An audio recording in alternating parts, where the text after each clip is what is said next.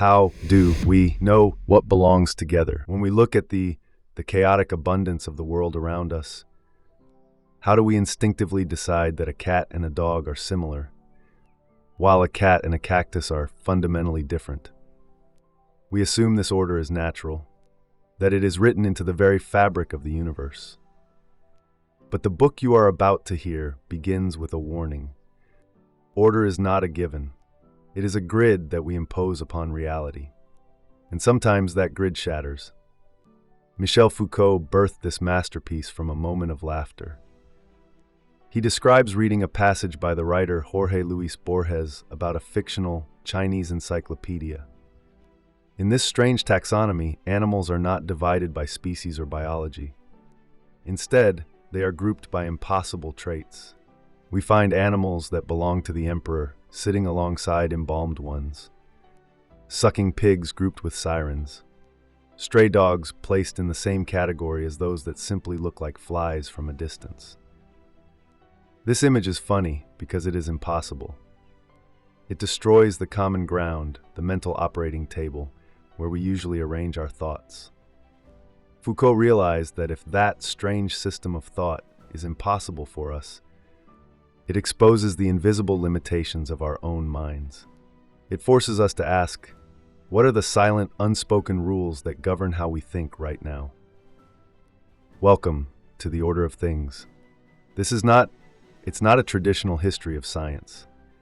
You will not hear a story about the slow, steady march of progress from ignorance to truth.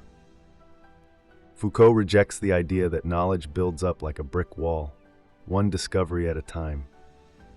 Instead, he proposes a radical method he calls archaeology.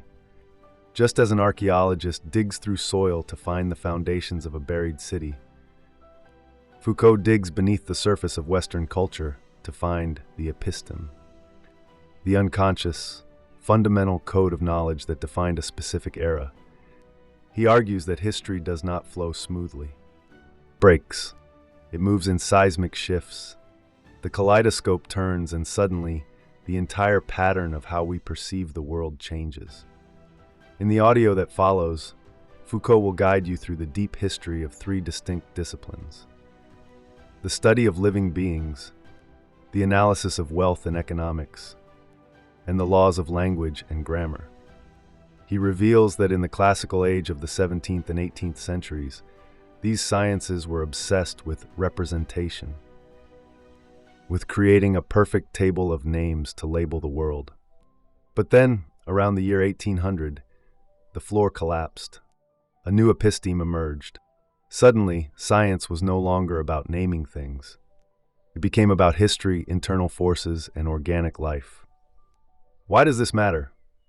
Because it leads to Foucault's most provocative and famous conclusion, one that haunts the final pages of this work. If our knowledge is determined by these shifting sands of history, then the concept of man, humanity as an object of study, is not an eternal truth. Man is a recent invention, a product of the modern era, a figure not yet 2 centuries old. And as Foucault suggests, if the fundamental arrangements of knowledge were to crumble again, man would be erased, like a face drawn in sand at the edge of the sea. You are skipping the author's foreword and preface to plunge directly into the excavation. Prepare to look at the history of the Western mind through an entirely new lens. Let us begin.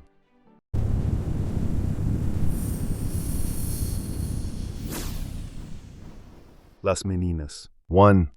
The painter is standing a little back from his canvas. He is glancing at his model. Perhaps he is considering whether to add some finishing touch, though it is also possible that the first stroke has not yet been made. The arm holding the brush is bent to the left towards the palette. It is motionless for an instant between canvas and paints. The skilled hand is suspended in midair, arrested in rapt attention on the painter's gaze, and the gaze in return waits upon the arrested gesture. Between the fine point of the brush and the steely gaze, the scene is about to yield up its volume, but not without a subtle system of feints. By standing back a little, The painter has placed himself to one side of the painting on which he is working. That is, for the spectator at present observing him, he is to the right of his canvas, while the latter, the canvas, takes up the whole of the extreme left, and the canvas has its back turned to that spectator. He can see nothing of it but the reverse side, together with the huge frame on which it is stretched. The painter, on the other hand, is perfectly visible in his full height, or at any rate, he is not masked by the tall canvas which may soon absorb him. When taking a step towards it again, he returns to his task. He has no doubt just appeared at this very instant before the eyes of the spectator, emerging from what is virtually a sort of vast cage projected backwards by the surface he is painting. Now he can be seen, caught in a moment of stillness, at the neutral center of this oscillation. His dark torso and bright face are halfway between the visible and the invisible. Emerging from that canvas beyond our view, he moves into our gaze. But when in a moment he makes a step to the right, removing himself from our gaze, he will be standing exactly in front of the canvas he is painting. He will enter that region where his painting, neglected for an instant, will, for him, become visible once more. Free of shadow and free of reticence, as though the painter could not, at the same time, be seen on the picture where he is represented, and also see that upon which he is representing something. He rules at the threshold of those two incompatible visibilities. The painter is looking, his face turned slightly, and his head leaning towards one shoulder. He is staring at a point to which, even though it is invisible, we, the spectators, can easily assign an object, since it is we ourselves who are that point, our bodies, our faces, our eyes. The spectacle he is observing is thus doubly invisible. First, because it is not represented within the space of the painting. And second, because it is situated precisely in that blind point, in that essential hiding place into which our gaze disappears from ourselves at the moment of our actual looking. And yet, how could we fail to see that invisibility there in front of our eyes, since it has its own perceptible equivalent, its sealed-in figure, in the painting itself? We could in effect guess what it is the painter is looking at. If it were possible for us to glance for a moment at the canvas he is working on. But all we can see of that canvas is its texture, the horizontal and vertical bars of the stretcher, and the obliquely rising foot of the easel. The tall, monotonous rectangle, occupying the whole left portion of the real picture, and representing the back of the canvas within the picture, reconstitutes in the form of a surface the invisibility and depth of what the artist is observing, that space in which we are and which we are. From the eyes of the painter to what he is observing, there runs a compelling line that we, the onlookers, have no power of evading. It runs through the real picture and emerges from its surface, to join the place from which we see the painter observing us. This dotted line reaches out to us ineluctably and links us to the representation of the picture. In appearance, this locus is a simple one, a matter of pure reciprocity. We are looking at a picture in which the painter is, in turn, looking out at us. A mere confrontation, eyes catching one another's glance, direct looks superimposing themselves upon one another as they cross. And yet this slender line of reciprocal visibility embraces a whole complex network of uncertainties, exchanges, and subject. We, the spectators, are an additional factor. Though greeted by that gaze, we are also dismissed by it, replaced by that which was always there before we were, the model itself. But inversely, the painter's gaze, addressed to the void confronting him outside the picture, accepts as many models as there are spectators.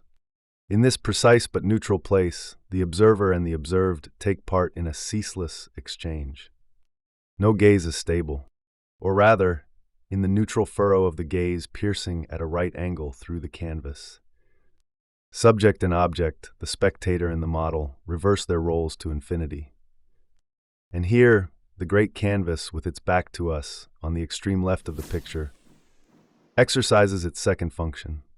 Stubbornly invisible, it prevents the relation of these gazes from ever being discoverable or definitely established. The opaque fixity that it establishes on one side renders forever unstable the play of metamorphoses established in the center between spectator and model. Because we can see only that reverse side, we do not know who we are or what we are doing. Seen or seeing, the painter is observing a place which, from moment to moment, never ceases to change its content, its form, its face, its identity.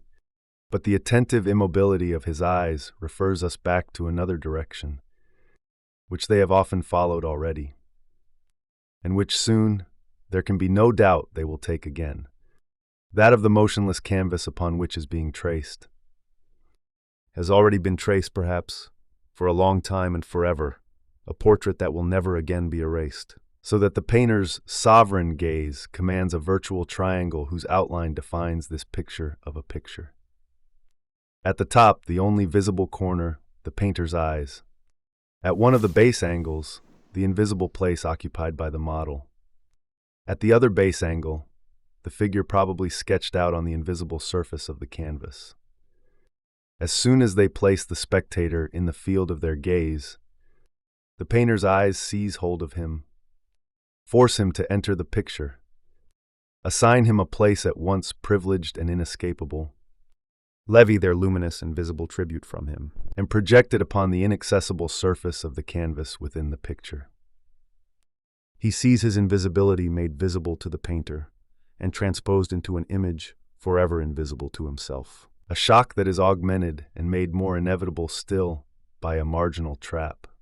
At the extreme right, the picture is lit by a window represented in very sharp perspective, so sharp that we can see scarcely more than the embrasure, so that the flood of light streaming through it bathes at the same time and with equal generosity. Two neighboring spaces, overlapping but irreducible. The surface of the painting, together with the volume it represents, which is to say, the painter's studio or the salon in which his easel is now set up. And in front of that surface, the real volume occupied by the spectator. Or again, the unreal sight of the model. And as it passes through the room from right to left, this vast flood of golden light carries both the spectator towards the painter and the model towards the canvas. It is this light, too, which, washing over the painter, makes him visible to the spectator and turns into golden lines in the model's eyes. The frame of that enigmatic canvas on which his image, once transported there, is to be imprisoned. This extreme, partial, scarcely indicated window frees a whole flow of daylight which serves as the common locus of the representation. It balances the invisible canvas on the other side of the picture. Just as that canvas, by turning its back to the spectators, folds itself in against the picture representing it, and forms by the superimposition of its reverse and visible side upon the surface of the picture depicting it, the ground inaccessible to us, on which there shimmers the image par excellence. So does the window, a pure aperture, establish a space as manifest as the other is hidden. As much the common ground of painter, figures, models, and spectators, as the other is solitary, for no one is looking at it, not even the painter. From the right, there streams in through an invisible window the pure volume of a light that renders all representation visible. To the left extends the surface that conceals, on the other side of its all too visible woven texture, the representation it bears. The light, by flooding the scene, the room as well as the canvas, the room represented on the canvas, and the room in which the canvas stands, envelops the figures and the spectators and carries them with it under the painter's gaze, towards the place where his brush will represent them. But that place is concealed from us. We are observing ourselves being observed by the painter, and made visible to his eyes by the same light that enables us to see him. And just as we are about to apprehend ourselves, transcribed by his hand as though in a mirror, we find that we can in fact apprehend nothing of that mirror but its lusterless back. The other side of a psyche. Now, as it happens, exactly opposite the spectators, ourselves, on the wall forming the far end of the room, Velázquez has represented a series of pictures. And we see that among all those hanging canvases, there is one that shines with particular brightness. Its frame is wider and darker than those of the others. Yet there is a fine white line around its inner edge, diffusing over its whole surface a light whose source is not easy to determine. For it comes from nowhere, unless it be from a space within itself. In this strange light, two silhouettes are apparent, while above them and a little behind them is a heavy purple curtain. The other pictures reveal little more than a few paler patches, buried in a darkness without depth.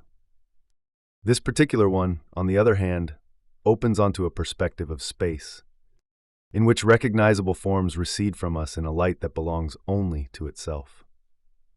Among all these elements intended to provide representations, while impeding them, hiding them, concealing them because of their position or their distance from us, this is the only one that fulfills its function in all honesty and enables us to see what it is supposed to show. Despite its distance from us, despite the shadows all around it. But it isn't a picture, it is a mirror. It offers us at last that enchantment of the double that until now has been denied us, not only by the distant paintings, but also by the light in the foreground with its ironic canvas. Of all the representations represented in the picture, this is the only one visible. But no one is looking at it. Upright beside his canvas, his attention entirely taken up by his model, the painter is unable to see this looking-glass shining so softly behind him. The other figures in the picture are also, for the most part, turned to face what must be taking place in front, towards the bright invisibility bordering the canvas, towards that balcony of light where their eyes can gaze at those who are gazing back at them, and not towards that dark recess which marks the far end of the room in which they are represented. There are, it is true, some heads turned away from us in profile, but not one of them is turned far enough to see, at the back of the room, that solitary mirror, that tiny glowing rectangle which is nothing other than visibility, yet without any gaze able to grasp it, to render it actual, and to enjoy the suddenly ripe fruit of the spectacle it offers. It must be admitted that this indifference is equaled only by the mirror's own. It is reflecting nothing, in fact, of all that is there in the same space as itself, neither the painter with his back to it, nor the figures in the center of the room. It is not the visible it reflects in those bright depths. In Dutch painting, it was traditional for mirrors to play a duplicating role. They repeated the original contents of the picture, only inside an unreal, modified, contracted concave space. One saw in them the same things as one saw in the first instance in the painting, but decomposed and recomposed according to a different law. Here, the mirror is saying nothing that has already been said before. Yet its position is more or less completely central. Its upper edge is exactly on an imaginary line running halfway between the top and the bottom of the painting. It hangs right in the middle of the far wall, or at least in the middle of the portion we can see. It ought, therefore, to be governed by the same lines of perspective as the picture itself. We might well expect the same studio, the same painter, the same canvas to be arranged within it according to an identical space. It could be the perfect duplication. In fact, it shows us nothing of what is represented in the picture itself. Its motionless gaze extends out in front of the picture, into that necessarily invisible region which forms its exterior face, to apprehend the figures arranged in that space. Instead of surrounding visible objects, but the invisibility that it overcomes in this way is not the invisibility of what is hidden. It does not make its way around any obstacle, It is not distorting any perspective. It is addressing itself to what is invisible both because of the picture's structure and because of its existence as painting. What it is reflecting is that which all the figures within the painting are looking at so fixedly, or at least those who are looking straight ahead. It is, therefore, what the spectator would be able to see if the painting extended further forward, if its bottom edge were brought lower until it included the figures the painter is using as models. But it is also, since the picture does stop there, displaying only the painter and his studio, what is exterior to the picture. Insofar as it is a picture, in other words, a rectangular fragment of lines and colors intended to represent something to the eyes of any possible spectator.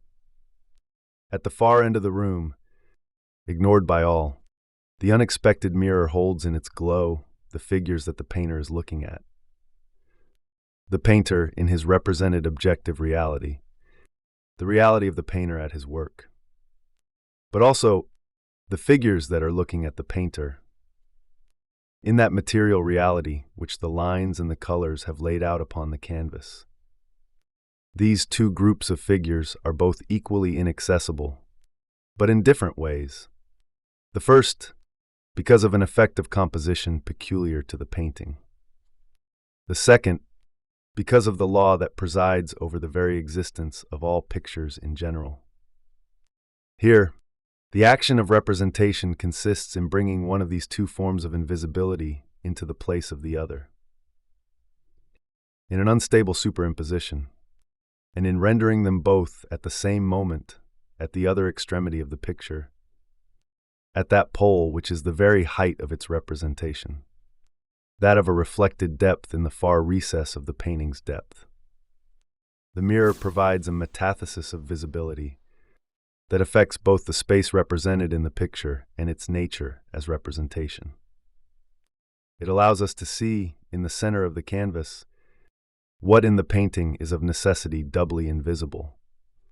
A strangely literal, though inverted, application of the advice given, so it is said, to his pupil by the old Pachero when the former was working in his studio in Seville. The image should stand out from the frame. 2. But perhaps it is time to give a name at last to that image which appears in the depths of the mirror, and which the painter is contemplating in front of the picture. Perhaps it would be better, once and for all, to determine the identities of all the figures presented or indicated here, so as to avoid embroiling ourselves forever in those vague, rather abstract designations, so constantly prone to misunderstanding and duplication. The painter, the characters, the models, the spectators, the images, rather than pursue to infinity a language inevitably inadequate to the visible fact. It would be better to say that Velázquez composed a picture, that in this picture he represented himself, in his studio or in a room of the Escurial, in the act of painting two figures, whom the Infanta Margarita has come there to watch, together with an entourage of duennas, maids of honor, courtiers, and dwarfs, that we can attribute names to this group of people with great precision. Tradition recognizes that here we have Doña Maria Agustina Sarmiente, over there Nieto, in the foreground Nicolaso Pertuzzato, an Italian jester.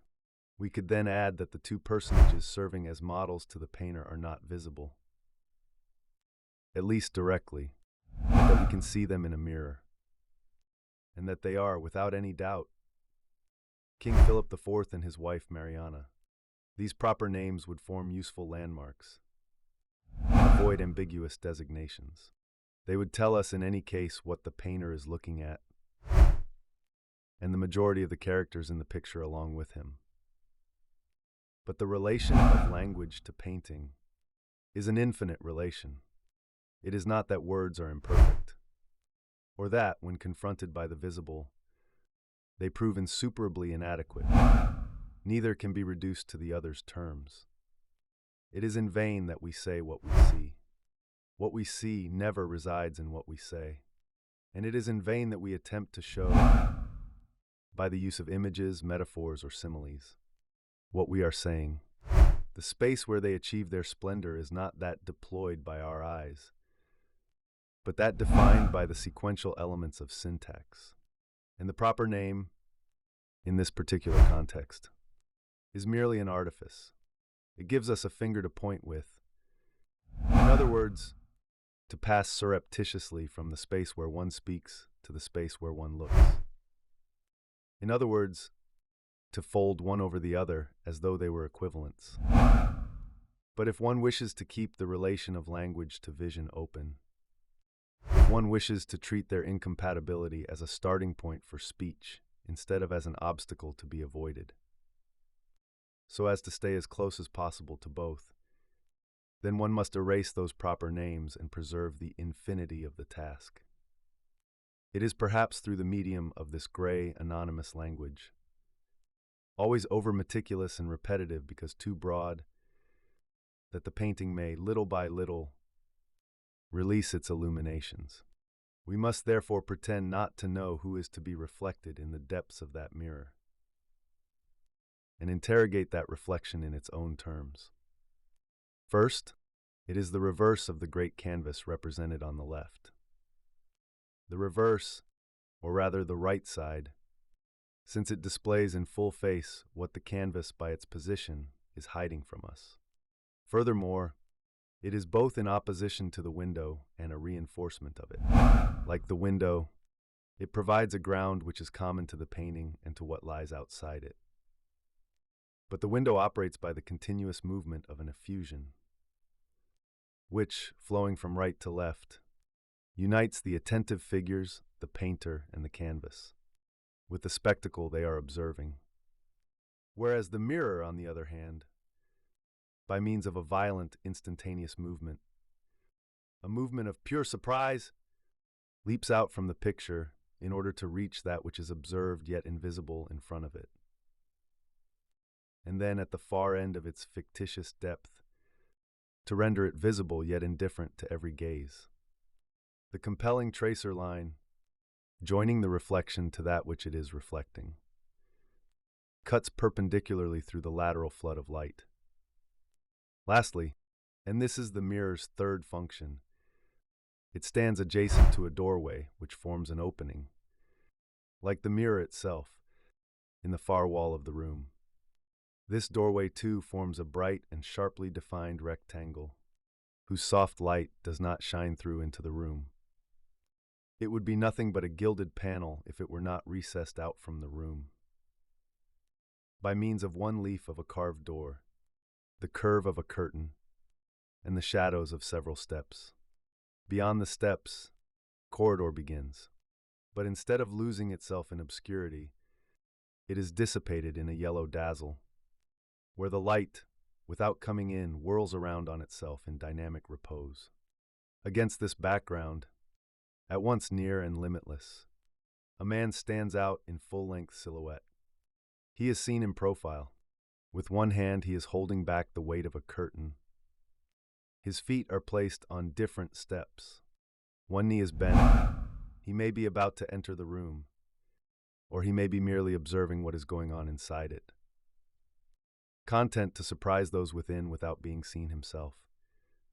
Like the mirror, his eyes are directed towards the other side of the scene.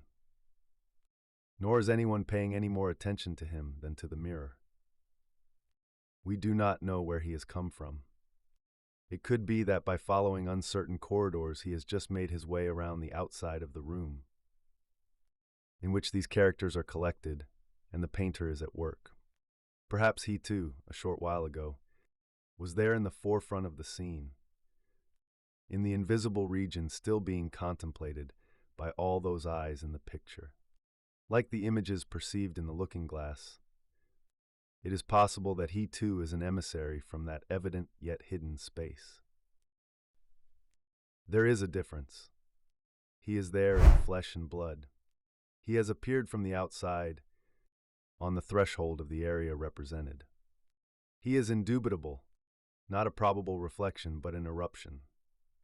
The mirror, by making visible, beyond even the walls of the studio itself, What is happening in front of the picture creates, in its sagittal dimension, an oscillation between the interior and the exterior. One foot only on the lower step, his body entirely in profile. The ambiguous visitor is coming in and going out at the same time. Like a pendulum caught at the bottom of its swing, he repeats on the spot, but in the dark reality of his body, the instantaneous movement of those images flashing across the room, plunging into the mirror, being reflected there, and springing out from it again like visible new and identical species. Pale, minuscule, those silhouetted figures in the mirror are challenged by the tall, solid stature of the man appearing in the doorway. But we must move down again from the back of the picture towards the front of the stage. We must leave that periphery whose volute we have just been following. Starting from the painter's gaze, which constitutes an off-center center to the left, we perceive first of all the back of the canvas, then the paintings hung on the wall, with the mirror in their center, then the open doorway, then more pictures, of which, because of the sharpness of the perspective, we can see no more than the edges of the frames. And finally, at the extreme right, the window, or rather the groove in the wall from which the light is pouring. This spiral shell presents us with the entire cycle of representation. The gaze, the palette and brush, the canvas innocent of signs. These are the material tools of representation. The paintings, the reflections, the real man, the completed representation, but as it were freed from its illusory or truthful contents, which are juxtaposed to it. Then the representation dissolves again. We can see only the frames and the light that is flooding the pictures from outside, but that they, in return, must reconstitute in their own kind, as though it were coming from elsewhere, passing through their dark wooden frames. And we do, in fact, see this light on the painting, apparently welling out from the crack of the frame. And from there it moves over to touch the brow, the cheekbones, the eyes, the gaze of the painter, who is holding a palette in one hand and in the other a fine brush. And so the spiral is closed, or rather, by means of that light. This opening is not, like the one in the back wall, made by pulling back a door. It is the whole breadth of the picture itself, and the looks that pass across it are not those of a distant visitor. The frieze that occupies the foreground and the middle ground of the picture represents, if we include the painter, 8 characters. 5 of these, their heads more or less bent, turned, or inclined, are looking straight out at right angles to the surface of the picture. The center of the group is occupied by the little Infanta, with her flared pink and gray dress. The princess is turning her head towards the right side of the picture, while her torso and the big panniers of her dress slant away slightly towards the left. But her gaze is directed absolutely straight towards the spectator standing in front of the painting. A vertical line dividing the canvas into 2 equal halves would pass between the child's eyes. Her face is 1/3 of the total height of the picture above the lower frame. So that here, beyond all question, resides the principal theme of the composition. This is the very object of this painting. As though to prove this and to emphasize it even more, Velázquez has made use of a traditional visual device. Beside the principal figure, he has placed a secondary one, kneeling and looking in towards the central one. Like a donor in prayer, like an angel greeting the Virgin, a maid of honor on her knees is stretching out her hands towards the princess. Her face stands out in perfect profile against the background. It is at the same height as that of the child. This attendant is looking at the princess, and only at the princess. A little to the right, there stands another maid of honor, also turned towards the Infanta, leaning slightly over her, but with her eyes clearly directed towards the front, towards the same spot already being gazed at by the painter and the princess. Lastly, two other groups made up of two figures each. One of these groups is further away. The other, made up of the two dwarfs, is right in the foreground. One character in each of these pairs is looking straight out, the other to the left or the right. Because of their positions and their size, these two groups correspond and themselves form a pair. Behind the courtiers, the woman to the left looks to the right. In front, the dwarfs, the boy who is at the extreme right looks in towards the center of the picture.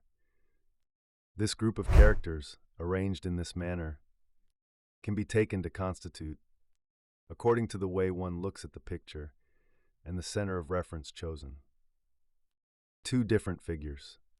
The first would be a large X. The top left-hand point of this X would be the painter's eyes. The top right-hand one, the male courtier's eyes. At the bottom left-hand corner, there is the corner of the canvas represented with its back towards us. Or more exactly, the foot of the easel. At the bottom right-hand corner, the dwarf, his foot on the dog's back. Where these two lines intersect, at the center of the X, are the eyes of the infanta. The second figure would be more that of a vast curve.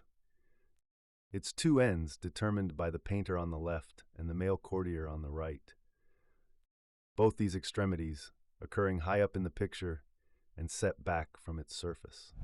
The center of the curve, much nearer to us, would coincide with the princess's face and the look her maid of honor is directing towards her. This curve describes a shallow hollow across the center of the picture, which at once contains and sets off the position of the mirror at the back. There are thus two centers, around which the picture may be organized, according to whether the fluttering attention of the spectator decides to settle in this place or that. The princess is standing upright in the center of a St. Andrew's cross, which is revolving around her with its eddies of courtiers, maids of honor, animals, and fools. But this pivoting movement is frozen by a spectacle that would be absolutely invisible. If those same characters, suddenly motionless, were not offering us, as though in the hollow of a goblet, the possibility of seeing in the depths of a mirror the unforeseen double of what they are observing. In depth, it's the princess who is superimposed on the mirror. Vertically, it's the reflection that's superimposed on the face. But, because of the perspective, they are very close to one another. Moreover, from each of them, there springs an ineluctable line. The line issuing from the mirror, it crosses the whole of the depth represented. And even more, since the mirror forms a hole in the back wall and brings a further space into being behind it. The other line is shorter. It comes from the child's eyes and crosses only the foreground. These two sagittal lines, they converge at a very sharp angle, and the point where they meet, springing out from the painted surface. It occurs in front of the picture, more or less exactly at the spot from which we are observing. It's an uncertain point because we cannot see it, yet it is an inevitable and perfectly defined point too, since it's determined by those two dominating figures, and confirmed further by other adjacent dotted lines, which also have their origin inside the picture and emerge from it in a similar fashion. What is there then, we ask at last, in that place which is completely inaccessible because it's exterior to the picture, yet is prescribed by all the lines of its composition? What is the spectacle? What are the faces that are reflected first of all in the depths of the infanta's eyes, then in the courtiers and the painters, and finally in the distant glow of the mirror? But the question, it immediately becomes a double one.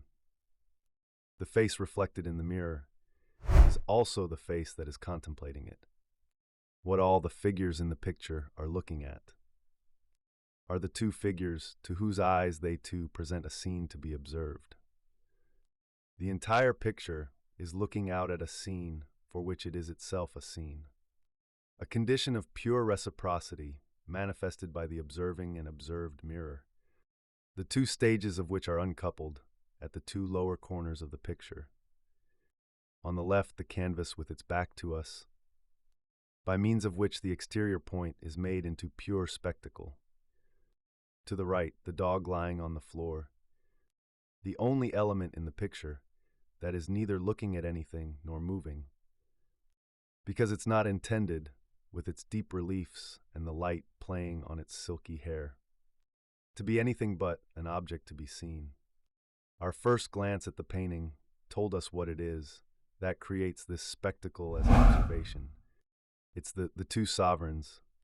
One can sense their presence already in the respectful gaze of the figures in the picture, in the astonishment of the child and the dwarfs.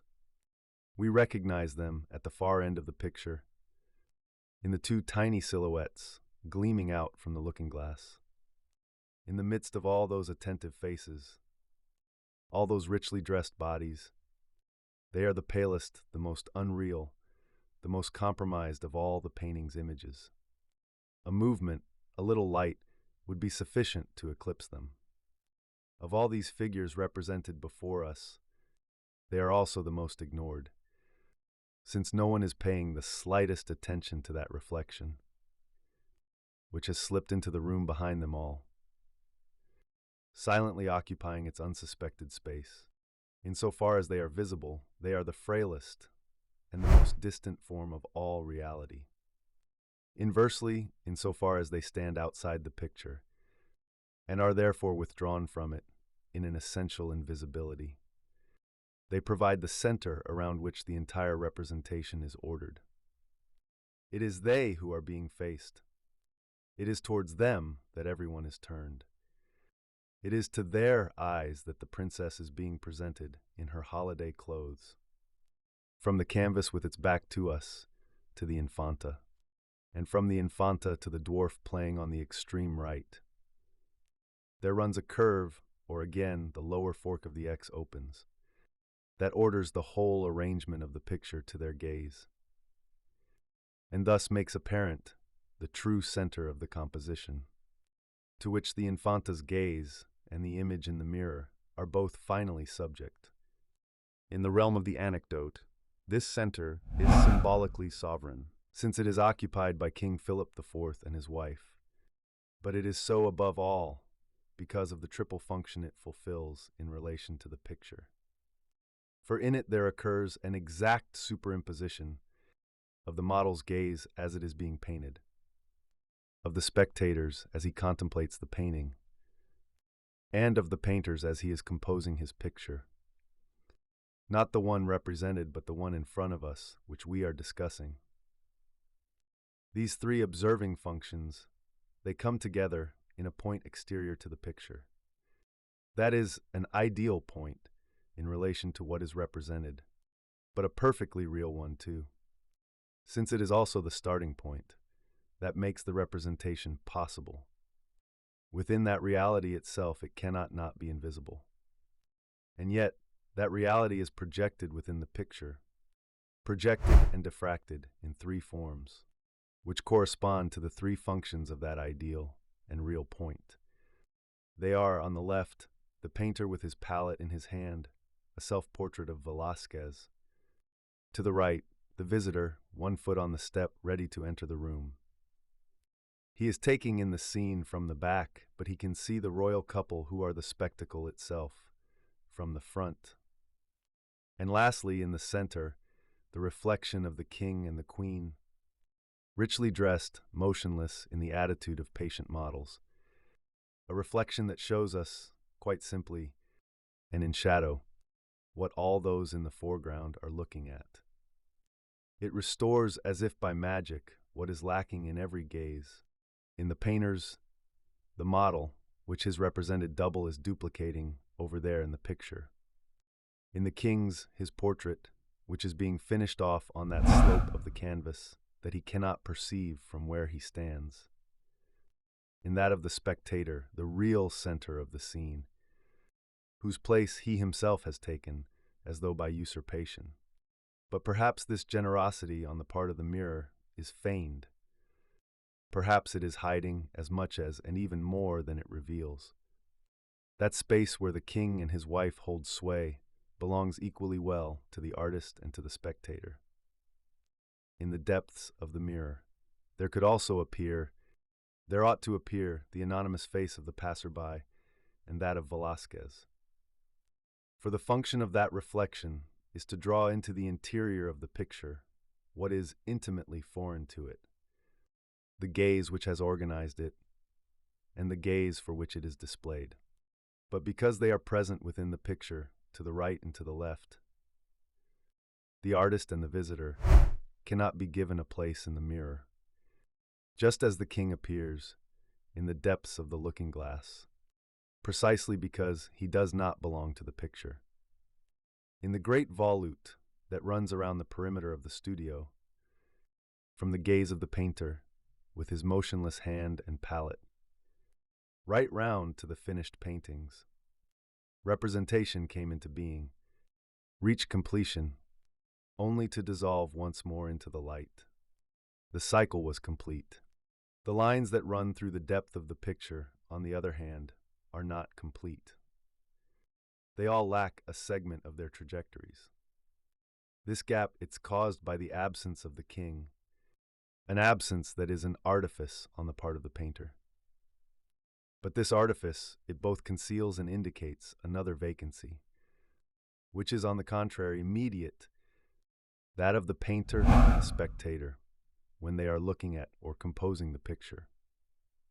It may be that in this picture, as in all the representations of which it is, as it were, the manifest essence, the profound invisibility of what one sees is inseparable from the invisibility of the person seeing, despite all mirrors, reflections, imitations, and portraits.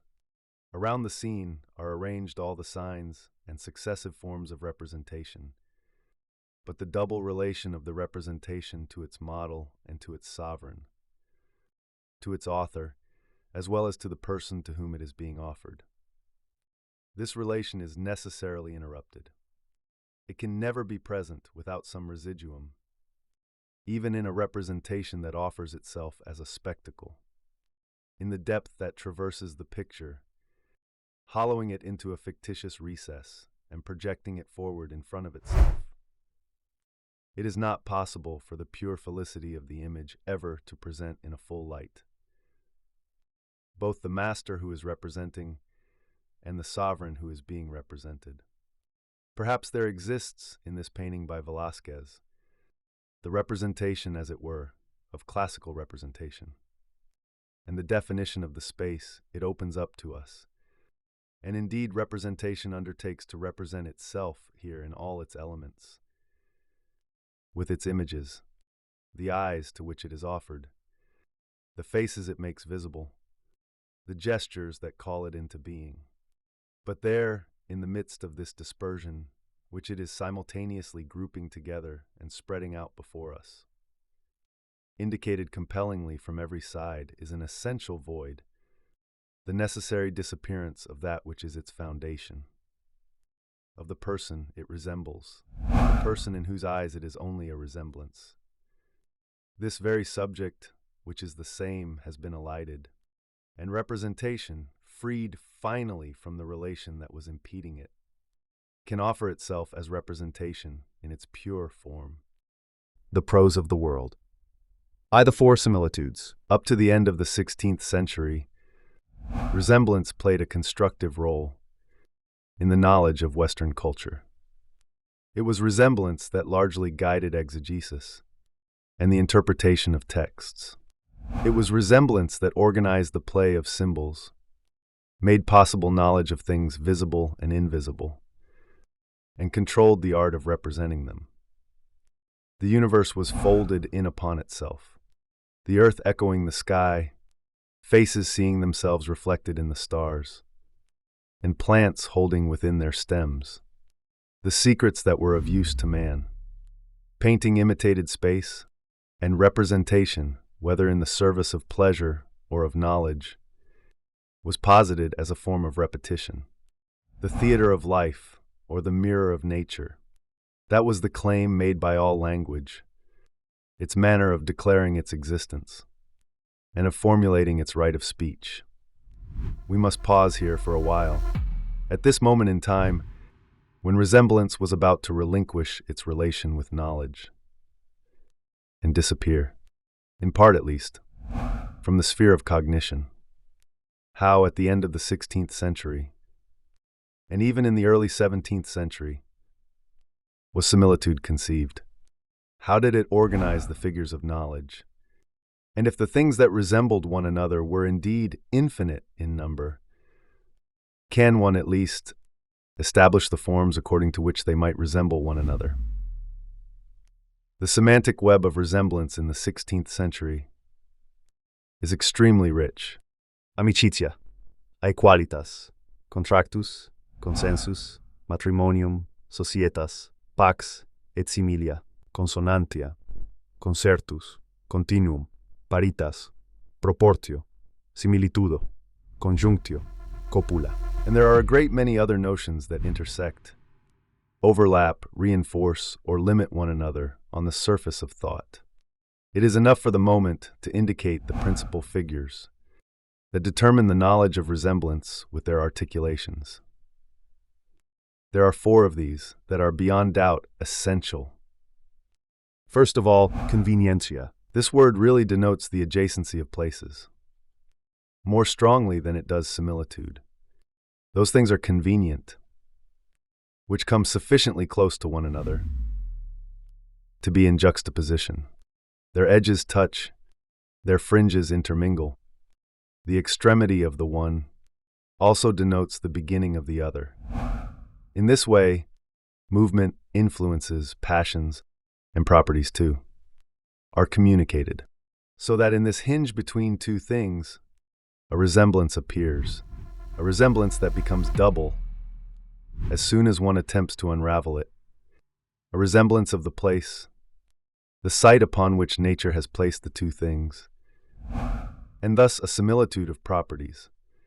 For in this natural container, the world, adjacency is not an exterior relation between things, but the sign of a relationship, obscure though it may be. And then from this contact by exchange, there arise new resemblances. A common regimen becomes necessary.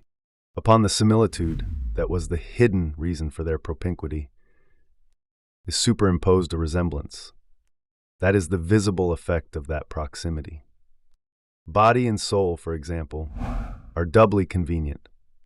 The soul had to be made dense, heavy, and terrestrial for God to place it in the very heart of matter. But through this propinquity, the soul receives the movements of the body and assimilates itself to that body, while the body is altered and corrupted by the passions of the soul. In the vast syntax of the world, the different beings adjust themselves to one another. The plant communicates with the animal, the earth with the sea, man with everything around him. Resemblance imposes adjacencies, that in their turn guarantee further resemblances. Place and similitude become entangled. We see mosses growing on the outsides of shells, plants in the antlers of stags, a sort of grass on the faces of men. And the strange zoophyte, by mingling together the properties that make it similar to the plants as well as to the animals, also juxtaposes them, all so many signs of convenience. Convenientia is a resemblance connected with space, in the form of a graduated scale of proximity.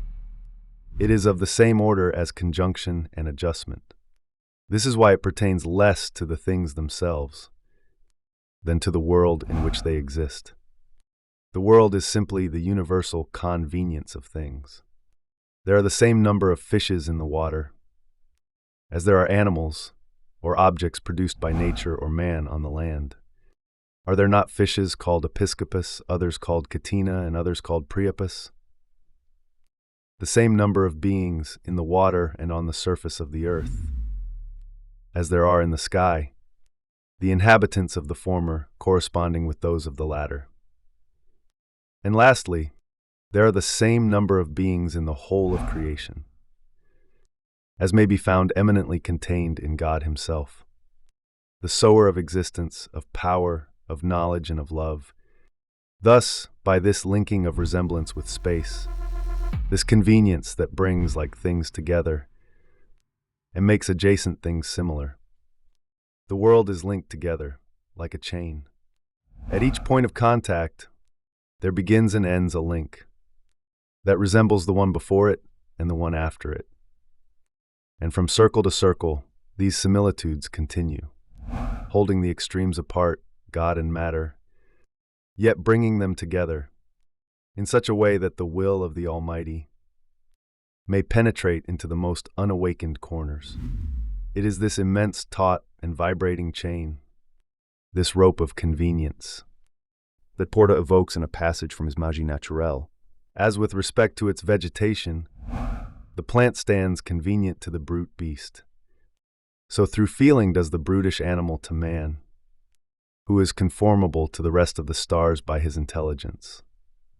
These links proceed so strictly that they appear as a rope stretched from the first cause, as far as the lowest and smallest of things, by a reciprocal and continuous connection, in such wise that the superior virtue, spreading its beams, reaches so far that if we touch one extremity of that cord, it will make tremble and move all the rest.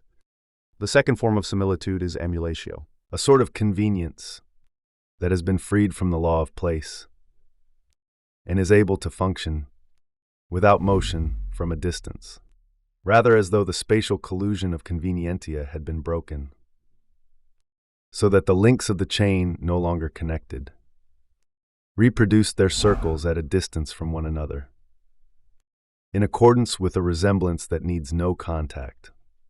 There is something in emulation of the reflection and the mirror.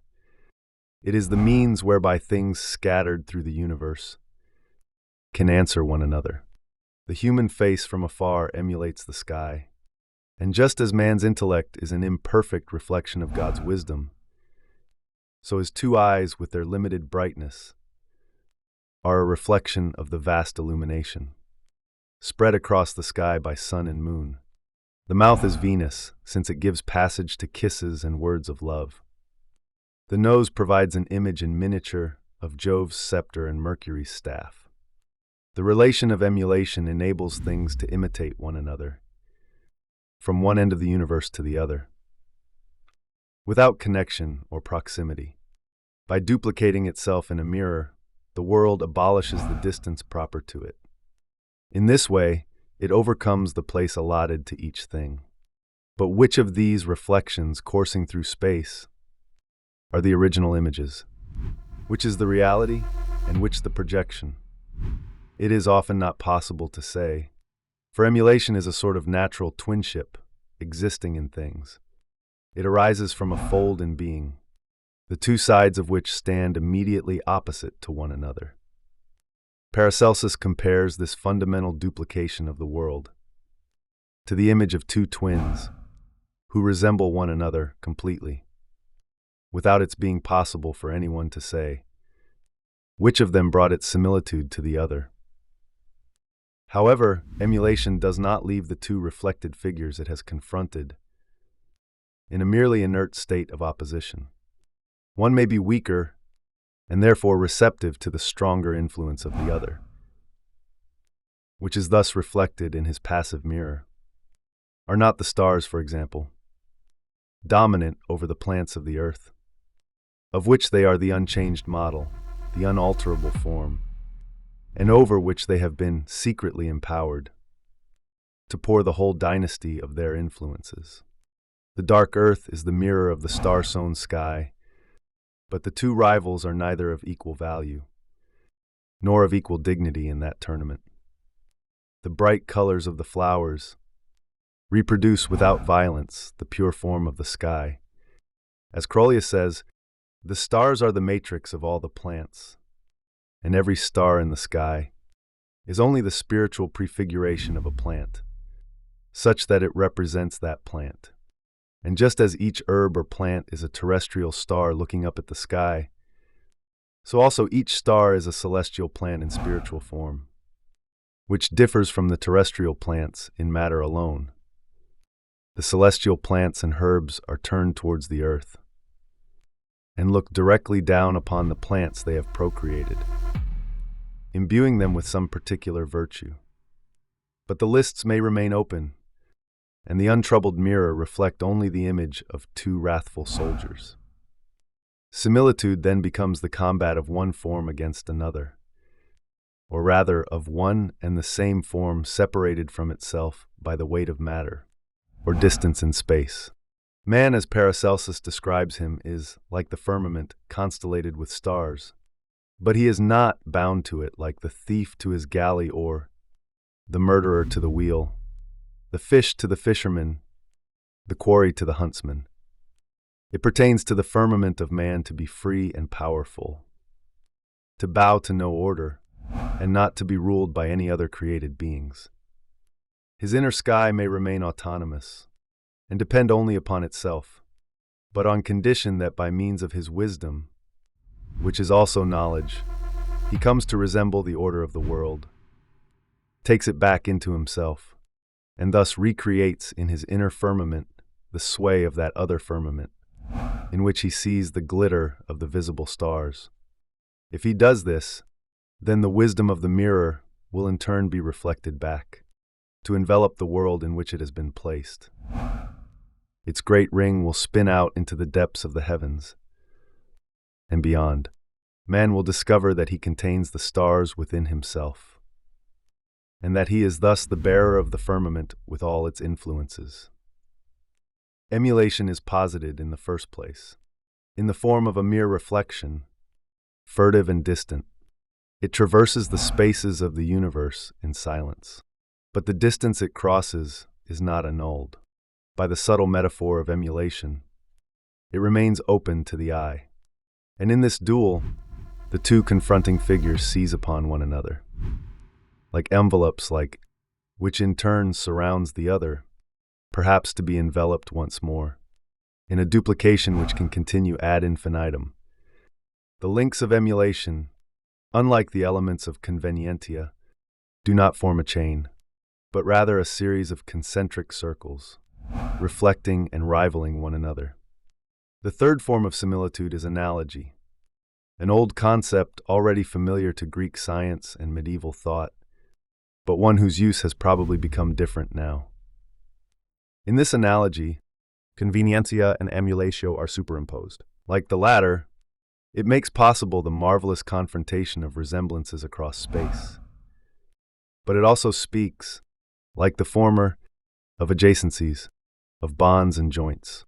Its power is immense, for the similitudes of which it treats are not the visible, substantial ones between things themselves. They need only be the more subtle resemblances of relations. Disencumbered thus, it can extend from a single given point to an endless number of relationships. For example, the relation of the stars to the sky in which they shine may also be found between plants and the earth, between living beings and the globe they inhabit, between minerals such as diamonds and the rocks in which they are buried, between sense organs and the face they animate, between skin moles and the body of which they are the secret marks.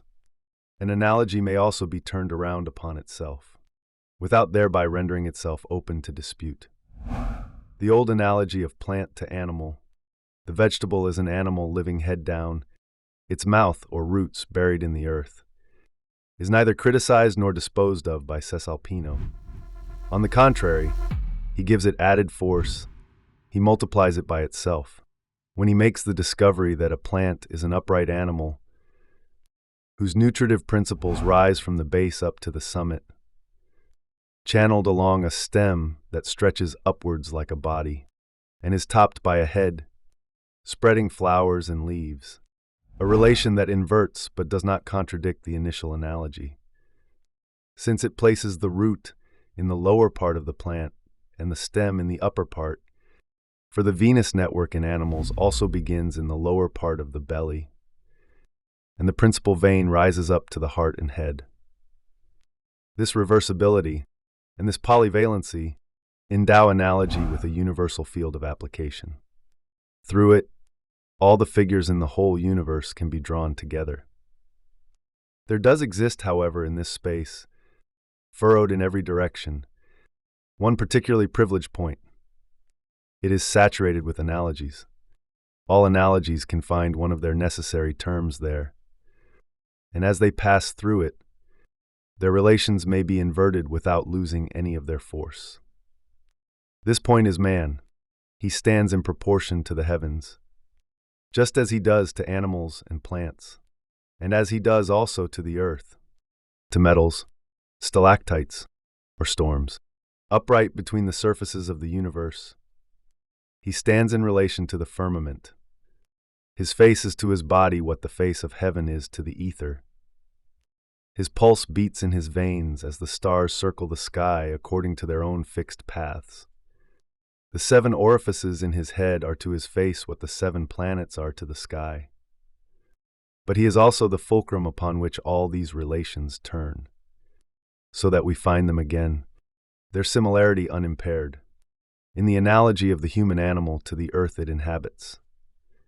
His flesh is a glebe, his bones are rocks, his veins great rivers, his bladder is the sea, and his 7 principal organs are the metals hidden in the shafts of mines. Man's body is always the possible half of a universal atlas. It is well known how Pierre Bellon drew in the greatest detail, the first comparative illustration of the human skeleton and that of birds. We see the pinion called the appendix, which is in proportion to the wing, and in the same place as the thumb on the hand, the extremity of the pinion which is like the fingers in us, the bone given as legs to the bird corresponding to our heel. Just as we have 4 toes on our feet, so the birds have 4 fingers, of which the one behind is proportionate to the big toe in us. So much precision is not, however, comparative anatomy, except to an eye armed with 19th century knowledge. It is merely that the grid through which we permit the figures of resemblance to enter our knowledge happens to coincide at this point, and at almost no other, with that which 16th century learning had laid over things. In fact, Bellon's description has no connection with anything, but the positivity which in his day made it possible. It is neither more rational nor more scientific than an observation such as Aldrovandi's comparison of man's baser parts to the fouler parts of the world, to hell, to the darkness of hell, to the damned souls who are like the excrement of the universe. It belongs to the same analogical cosmography as the comparison, classic in Crolius's time, between apoplexy and tempest. The storm begins when the air becomes heavy and agitated, the apoplectic attack at the moment when our thoughts become heavy and disturbed. Then the clouds pile up, the belly swells, the thunder explodes, and the bladder bursts, the lightning flashes, and the eyes glitter with a terrible brightness. The rain falls, the mouth foams, the thunderbolt is unleashed, and the spirits burst open breaches in the skin. But then the sky becomes clear again, and in the sick man reason regains ascendancy. The space occupied by analogies is really a space of radiation. Man is surrounded by it on every side. But inversely, he transmits these resemblances back into the world from which he receives them. He is the great fulcrum of proportions, the center upon which relations are concentrated, and from which they are once again reflected. Lastly, the 4th form of resemblance is provided by the play of sympathies. And here, no path has been determined in advance, no distance laid down, no links prescribed. Sympathy plays through the depths of the universe in a free state. It can traverse the vastest spaces in an instant. It falls like a thunderbolt from the distant planet upon the man ruled by that planet. On the other hand, it can be brought into being by a simple contact, as with those morning roses that have been used at obsequies, which, simply from their former adjacency with death, will render all persons who smell them sad and moribund. But such is its power that sympathy is not content to spring from a single contact and speed through space. It excites the things of the world to movement, and can draw even the most distant of them together. It is a principle of mobility. It attracts what is heavy to the heaviness of the earth, what is light up towards the weightless ether. It drives the root towards the water, and it makes the great yellow disk of the sunflower turn to follow the curving path of the sun. Moreover, by drawing things towards one another in an exterior and visible movement, it also gives rise to a hidden interior movement, a displacement of qualities that take over from one another in a series of relays. Fire, because it is warm and light, rises up into the air, towards which its flames untiringly strive. But in doing so, it loses its dryness, which made it akin to the earth, and so acquires humidity, which links it to water and air. It disappears, therefore, into light vapor, into blue smoke. It has become air.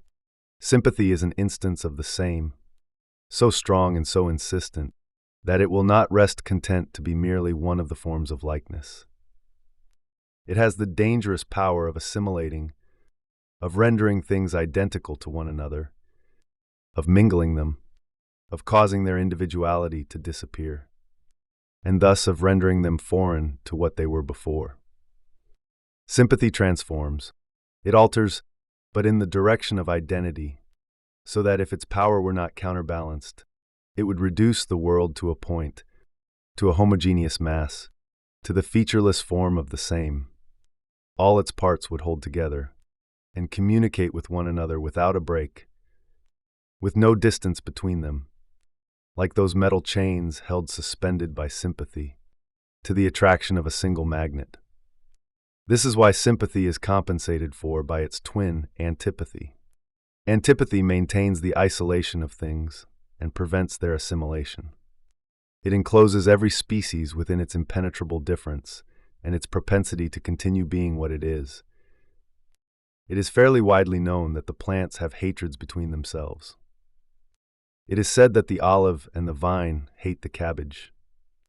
The cucumber flies from the olive, since they grow by means of the sun's warmth and the earth's humor. It is inevitable that any thick and opaque tree should be pernicious to the others, and also the tree that has several roots. And so to infinity, through all time, the world's beings will hate one another and preserve their ferocious appetites in opposition to all sympathy. The rat of India is pernicious to the crocodile, since nature has created them enemies, in such wise that when that violent reptile takes his pleasure in the sun, the rat lays an ambush for it of mortal subtlety, perceiving that the crocodile, lying unaware for delight, is sleeping with its jaws agape. It makes its way through them and slips down the wide throat into the crocodile's belly, gnawing through the entrails of which it emerges at last from the slain beast's bowel. But the rat's enemies are lying in wait for it in their turn, for it lives in discord with the spider, and battling with the aspic it oft so dies. Through this play of antipathy which disperses them, yet draws them with equal force into mutual combat, makes them into murderers, and then exposes them to death in their turn. Things and animals, and all the forms of the world, remain what they are. The identity of things, the fact that they can resemble others and be drawn to them, though without being swallowed up or losing their singularity. This is what is assured by the constant counterbalancing of sympathy and antipathy. It explains how things grow, develop, intermingle, disappear, die, yet endlessly find themselves again. In short, how there can be space, which is nevertheless not without landmarks or repetitions, not without havens of similitude, which nevertheless allows the same forms, the same species, the same elements to reappear indefinitely. Though yet of themselves the four bodies, water, air, fire, earth, and possessed of their distinct qualities. Yet forasmuch as the Creator has ordained that the elementary bodies shall be composed of mingled elements, therefore are their harmonies and discordancies remarkable, as we may know from their qualities. The element of fire is hot and dry. It has therefore an antipathy to those of water, which is cold and damp. Hot air is humid. Cold earth is dry, which is an antipathy, that they may be brought into harmony. Air has been placed between fire and water, water between earth and air. Inasmuch as the air is hot, it marches well with fire, and its humidity goes well with that of water. The humidity of water is heated by the heat of the air, and brings relief to the cold dryness of the earth. Because of the movement and the dispersion created by its laws, the sovereignty of the sympathy-antipathy pair gives rise to all the forms of resemblance. The first three similitudes are thus all resumed and explained by it. The whole volume of the world, all the adjacencies of convenience, all the echoes of emulation, all the linkages of analogy, are supported, maintained, and doubled by this space, governed by sympathy and antipathy, which are ceaselessly drawing things together and holding them apart. By means of this interplay, the world remains identical. Resemblances continue to be what they are and to resemble one another. The same remains the same, riveted onto itself. Two signatures. And yet the system is not closed. One aperture remains, and through it, the whole interplay of resemblances would be in danger of escaping from itself, or of remaining hidden in darkness, if there were not a further form of similitude to close the circle, to render it at once perfect and manifest. Conveniencia, emulatio, analogy, and sympathy tell us how the world must fold in upon itself, duplicate itself, reflect itself, or form a chain with itself, so that things can resemble one another. They tell us what the paths of similitude are and the directions they take, but not where it is, not how one sees it, or by what mark it may be recognized. Now, there is a possibility that we might make our way through all this marvelous, teeming abundance of resemblances, without even suspecting that it has long been prepared by the order of the world for our greater benefit. In order that we may know that aconite will cure our eye disease, or that ground walnut mixed with spirits of wine will ease a headache, there must of course be some mark that will make us aware of these things. Otherwise, the secret would remain indefinitely dormant. Would we ever know that there is a relation of twinship or rivalry between a man and his planet? If there were no sign upon his body, or among the wrinkles on his face, that he is an emulator of Mars or akin to Saturn, these buried similitudes must be indicated on the surface of things. There must be visible marks for the invisible analogies. Is not any resemblance, after all, both the most obvious and the most hidden of things, because it is not made up of juxtaposed fragments, some identical and others different. It is all of a piece, a similitude that can be seen and yet not seen. It would thus lack any criterion if it did not have within it, or above it, or beside it, a decisive element to transform its uncertain glimmer into bright certainty. There are no resemblances without signatures. The world of similarity can only be a world of signs. Paracelsus says, "It is not God's will that what he creates for man's benefit and what he has given us should remain hidden. And even though he has hidden certain things, he has allowed nothing to remain without exterior and visible signs in the form of special marks. Just as a man who has buried a hoard of treasure marks the spot that he may find it again. A knowledge of similitudes is founded upon the unearthing and decipherment of these signatures. It is useless to go no further than the skin or bark of plants. If you wish to know their nature, you must go straight to their marks, to the shadow and image of God that they bear, or to their internal virtue, which has been given to them by heaven as a natural dowry. A virtue, I say, that is to be recognized rather by its signature. The system of signatures reverses the relation of the visible to the invisible. Resemblance was the invisible form of that which, from the depths of the world, made things visible. But in order that this form may be brought out into the light, in its turn, there must be a visible figure that will draw it out from its profound invisibility. This is why the face of the world is covered with blazons, with characters, with ciphers, and obscure words, with hieroglyphics, as Turner called them, and the space inhabited by immediate resemblances becomes like a vast open book. It bristles with written signs. Every page is seen to be filled with strange figures that intertwine and in some places repeat themselves. All that remains is to decipher them. Is it not true that all herbs, plants, trees, and other things issuing from the bowels of the earth are so many magic books and signs? The great untroubled mirror, in whose depths things gazed at themselves, and reflected their own images back to one another, is in reality filled with the murmur of words. The mute reflections all have corresponding words which indicate them, and by the grace of one final form of resemblance, which envelops all the others and encloses them within a single circle, the world may be compared to a man with the power of speech, just as the secret movements of his understanding are manifested by his voice.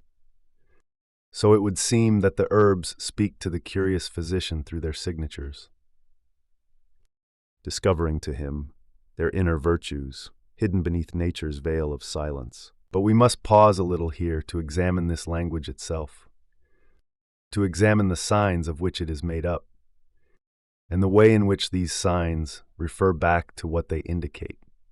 There exists a sympathy between aconite and our eyes. This unexpected affinity would remain in obscurity if there were not some signature on the plant, some mark, some word, as it were, telling us that it is good for diseases of the eye.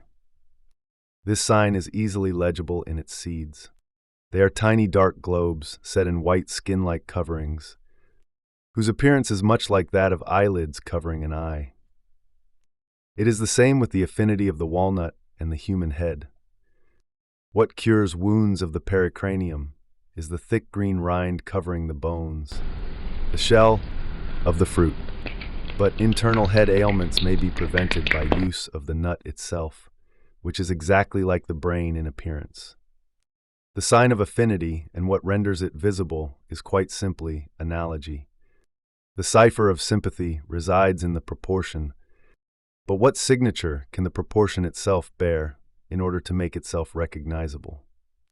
How is one to know that the lines of a hand, or the furrows on a brow, are tracing on a man's body the tendencies, accidents, or obstacles present in the whole vast fabric of his life? If not, because we know that sympathy creates communication between our bodies and the heavens, and transmits the movement of the planets to the affairs of men. And if not, too, because the shortness of a line reflects the simple image of a short life. The intersection of two furrows, an obstacle in one's path. The upward direction of a wrinkle, a man's rise to success. Breadth is a sign of wealth and importance. Continuity denotes good fortune. Discontinuity, ill fortune. The great analogy between body and destiny has its sign in the whole system of mirrors and attractions. It is sympathies and emulations that indicate analogies. Emulation may be recognized by analogy. The eyes are stars because they spread light over our faces, just as stars light up the darkness, and because blind people exist in the world like clairvoyants in the darkest of nights. It can also be recognized through convenientia. We've known ever since the Greeks that the strongest and bravest animals have large and well-developed extremities to their limbs, as though their strength had communicated itself to the most distant parts of their bodies. In the same way, man's face and hands must resemble the soul to which they are joined. The recognition of the most visible similitudes occurs, therefore, against a background of the discovery that things in general are convenient among themselves. And if one then considers that conveniency is not always defined by actual localization, but that many beings separated in space are also convenient, as with a disease and its remedy, man and his stars, or a plant and the soil it needs, then again, a sign of their conveniency is essential. And what other sign is there that two things are linked to one another, unless it is that they have a mutual attraction for each other? As do the sun and the sunflower, or water and a cucumber shoot, that there is an affinity and, as it were, a sympathy between them. And so the circle is closed, though it's apparent what a complicated system of duplications was necessary to achieve this. Resemblances require a signature, for none of them would ever become observable were it not legibly marked. But what are these signs? How, amid all the aspects of the world, and so many interlacing forms, does one recognize that one is faced at any given moment with a character that should give one? Because it indicates a secret and essential resemblance. What form constitutes a sign, and endows it with its particular value as a sign? Resemblance does. It signifies exactly insofar as it resembles what it is indicating. That is a similitude. But what it indicates is not the homology, for its distinct existence as a signature would then be indistinguishable from the face of which it is the sign. It is another resemblance, an adjacent similitude, one of another type, which enables us to recognize the first, and which is revealed in its turn by a third. Every resemblance receives a signature. But this signature is no more than an intermediate form of the same resemblance.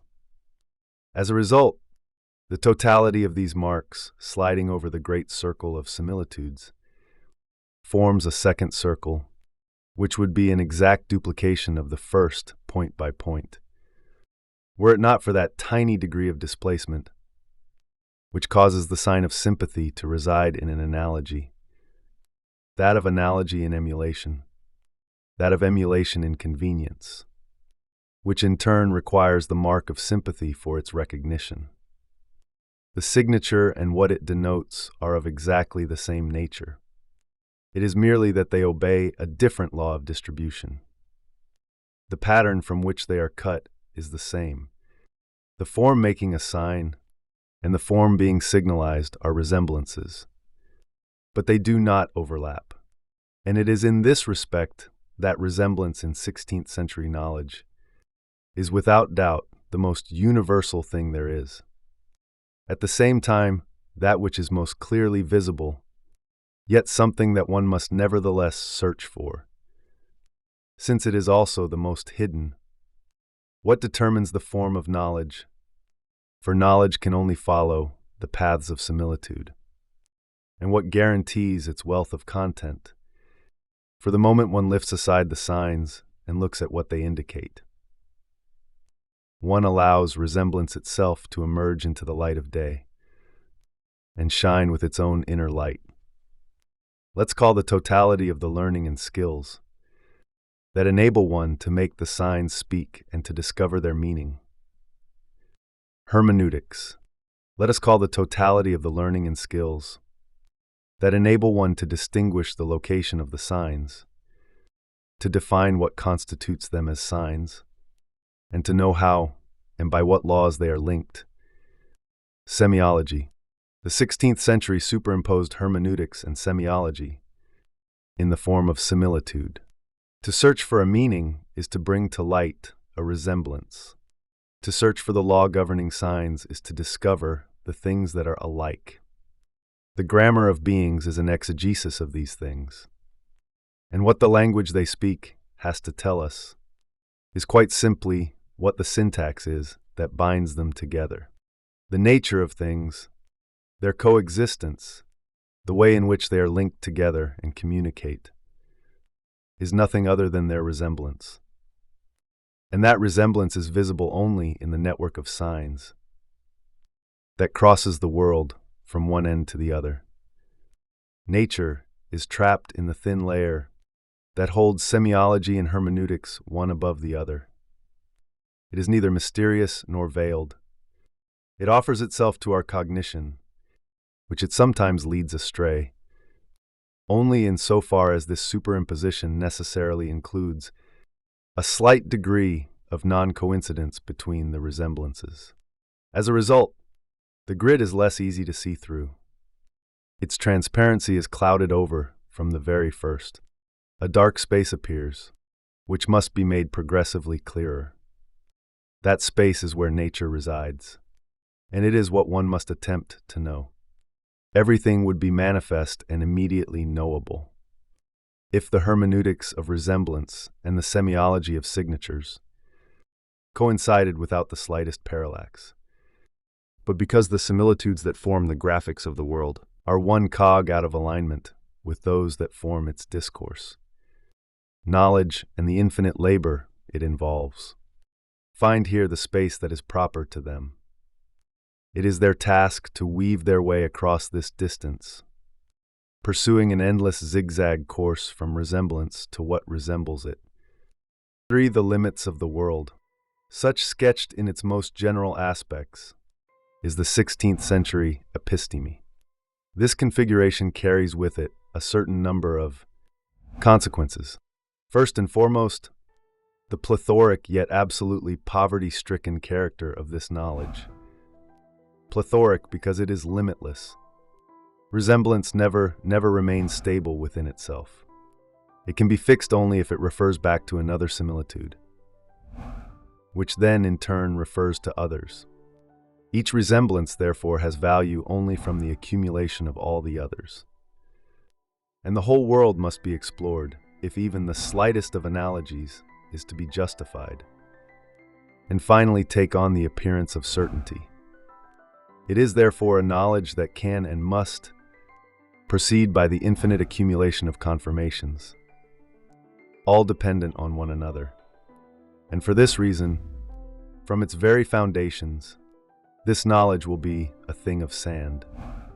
The only possible form of link between the elements of this knowledge is addition, hence those immense columns of compilation, hence their monotony.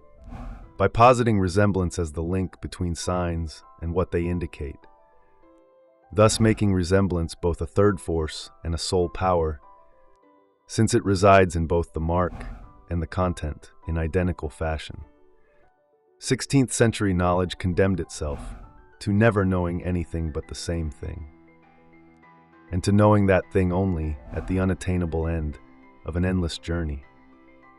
And it is here that we find that only too well-known category, the microcosm, coming into play. This ancient notion was no doubt revived during the Middle Ages and at the beginning of the Renaissance by a certain Neoplatonist tradition. But by the 16th century, it had come to play a fundamental role in the field of knowledge. It hardly matters whether it was or was not, as was once claimed, a worldview or Weltanschauung. The fact is that it had one, or rather two, precise functions in the epistemological configuration of this period. As a category of thought, it applies the interplay of duplicated resemblances to all the realms of nature. It provides all investigation with an assurance that everything will find its mirror, and its macrocosmic justification on another and larger scale. It affirms, inversely, that the visible order of the highest spheres will be found reflected in the darkest depths of the earth. But understood as a general configuration of nature, it poses real and, as it were, tangible limits to the indefatigable to and fro of similitudes relieving one another. It indicates that there exists a greater world, and that its perimeter defines the limit of all created things. That at the far extremity of this great world, there exists a privileged creation, which reproduces within its restricted dimensions the immense order of the heavens, the stars, the mountains, rivers, and storms, and that it is between the effective limits of this constituent analogy that the interplay of resemblances takes place. By this very fact, however immense the distance from microcosm to macrocosm may be, it cannot be infinite. The beings that reside within it may be extremely numerous. But in the end, they can be counted. And consequently, the similitudes that through the action of the signs they require always rest one upon another can cease their endless flight. They have a perfectly closed domain to support and buttress them. Nature, like the interplay of signs and resemblances, is closed in upon itself, in conformity with the duplicated form of the cosmos. We must therefore be careful not to invert the relations here. There is no doubt that the idea of the microcosm was, as we say, important in the 16th century. It would probably have been one of the most frequently mentioned terms in the results of any poll taken at the time.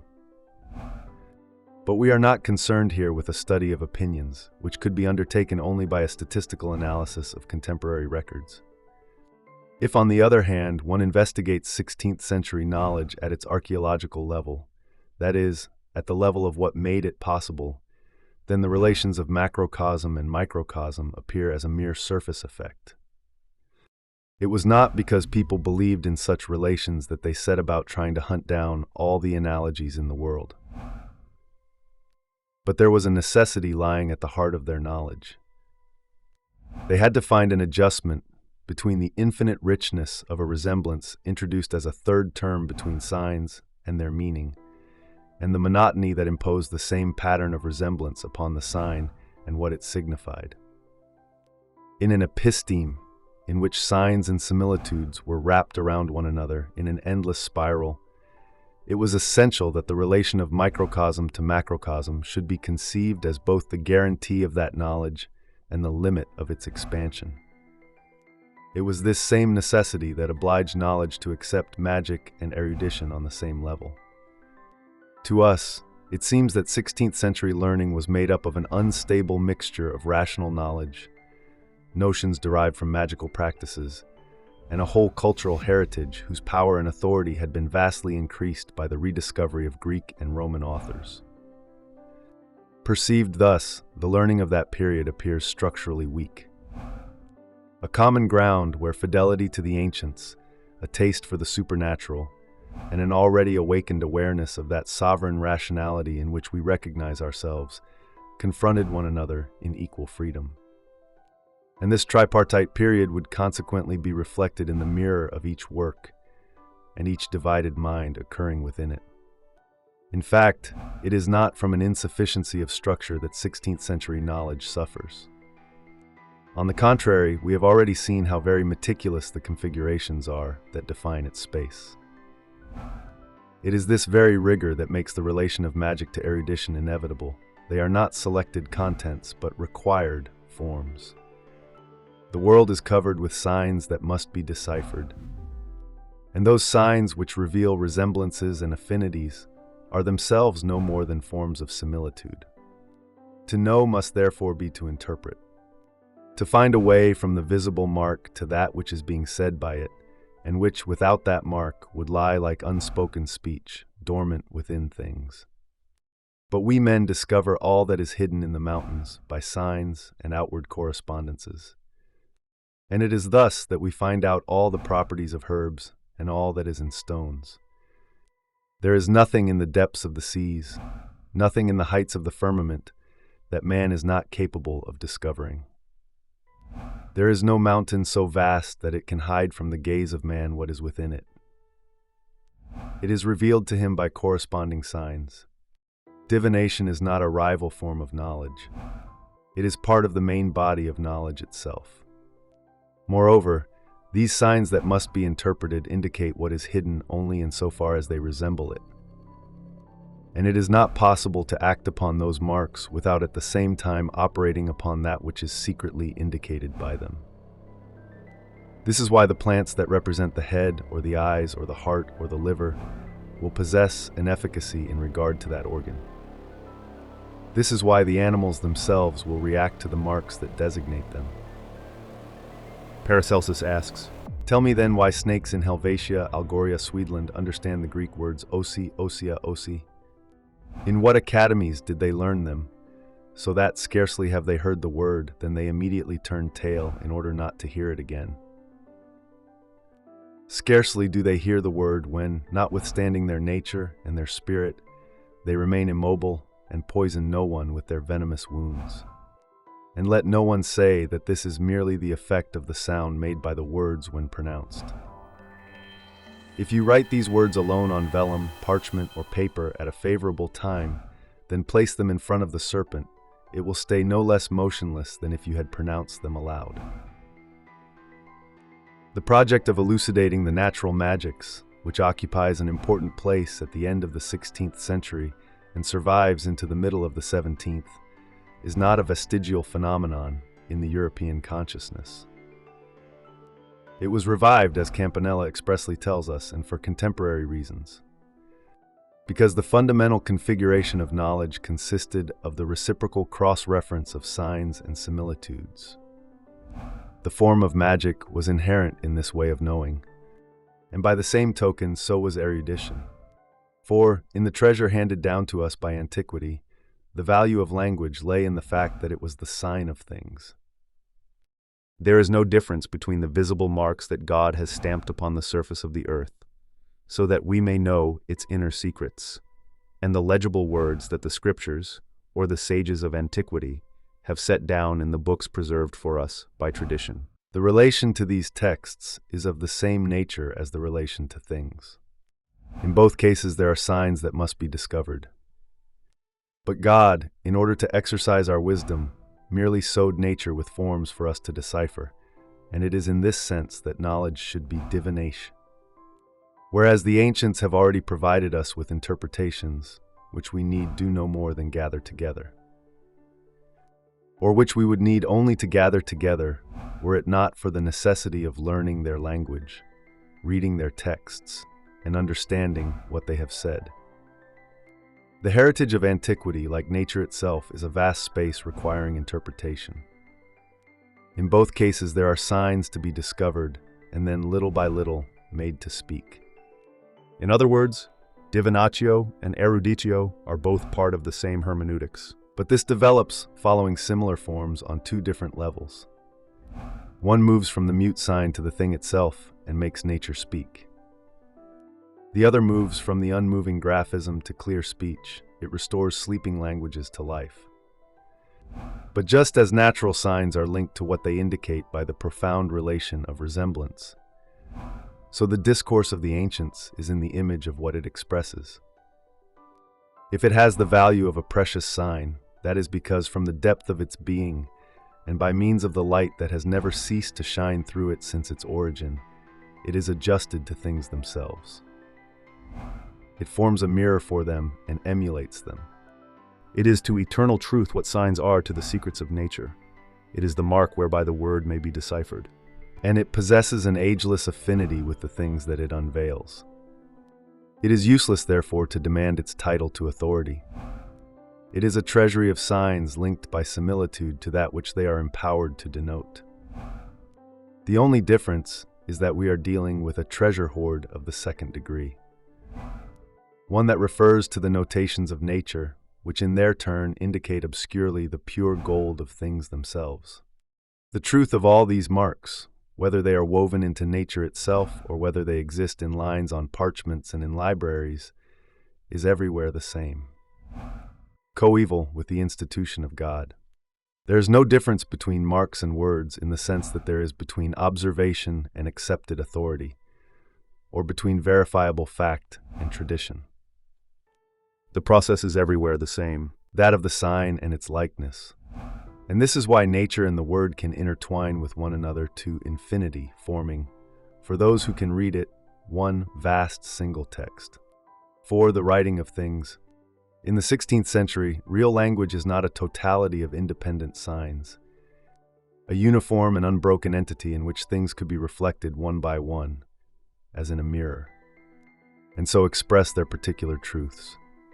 It is rather an opaque, mysterious thing, closed in upon itself, a fragmented mass, its enigma renewed in every interval. which combines here and there with the forms of the world and becomes interwoven with them. So much so that all these elements taken together form a network of marks, in which each of them may play, and does in fact play, in relation to all the others. The role of content or of sign, that of secret or of indicator. In its raw historical 16th century being, language is not an arbitrary system. It has been set down in the world and forms a part of it, both because things themselves hide and manifest their own enigma like a language, and because words offer themselves to men as things to be deciphered.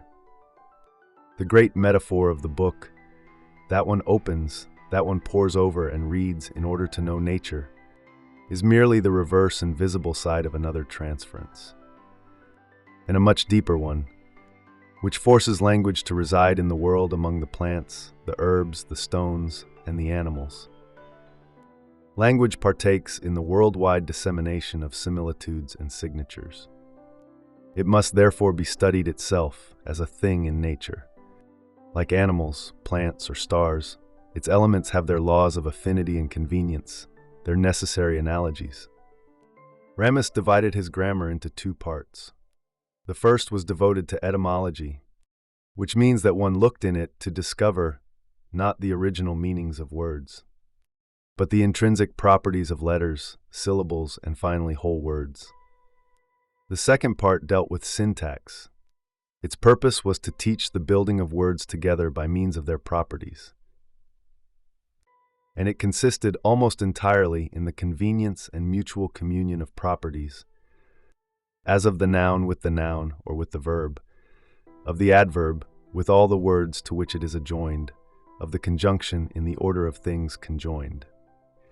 Language is not what it is because it has a meaning.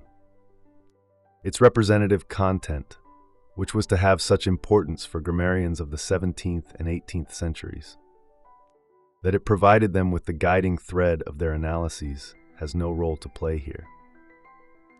Words group syllables together, and syllables letters, because there are virtues placed in individual letters that draw them towards each other, or keep them apart, exactly as the marks found in nature also repel or attract one another. The study of grammar in the 16th century is based upon the same epistemological arrangement as the science of nature or the esoteric disciplines. The only differences are that there is only one nature and there are several languages, and that in the esoteric field the properties of words, syllables, and letters are discovered by another discourse which always remains secret. Whereas in grammar, it is the words and phrases of everyday life that themselves express their properties. Language stands halfway between the visible forms of nature and the secret conveniences of esoteric discourse. It is a fragmented nature, divided against itself and deprived of its original transparency by admixture. It is a secret that carries within itself, though near the surface, the decipherable signs of what it is trying to say. It is at the same time a buried revelation, and a revelation that is gradually being restored to ever greater clarity. In its original form, when it was given to men by God Himself, language was an absolutely certain and transparent sign for things because it resembled them. The names of things were lodged in the things they designated. Just as strength is written in the body of the lion, regality in the eye of the eagle, just as the influence of the planets is marked upon the brows of men by the form of similitude. This transparency was destroyed at Babel as a punishment for men. Languages became separated and incompatible with one another, only insofar as they had previously lost this original resemblance to the things that had been the prime reason for the existence of language. All the languages known to us are now spoken only against the background of this lost similitude, and in the space that it left vacant. There is only one language that retains a memory of that similitude, because it derives in direct descent from that first vocabulary which is now forgotten. Because God did not wish men to forget the punishment inflicted at Babel. Because this language had to be used in order to recount God's ancient alliance with His people, And lastly, because it was in this language that God addressed himself to those who listened to him. Hebrew therefore contains, as if in the form of fragments, the marks of that original name-giving. And those words pronounced by Adam as he imposed them upon the various animals have endured, in part at least, and still carry with them in their density, like an embedded fragment of silent knowledge, the unchanging properties of beings. Thus the stork, so greatly lauded for its charity towards its father and its mother, is called in Hebrew chasida, which is to say, meek, charitable, endowed with pity. The horse is named sus, thought to be from the verb hasas, unless that verb is rather derived from the noun. And it signifies to rise up, for among all four-footed animals the horse is most proud and brave, as Job depicts it in chapter 39. But these are no more than fragmentary monuments. All other languages have lost these radical similitudes, which have been preserved in Hebrew only in order to show that it was once the common language of God, Adam, and the animals of the newly created earth. But though language no longer bears an immediate resemblance to the things it names, this does not mean that it is separate from the world. It still continues, in another form, to be the locus of revelations, and to be included in the area where truth is both manifested and expressed. True, it is no longer nature in its primal visibility, but neither is it a mysterious instrument with powers known only to a few privileged persons. It is rather the figuration of a world redeeming itself, lending its ear at last to the true word. This is why it was God's wish that Latin, the language of his church, should spread over the whole of the terrestrial globe. And it is also why all the languages of the world, as it became possible to know them through this conquest, make up together the image of the truth. Their interlacing and the space in which they are deployed free the sign of the redeemed world. Just as the arrangement of the first names bore a likeness to the things that God had given to Adam for his use. Claude Duray points out that the Hebrews, the Canaans, the Samaritans, the Chaldeans, the Syrians, the Egyptians, the Carthaginians, the Phoenicians, the Arabs, the Saracens, the Turks, the Moors, the Persians, and the Tartars, all write from right to left, following the course and daily movement of the first heaven, which is most perfect, according to the opinion of the great Aristotle, tending towards unity. The Greeks, the Georgians, the Maronites, the Serbians, the Jacobites, the Copts, the Poznanians, and of course the Romans and all Europeans write from left to right, following the course and movement of the second heaven, home of the 7 planets. The Indians, Cathayans, Chinese and Japanese write from top to bottom, in conformity with the order of nature, which has given men heads at the tops of their bodies and feet at the bottom.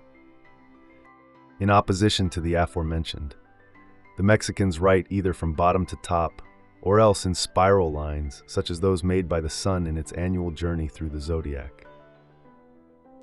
And thus by these 5 diverse sorts of writing, the secrets and mysteries of the world's frame and the form of the cross, the unity of the heaven's rotundity and that of the earth, are properly denoted and expressed.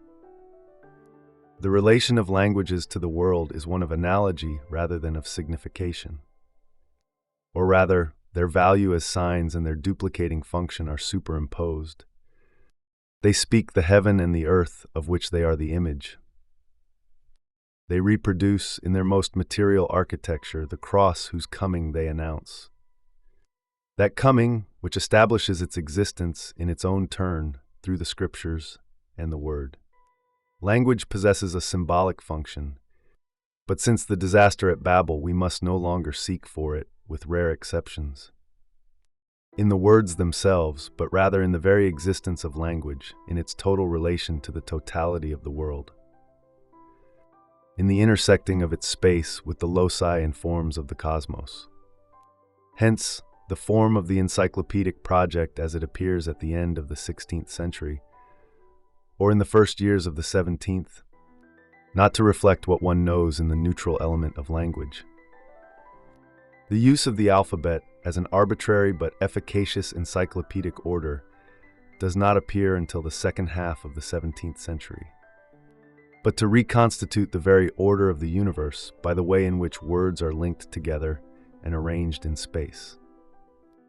It is this project that we find in Gregoire's Syntaxion Artis Mirabilis, 1610, and in Alstidius's Encyclopedia, 1630, or again in the Tableau de tous les arts libéraux by Christophe de Savigny, who contrives to spatialize acquired knowledge both in accordance with the cosmic, unchanging, and perfect form of the circle, and in accordance with the sublunary, perishable, multiple, and divided form of the tree.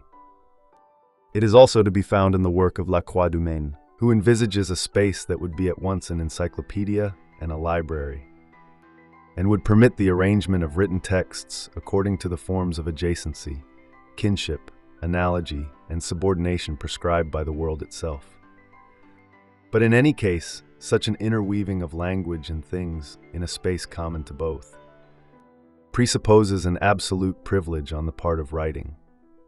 This privilege dominated the entire Renaissance and was no doubt one of the great events in Western culture. Printing, the arrival in Europe of Oriental manuscripts, the appearance of a literature no longer created for the voice or performance, and therefore not governed by them. The precedence given to the interpretation of religious texts over the tradition and magisterium of the Church. All these things bear witness, without its being possible to indicate causes and effects, to the fundamental place accorded in the West to writing. Henceforth, it is the primal nature of language to be written. The sounds made by voices provide no more than a transitory and precarious translation of it. What God introduced into the world was written words.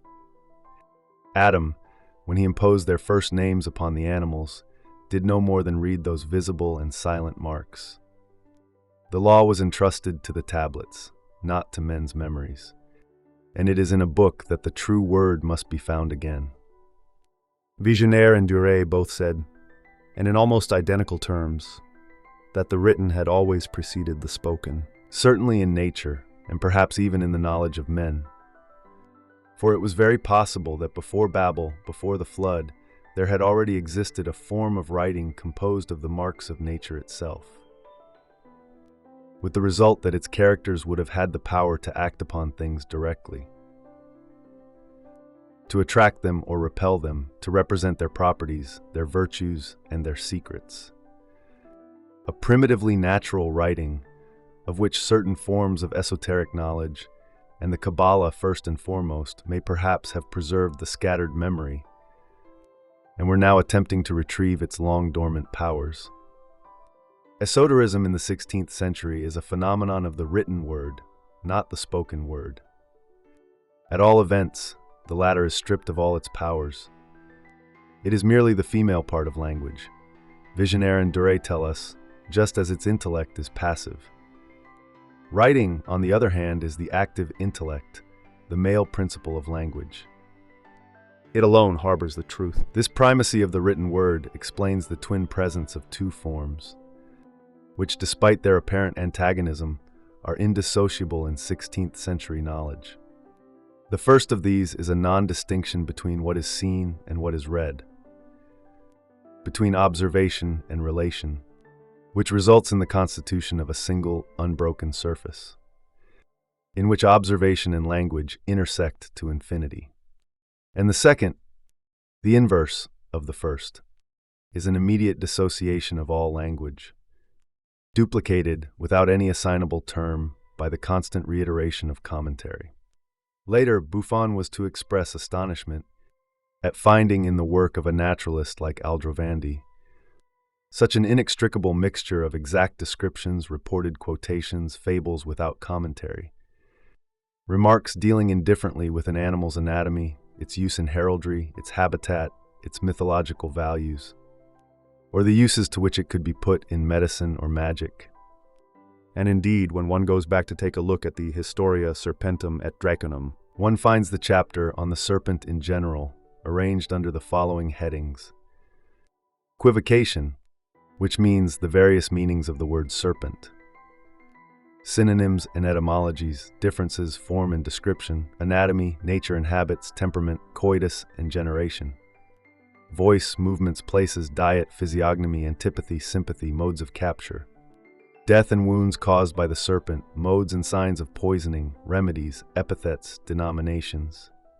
Prodigies and presages, monsters, mythology, gods to which it is dedicated, fables, allegories, and mysteries. Hieroglyphics, emblems and symbols, proverbs, coinage, miracles, riddles, devices, heraldic signs. Historical facts, dreams, simulacra and statues, use in human diet, use in medicine, miscellaneous uses. Whereupon Buffon comments, "Let it be judged after that what proportion of natural history is to be found in such a hodgepodge of writing. There is no description here, only legend." And indeed, for Aldrovandi and his contemporaries, it was all legenda. Things to be read. But the reason for this was not that they preferred the authority of men to the precision of an unprejudiced eye, but that nature in itself is an unbroken tissue of words and signs, of accounts and characters, of discourse and forms. When one is faced with the task of writing an animal's history, it is useless and impossible to choose between the profession of naturalist and that of compiler.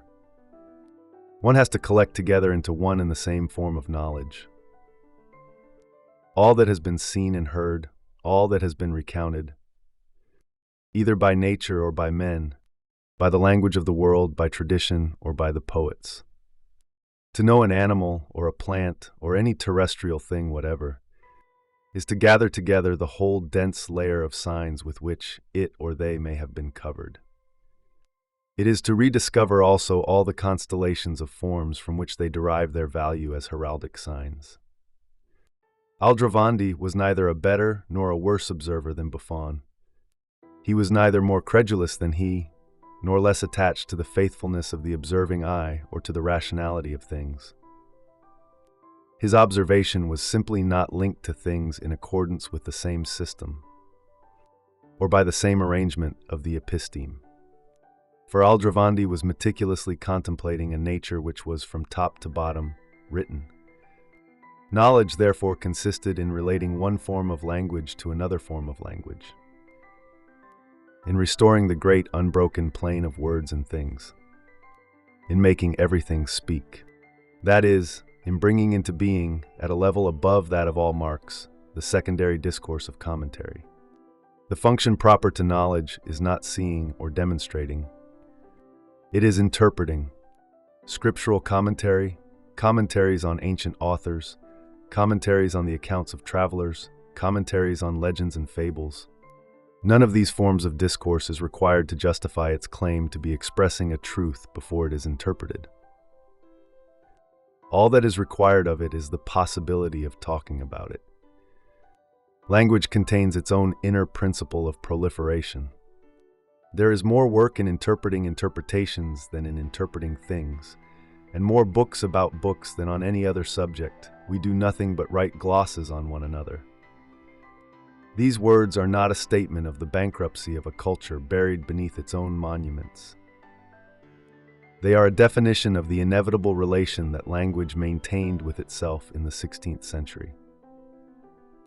This relation enabled language to accumulate to infinity, since it never ceased to develop, to revise itself, and to lay its successive forms one over another. Perhaps for the first time in Western culture, we find revealed the absolutely open dimension of a language no longer able to halt itself. Because never being enclosed in a definitive statement, it can express its truth only in some future discourse, and is wholly intent on what it will have said. But even this future discourse itself does not have the power to halt the progression. And what it says is enclosed within it like a promise, a bequest to yet another discourse. The task of commentary can never, by definition, be completed. And yet commentary is directed entirely towards the enigmatic, murmured element of the language being commented on. It calls into being, below the existing discourse, another discourse that is more fundamental and, as it were, more primal, which it sets itself the task of restoring. There can be no commentary unless below the language one is reading and deciphering, there runs the sovereignty of an original text. And it is this text which, by providing a foundation for the commentary, offers its ultimate revelation as the promised reward of commentary. The necessary proliferation of the exegesis is therefore measured, ideally limited, and yet ceaselessly animated by this silent dominion. The language of the 16th century, understood not as an episode in the history of any one tongue, but as a global cultural experience, found itself caught, no doubt, between these interacting elements, in the interstice occurring between the primal text and the infinity of interpretation. One speaks upon the basis of a writing that is part of the fabric of the world. One speaks about it to infinity, and each of its signs becomes in turn written matter for further discourse. But each of these stages of discourse is addressed to that primal written word whose return it simultaneously promises and postpones. It will be seen that the experience of language belongs to the same archaeological network as the knowledge of things and nature. To know those things was to bring to light the system of resemblances that made them close to and dependent upon one another. But one could discover the similitudes between them only insofar as there existed, on their surface, a totality of signs forming the text of an unequivocal message.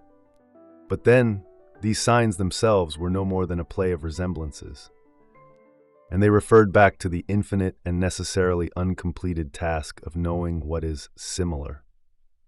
In the same way, though the analogy is inverted, language sets itself the task of restoring an absolutely primal discourse.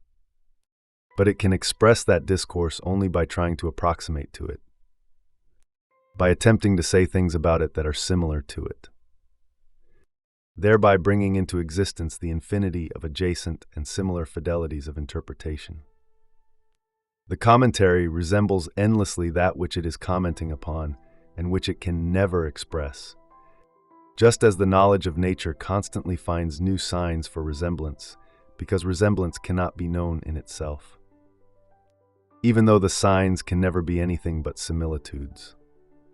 And just as this infinite play within nature finds its link, its form, and its limitation in the relation of the microcosm to the macrocosm, so does the infinite task of commentary derive its strength from the promise of an effectively written text, which interpretation will one day reveal in its entirety.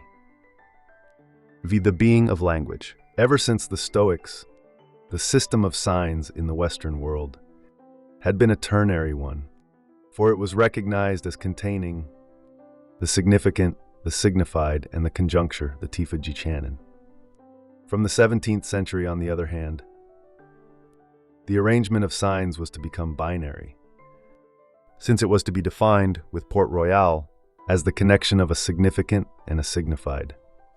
At the Renaissance, the organization is different and much more complex. It is ternary, since it requires the formal domain of marks, the content indicated by them, and the similitudes that link the marks to the things designated by them.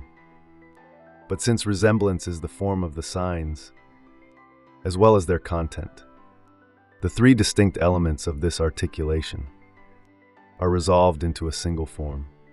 This arrangement, together with the interplay it authorizes, is found also, though inverted, in the experience of language.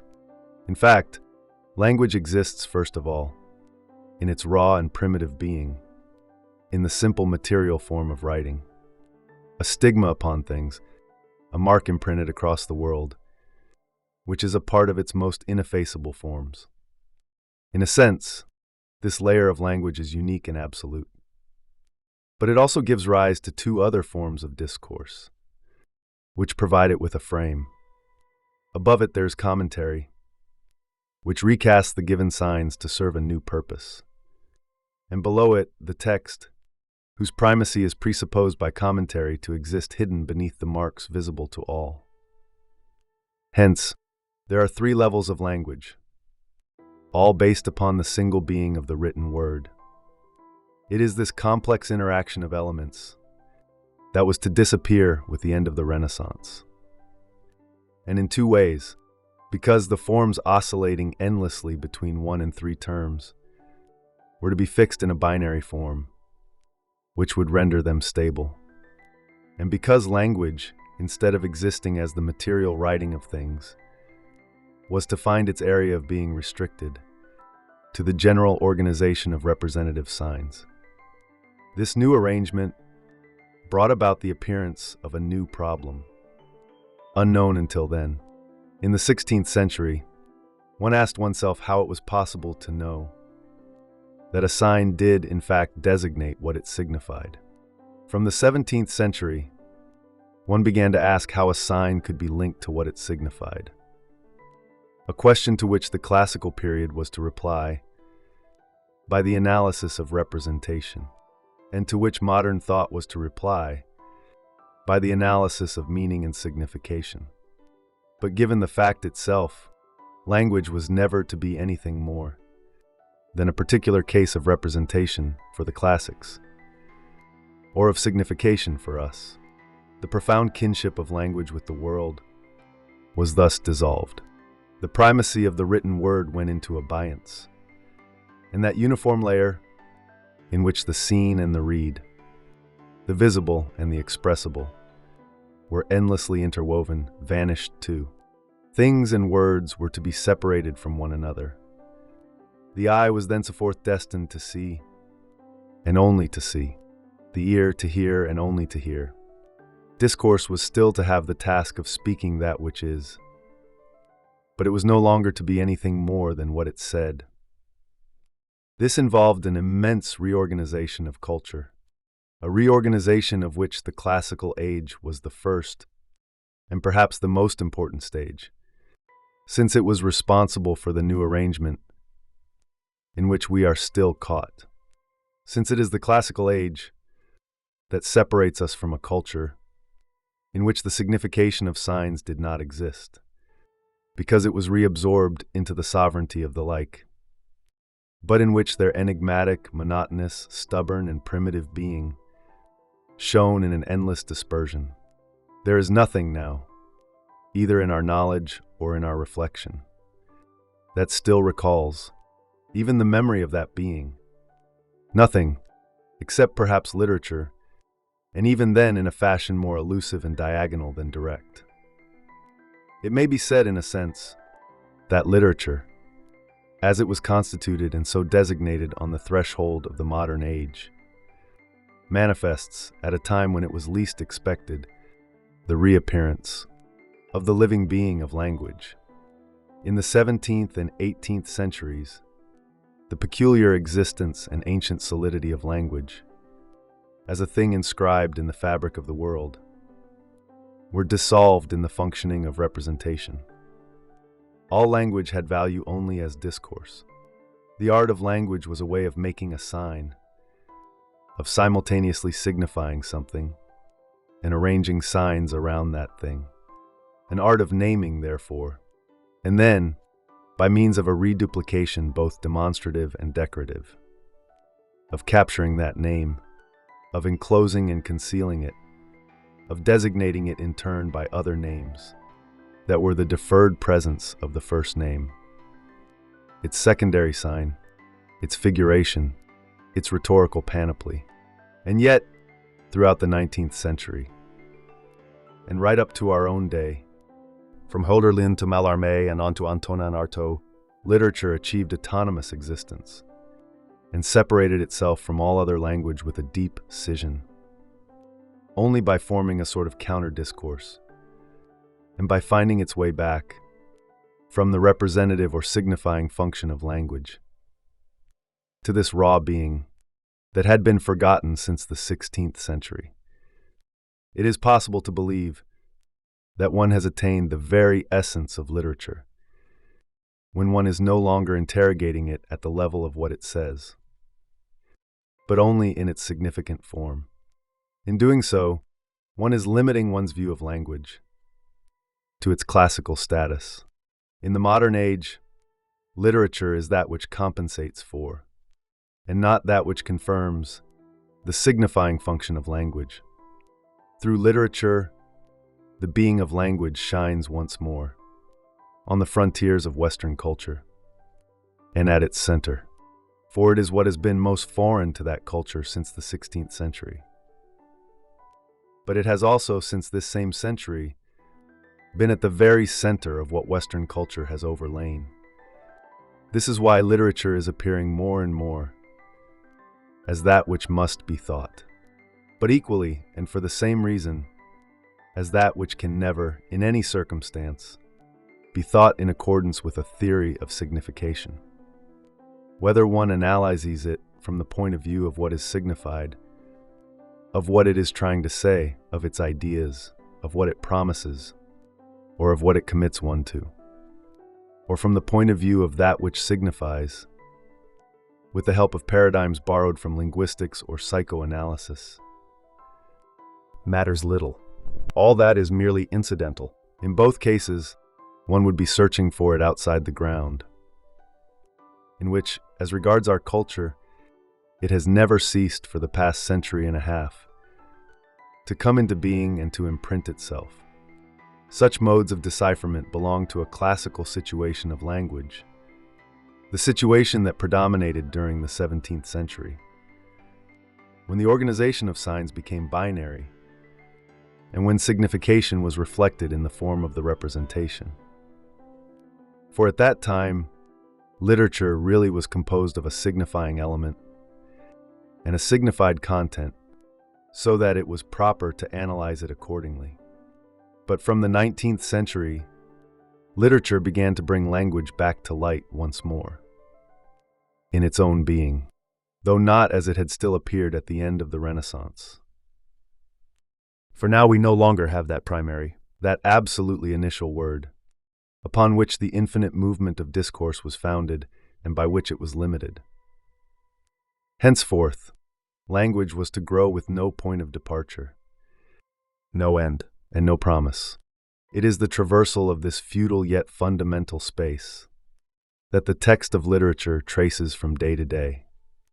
3 representing I Don Quixote, with all their twists and turns. Don Quixote's adventures form the boundary.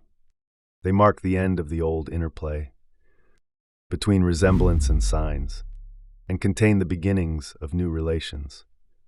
Don Quixote is not a man given to extravagance, but rather a diligent pilgrim, breaking his journey before all the marks of similitude.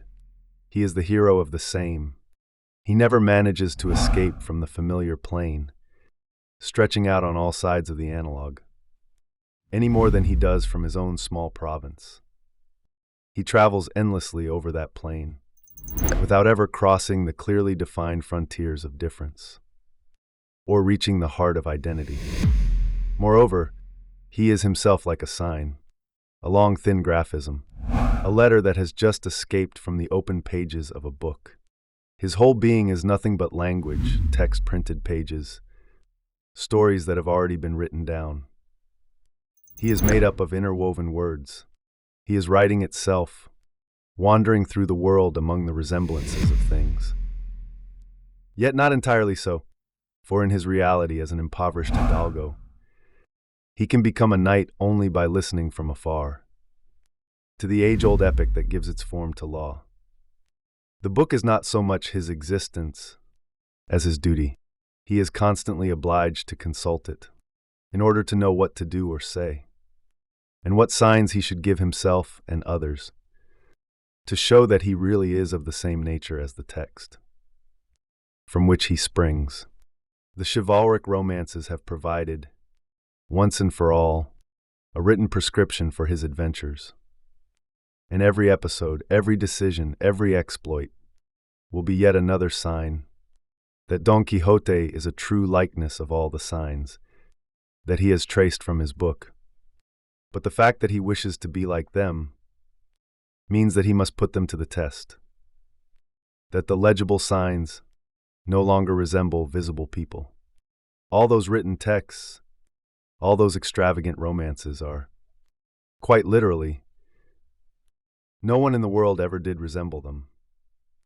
Their timeless language remains suspended, unfulfilled by any similitude. They could all be burned in their entirety, and the form of the world would not be changed. If he is to resemble the texts, of which he is the witness, the representation, the real analog, Don Quixote must also furnish proof and provide the indubitable sign that they are telling the truth, that they really are the language of the world. It is incumbent upon him to fulfill the promise of the books. It is his task to recreate the epic, though by a reverse process. The epic recounted or claimed to recount real exploits, offering them to our memory. Don Quixote, on the other hand, must endow with reality the signs without content of the narrative. His adventures will be a deciphering of the world, a diligent search over the entire surface of the earth, for the forms that will prove that what the books say is true. Each exploit must be a proof. It consists not in a real triumph, which is why victory is not really important, but in an attempt to transform reality into a sign that the signs of language really are in conformity with things themselves. Don Quixote reads the world in order to prove his books, and the only proofs he gives himself are the glittering reflections of resemblances. His whole journey is a quest for similitudes. The slightest analogies are pressed into service, dormant signs that must be reawakened and made to speak once more. Flocks serving girls and inns become once more the language of books, to the imperceptible degree to which they resemble castles, ladies, and armies, a perpetually untenable resemblance which transforms the sought-for proof into derision and leaves the words of the books forever hollow. But non-similitude itself has its model, and one that it imitates in the most servile way. It is to be found in the transformations performed by magicians. So all the indices of non-resemblance, all the signs that prove that the written texts are not telling the truth, resemble the action of sorcery, which introduces difference into the indubitable existence of similitude by means of deceit. And since this magic has been foreseen and described in the books, the illusory difference that it introduces can never be anything but an enchanted similitude. And therefore, yet another sign that the signs in the books really do resemble the truth.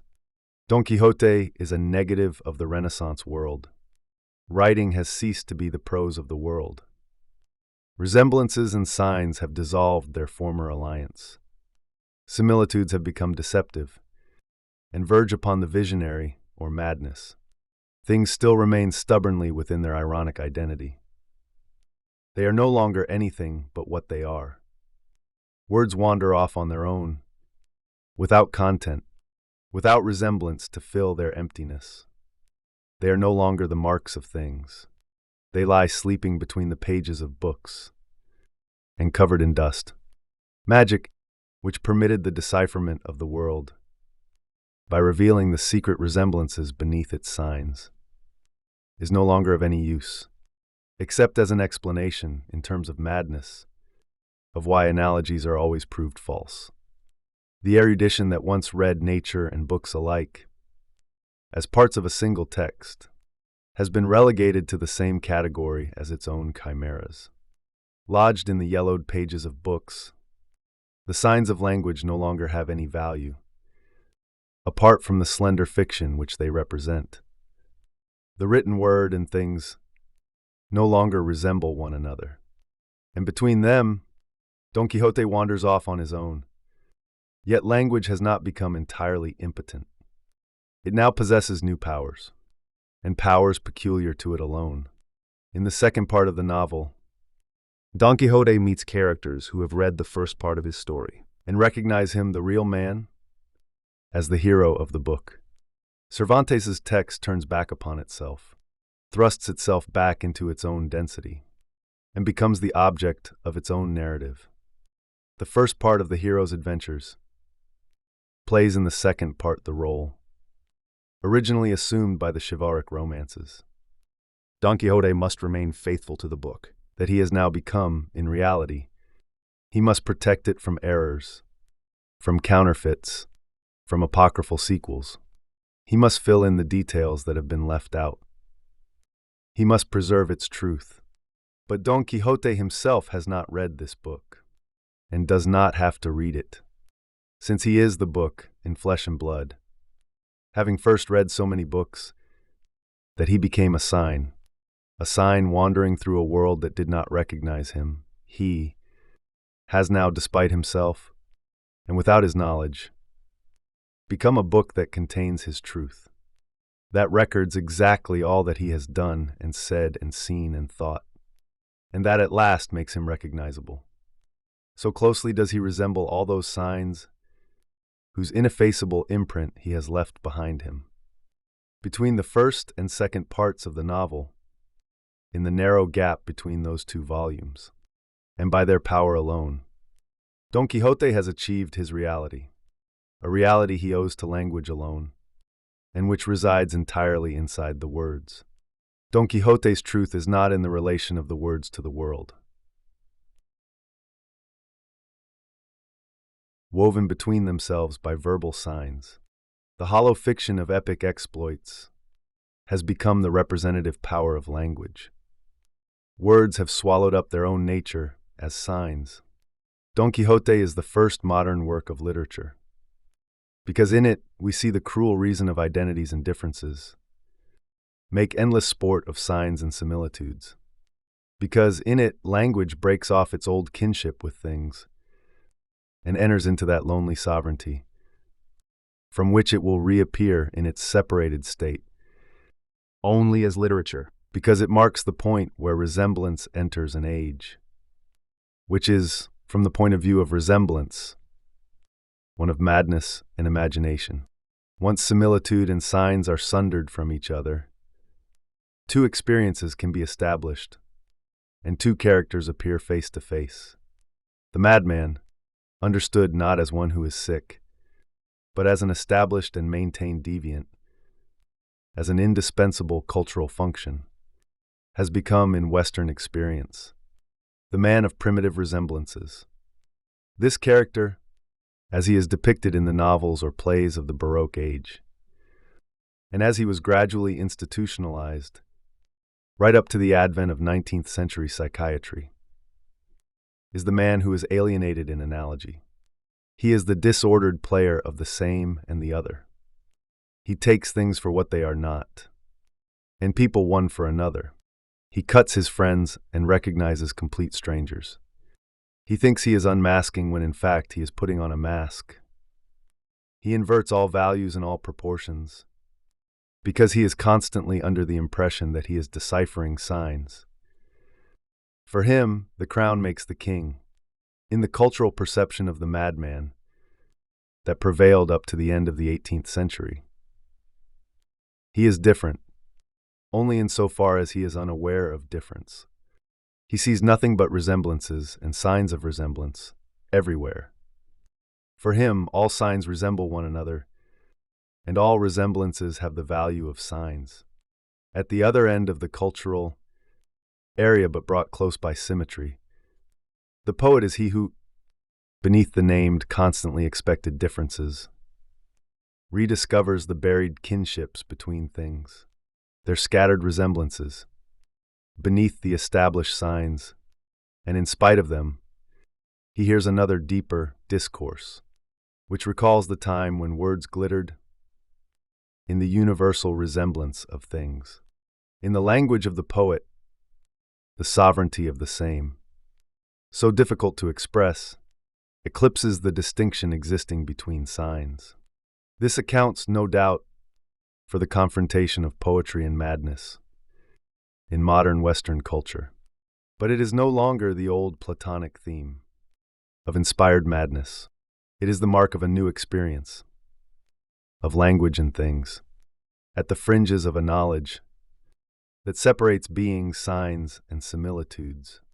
And as though to limit its power, the madman fulfills the function of homosemanicism. He groups all signs together and leads them with a resemblance that never ceases to proliferate. The poet fulfills the opposite function. His is the allegorical role, beneath the language of signs, and beneath the interplay of their precisely delineated distinctions. He strains his ears to catch that other language. The language without words or discourse of resemblance. The poet brings similitude to the signs that speak it, whereas the madman loads all signs with a resemblance that ultimately erases them. They share, then, on the outer edge of our culture, and at the point nearest to its essential divisions, that frontier situation, a marginal position in a profoundly archaic silhouette, where their words unceasingly renew the power of their strangeness and the strength of their contestation. Between them, there has opened up a field of knowledge, in which, because of an essential rupture in the Western world, what has become important is no longer resemblances, but identities and differences. Establishing discontinuities is not an easy task, even for history in general. And it is certainly so for the history of thought. We may wish to draw a dividing line, but any limit we set may perhaps be no more than an arbitrary division made in a constantly mobile whole. We may wish to mark off a period, but have we the right to establish symmetrical breaks at 2 points in time in order to give an appearance of continuity and unity to the system we place between them? Where in that case would the cause of its existence lie, or that of its subsequent disappearance and fall? What rule could it be obeying by both its existence and its disappearance? If it contains a principle of coherence within itself, whence could come the foreign element capable of rebutting it? How can a thought melt away before anything other than itself? Generally speaking, what does it mean, no longer being able to think a certain thought, or to introduce a new thought? The fact that within the space of a few years, a culture sometimes ceases to think as it had been thinking up till then, and begins to think other things in a new way, probably begins with an erosion from outside, from that space which is, for thought, on the other side, but in which it has never ceased to think from the very beginning. Ultimately, the problem that presents itself is that of the relations between thought and culture. How is it that thought has a place in the space of the world, that it has its origin there, and that it never ceases in this place or that to begin anew? But perhaps it is not yet time to pose this problem. Perhaps we should wait until the archaeology of thought has been established more firmly, until it is better able to gauge what it is capable of describing directly and positively, until it has defined the particular systems and internal connections it has to deal with, before attempting to encompass thought and to investigate how it contrives to escape itself. For the moment, then, let it suffice that we accept these discontinuities in the simultaneously manifest and obscure empirical order wherever they posit themselves. At the beginning of the 17th century, during the period that has been termed, rightly or wrongly, the Baroque, thought ceases to move in the element of resemblance. Similitude is no longer the form of knowledge, but rather the occasion of error, the danger to which one exposes oneself when one does not examine the obscure region of confusions. It is a frequent habit, says Descartes in the first lines of his Reguli, when we discover several resemblances between two things, to attribute to both equally, even on points in which they are in reality different, that which we have recognized to be true of only one of them. The age of resemblance is drawing to a close. It is leaving nothing behind it but games. Games whose powers of enchantment grow out of the new kinship between resemblance and illusion. The chimeras of similitude loom up on all sides, but they are recognized as chimeras. It is the privileged age of trompe-l'oeil painting, of the comic illusion, of the play that duplicates itself by representing another play, of the quid pro quo, of dreams and visions. It is the age of the deceiving senses. It is the age in which the poetic dimension of language is defined by metaphor, simile, and allegory. And it was also in the nature of things that the knowledge of the 16th century should leave behind it the distorted memory of a muddled and disordered body of learning in which all the things in the world could be linked indiscriminately to men's experiences, traditions, or credulities. From then on, the noble, rigorous, and restrictive figures of similitude were to be forgotten, and the signs that designated them were to be thought of as the fantasies and charms of a knowledge that had not yet attained the age of reason. We already find a critique of resemblance in Bacon, an empirical critique that concerns not the relations of order and equality between things, but the types of mind and the forms of illusion to which they might be subject. We are dealing with a doctrine of the quid pro quo. Bacon does not dissipate similitudes by means of evidence and its attendant rules. He shows them shimmering before our eyes, vanishing as one draws near, then reforming again, a moment later, a little further off. They are idols. The idols of the den and the idols of the theater make us believe that things resemble what we have learned, and the theories we have formed for ourselves. Other idols make us believe that things are linked by resemblances between themselves. The human intellect, from its peculiar nature, easily supposes a greater order and equality in things than it actually finds. And while there are many things in nature unique and quite irregular, still it feigns parallels, correspondence, and relations that have no existence. Hence that fiction, that among the heavenly bodies all motion takes place by perfect circles. Such are the idols of the tribe, spontaneous fictions of the mind, to which are added, as effects and sometimes as causes, the confusions of language, one and the same name being applied indifferently to things that are not of the same nature. These are the idols of the market. Only prudence on the part of the mind can dissipate them, if it abjures its natural haste and levity, in order to become penetrating and ultimately perceive the differences inherent in nature. The Cartesian critique of resemblance is of another type. It is no longer 16th century thought becoming troubled as it contemplates itself, and beginning to jettison its most familiar forms. It is classical thought, excluding resemblance as the fundamental experience and primary form of knowledge, denouncing it as a confused mixture that must be analyzed in terms of identity, difference, measurement, and order. Though Descartes rejects resemblance, he does so not by excluding the act of comparison from rational thought, nor even by seeking to limit it, but on the contrary, by universalizing it and thereby giving it its purest form. Indeed, it is by means of comparison that we discover form, extent, movement, and other such things. That is to say, simple natures in all subjects in which they may be present. And moreover, in a deduction of the type all of A is B, all of B is C, therefore all of A is C prime, it is clear that the mind makes a comparison between the term sought and the term given, to wit A and C, with relation to the knowledge that both are B.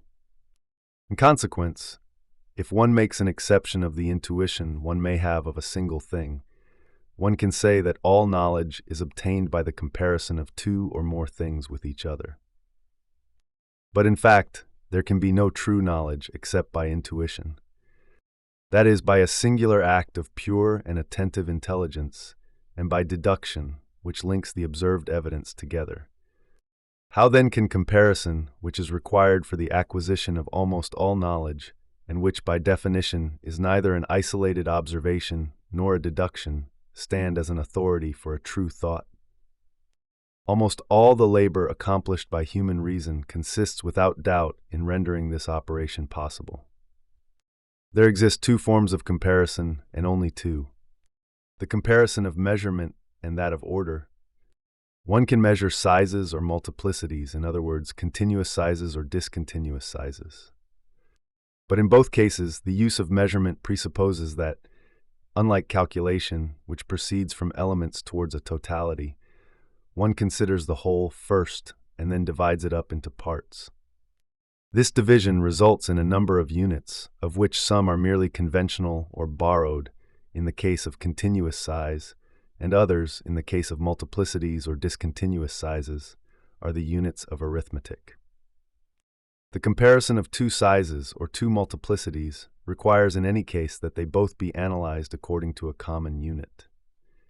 So that comparison effected according to measurement is reducible, in every case, to the arithmetical relations of equality and inequality. Measurement enables us to analyze like things, according to the calculable form of identity and difference.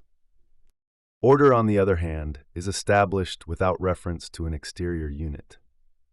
I can recognize in effect what the order is that exists between A and B without considering anything apart from those two outer terms.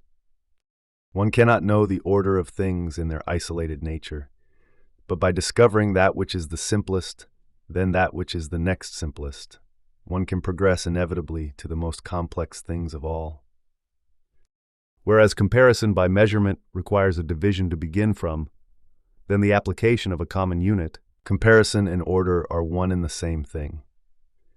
Comparison by means of order is a simple act which enables us to pass from one term to another, then to a third, etc., by means of an absolutely uninterrupted movement. In this way we establish series, in which the first term is a nature that we may intuit independently of any other nature, and in which the other terms are established according to increasing differences. Such, then, are the two types of comparison. The one analyses into units, in order to establish relations of equality and inequality. The other establishes elements, the simplest that can be found, and arranges differences according to the smallest possible degrees. Now, it is possible to use the measurement of sizes and multiplicities in establishing an order. Arithmetical values can always be arranged according to a series. A multiplicity of units can therefore be arranged according to an order such that the difficulty, which previously lay in the knowing of measurement, comes finally to depend solely on the consideration of order. And it is precisely in this that the method and its progress consist. The reduction of all measurement, all determination by equality and inequality to a serial arrangement which, beginning from the simplest, will show up all differences as degrees of complexity. After being analyzed according to a given unit and the relations of equality or inequality, the like is analyzed according to its evident identity and differences that can be thought in the order of inferences. However, this order or generalized form of comparison can be established only according to its position in the body of our acquired knowledge. The absolute character we recognize in what is simple concerns not the being of things, but rather the manner in which they can be known. A thing can be absolute according to one relation, yet relative according to others. Order can be at once necessary and natural in relation to thought, and arbitrary in relation to things. Since, according to the way in which we consider it, the same thing may be placed at differing points in our order. All this was of the greatest consequence to Western thought. Resemblance, which had for long been the fundamental category of knowledge, both the form and the content of what we know, became dissociated in an analysis based on terms of identity and difference. Moreover, whether indirectly by the intermediary of measurement, or directly and as it were on the same footing, comparison became a function of order. And, lastly, comparison ceased to fulfill the function of revealing how the world is ordered, since it was now accomplished according to the order laid down by thought, progressing naturally from the simple to the complex.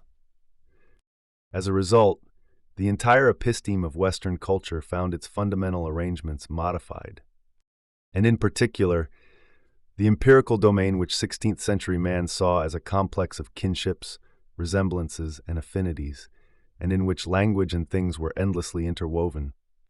This whole vast field was to take on a new configuration. This new configuration may, I suppose, be called rationalism.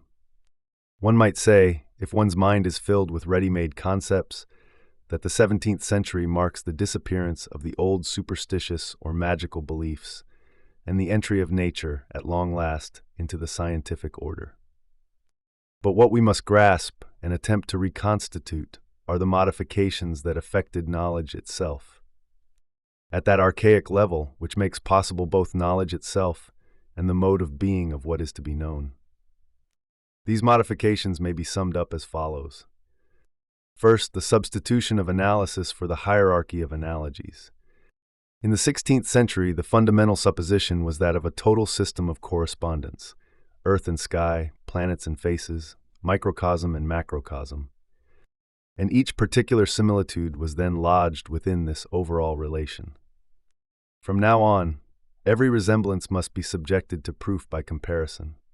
That is, it will not be accepted until its identity and the series of its differences have been discovered by means of measurement with a common unit, or more radically, by its position in an order.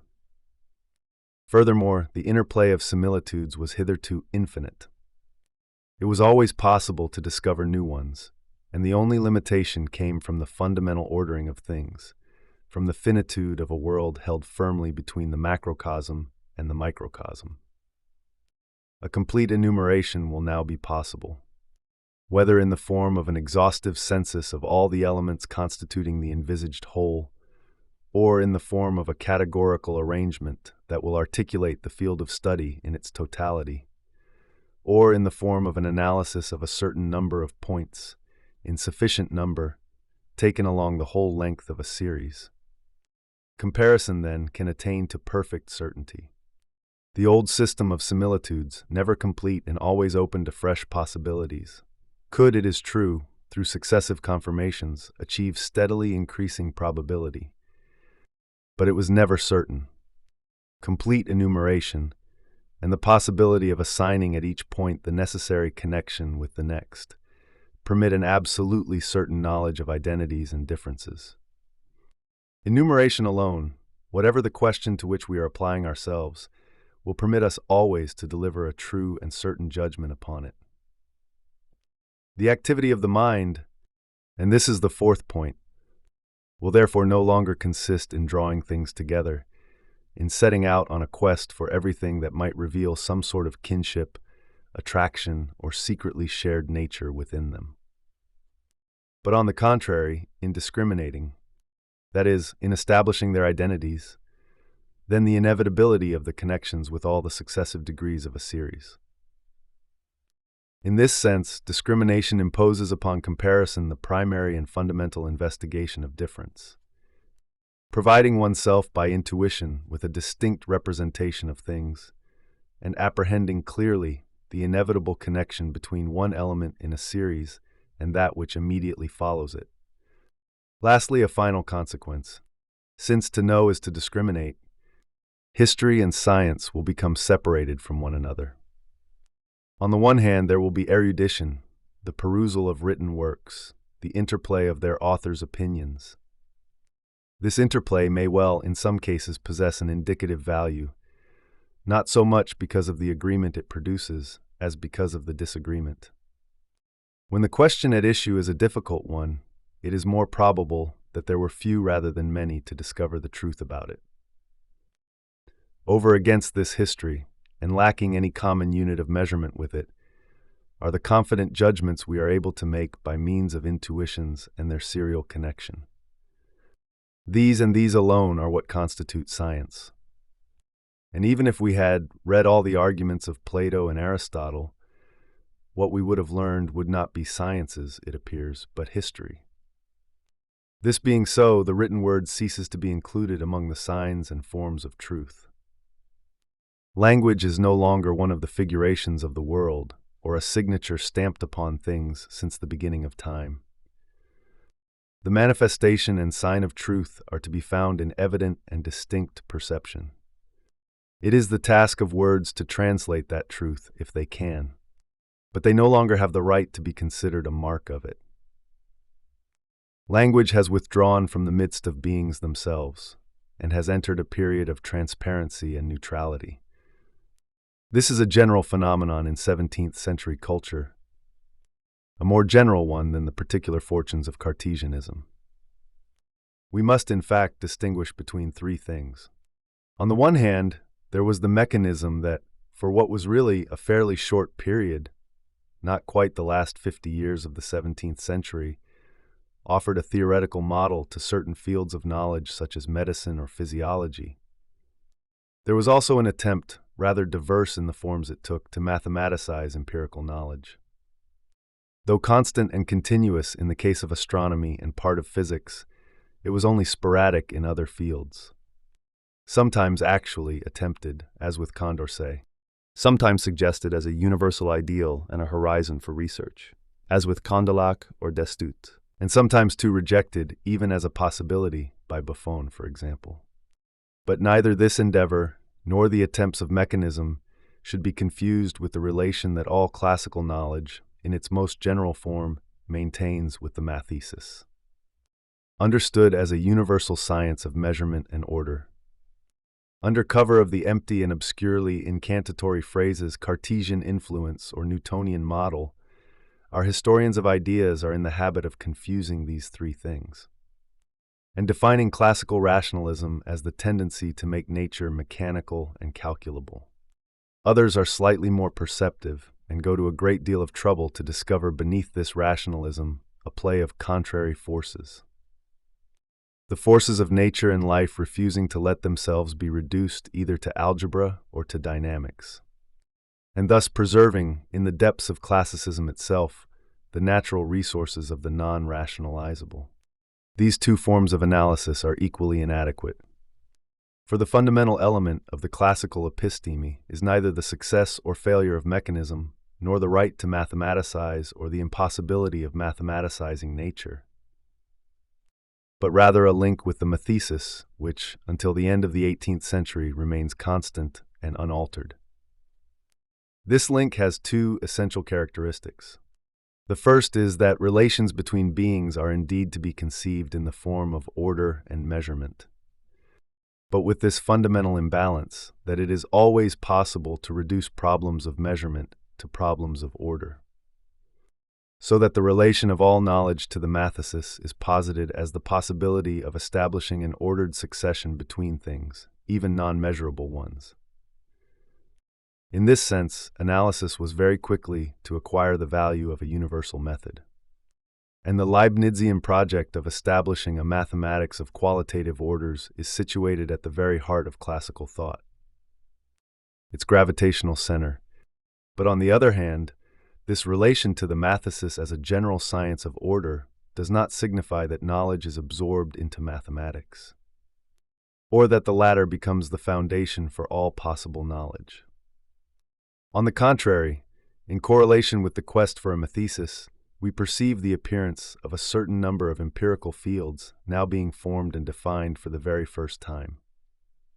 In none of these fields, or almost none, is it possible to find any trace of mechanism or mathematicization, and yet they all rely for their foundation upon a possible science of order. Although they were all dependent upon analysis in general, their particular instrument was not the algebraic method, but the system of signs. So there first appeared general grammar, natural history, and the analysis of wealth, all sciences of order in the domain of words, beings, and needs. And none of these empirical studies, new in the classical period and coextensive with it in duration, their chronological frontiers are marked by Lancelot and Bopp, Ray and Cuvier, Petty and Ricardo, the first group writing around 1660 and the second around 1800 to 10, could have been founded without the relation that the entire episteme of Western culture maintained at that time with a universal science of order. This relation to order is as essential to the classical age as the relation to interpretation was to the Renaissance. And just as interpretation in the 16th century, with its superimposition of a semiology upon a hermeneutics, was essentially a knowledge based upon similitude, so the ordering of things by means of signs constitutes all empirical forms of knowledge as knowledge based upon identity and difference. The simultaneously endless and closed, full, and tautological world of resemblance now finds itself dissociated and, as it were, split down the middle.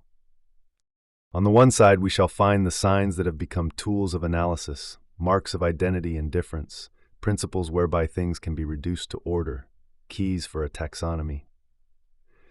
And, on the other, the empirical and murmuring resemblance of things, that unreacting similitude that lies beneath thought, and furnishes the infinite raw material for divisions and distributions. On the one hand, the general theory of signs, divisions, and classifications. On the other, the problem of immediate resemblances, of the spontaneous movement of the imagination, of nature's repetitions. And between the two, the new forms of knowledge that occupy the area opened up by this new split. 3. The representation of the sign. What is a sign in the classical age? For what was altered in the first half of the 17th century, and for a long time to come, perhaps right up to our own day, was the entire organization of signs, the conditions under which they exercise their strange function. It is this, among so many other things one knows or sees, that causes them to emerge suddenly as signs. It is their very being. On the threshold of the classical age, the sign ceases to be a form of the world, and it ceases to be bound to what it marks by the solid and secret bonds of resemblance or affinity. Classical thought defines it according to 3 variables. First, the certainty of the relation. A sign may be so constant that one can be sure of its accuracy, in the sense that breathing denotes life, but it may also be simply probable, in the sense that pallor probably denotes pregnancy.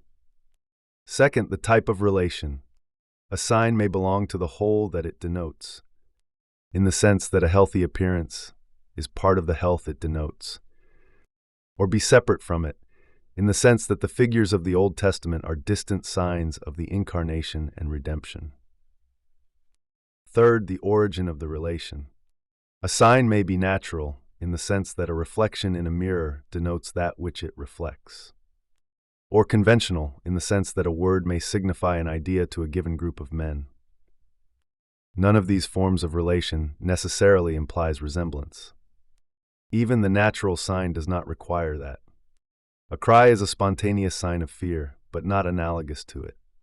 Or again, as Berkeley puts it, visual sensations are signs of touch established in us by God, yet they do not resemble it in any way. These 3 variables replace resemblance in defining the sign's efficacy in the domains of empirical knowledge. 1. The sign, since it is always either certain or probable, should find its area of being within knowledge. In the 16th century, signs were thought to have been placed upon things so that men might be able to uncover their secrets, their nature, or their virtues. But this discovery was merely the ultimate purpose of signs, the justification of their presence. It was a possible way of using them, and no doubt the best. But they did not need to be known in order to exist. Even if they remained silent, even if no one were to perceive them, they were just as much there.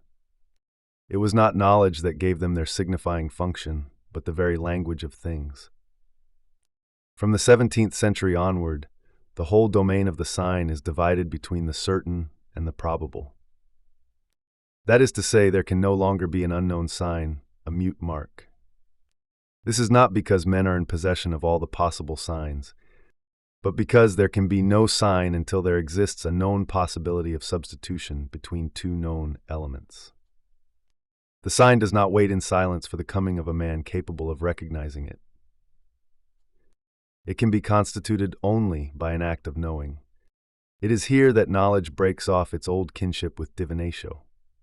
The latter always presupposed signs anterior to it, so that knowledge always resided entirely in the opening up of a discovered, affirmed, or secretly transmitted sign. Its task was to uncover a language which God had previously distributed across the face of the earth. It is in this sense that it was the divination of an essential implication, and that the object of its divination was divine. From now on, however, it is within knowledge itself that the sign is to perform its signifying function. It is from knowledge that it will borrow its certainty or its probability. And though God still employs signs to speak to us through nature, He is making use of our knowledge and of the relations that are set up between our impressions in order to establish in our minds a relation of signification. Such is the role of feeling in Malebranche or of sensation in Berkeley.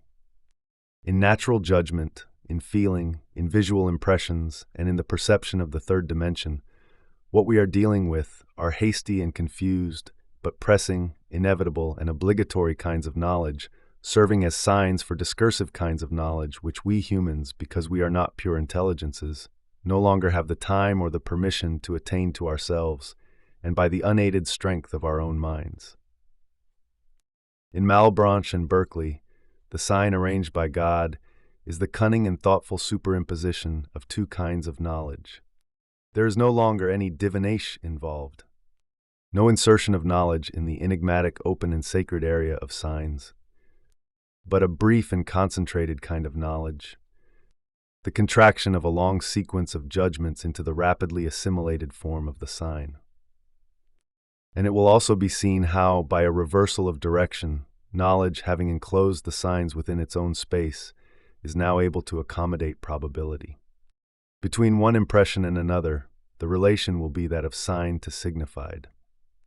In other words, a relation which, like that of succession, will progress from the weakest probability towards the greatest certainty. The connection of ideas does not imply the relation of cause and effect, but only of a mark or sign with the thing signified.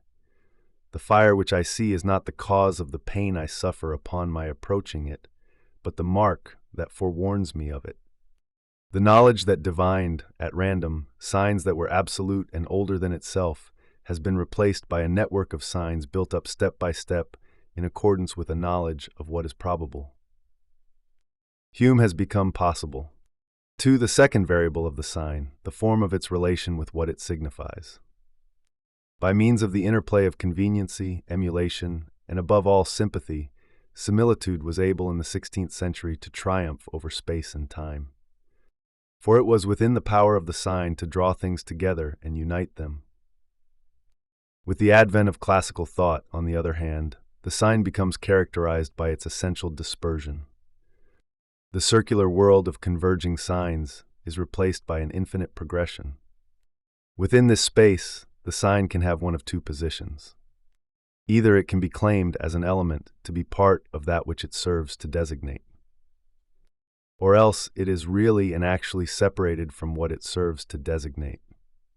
The truth is, however, that this alternative is not a radical one, since the sign, in order to function, must be simultaneously an insertion in that which it signifies and also distinct from it.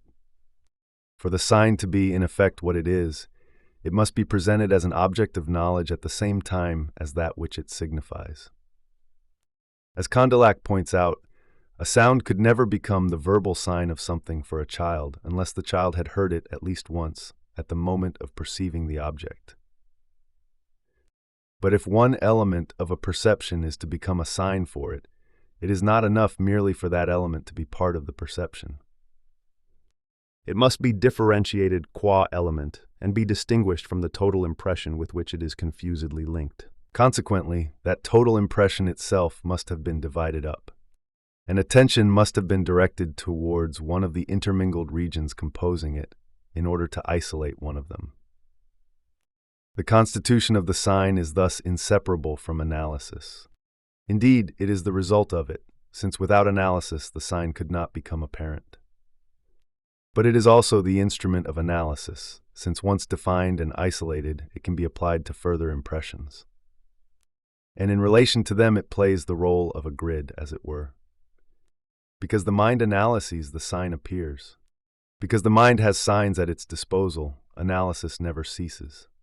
It is understandable why, from Condillac to Destot de Tracy and Girondo, the general theory of signs and the definition of the power of analysis of thought were so exactly superimposed to form a single and unbroken theory of knowledge. When the Logique de Port-Royal states that a sign can be inherent in what it designates or separate from it, it is demonstrating that the sign, in the classical age, is charged no longer with the task of keeping the world close to itself and inherent in its own forms, but on the contrary, with that of spreading it out, of juxtaposing it over an indefinitely open surface, and of taking up from that point the endless deployment of the substitutes in which we conceive of it. And it is by this means that it's offered simultaneously to analysis and to combination, and can be ordered from beginning to end. The sign in classical thought does not erase distances or abolish time. On the contrary, it enables one to unfold them and to traverse them step by step. It is the sign that enables things to become distinct, to preserve themselves within their own identities, to dissociate themselves or bind themselves together. Western reason is entering the age of judgment. There remains a third variable, the one that can assume the two values of nature and of convention. It had long been known, and well before Plato's Cratylus, that signs can be either given by nature or established by man. Nor was the 16th century ignorant of this fact, since it recognized human languages to be instituted signs. But the artificial signs owed their power only to their fidelity to natural signs. These latter, even at a remove, were the foundation of all others. From the 17th century, the values allotted to nature and convention in this field are inverted. If natural, a sign is no more than an element selected from the world of things, and constituted as a sign by our knowledge. It is therefore strictly limited, rigid, inconvenient, and impossible for the mind to master. When, on the other hand, one establishes a conventional sign, it is always possible, and indeed necessary, to choose it in such a way that it will be simple, easy to remember, applicable to an indefinite number of elements, susceptible of subdivision within itself and of combination with other signs. The man-made sign is the sign at the peak of its activity. It is the man-made sign that draws the dividing line between man and animal, that transforms imagination into voluntary memory, spontaneous attention into reflection, and instinct into rational knowledge. It is also what Itard found lacking in the wild man of Aveyron. Natural signs are merely rudimentary sketches for these conventional signs, the vague and distant design that can be realized only by the establishment of arbitrariness. But this arbitrariness is measured by its function and has its rules very exactly defined by that function. An arbitrary system of signs must permit the analysis of things into their simplest elements. It must be capable of decomposing them into their very origins. But it must also demonstrate how combinations of those elements are possible, and permit the ideal genesis of the complexity of things. Arbitrary stands in opposition to natural only if one is attempting to designate the manner in which signs have been established. But this arbitrariness is also the grid of analysis and the combinative space through which nature is to posit itself as that which it is. At the level of primal impressions, and in all the possible forms of their combination. In its perfect state, the system of signs is that simple, absolutely transparent language which is capable of naming what is elementary. It is also that complex of operations which defines all possible conjunctions. To our eyes, this search for origins and this calculus of combinations appear incompatible, and we are only too ready to interpret them as an ambiguity in 17th and 18th century thought. The same is true of the interaction between the system and nature. In fact, there is no contradiction at all for thought at that time. More precisely, there exists a single necessary arrangement running through the whole of the classical episteme. The association of a universal calculus and a search for the elementary within a system that is artificial, and is, for that very reason, able to make nature visible from its primary elements right to the simultaneity of all their possible combinations. In the classical age, to make use of signs is not, as it was in preceding centuries, to attempt to rediscover beneath them the primitive text of a discourse sustained and retained forever. It is an attempt to discover the arbitrary language that will authorize the deployment of nature within its space, the final terms of its analysis, and the laws of its composition. It is no longer the task of knowledge to dig out the ancient word from the unknown places where it may be hidden. Its job now is to fabricate a language, and to fabricate it well, so that as an instrument of analysis and combination, it will really be the language of calculation. It is now possible to define the instruments laid down for the use of classical thought by the sign system. It was this system that introduced into knowledge probability, analysis, and combination, and the justified arbitrariness of the system. It was the sign system that gave rise simultaneously to the search for origins and to calculability, to the constitution of tables that would fix the possible compositions, and to the restitution of a genesis on the basis of the simplest elements. It was the sign system that linked all knowledge to a language, and sought to replace all languages with a system of artificial symbols and operations of a logical nature. At the level of the history of opinions, all this would appear, no doubt, as a tangled network of influences, in which the individual parts played by Hobbes, Berkeley, Leibniz, Condillac, and the ideologues would be revealed. But if we question classical thought at the level of what archaeologically made it possible, we perceive that the dissociation of the sign and resemblance in the early 17th century caused these new forms, probability, analysis, combination, and universal language system, to emerge, not as successive themes engendering one another or driving one another out, but as a single network of necessities. And it was this network that made possible the individuals we term Hobbes, Berkeley, Hume, or Condillac. Duplicated representation. However, the property of signs most fundamental to the classical episteme has not yet been mentioned. Indeed, the very fact that the sign can be more or less probable, more or less distant from what it signifies, that it can be either natural or arbitrary, without its nature or its value as a sign being affected. All this shows clearly enough that the relation of the sign to its content is not guaranteed by the order of things in themselves. The relation of the sign to the signified now resides in a space in which there is no longer any intermediary figure to connect them. What connects them is a bond established, inside knowledge, between the idea of one thing and the idea of another. The Logique de Port-Royal states this as follows. The sign encloses two ideas, one of the thing representing, the other of the thing represented, and its nature consists in exciting the first by means of the second. This dual theory of the sign is in unequivocal opposition to the more complex organization of the Renaissance. At that time, the theory of the sign implied three quite distinct elements: that which was marked, that which did the marking, and that which made it possible to see in the first the mark of the second. And this last element was, of course, resemblance. The sign provided a mark exactly insofar as it was almost the same thing as that which it designated. It is this unitary and triple system that disappears at the same time as thought by resemblance, and is replaced by a strictly binary organization. But there is one condition that must be fulfilled.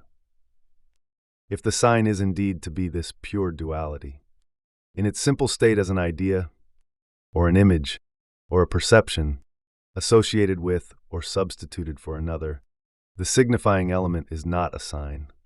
It can become a sign only on condition that it manifests, in addition, the relation that links it to what it signifies. It must represent, but that representation in turn must also be represented within it.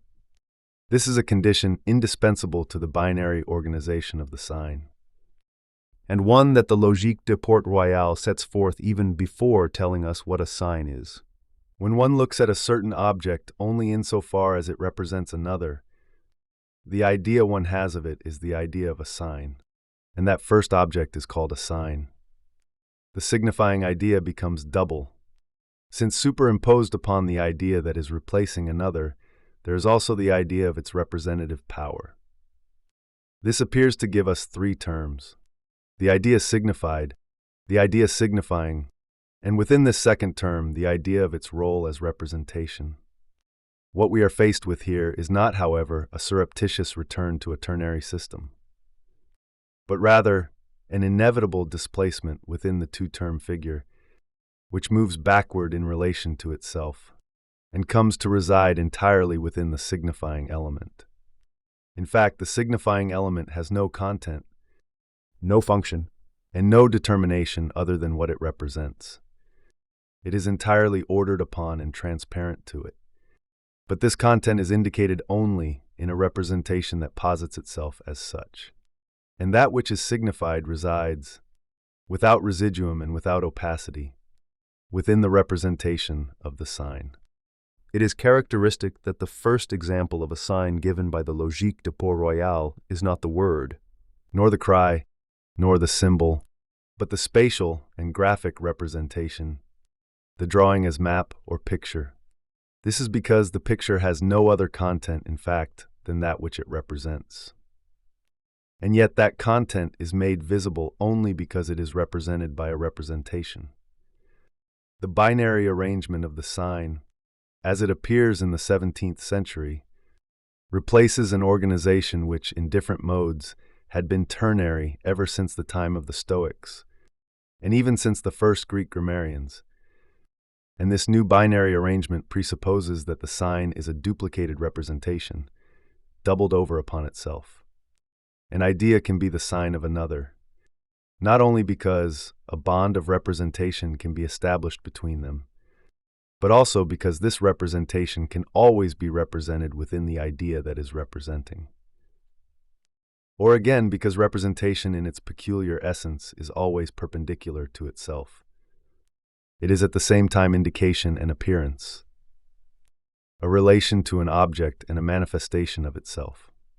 From the classical age, the sign is the representativity of the representation, insofar as it is representable. This has very considerable consequences. First, the importance of signs in classical thought. Before, they were means of knowing and the keys to knowledge. Now they are coextensive with representation, that is, with thought as a whole. They reside within it, but they run through its entire extent. Whenever one representation is linked to another and represents that link within itself, there is a sign. The abstract idea signifies the concrete perception from which it has been formed, Condillac. The general idea is no more than a particular idea serving as a sign for other particular ideas, Berkeley. Imaginings are signs of the perceptions from which they arose, Hume, Condillac. Sensations are signs of one another, Berkeley, Condillac. And finally, it is possible that sensations may themselves be, as in Berkeley, signs of what God wishes to tell us, which would make them, as it were, signs for a complex of signs. Analysis of representation and the theory of signs interpenetrate one another, absolutely. And when the day came, at the end of the 18th century, for ideology to raise the question of whether the idea or the sign should be accorded primacy, when Destot could reproach Guerando for having created a theory of signs before defining the idea, this meant that their immediate link was already becoming confused. And that idea and sign would soon cease to be perfectly transparent to one another. A second consequence, this universal extension of the sign within the field of representation, precludes even the possibility of a theory of signification. For to ask ourselves questions about what signification is presupposes that it is a determinate form in our consciousness. But if phenomena are posited only in a representation that, in itself and because of its own representability, is wholly a sign, then signification cannot constitute a problem. Moreover, it is not even visible. All representations are interconnected as signs. Altogether, they form, as it were, an immense network.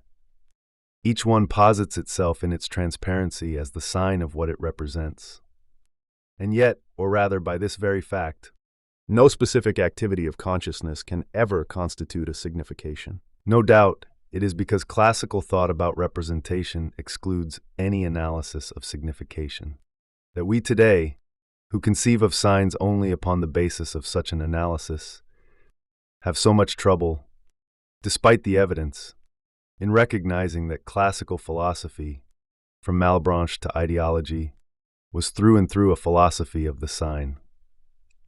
No meaning exterior or anterior to the sign, no implicit presence of a previous discourse that must be reconstituted in order to reveal the autochthonous meaning of things. Nor, on the other hand, any act constitutive of signification or any genesis interior to consciousness. This is because there is no intermediary element, no opacity intervening between the sign and its content. Signs, therefore, have no other laws than those that may govern their contents. Any analysis of signs is at the same time, and without need for further inquiry, the decipherment of what they are trying to say. Inversely, the discovery of what is signified is nothing more than a reflection upon the signs that indicate it. As in the 16th century, semiology and hermeneutics are superimposed, but in a different form. In the classical age, they no longer meet and join in the third element of resemblance. Their connection lies in that power proper to representation, of representing itself. There will therefore be no theory of signs separate and differing from an analysis of meaning. Yet the system does grant a certain privilege to the former over the latter, since it does not accord that which is signified a nature different from that accorded to the sign. Meaning cannot be anything more than the totality of the signs arranged in their progression. It will be given in the complete table of signs. But on the other hand, the complete network of signs is linked together and articulated according to patterns proper to meaning. The table of the signs will be the image of the things. Though the meaning itself is entirely on the side of the sign, its functioning is entirely on the side of that which is signified. This is why the analysis of language, from Lancelot to Destot de Tracy, is conducted on the basis of an abstract theory of verbal signs, and in the form of a general grammar, but it always takes the meaning of words as its guiding thread. It is also why natural history manifests itself as an analysis of the characters of living beings, and why, nevertheless, the taxonomies used, artificial though they may be, are always intended to unite with the natural order, or at least to dissociate it as little as possible. It is also why the analysis of wealth is conducted on the basis of money in exchange, but value is always based upon need. In the classical age, the pure science of signs has value as the direct discourse of that which is signified. Finally, a third consequence, which probably extends up to our own time, the binary theory of the sign, the theory upon which the whole general science of the sign has been founded since the 17th century, is linked according to a fundamental relation with a general theory of representation. If the sign is the pure and simple connection between what signifies and what is signified, a connection that may be arbitrary or not, voluntary or imposed, individual or collective, then the relation can be established only within the general element of representation. The signifying element and the signified element are linked only insofar as they are, or have been, or can be represented, and insofar as the one actually represents the other. It was therefore necessary that the classical theory of the sign should provide itself with an etiology to serve as its foundation and philosophical justification. That is, a general analysis of all forms of representation, from elementary sensation to the abstract and complex idea. It was also necessary that Saussure, rediscovering the project of a general semiology, should have given the sign a definition that could seem psychologistic, the linking of a concept and an image. This is because he was in fact rediscovering the classical condition for conceiving of the binary nature of the sign, v. the imagination of resemblance. So signs are now set free from that teeming world throughout which the Renaissance had distributed them. They are lodged henceforth within the confines of representation, in the interstices of ideas, in that narrow space in which they interact with themselves, in a perpetual state of decomposition and recomposition. As for similitude, it is now a spent force, outside the realm of knowledge. It is merely empiricism in its most unrefined form. Like Hobbes, one can no longer regard it as being a part of philosophy, unless it has first been erased in its inexact form of resemblance, and transformed by knowledge into a relationship of equality or order. And yet, similitude is still an indispensable border of knowledge. For no equality or relation of order can be established between two things, unless their resemblance has at least occasioned their comparison. Hume placed the relation of identity among those philosophical relations that presuppose reflection, whereas for him, resemblance belonged to natural relations, to those that constrain our minds by means of an inevitable but calm force. Let the philosopher pride himself on his precision as much as he will. I nevertheless dare defy him to make a single step in his progress without the aid of resemblance. Throw but one glance upon the metaphysical aspect of the sciences, even the least abstract of them, and then tell me whether the general inductions that are derived from particular facts, or rather the kinds themselves, the species and all abstract notions, can be formed otherwise than by means of resemblance. At the border of knowledge, similitude is that barely sketched form, that rudimentary relation which knowledge must overlay to its full extent, but which continues indefinitely to reside below knowledge, in the manner of a mute and ineffaceable necessity. As in the 16th century, resemblance and sign respond inevitably to one another, but in a new way. Whereas similitude once required a mark in order for its secret to be uncovered, it is now the undifferentiated, shifting, unstable base, upon which knowledge can establish its relations, its measurements, and its identities. This results in a double reversal. First, because it is the sign, and with it the whole of discursive knowledge, that requires a basis of similitude. And second, because it is no longer a question of making a previous content manifest to knowledge, but of providing a content that will be able to offer a ground upon which forms of knowledge can be applied. Whereas in the 16th century, resemblance was the fundamental relation of being to itself, and the hinge of the whole world. In the classical age, it is the simplest form in which what is to be known, and what is furthest from knowledge itself, appears. It is through resemblance that representation can be known. That is compared with other representations that may be similar to it, analyzed into elements common to it and other representations, combined with those representations that may present partial identities, and finally laid out into an ordered table. Similitude in classical philosophy, that is, in a philosophy of analysis, plays a role parallel to that which will be played by diversity in critical thought, and the philosophies of judgment, in this limiting and conditional position, that without which and beyond which one cannot know. Resemblance is situated on the side of imagination, or more exactly, it can be manifested only by virtue of imagination. And imagination, in turn, can be exercised only with the aid of resemblance.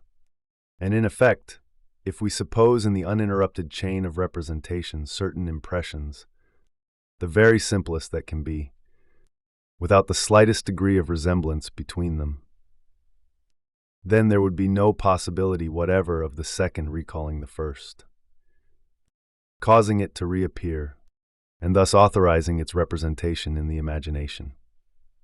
Those impressions would succeed one another in the most total differentiation, so total that it could not even be perceived, since no representation would be able to immobilize itself in one place, reanimate a former one, and juxtapose itself to it so as to give rise to a comparison. Even that tiny overlap of identity necessary for all differentiation would not be provided. Perpetual change would pass before us, without guidelines, and in perpetual monotony. If representation did not possess the obscure power of making a past impression present once more, then no impression would ever appear as either similar to or dissimilar from a previous one. This power of recall implies at least the possibility of causing two impressions to appear as quasi-likenesses, as neighbors or contemporaries existing in almost the same way, when one of those impressions only is present, while the other has ceased, perhaps a long time ago, to exist. Without imagination, there would be no resemblance between things. The double requisite is patent. There must be in the things represented the insistent murmur of resemblance. There must be in the representation the perpetual possibility of imaginative recall. And neither of these requisites can dispense with the other, which completes and confronts it.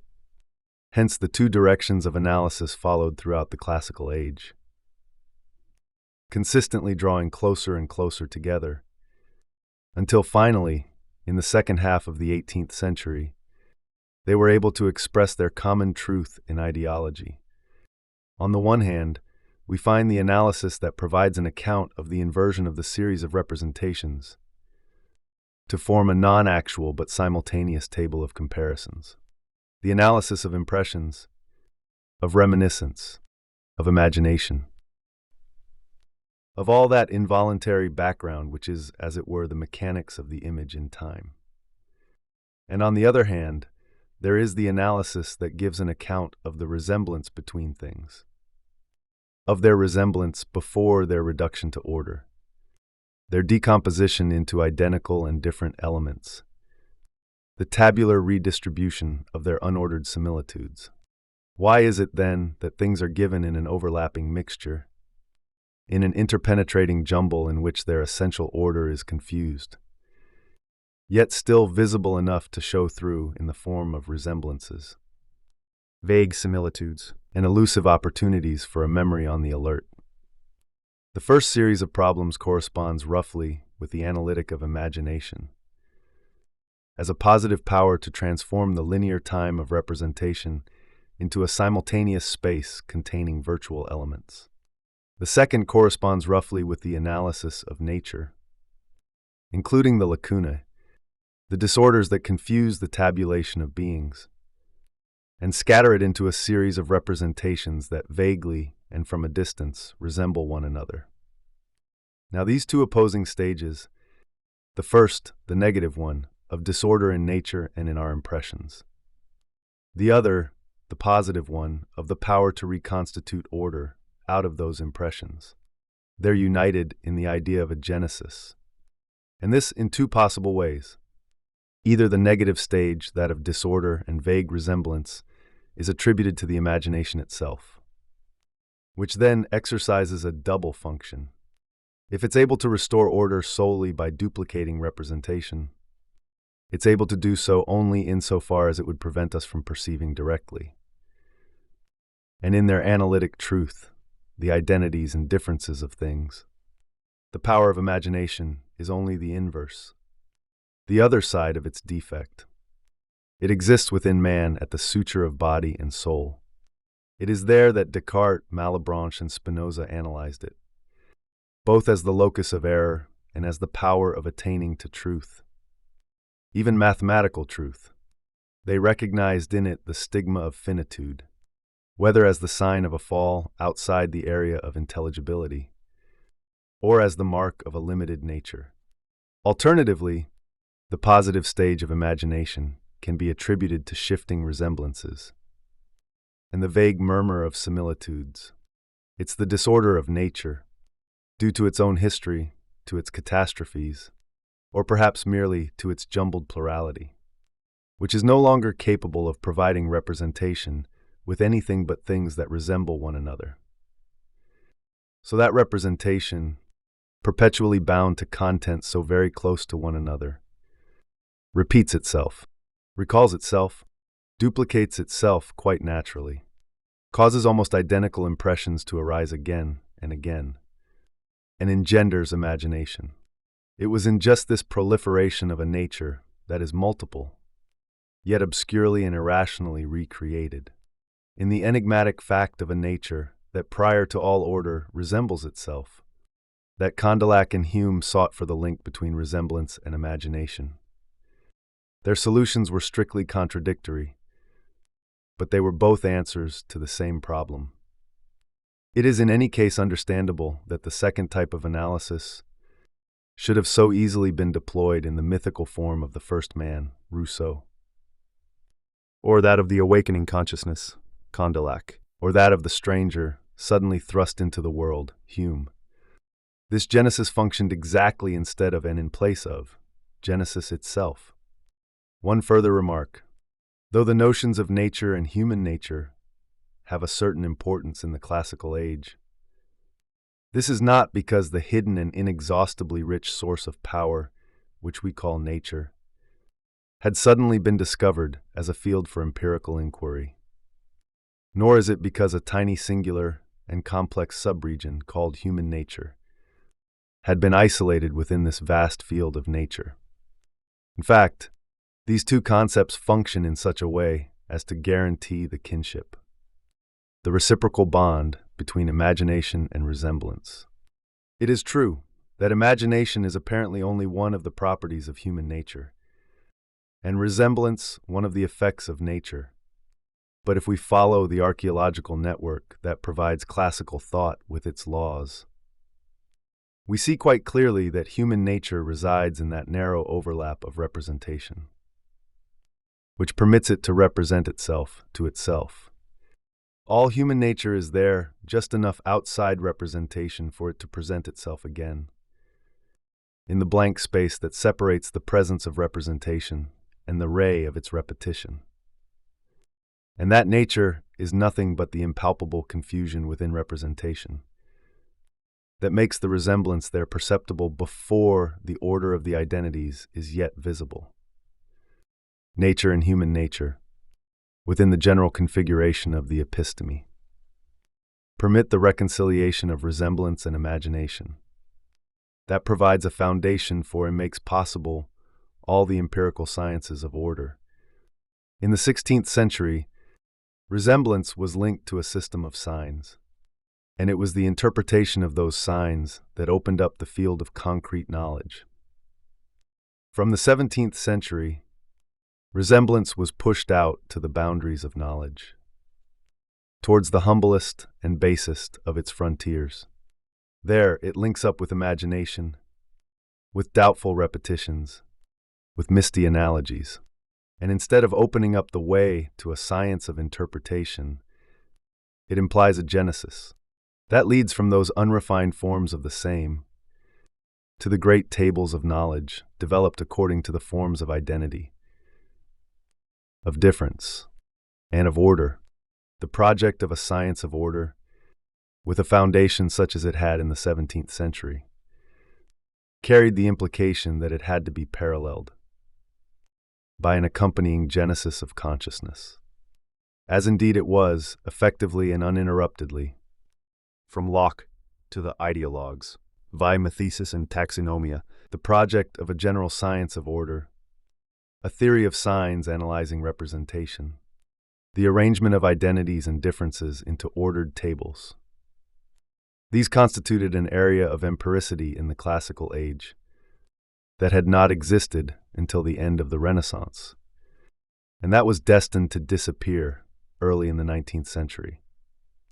It is so difficult for us to reinstate now, and so thickly overlaid by the system of positivities to which our own knowledge belongs, that it has for long passed unperceived. It is distorted and masked by the use of categories and patterns that are our own. An attempt is apparently being made to reconstitute what the sciences of life, of nature, or man were in the 17th and 18th centuries, while it is quite simply forgotten that man and life and nature are none of them domains that present themselves to the curiosity of knowledge spontaneously and passively. What makes the totality of the classical episteme possible is primarily the relation to a knowledge of order. When dealing with the ordering of simple natures, one has recourse to a mathesis, of which the universal method is algebra. When dealing with the ordering of complex natures, representations in general, as they are given in experience, one has to constitute a taxonomia. And to do that, one has to establish a system of signs. These signs are to the order of composite natures, what algebra is to the order of simple natures. But insofar as empirical representations must be analyzable into simple natures, it is clear that the taxonomia relates wholly to the mathesis. On the other hand, since the perception of proofs is only one particular case of representation in general, one can equally well say that mathesis is only one particular case of taxonomia.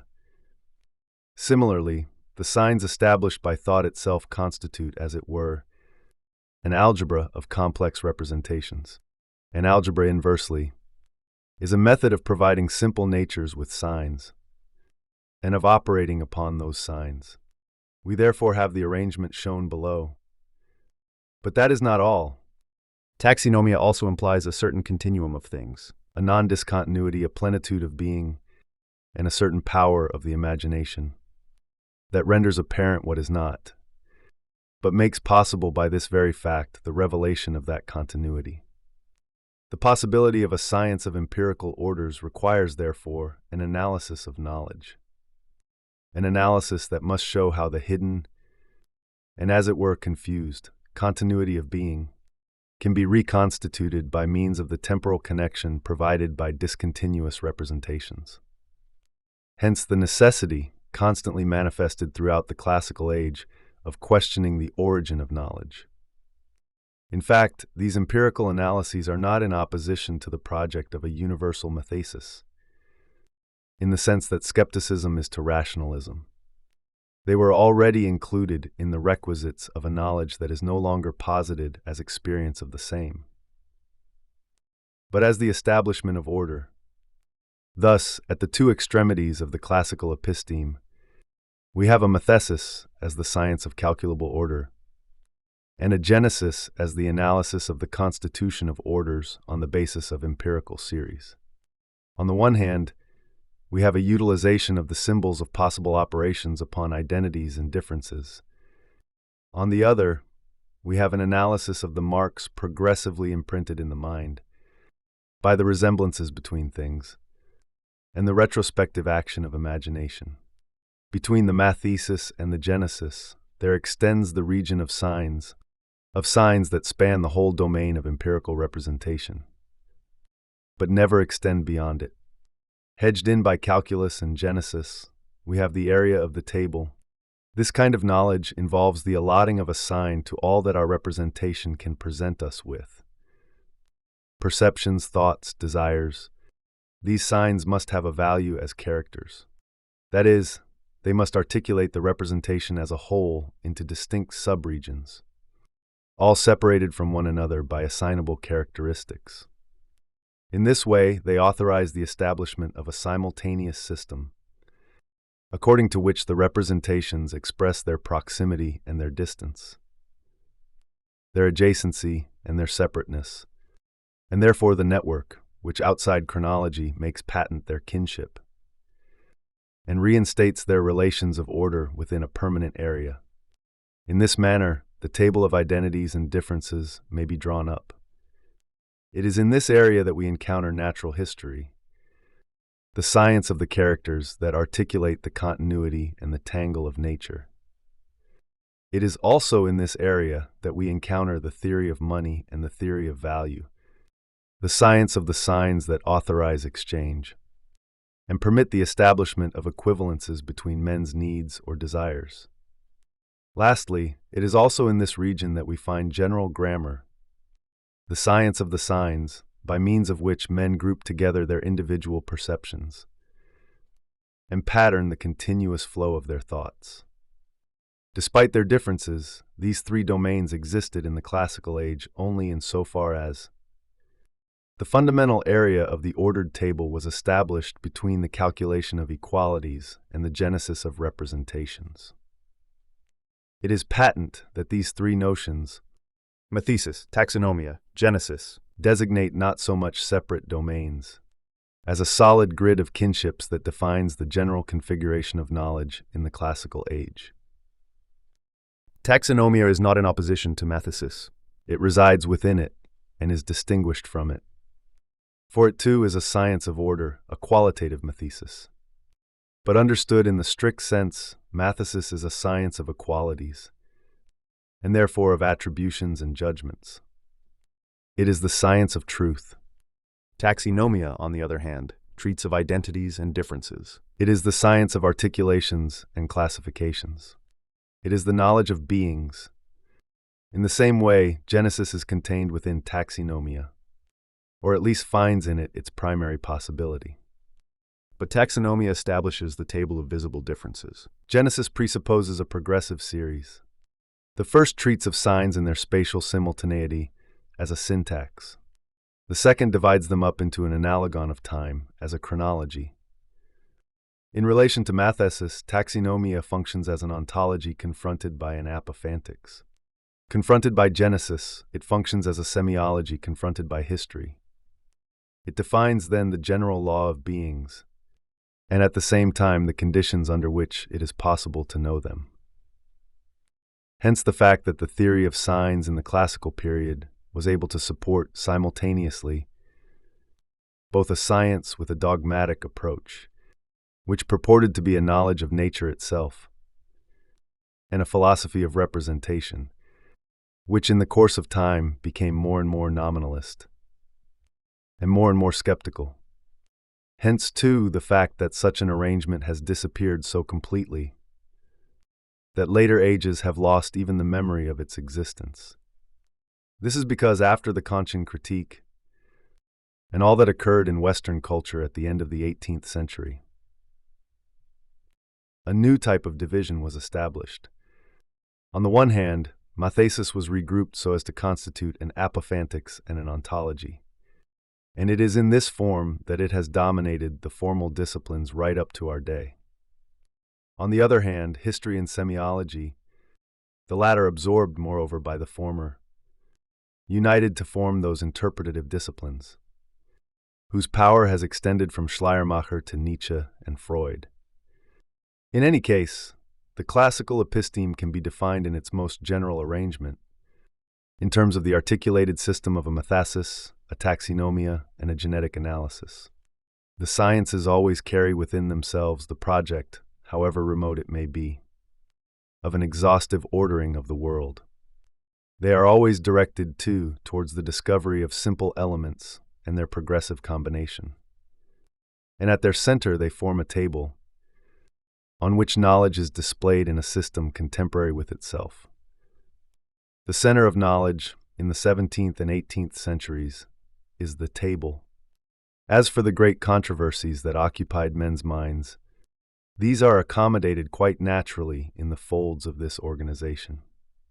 It is quite possible to write a history of thought in the classical period, using these controversies as starting points or themes. But one would then be writing only a history of opinions, that is, of the choices operated according to individuals, environments, social groups, and a whole method of inquiry is thereby implied.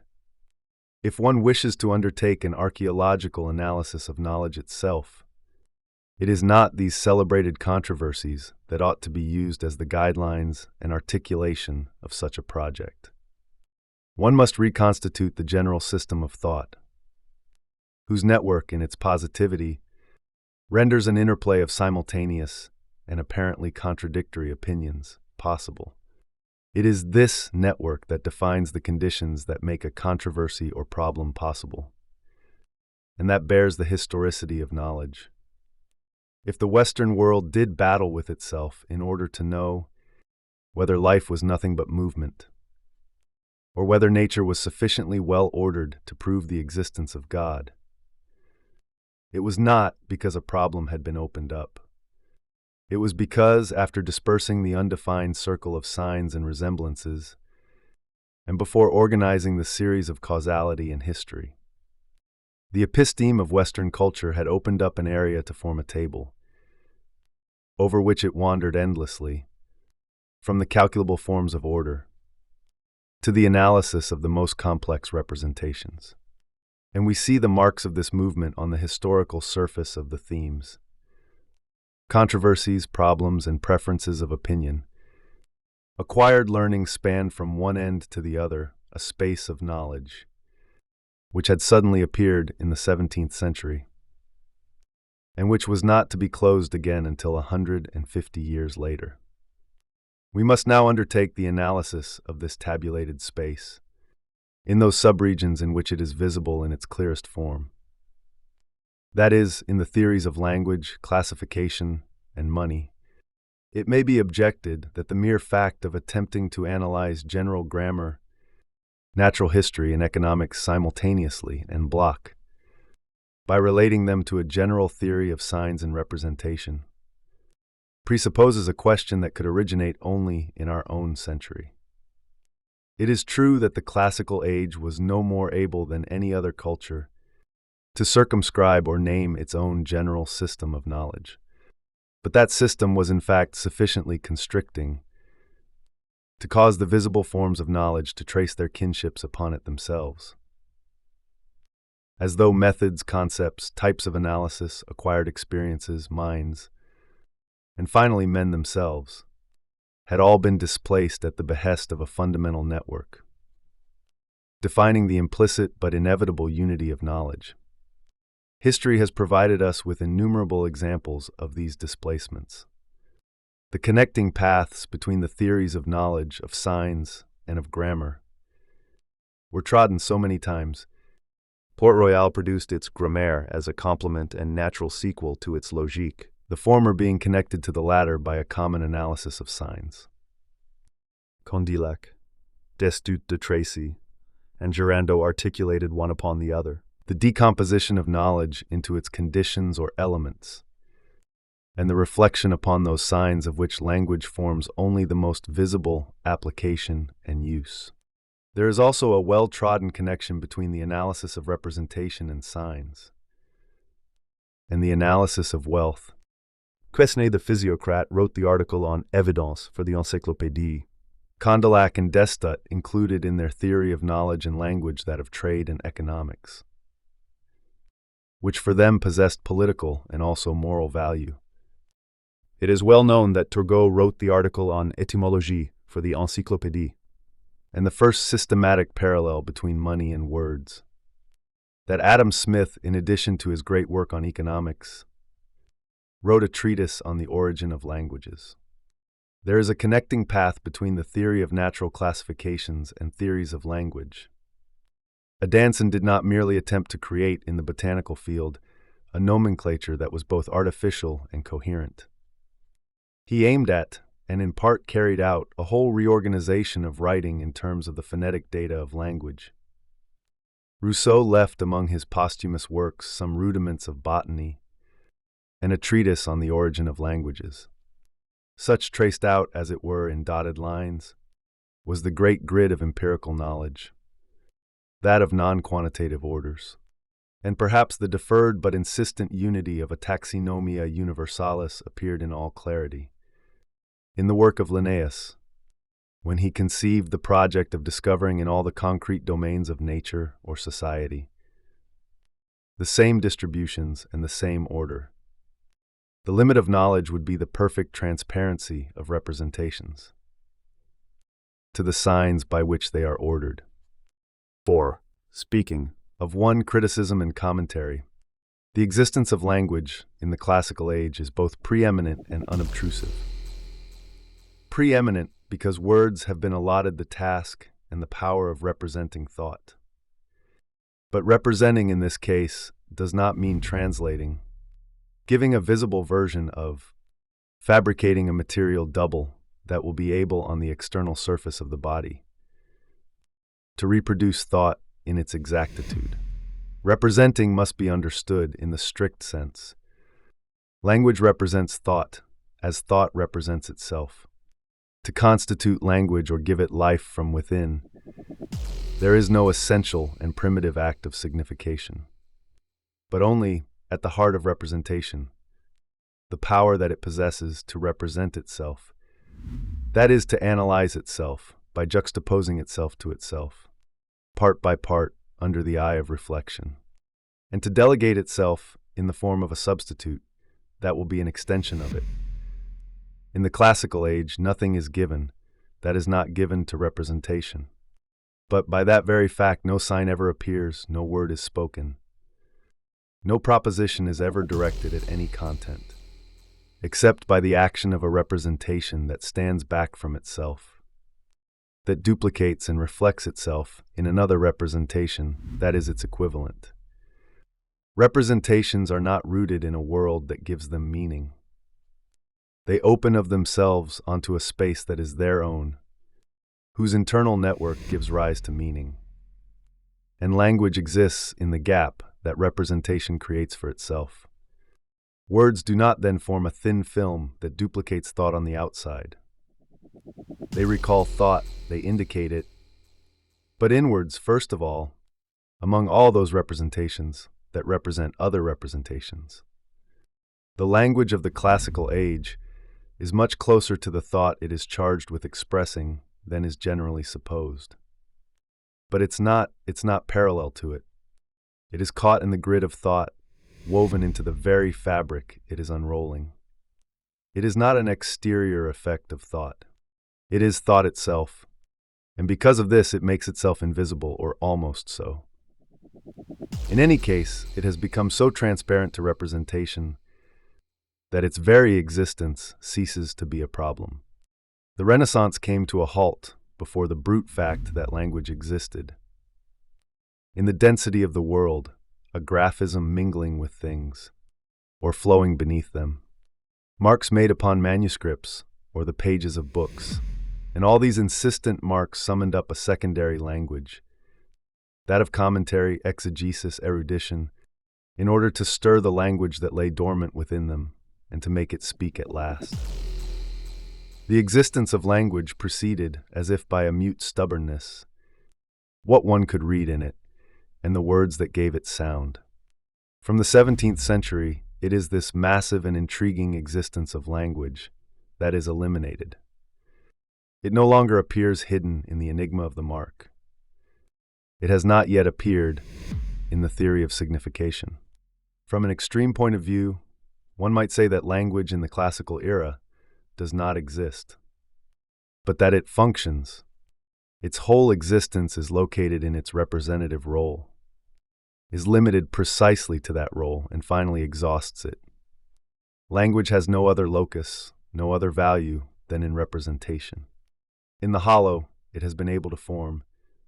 In this way, classical language discovers a certain relation with itself, which had hitherto been neither possible nor conceivable.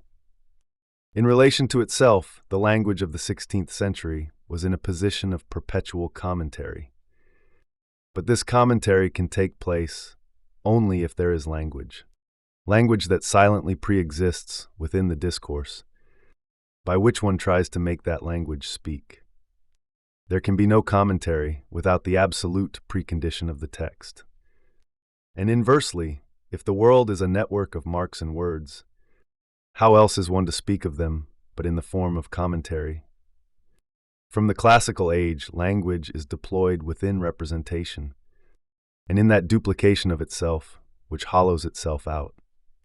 Henceforth, the primary text is effaced, and with it the entire, inexhaustible foundation of the words, whose mute being was inscribed in things.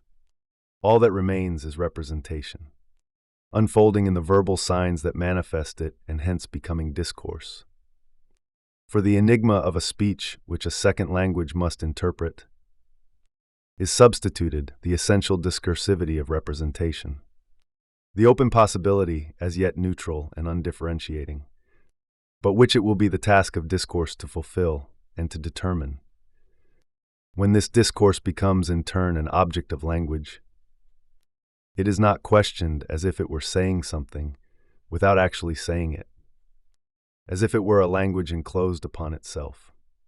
One no longer attempts to uncover the great enigmatic statement that lies hidden beneath its signs. One asks how it functions, what representations it designates, what elements it cuts out and removes, how it analyzes and composes, what play of substitutions enables it to accomplish its role of representation. Commentary has yielded to criticism. This new relation that language establishes with itself is neither a simple nor a unilateral one. Criticism would appear to contrast with commentary, in the same way as the analysis of a visible form with the discovery of a hidden content. But since this form is that of representation, criticism can analyze language only in terms of truth, precision, appropriateness, or expressive value. hence the combined role of criticism and ambiguity. The former, never succeeding in freeing itself from the latter. Criticism questions language as if language was a pure function, a totality of mechanisms, a great autonomous play of signs. But, at the same time, it cannot fail to question it as to its truth or falsehood, its transparency or opacity, and therefore as to exactly how what it says is present in the words by which it represents it. It is on the basis of this double, fundamental necessity that the opposition between content and form gradually emerged, and finally assumed the importance we know it to have. But no doubt this opposition was consolidated only at a relatively late date, when in the 19th century the critical relation had itself been weakened. In the classical period, criticism was applied without dissociation, and as it were en bloc, to the representative role of language. It then assumed four forms, which, though distinct, were interdependent and articulated upon each other.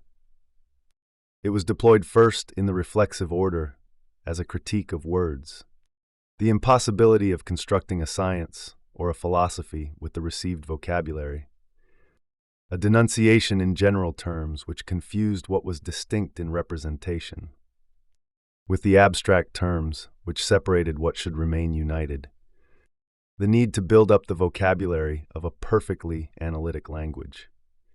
It was also expressed in the grammatical order, as an analysis of the representative values of syntax, word order, and sentence construction. Is a language in a higher state of perfection when it has declensions or a system of prepositions? Is it preferable for the word order to be free or strictly determined? What system of tenses best expresses relations of sequence? Criticism also examines the forms of rhetoric, the analysis of figures, that is, the types of discourse with the expressive value of each, the analysis of tropes, that is, the different relations that words may have with the same representative content. Designation by a part or the whole, the essential or the accessory, the event or the circumstance, the thing itself or its analogues. Lastly, faced with existing and already written language, criticism sets out to define its relation with what it represents. Hence the importance assumed since the 17th century by critical methods in the exegesis of religious texts. It was no longer a question, in fact, of repeating what had already been said in them, but of defining through what figures and images, by following what order, to what expressive ends, and in order to declare what truth, God or the prophets had given a discourse, the particular form in which it was communicated to us. Such is the diversity of the critical dimension that is necessarily established when language questions itself on the basis of its function. Since the classical age, commentary and criticism have been in profound opposition. By speaking of language in terms of representations and truth, criticism judges it and profanes it. Now, as language in the eruption of its being, and questioning it as to its secret, commentary halts before the precipice of the original text, and assumes the impossible and endless task of repeating its own birth within itself. It sacralizes language, these two ways by which language establishes a relation with itself. We're now to enter into a rivalry from which we have not yet emerged, and which may even be sharpening as time passes. This is because since Mallarmé literature, the privileged object of criticism, has drawn closer and closer to the very being of language, and requires therefore a secondary language, which is no longer in the form of criticism, but of commentary. And in fact, every critical language since the 19th century has become imbued with exegesis, just as the exegeses of the classical period were imbued with critical methods. However, until the connection between language and representation is broken, or at least transcended in our culture, all secondary languages will be imprisoned within the alternative of criticism or commentary. And in their indecision, they will proliferate ad infinitum. 2. General grammar. Once the existence of language has been eliminated, all that remains is its function in representation, its nature and its virtues as discourse. For discourse is merely representation itself, represented by verbal signs. But what then is the particularity of these signs? And this strange power that enables them, better than any others, to signalize representation, to analyze it, and to recombine it. What is the peculiar property possessed by language, and not by any other system of signs? At first sight, it is possible to define words according to their arbitrariness or their collective character. At its primary root, language is made up, as Hobbes says, of a system of notations that individuals first chose for themselves. By means of these marks, they are able to recall representations, link them together, dissociate them, and operate upon them. It is these notations that by covenant or violence were imposed upon the collectivity. But the meaning of the words does not pertain in any case to anything but each individual's representation. And even though it may be accepted by everyone, it has no other existence than in the thought of individuals taken separately. As Locke says, that then which words are the marks of are the ideas of the speaker, nor can anyone apply them as marks immediately to anything else but the ideas that he himself hath. What distinguishes language from all other signs and enables it to play a decisive role in representation is therefore not so much that it is individual or collective, natural or arbitrary, but that it analyzes representation according to a necessarily successive order. The sounds, in fact, can be articulated only one by one. Language cannot represent thought instantly in its totality. It is bound to arrange it, part by part, in a linear order. Now, such an order is foreign to representation. It is true that thoughts succeed one another in time, but each one forms a unity. Whether one agrees with Condillac that all the elements of a representation are given in an instant, and that only reflection is able to unroll them one by one, or whether one agrees with Destutt de Tracy that they succeed one another with a rapidity so great that it is not practically possible to observe or to retain their order. It is these representations pressed in on one another in this way that must be sorted out into linear propositions. To my gaze, the brightness is within the rose. In my discourse, I cannot avoid it coming either before or after it. If the mind had the power to express ideas as it perceives them, there can be no doubt that it would express them all at the same time. But that is precisely what is not possible. For though thought is a simple operation, its expression is a successive operation. It is here that the peculiar property of language resides, that which distinguishes it both from representation, of which, in its turn, it is nevertheless the representation, and from signs, to which it belongs without any other particular privilege. It does not stand in opposition to thought as the exterior does to the interior, or expression to reflection. It does not stand in opposition to all the other signs, gestures, mime, translation, paintings, emblems, as the arbitrary to the natural, or the collective to the singular. But it does stand in relation to all that as the successive to the contemporaneous. It is to thought and to signs what algebra is to geometry.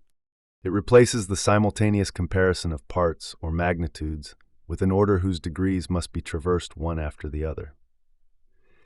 It is in this strict sense that language is an analysis of thought, not a simple patterning, but a profound establishment of order in space. It is here that we find that new epistemological domain that the classical age called general grammar. It would be nonsense to see this purely and simply as the application of a logic to the theory of language. But it would be equally nonsensical to attempt to interpret it as a sort of prefiguration of a linguistics. General grammar is the study of verbal order in its relation to the simultaneity that it is its task to represent.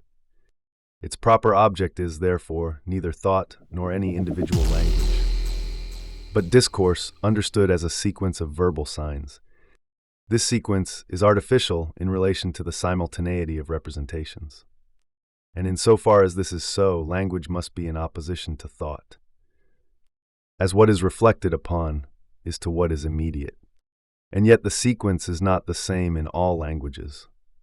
Some of them place the action in the middle of the sentence, others at the end. Some name the principal object of the representation first, others the accessory circumstances. As the encyclopedia points out, what renders foreign languages opaque to one another and so difficult to translate is not so much the differences between the words as the incompatibility of their sequences. In relation to the evident, necessary universal order introduced into representation by science, and by algebra in particular, language is spontaneous and unthought out. It is, as it were, it is equally according to the point of view from which one looks at it, an already analyzed representation and a reflection in the primitive state. In fact, it is the concrete link between representation and reflection. It is not so much the instrument of men's inner communication as the path by which necessarily representation communicates with reflection. This is why general grammar assumed so much importance for philosophy during the 18th century. It was at one and the same time the spontaneous form of science, a kind of logic not controlled by the mind, and the first reflective decomposition of thought, one of the most primitive breaks with the immediate. It constituted, as it were, a philosophy inherent in the mind.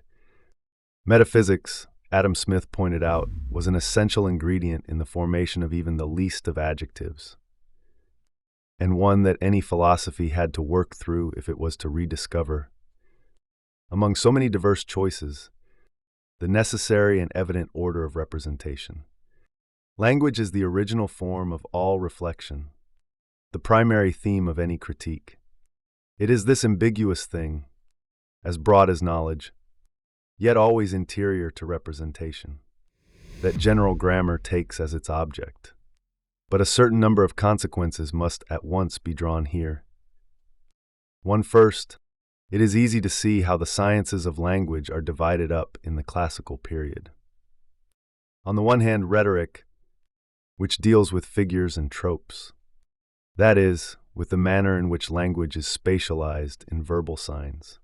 On the other, grammar, which deals with articulation and order, that is, with the manner in which the analysis of representation is arranged in accordance with a sequential series. Rhetoric defines the spatiality of representation as it comes into being with language. Grammar defines, in the case of each individual language, the order that distributes that spatiality in time. This is why, as we shall see, grammar presupposes languages, even the most primitive and spontaneous ones, to be rhetorical in nature. 2. On the other hand, grammar, as reflection upon language in general, expresses the relation maintained by the latter with universality. This relation can take two forms, according to whether one takes into consideration the possibility of a universal language or that of a universal discourse. In the classical period, what was denoted by the term universal language was not the primitive, pure, and unimpaired speech that would be able, if it were rediscovered beyond the punishment of oblivion, to restore the understanding that reigned before Babel.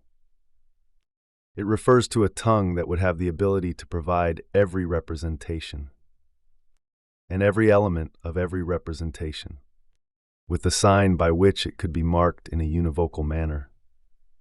It would also be capable of indicating in what manner the elements in a representation are composed and how they are linked to one another.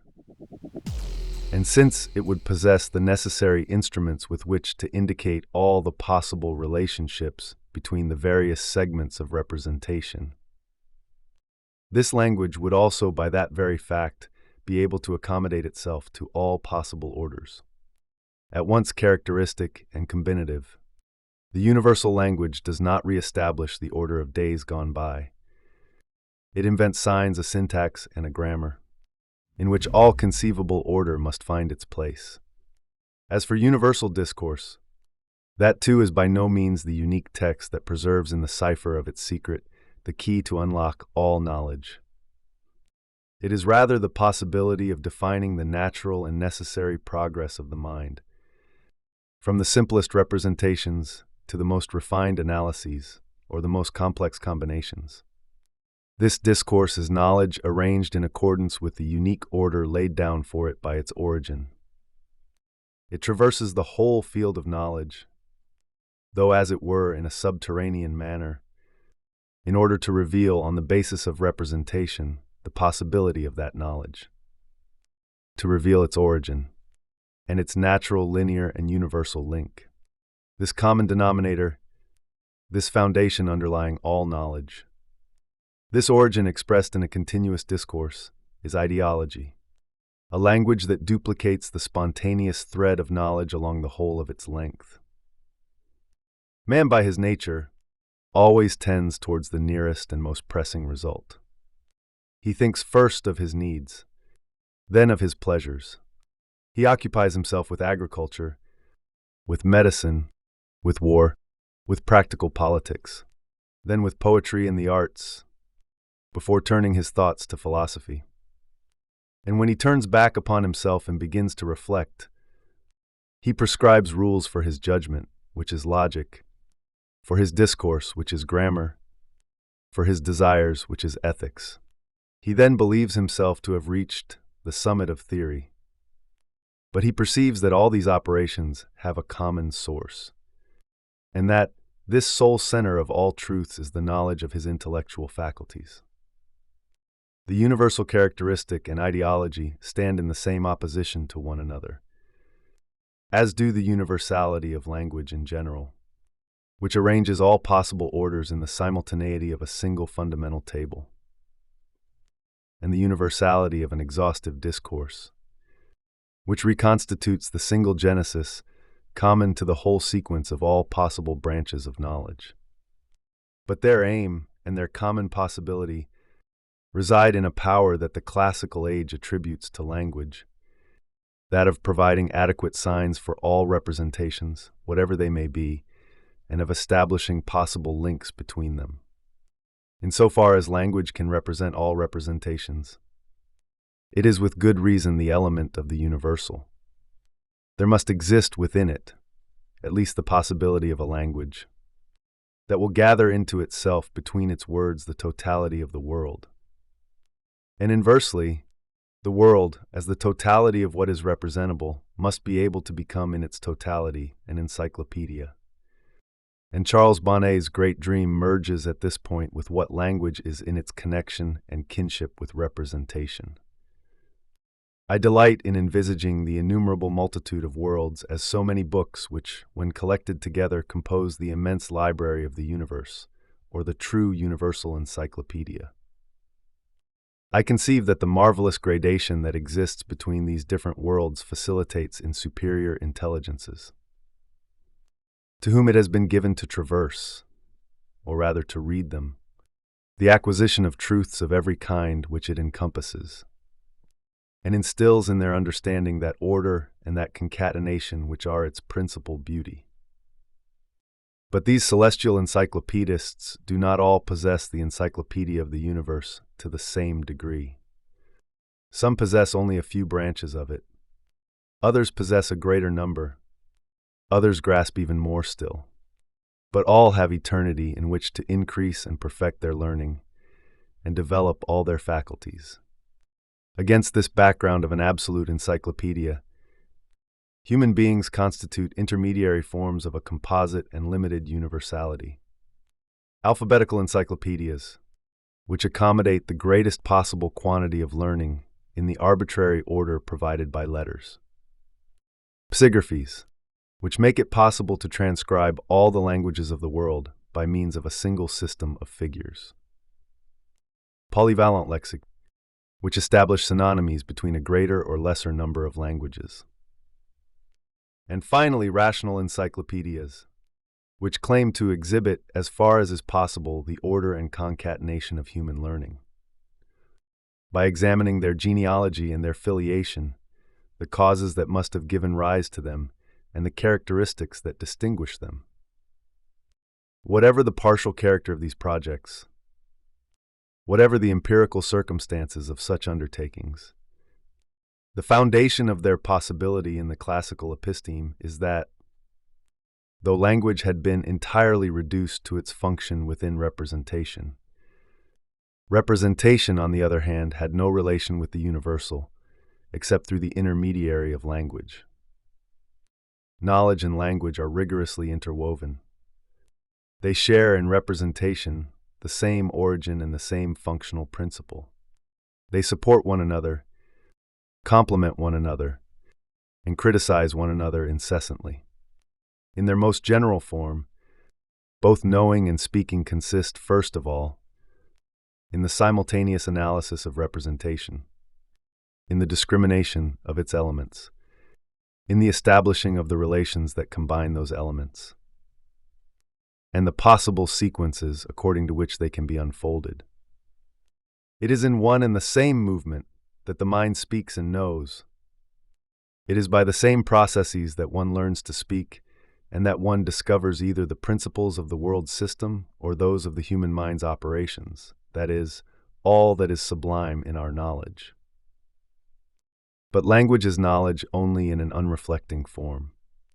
It imposes itself on individuals from the outside, guiding them, willy-nilly, towards notions that may be concrete or abstract, exact or with little foundation. Knowledge, on the other hand, is like a language whose every word has been examined and every relation verified.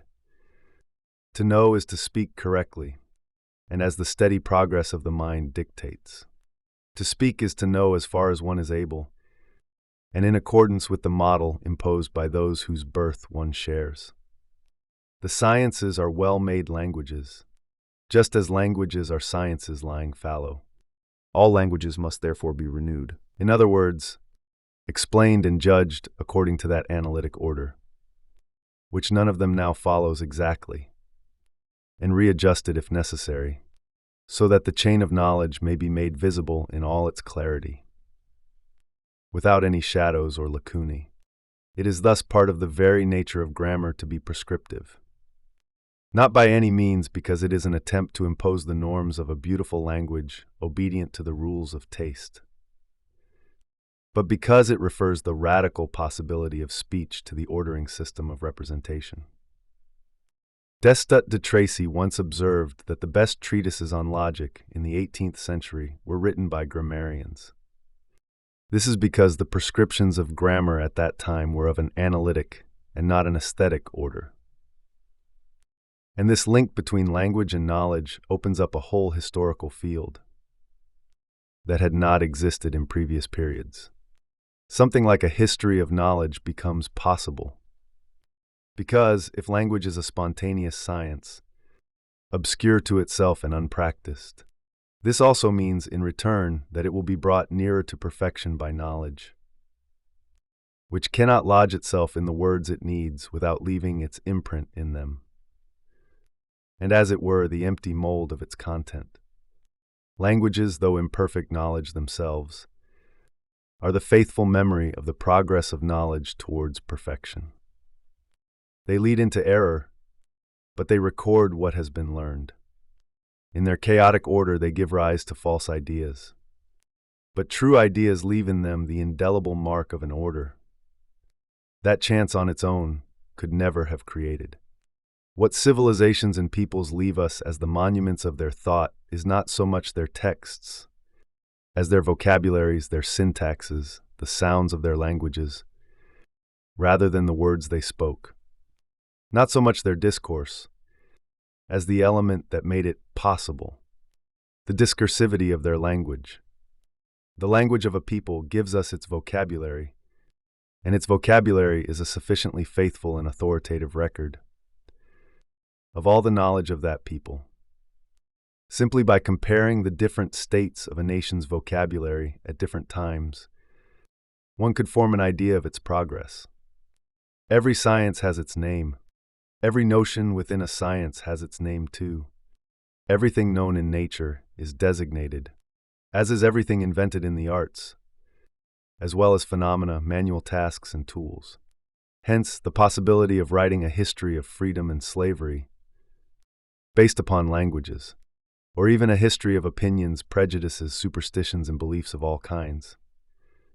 Since what is written on these subjects is always of less value as evidence than are the words themselves. Hence, too, the project of creating an encyclopedia of the sciences and arts, which would not follow the connecting links of knowledge itself, but would be accommodated in the form of the language within the space opened up in words themselves. For that is where future ages would have to look, to find what we have known or thought, since words in their roughly hewn state are distributed along that midway line that marks the adjacency of science to perception and of reflection to images. It is in them that what we imagine becomes what we know. And on the other hand, that what we know becomes what we represent to ourselves every day. The old relation to the text, which was the Renaissance definition of erudition, has now been transformed. It has become, in the classical age, the relation to the pure element of the language. Thus we see glowing into life the luminous element, in which language and learning, correct discourse and knowledge, universal language and analysis of thought, the history of mankind and the sciences of language, freely communicate. Even when it was intended for publication, the knowledge of the Renaissance was arranged within an enclosed space. The Academy was a closed circle, which projected the essentially secret form of knowledge onto the surface of social configurations. For the primary task of that knowledge was to draw speech from mute signs. It had to recognize their forms, interpret them, and retranscribe them by means of other graphic signs, which then had to be deciphered in their turn, so that even the discovery of the secret did not escape this array of obstacles, which had rendered it at once so difficult, and yet so precious. In the classical age, knowing and speaking are interwoven in the same fabric. In the case of both knowledge and language, it is a question of providing representation with the signs, by means of which it can unfold itself in obedience to a necessary and visible order. Even when stated, knowledge in the 16th century was still a secret, albeit a shared one. Even when hidden, knowledge in the 17th and 18th centuries is discourse with a veil drawn over it. This is because it is of the very nature of science to enter into the system of verbal communications, and of the very nature of language to be knowledge from its very first word. Speaking, enlightening, and knowing are, in the strict sense of the term, of the same order. The interest shown by the classical age in science, the publicity accorded to its controversies, its extremely exoteric character, its opening up to the uninitiated, Fontenelle's popularization of astronomy, Voltaire reading Newton, all this is doubtless nothing more than a sociological phenomenon. It did not provoke the slightest alteration in the history of thought, or modify the development of knowledge one jot. It explains nothing, except, of course, on the doxographic level where it should be situated. But its condition of possibility is nevertheless there, in that reciprocal kinship between knowledge and language. The 19th century was to dissolve that link, and to leave behind it, in confrontation, a knowledge closed in upon itself, and a pure language that had become, in nature and function, enigmatic. Something that has been called, since that time, literature. Between the two, the intermediary languages, descendants of or outcasts from both knowledge and language, were to proliferate to infinity. Because it had become analysis and order, language entered into relations with time, unprecedented hitherto. The 16th century accepted that languages succeeded one another in history, and were capable of engendering one another. The oldest were the mother languages, the most archaic of all, since it was the tongue of the Eternal when he addressed himself to men, was Hebrew. and Hebrew was thought to have given rise to Syriac and Arabic. Then came Greek, from which both Coptic and Egyptian were derived. Latin was the common ancestor of Italian, Spanish, and French. Lastly, Teutonic had given rise to German, English, and Flemish. In the 17th century, the relation of language to time is inverted. It is no longer time that allots languages their places, one by one, in world history. It is languages that unfold representations and words, in a sequence of which they themselves define the laws. It is by means of this internal order and the positions it allots to its words that each language defines its specificity, and no longer by means of its place in a historical series. For language, time is its interior mode of analysis, not its place of birth. Hence the paucity of interest shown by the classical age in chronological filiation, to the point of denying, contrary to all the evidence, our evidence, that is, the kinship of Italian or French with Latin. The kinds of series that existed in the 16th century and were to reappear in the 19th were replaced by typologies of order. There is the group of languages that places the subject being dealt with first. Next, the action undertaken or undergone by that subject. And last, the object upon which it is exercised. As witness, French, English, Spanish. Opposed to these is the group of languages that places sometimes the action, sometimes the object, sometimes the modification or circumstance first. For example, Latin or Slavonian, in which the function of words is indicated not by their positions but by their inflections. Finally, there is the third group made up of mixed languages, such as Greek or Teutonic, which have something of both the other groups, possessing an article as well as cases. But it must be understood that it is not the presence or absence of inflections that defines the possible or necessary order of the words in each language. It is order as analysis and a sequential alignment of representations that constitutes the preliminary form and prescribes the use of declensions or articles. Those languages that follow the order of imagination and interest do not determine any constant position for words. They are obliged to emphasize them by means of inflections. These are the transpositive languages. If, on the other hand, they follow the uniform order of reflection, they need only indicate the number and gender of substantives by means of an article. Position in the analytic ordering of the sentence has a functional value in itself. These are the analogical languages. Languages are related to and distinguished from one another according to a table of possible types of word order. The table shows them all simultaneously, but suggests which were the most ancient languages. It may be admitted, in fact, that the most spontaneous order, that of images and passions, must have preceded the most considered, that of logic. External dating is determined by the internal forms of analysis and order. Time has become interior to language.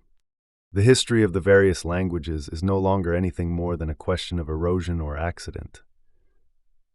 Introduction, meetings, and the mingling of various elements.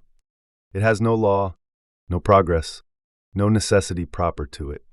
How, for instance, was the Greek language formed? It was Phoenician merchants, adventurers from Phrygia, from Macedonia and Illyria, Galatians, Scythians, and bands of exiles or fugitives, who loaded the first stratum of the Greek language with so many kinds of innumerable particles and so many dialects. French is made up of Latin and Gothic nouns, Gallic constructions, Arabic articles and numerals, words borrowed from the English and the Italians, as journeys, wars, or trade agreements dictated. This is because languages evolve in accordance with the effects of migrations, victories and defeats, fashions, and commerce, but not under the impulsion of any historicity possessed by the languages themselves. They do not obey any internal principle of development. They simply unfold representations and their elements in a linear sequence.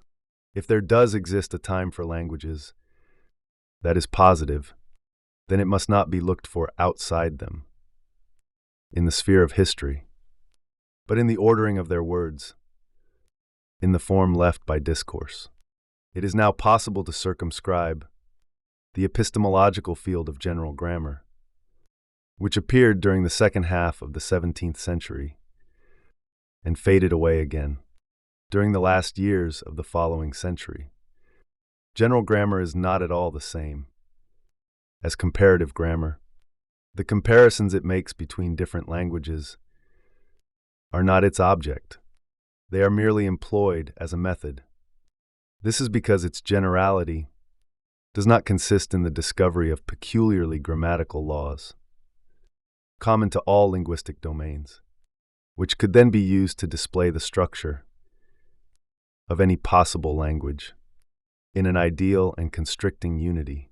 If it is indeed general, then it is so to the extent that it attempts to make visible, below the level of grammatical rules, but at the same level as their foundation, the representative function of discourse, whether it be the vertical function, which designates what is represented, or the horizontal function, which links what is represented to the same mode as thought. Since it makes language visible as a representation, that is the articulation of another representation.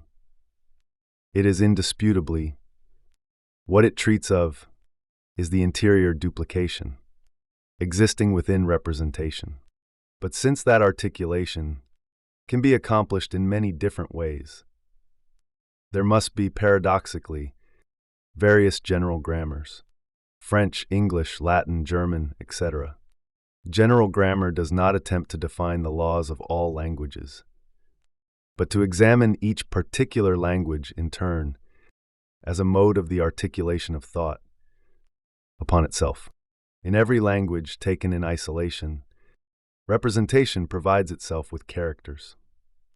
General grammar is intended to define the system of identities and differences that these spontaneous characters presuppose and employ. It must establish the taxonomy of each language. In other words, the basis in each of them for the possibility of discourse. Hence, the two directions that it necessarily takes. Since discourse links its parts together, in the same way as representation does its elements, general grammar must study the representative function of words in relation to each other, which presupposes, in the first place, an analysis of the links that connect words together, theory of the proposition, and in particular of the verb, then an analysis of the various types of words and of the way in which they pattern the representation and are distinguished from each other, theory of articulation. However, since discourse is not simply a representative whole, but a duplicated representation that denotes another representation, the one that it is, in fact, representing, general grammar must also study the way in which words designate what they say. First of all, in their primitive value, theory of origins and of the root.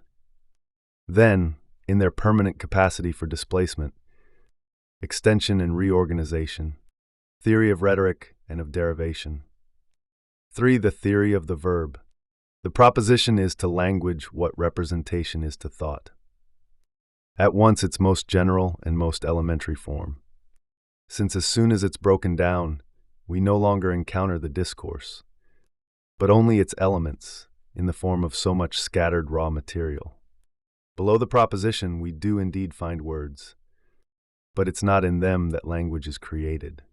It is true that in the beginning man emitted only simple cries, but these did not begin to be language until they contained, if only within their monosyllable, a relation that was of the order of a proposition.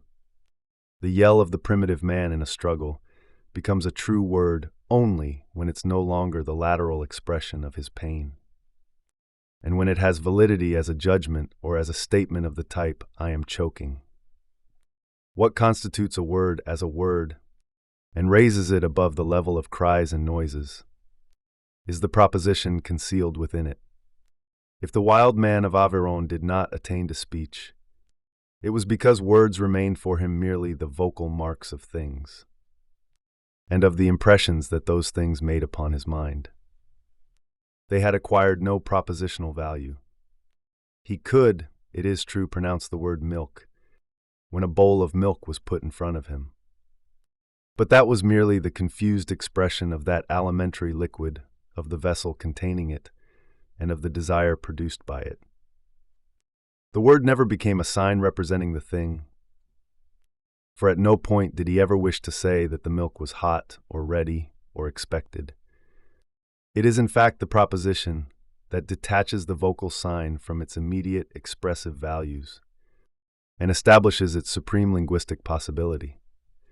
For classical thought, language begins not with expression, but with discourse. When one says no, one is not translating one's refusal into a mere cry. One is contracting into the form of a single word, an entire proposition: I do not feel that, or I do not believe that. Let us go directly to the proposition, the essential object of grammar. In the proposition, all the functions of language are led back to the three elements that alone are indispensable to the formation of a proposition: the subject, the predicate, and the link between them. Even then, the subject and predicate are of the same nature, since the proposition affirms that the one is identical to or akin to the other. It is therefore possible for them, under certain conditions, to exchange functions. The only difference, though it's a decisive one, is that manifested by the irreducibility of the verb. As Hobbes says, in every proposition 3 things are to be considered, viz. The 2 names, which are the subject and the predicate, and their copulation, both which names raise in our mind the thought of one and the same thing. But the copulation makes us think of the cause for which those names were imposed on that thing.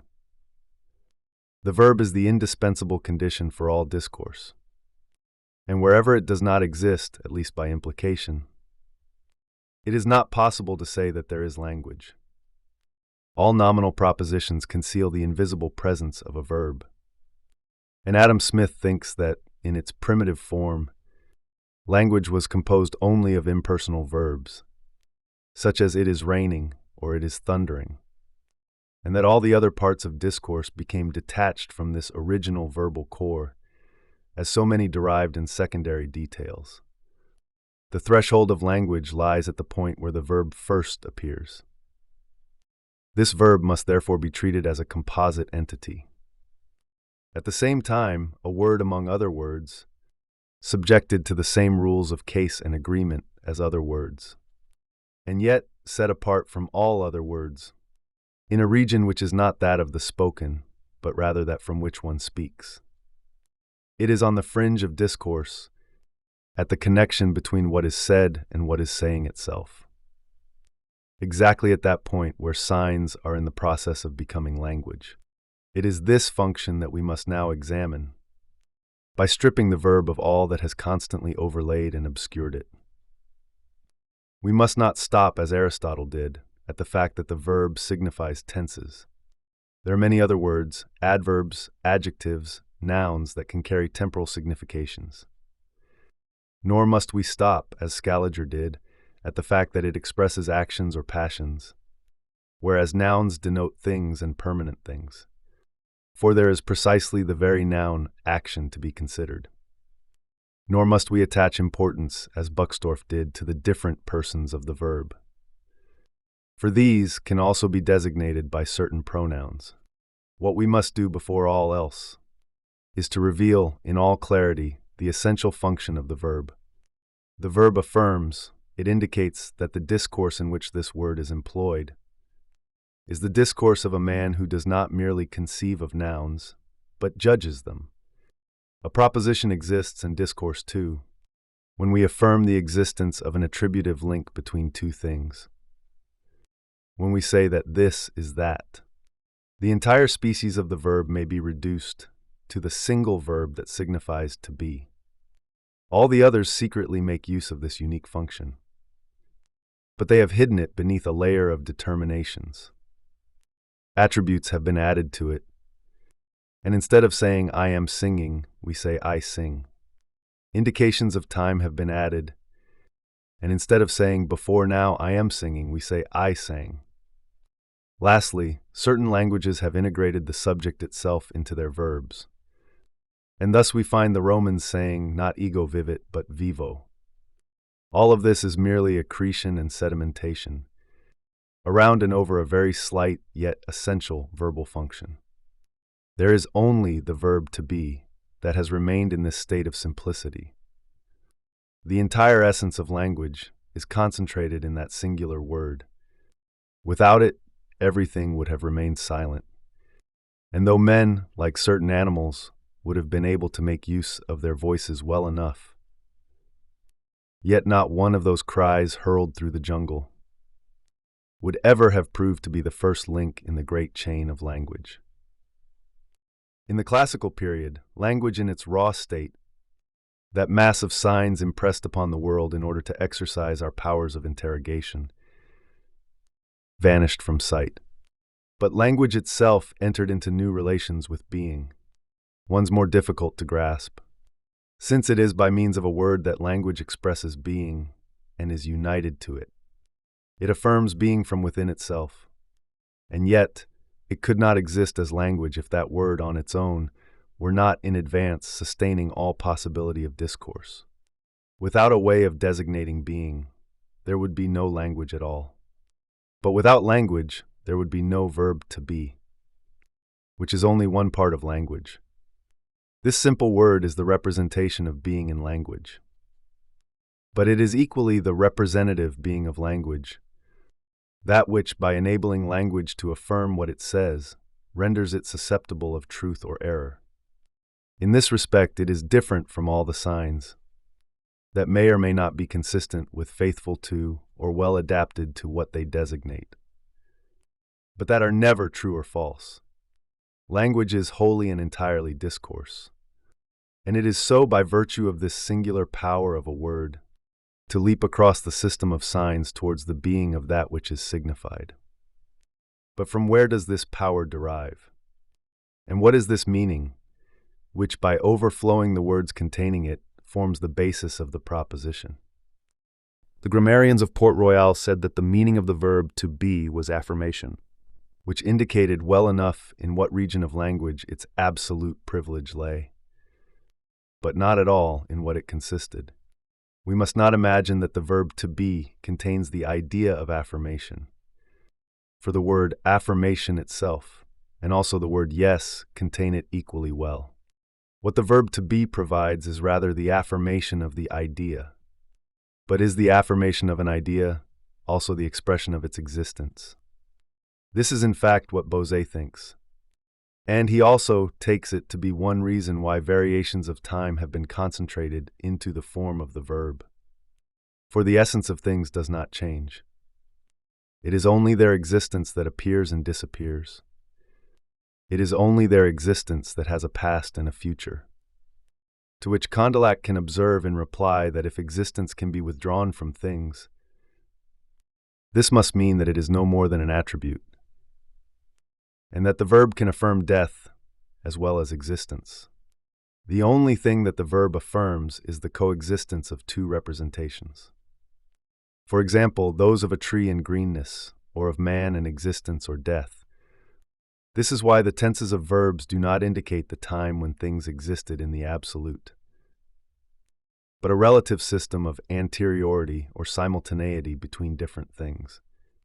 Coexistence is not, in fact, an attribute of the thing itself. It is no more than a form of the representation. To say that the greenness and the tree coexist is to say that they are linked together in all or most of the impressions I receive.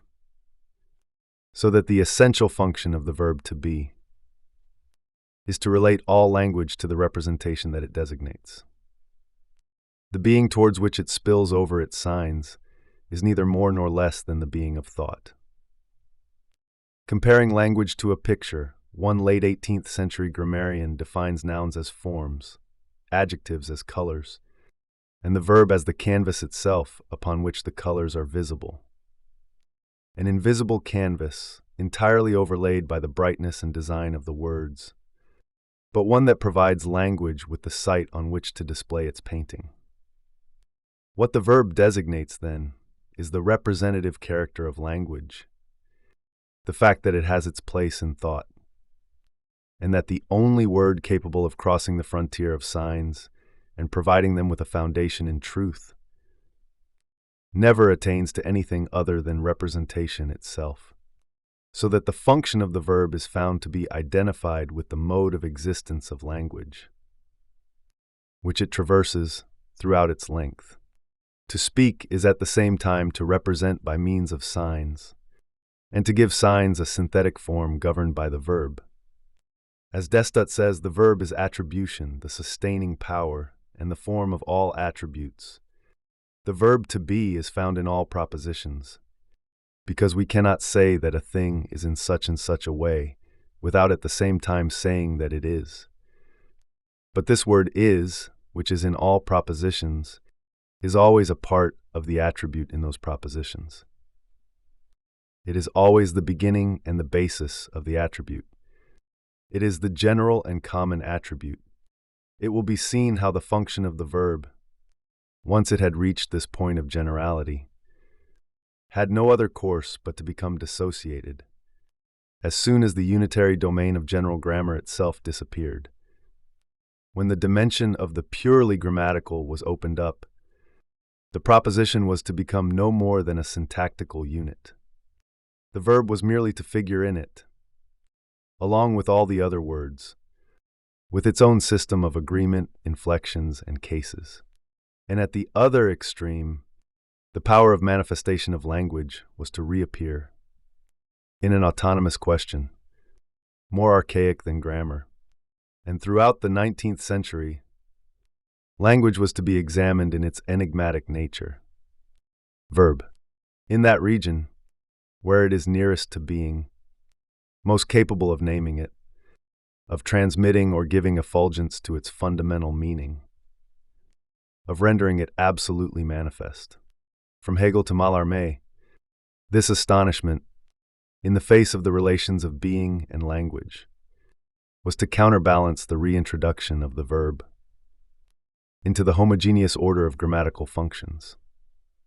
IV. Articulation. The verb to be, a mixture of attribution and affirmation, the junction of discourse with the primary and radical possibility of speech, since it is directed always towards a particular representation and towards no other. So, in contrast to the uniformity of the verb, which is never more than the universal expression of attribution, nouns proliferate In endless differentiation. There ought to be as many of them as there are things to name. But each name would then be so strongly attached to the single representation it designated that one could never formulate even the slightest attribution, and language would fall back to a lower level.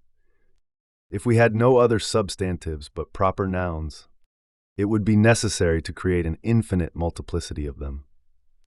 These words, whose great number would overburden our memories, would produce no order in the objects of our learning, nor consequently in our ideas, the entire order of the resulting coordinations and subordinations is covered by a grid of language, and each one of these points will be found upon it. Together with its name, from the individual to the species, then from the species to the genus, and on to the class. Language is articulated precisely upon the dimension of increasing generalities.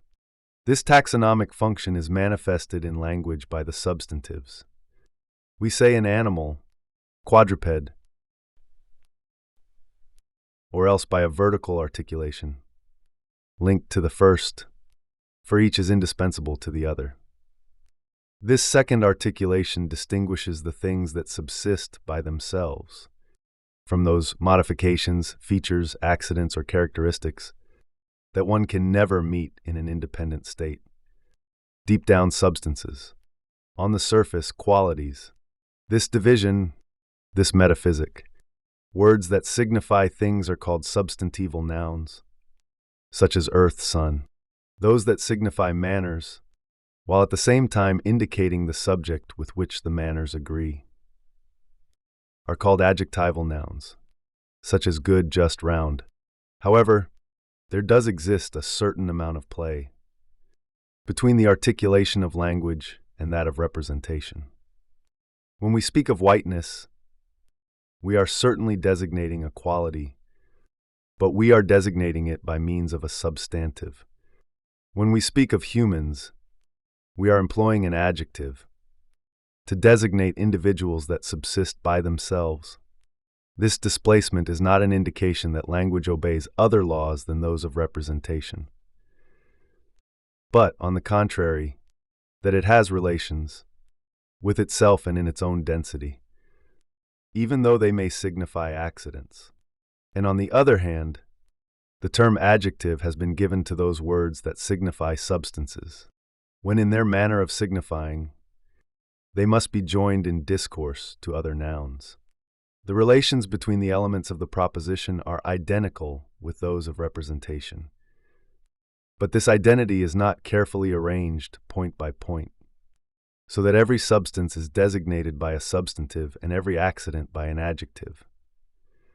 The identity here is total and a matter of nature. The proposition is a representation. It is articulated according to the same modes as representation, but it possesses the power to articulate the representation it transforms into discourse in more than one way. It is in itself a representation providing the articulation for another. There must be prepositions and conjunctions.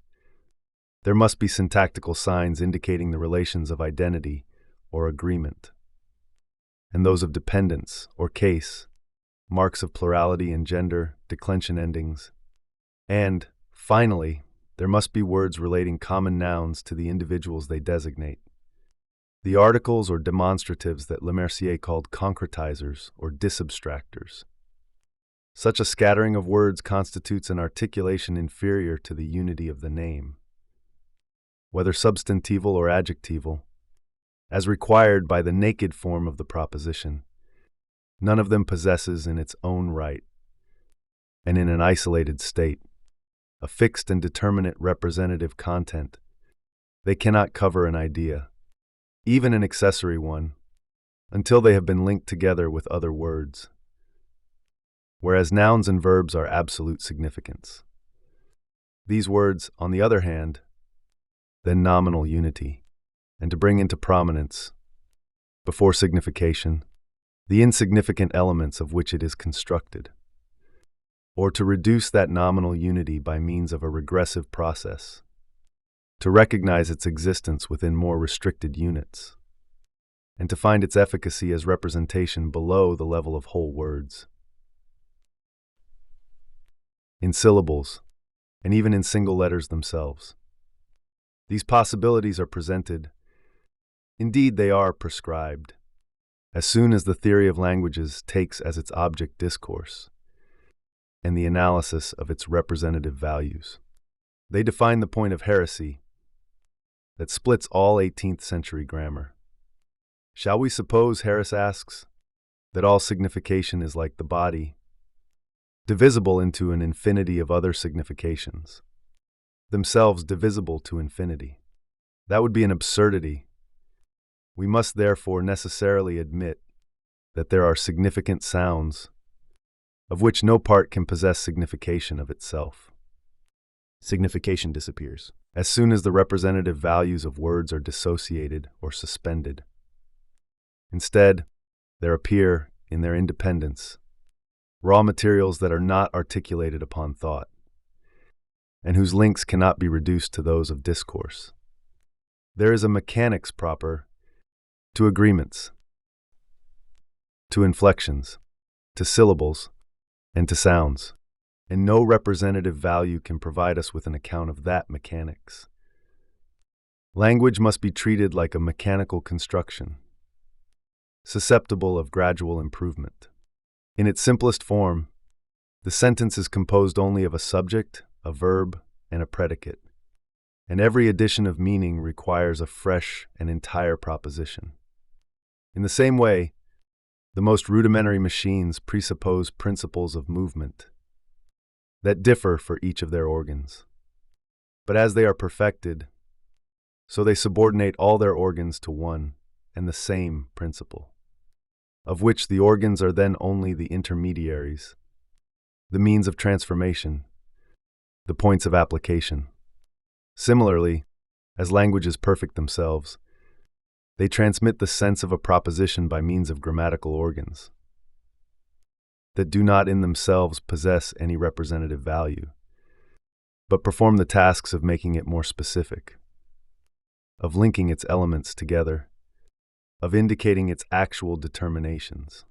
In a single continuous sentence, it is possible to indicate relations of time, of consequence, of possession, and of localization, all of which certainly enter into the subject-verb-predicate series, but cannot be pinned down by so broad a distinction.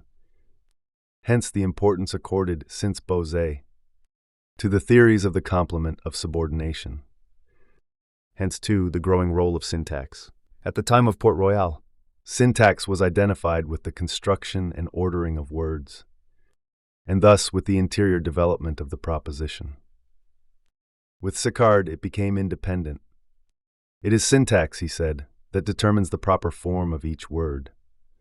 These were the preliminary sketches for the grammatical autonomy, to be defined later, at the very end of the century, by Silvestre de Sacchi, when he became the first, together with Sicard, to distinguish between the logical analysis of the proposition and the grammatical analysis of the sentence. It is understandable why analyses of this kind should have remained in suspense, as long as discourse remained the object of grammar. As soon as a stratum of articulation was reached, where representative values crumbled away, there was a movement from the other side of grammar, where grammar no longer had any power, into the domain of usage and history. Syntax in the 18th century was thought of as the locus of the arbitrary, in which the habits of each people were deployed according to whim. In any case, such analyses could not, in the 18th century, be anything more than abstract possibilities, not prefigurations of what was to be philology, but the non-privileged branch of a choice. Opposite, and with the same point of heresy as its starting point, we see developing a reflection which, for us and the science of language we have constructed since the 19th century, is void of all value, but which at that time enabled all analysis of verbal signs to be retained within discourse itself, and which by means of this exact overlaying came to be included in the positive figures of knowledge. There was a search for the obscure nominal function that was thought to be invested and concealed in those words, in those syllables, in those inflections, in those letters, that the overgeneralized analysis of the proposition was allowing to pass through its net. Because after all, as the authors of Port Royal pointed out, all connective particles must have a certain content, since they represent the manner in which objects are linked together and in which they are connected in our representations. May one not suppose that they have been names like all the others, but that instead of substituting themselves for objects, they have taken the place of those gestures by which men indicated them or simulated their connections and their succession. It is these words that have either gradually lost their own particular meaning, which was not always visible in any case, since it was linked to the gestures, the body, and the situation of the speaker, or incorporated themselves into other words, in which they found a stable support, and to which they gave in return a whole system of modifications, so that all words of whatever kind are dormant names. Verbs have joined adjectival names to the verb to be. Conjunctions and prepositions are the names of gestures now frozen into immobility. Declensions and conjugations are no more than names that have been absorbed. Words now can open up and restore their freedom of flight to all the names that have been lodged within them. As Lebel said, stating it as a fundamental principle of analysis, there is no group of which the parts have not existed separately before being grouped together. This enabled him to reduce all words to syllabic elements, in which the old forgotten names at last made their reappearance. The only vocables that possessed the possibility of existing side by side with the verb to be. Romulus, for example, comes from Roma and moliri, to build, and Roma comes from ro, which denoted strength, robur, and ma, which denoted magnitude, magnus. In the same way, Thiebaud discovers three latent significations in abandonner.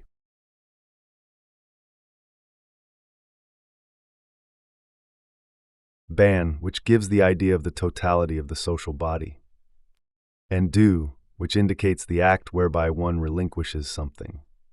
And if one is forced to descend below the level of individual syllables, to the very letters of the words, one can still find the values of a rudimentary form of nomination.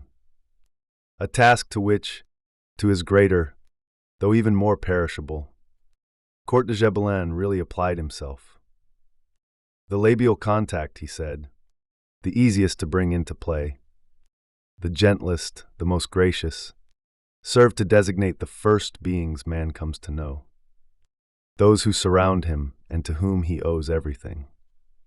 Papa. On the other hand, the teeth are as firm as the lips are mobile and flexible.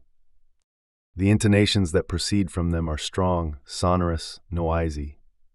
It is by means of dental contact that one expresses the ideas that lie behind such verbs as tunner, to thunder, rittentir, to resound, bedenik, to astonish. It is by this means, too, that one denotes tambours, drums, timbrels and timpani, and trumpets, trumpets. Vowels, too, in isolation, are able to unfold the secret of the age-old names that usage has buried within them. A for possession, avoir, to have, for existence. I for puissance, power. O for étonnement, astonishment, eyes opened wide. U for humidity, humidity. And therefore for humeur, mood. And perhaps, in the very oldest stratum of our history, consonants and vowels, differentiated only as two still vague groups, formed, as it were, the two soul names, upon which human speech is ultimately articulated. The singing vowels speaking our passions, the rough consonants our needs. It is still possible to distinguish the rocky tongues of the north, a forest of gutturals of hunger and cold, from the southern tongues that are all vowels, born of early morning encounters between shepherds, when the first fires of love were bursting from the pure crystal of the springs. Throughout its density, even down to the most archaic of those sounds that first rescued it from its state as pure cry, language preserves its representative function. In each one of its articulations, from the depths of time, it has always named. It is nothing in itself, but an immense rustling of denominations. Denominations that are overlying one another, contracting into one another, hiding one another, and yet preserving themselves in existence in order to permit the analysis or the composition of the most complex representations. Within sentences, in that very depth where signification seems to be relying upon the mute support of insignificant syllables, there is always a dormant nomination, a form that holds imprisoned within its vocal walls, the reflection of an invisible and yet indelible representation. For 19th century philology, such analyses remained in the literal sense of the word, but not so for a whole way of experiencing language. At first esoteric and mystic at the time of Saint-Marc, Reveroni, Fabre d'Olivet, Oeger, then literary, when the enigma of the word re-emerged in all its density of being, with Mallarmé, Roussel, Léris, or Ponge, the idea that when we destroy words, what is left is neither mere noise, nor arbitrary pure elements, but other words, which, when pulverized in turn, will set free still other words. This idea is at once the negative of all the modern science of languages, and the myth in which we now transcribe the most obscure and the most real powers of language. It's probably because it is arbitrary, and because one can define the condition upon which it attains its power of signification, that language can become the object of a science. But it is because it has never ceased to speak within itself, because it is penetrated, as far as we can reach within it, by inexhaustible values, that we can speak within it, in that endless murmur in which literature is born. But in the classical period, the relation was not at all the same. The two figures fitted over each other exactly, in order that language could be entirely comprised within the general form of the proposition. Each word, down to the least of its molecules, had to be a meticulous form of nomination, Of designation? and yet the theory of generalized nomination reveals at the extremity of language a certain relation to things that is of an entirely different nature from that of the propositional form.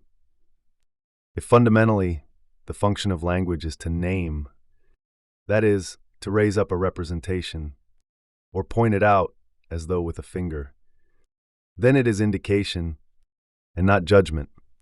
It is linked to things by a mark, a notation, an associated figure, A gesture of designation. Nothing that could be reduced to a relation of predication. the principle of primal nomination of the origin of words is balanced by the formal primacy of judgment, as though, on either side of language, unfolded in all its articulations, there lay its being, in its verbal role as attribution, and its origin in its role as primary designation. The latter permits the substitution of a sign for that which is indicated. The former makes possible the linking of one content to another. And thus we encounter once again, in their opposition, yet also in their affinity, the two functions of connection and substitution that have been allotted to the sign in general with its power of analyzing representation. To bring the origin of language back into the light of day means also to rediscover the primitive moment in which it was pure designation, and one ought, by this means, to provide at the same time an explanation for its arbitrariness, since that which designates can be as different from that which it indicates as a gesture from the object towards which it is directed, and for its profound relation with that which it names, since a particular syllable or word has always been chosen to designate a particular thing. The first of these requirements is fulfilled by the analysis of the language of action, the second by the study of roots. But these two things are not in opposition to one another in the same way as, in the Cratylus, are explanation in terms of nature and explanation in terms of law. On the contrary, they are absolutely indispensable to one another, since the first gives an account of the substitution of the sign for the thing designated, and the second justifies the permanent power of designation possessed by that sign. The language of action is spoken by the body, and yet it is not something given from the very first.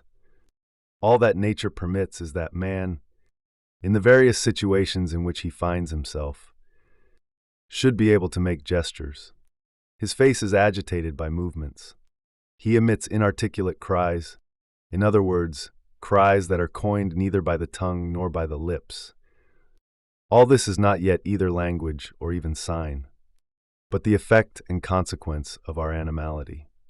This manifest agitation nevertheless has the virtue of being universal, since it depends solely upon the conformation of our organs. Hence the possibility for man to observe that it is identical in himself and his companions. He is therefore able to associate the cry he hears from another's mouth, the grimace he sees upon that other's face, with the same representations that have, on several occasions, accompanied his own cries and movements. He is able to accept this mimesis as the mark and substitute of the other's thought. Comprehension is beginning. He can also, in return, employ this mimesis that has become a sign in order to excite in his companions the idea that he himself is experiencing the sensations, the needs, the difficulties that are ordinarily associated with certain gestures and certain sounds. A cry expressly directed in another's presence and towards an object. A pure interjection, with this concerted use of the sign, which is already expression. Something like a language is in the process of being born. It is evident from these analyses common to Condillac and Destot that the language of action does indeed link language to nature, by means of a genesis, but in order to detach it from nature, rather than to give it roots there, to emphasize its indelible difference from the cry, and to provide a basis for that which constitutes its artifice. As long as it is a simple extension of the body, action has no power to speak. It is not language. It becomes language, but only at the end of definite and complex operations.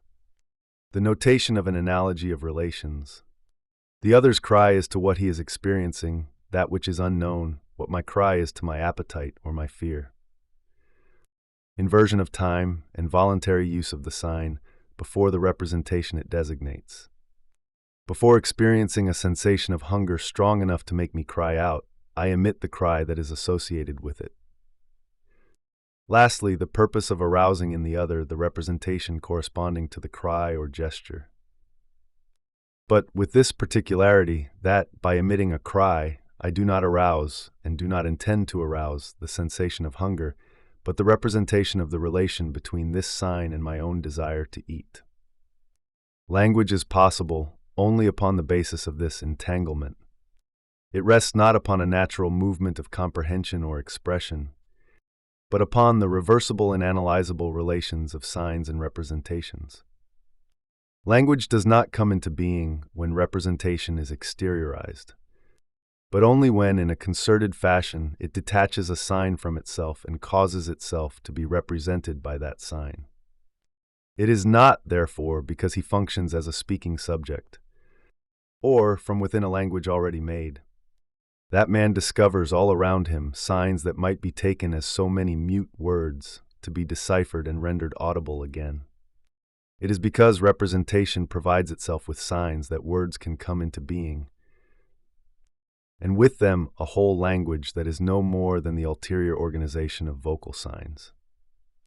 Despite its name, the language of action calls into existence the irreducible network of signs that separates language from action, and in this way it bases its artifice in nature. For the elements of which this language of action is composed, sounds, gestures, grimaces, are suggested successively by nature. And yet they have no identity of content, for the most part, with what they designate. But above all, relations of simultaneity or succession. The cry does not resemble fear, nor the outstretched hand the sensation of hunger. Once they have become concerted, these signs will remain without fantasy and without caprice, since they have been established once and for all by nature.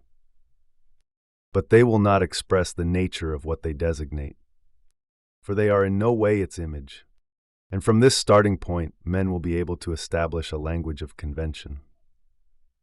They now have at their disposal enough signs as marks for things, to enable them to invent further signs that will analyze and combine the primary ones. In his Discours sur l'origine de l'inégalité, Rousseau made the point that no language can have an agreement between men as its basis, since such an agreement presupposes that some established, recognized, and practiced language already exists. We would therefore have to imagine it as having been received by men, not built by them. In fact, the language of action confirms this necessity and renders this hypothesis futile. Man receives from nature the material to make signs, and those signs serve him first of all as a means of reaching agreement with other men. As to the choice of those that shall be retained, the values that they shall be recognized as possessing, and the rules for employing them. After that, they serve him as a means of forming new signs on the model of the primary ones. The first form of agreement consists in selecting the vocal signs, which are easier to recognize from a distance, and the only ones that can be used when it is dark. The second in composing, in order to designate representations still left without signs. Sounds close to those indicating neighboring representations. It is in this way that language, properly speaking, is constituted, by a series of analogies that are a lateral extension of the language of action, or at least of its vocal element. Language resembles this vocal element, and it is this resemblance that facilitates the understanding of it. We term it analogy. You observe that analogy, which gives us law, does not permit us to choose signs at random or arbitrarily. The genesis of language in the language of action entirely avoids the alternatives of natural imitation and arbitrary convention. In that which is natural, in the signs that arise spontaneously through the medium of our bodies, there is no resemblance. And where there is employment of resemblances, it is after a voluntary agreement has been reached between men. Nature juxtaposes the differences and binds them together by force. Reflection discovers the resemblances and analyses and develops them. The first phase makes artifice possible, but with material imposed upon all men in identical fashion. The second excludes arbitrary choice, but opens up channels for analysis that will not be exactly superimposable in the case of all men and all peoples. The law of nature is constituted by the difference between words and things, the vertical division between language and that lying beneath it, which it is the task of language to designate. The rule prescribed by conventions is the resemblance that exists between words, the great horizontal network that forms words from other words and propagates them ad infinitum. It now becomes comprehensible why the theory of roots in no way contradicts the analysis of the language of action, but is to be found within it. Roots are those rudimentary words that are to be found always identical in a great number of languages, perhaps in all. They have been imposed upon language by nature in the form of involuntary cries, spontaneously employed by the language of action. It was there that men sought them out in order to give them a place in their conventional languages. And if all peoples, in all climates, chose these same elementary sounds from among the raw material of the language of action, that is because they discerned in them, though in a secondary and reflective manner, a resemblance with the object they designated, or the possibility of applying it to an analogous object. The resemblance of the root to what it names assumes its value as a verbal sign only through the agency of the convention that brought men together and regulated their language of action so as to create a language. In this way, from within representation, signs are united with the very nature of what they designate, and the primitive treasury of vocables is imposed in identical fashion on all languages. Roots may be formed in several ways. By onomatopoeia, of course, which is not a spontaneous expression, but the deliberate articulation of a sign that is also a resemblance. To make the same sound with one's voice as the object that one wishes to name. By employing a resemblance experienced in one's sensations, the impression made by the color red, which is vivid, rapid, harsh to the eye, will be very well rendered by the sound R, which makes an analogous impression upon the ear. By imposing movements upon the organs of the voice analogous to those one wishes to signify, so that the sound resulting from the form and natural movement of the organ when placed in this state becomes the name of the object. The throat rasps to designate the rubbing of one body against another. It hollows itself inside to indicate a concave surface. Finally, by employing the sounds an organ naturally produces to designate that organ. The glottal stop determine the name of the throat in which it occurs, and the dentals D and T are used to designate the teeth. Using these conventional articulations of resemblance, every language is able to provide itself with its pack of primitive roots. The pack is a small one, since the roots are almost all monosyllabic and exist only in very small numbers. 200 for Hebrew, according to Bergier's estimate, and even smaller when one remembers that, because of the relations of resemblance that they establish, they are common to almost all of our languages. De Brosses thinks that all of them together, from all the dialects of Europe and the Orient, would not fill a single sheet of writing paper. But it is on the basis of them that each language develops its own particularity. Their development is prodigious. Just as one elm seed produces a great tree, which by growing new shoots from each root produces in the end an entire forest. Language can now reveal its genealogy, the genealogy that de Bros attempted to display in a dimension of continuous filiation, that he called the universal archaeologist. At the top of this space, one would write the roots, very few in number, employed in all European and Oriental languages. Below each root, one could place the more complicated words derived from it, but taking care to place first those that are nearest to the roots, and to follow them in a sequence sufficiently tight for there to be as small a distance as possible between each word in the series. Once this vast, seamless expanse had been constituted, one would have a two-dimensional space that one could cross either on abscissae or on ordinates. Vertically, one would have the complete filiation of each root.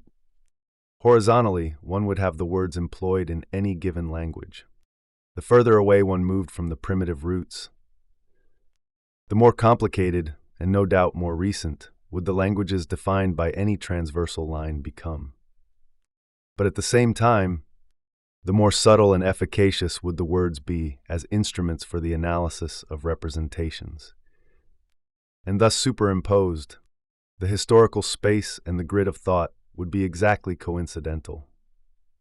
This quest for the roots of language, it may well appear to be a return to the historical hypothesis, to the theory of mother languages that classicism seemed for a time to have suspended. But in reality, an analysis of its roots doesn't replace language in a history that is, as it were, the environment into which it was born and in which it developed. Rather, it makes history a journey accomplished in successive stages across the simultaneous patterning of representation and words. In the classical period, language is not a fragment of history authorizing at any given moment a definite mode of thought and reflection. It is an area of analysis upon which time and human knowledge pursue their journey. And the fact that language does not become, or become once again, through the agency of the root theory, a historical entity, is proved quite easily. It's proved by the way in which etymologies were sought for in the 18th century. The guiding thread used for such investigations was not the material transformations undergone by the word, but the constancy of its significations. This search had two aspects. First, definition of the root, and second, isolation of the inflectional endings and prefixes. To define the root was to discover an etymology. It was an art with codified rules. One had to strip the word of all the subsequent traces that might have been left upon it by combinations and inflections. You had to arrive at a monosyllabic element. Follow that element through the entire past of the language, through all the ancient charts and glossaries. Then follow it back into other and more primitive languages. And it must also be accepted that at any point along this backward journey, the monosyllable may change. All the vowels may replace one another in the history of a root. For the vowels are the voice itself, which knows no discontinuity or rupture. The consonants, on the other hand, are modified according to certain privileged channels: gutturals, linguals, palatals, dentals, labials, and nasals. These all make up families of homophonous consonants within which changes of pronunciation are made for preference, though without any obligation. The only indelible constant guaranteeing the continuity of the root throughout its history is the unity of meaning, the representative area that persists indefinitely. This is because nothing perhaps can limit inductions and everything can serve as a basis for them. from total resemblance to the very slightest of resemblances. The meaning of words is the surest source of enlightenment we can consult. Vi derivation. How is it that words, which in their primary essence are names and designations, and which are articulated just as representation itself is analyzed, how can they move irresistibly away from their original signification and acquire either a broader or more limited adjacent meaning? How can they change not only their forms but their field of application? How can they acquire new sounds and also new contents? To such an extent that various languages, equipped in the first place with a number of probably identical roots, have formed different sounds. To say nothing of words whose meanings are lost to us. The modifications of form obey no rule. They are more or less endless and never stable. All their causes are external: ease of pronunciation, fashions, habits, climate. Cold weather encourages unvoiced labials, hot weather guttural aspirates. The alterations of meaning, on the other hand, since they are so limited as to justify an etymological science which, if not absolutely exact, is at least probable, they do obey fixed principles. These principles, which foment the internal history of languages, are all of a spatial order. Some concern the visible resemblance or adjacency between things. Others concern the area in which language and the form it uses to preserve itself coexist. Figures and writing. We know of two broad types of writing: that which retraces the meaning of words, and that which analyses and reconstitutes their sounds. Between these two there is a strict dividing line. Whether one accepts that the second took over from the first among certain peoples as the result of a veritable stroke of genius, or whether one accepts, so different are they from one another, that they both appeared more or less simultaneously.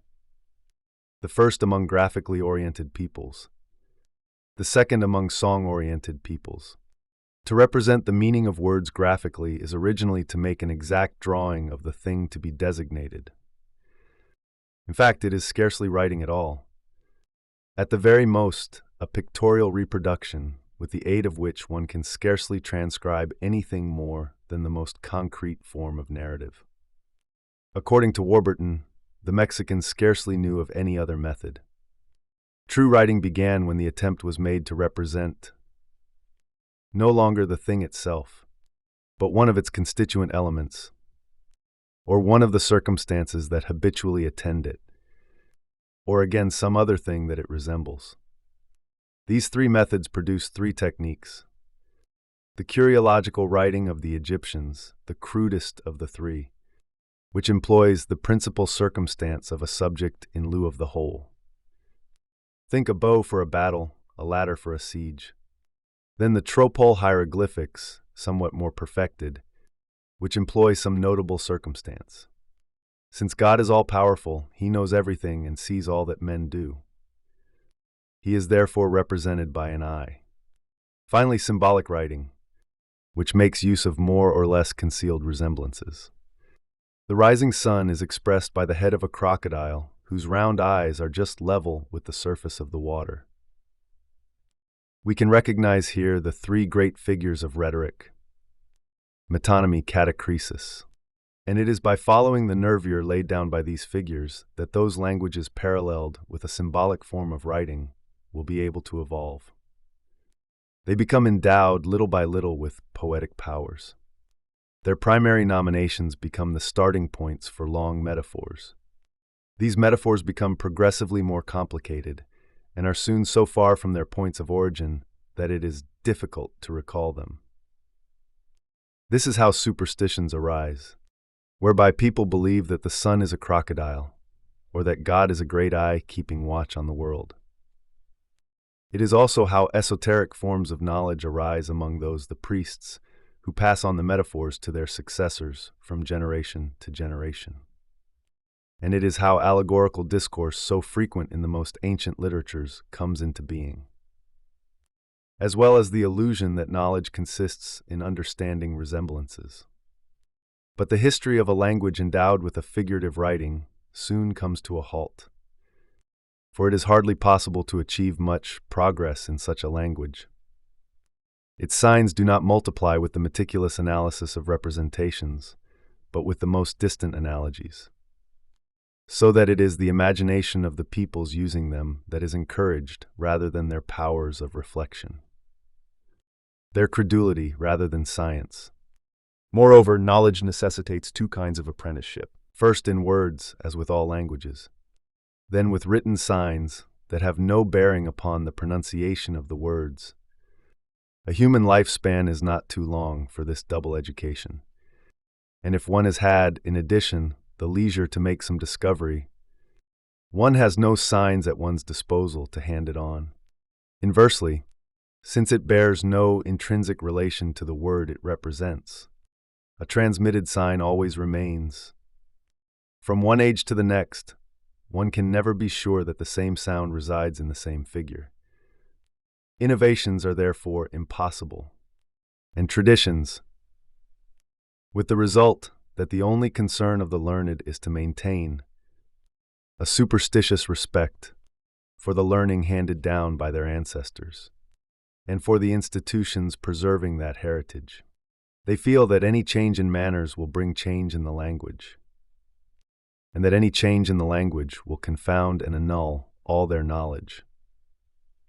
When a people possesses nothing but a figurative form of writing, its politics must exclude history, or at least all history other than pure and simple conservation.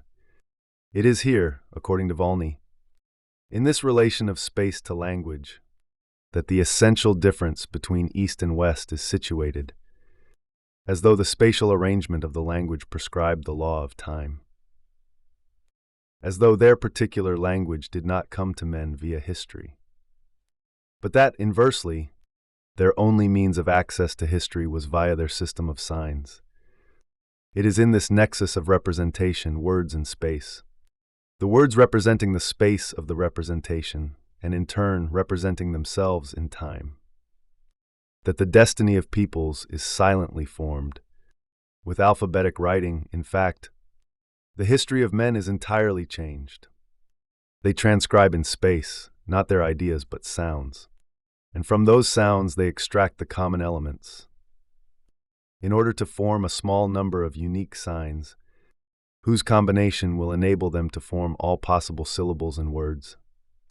Whereas symbolic writing, in attempting to spatialize representations themselves, obeys the confused law of similitudes, and causes language to slip out of the forms of reflective thought. Alphabetical writing, by abandoning the attempt to draw the representation, transposes into its analysis of sounds the rules that are valid for reason itself, so that it does not matter that letters do not represent ideas, since they can be combined together in the same way as ideas, and ideas can be linked together and disjoined, just like the letters of the alphabet. The disruption of the exact parallelism between representation and graphic signs makes it possible to bring language, even written language, as a totality into the general domain of analysis, thus allowing the progress of writing and that of thought to provide each other with mutual support. The same graphic signs can break down all new words and hand on each new discovery as soon as it is made, without fear of its being forgotten. The same alphabet can be used to transcribe different languages, and thus to convey the ideas of one people to another. Since it is very easy to learn this alphabet, because of its very small number of elements, everyone is able to devote to reflection and to the analysis of ideas. The time that the hieroglyphic peoples wasted in learning how to write, and so it is within language itself, exactly in that fold of words where analysis and space meet, that the first but endless possibility of progress arises. In its root, progress, as defined in the 18th century, is not a movement within history, but the result of a fundamental relation between space and language. The arbitrary signs of language and writing provide men with the means of ensuring the possession of their ideas, and of communicating them to others in the manner of an inheritance. constantly augmented with the new discoveries of each age. And the human race, considered from its origin, appears to the eyes of the philosopher as an immense whole. That itself possesses, like every individual, its childhood and its progress. Language gives the perpetual disruption of time, the continuity of space. And it is to the degree that it analyzes, articulates, and patterns representation, that it has the power to link our knowledge of things together across the dimension of time. With the advent of language, the chaotic monotony of space is fragmented, while at the same time, the diversity of temporal successions is unified. There remains one last problem, however. For though writing is indeed the buttress and ever-watchful guardian of these progressively more refined analyses, it is neither their principle nor even their initial movement. This latter is a slipping movement, common to attention, to signs, and to words. In any representation, the mind can attach itself and attach a verbal sign to one element of that representation, to a circumstance attending it, to some other absent thing that is similar to it and is recalled to memory on account of it. There is no doubt that this is how language developed and gradually drifted away from primary designations. Originally, everything had a name, a proper or peculiar name. Then the name became attached to a single element of the thing and became applicable to all the other individual things that also contained that element. It is no longer a particular oak that is called tree, but anything that includes at least a trunk and branches. The name also became attached to a conspicuous circumstance. Night came to designate not the end of this particular day, but the period of darkness separating all sunsets from all dawns. Finally, it attached itself to analogies. Everything was called a leaf that was as thin and flexible as the leaf of a tree. The progressive analysis and more advanced articulation of language, which enable us to give a single name to several things, were developed along the lines of these three fundamental figures so well known to rhetoric: synecdoche, metonymy, and catachresis, or metaphor, if the analogy is less immediately perceptible. For these things are not the effect of a refinement of style. On the contrary, they reveal the mobility peculiar to all language whenever it is spontaneous. La Halle produces more figures of speech in one market day than our academic assemblies do in a week. It is very probable that this mobility was even greater in the beginnings of language than it is now. Today, the analysis is so detailed, the grid so fine, the relations of coordination and subordination are so firmly established, that words scarcely have any opportunity to move from their places. But at the beginning of human history, when words were few, when representations were still confused and not well analyzed, when the passions both modified them and provided them with a basis, words had greater mobility. One might even say that words were figurative before being proper. In other words, they had scarcely attained their status as particular names, before they were being scattered over representations by the force of spontaneous rhetoric. As Rousseau says, we probably talked about giants before designating men. Boats were originally designated by their sails, and the soul, the psyche, was initially given the figurative form of the moth, so that at the base of spoken language, as with writing, what we discover is the rhetorical dimension of words.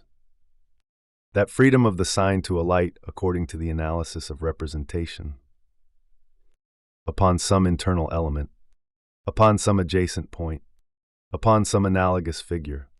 And if languages possess the diversity we observe in them, if from the starting point of their primitive designations, which were doubtless common to them all owing to the universality of human nature, they have not ceased to develop according to the dictates of differing forms. If they have all had their own history, fashions, customs, and periods of oblivion, this is because words have their locus, not in time, but in a space in which they are able to find their original site, change their positions, turn back upon themselves, and slowly unfold a whole developing curve, a topological space. And in this way, one returns once more to what had served as a starting point for reflection upon language. Language was of all signs the one having the property of being sequential, not because it was itself part of a chronology, but because it drew out into sequential sounds the simultaneity of representation. But this succession, which analyses discontinuous elements and brings them into view one after the other, traverses the space offered by representation to the mind's eye, so that language merely arranges into a linear order the scattered fragments represented. The proposition unfolds and makes audible the figure that rhetoric makes visible. Without this topological space, language would not be formed of all those common names that make it possible to establish a predicative relation. And without this analysis of the words, the figures would have remained mute and momentary. And since they would have been perceived only in the incandescence of the instant, they would have fallen forthwith into a darkness in which there is not even any time. From the theory of the proposition to that of derivation, all classical reflection upon language, all that was called general grammar, is merely a detailed commentary upon the simple phrase, language analyses. It was upon this point, in the 17th century, that the whole Western experience of language foundered. The experience that had always led men to believe that language. 7. The quadrilateral of language. A few concluding remarks. The four theories of the proposition, of articulation, of designation, and of derivation form, as it were, the segments of a quadrilateral. They confront each other in pairs and reinforce each other in pairs. Articulation gives content to the pure and still empty verbal form of the proposition. It fills that form, yet is in opposition to it, as a nomination that differentiates things, is in opposition to the predication that links them together. The theory of designation reveals the point of attachment of all the nominal forms cut out by articulation, but they are in opposition to articulation. Just as the instantaneous gestural perpendicular designation is in opposition to patterns based on generalities.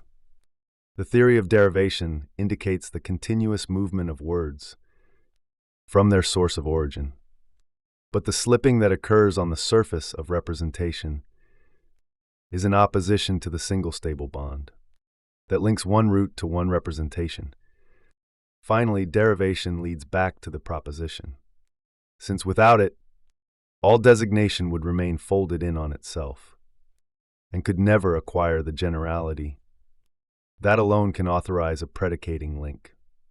Yet derivation is created by means of a spatial figure, whereas the proposition unfolds in obedience to a sequential and linear order. It should be noted that there also exist diagonal relations, as it were, between the opposing corners of this rectangle. First of all, between articulation and derivation. If the existence of an articulated language is possible, with words in juxtaposition, interlocking, or arranging themselves in relation to one another, then it is so only insofar as the words of that language, starting from their original values, and from the simple act of designation that was their basis, have never ceased to move further and further away, by a process of derivation, thus acquiring a variable extension, hence an axis that cuts across the whole quadrilateral of language. And it is along this line that the state of a language is marked off. Its articulative capacities are determined by the distance it has moved along the line of derivation. Such a reading defines both its historical posture and its power of discrimination. The other diagonal runs from the proposition back to the origin, that is, from the affirmation at the heart of every act of judgment, to the designation implied by any act of nomination. It is along this axis that the relation of words to what they represent is established. Here it becomes apparent that words never speak anything other than the being of representation, but that they always name something represented. The first diagonal marks the progress of a language from the point of view of its specification. The second, the endless interleaving of language and representation, the duplicating process, which is the reason why the verbal sign is always representing a representation. On this latter line, the word functions as a substitute, with its power to represent. On the former, as an element, with its power to make combinations and break them down. At the point where these two diagonals intersect, at the center of the quadrilateral, where the duplicating process of representation is revealed as analysis, where the substitute has the power of distribution, and where, in consequence, there resides the possibility and the principle of a general taxonomy of representation. There is the name. To name is at the same time to give the verbal representation of a representation, and to place it in a general table. The entire classical theory of language is organized around this central and privileged entity. All the various functions of language intersect within it. Since it is by nomination that representations are enabled to enter as figures into a proposition, it is therefore also through nomination that discourse is articulated upon knowledge. Only the judgment, of course, can be true or false. But if all names were exact, if the analysis upon which they are based had been perfectly thought out, if the language in question had been well made, there would be no difficulty in pronouncing true judgments. And error, should it occur, would be as easy to uncover and as evident as in a calculation in algebra. But the imperfection of analysis and all the slight shifts caused by derivation have caused names to be attached to analyses, abstractions, and combinations that are in fact illegitimate. There would be no disadvantage in this, any more than in giving names to fabulous monsters, if words did not posit themselves as being representations of representations, with the result that we cannot think of a word, however abstract, general, and empty it may be, without affirming the possibility of what it represents. This is why, in the middle of the quadrilateral of language, the name appears both as the point upon which all the structures of a language converge, for the name is its most secret, most closely guarded figure, the pure internal result of all its conventions, rules, and history, and as the point from which all language in general can enter into a relation with the truth, according to which it will be judged. This is the nexus of the entire classical experience of language, the reversible character of grammatical analysis, which is at one and the same time science and prescription, a study of words, and a rule for constructing them, employing them, and remolding them into their representative function. The fundamental nominalism of philosophy, from Hobbes to ideology, a nominalism that is inseparable from a critique of language, and from all that mistrust with regard to general and abstract words that we find in Malebranche, Berkeley, Condillac, and Hume, the great utopia of a perfectly transparent language, in which things themselves could be named, without any penumbra of confusion, either by a totally arbitrary but precisely thought-out system, artificial language, or by a language so natural that it would translate thought. Like a face expressing a passion, it was this language of immediate sign that Rousseau dreamed of in the first of his dialogues. One might say that it is the name that organizes all classical discourse. To speak or to write is not to say things or to express oneself. It is not a matter of playing with language. It is to make one's way towards the sovereign act of nomination. To move through language towards the place where things and words are conjoined in their common essence, and which makes it possible to give them a name. But once that name has been spoken, all the language that has led up to it, or that has been crossed in order to reach it, is reabsorbed into it and disappears. So that classical discourse, in its profound essence, tends always towards this boundary. But in surviving it, pushes the boundary further away. It continues on its way in the perpetually maintained suspension of the name. This is why, in its very possibility, it is linked with rhetoric. That is, with all the space that surrounds the name, causes it to oscillate around what it represents, and reveals the elements, or the adjacency, or the analogies of what it names. The figures through which discourse passes act as a deterrent to the name, which then arrives at the last moment to fulfill and abolish them. The name is the end of discourse, and possibly all classical literature resides in this space, in this striving to reach a name that remains always formidable, because it exhausts and thereby kills the possibility of speech. It is this striving movement that carried the experience of language onwards, from the restrained confession of La Princesse de Clèves to the immediate violence of Juliet. In the latter, nomination is at last posited in its starkest nudity, and the rhetorical figures, which until then had been holding it in suspense, collapse and become the endless figures of desire, and the same names, constantly repeated, exhaust themselves in their effort to cross those figures, without ever being able to reach their end. All classical literature, it resides in the movement that proceeds, from the figure of the name to the name itself. It's passing from the task of naming the same thing, yet again, by means of new figures, which is preciosity, to that of finding words that will at last name accurately that which has never been named before, or that which has remained dormant in the enveloping folds of words, too far removed from it. Of this latter kind are those secrets of the soul, those impressions born at the frontier of things, and the body, for which the language of the Cinquième Rêverie made itself spontaneously transparent. Later, Romanticism was to believe that it had broken with the previous age, because it had learned to name things by their name.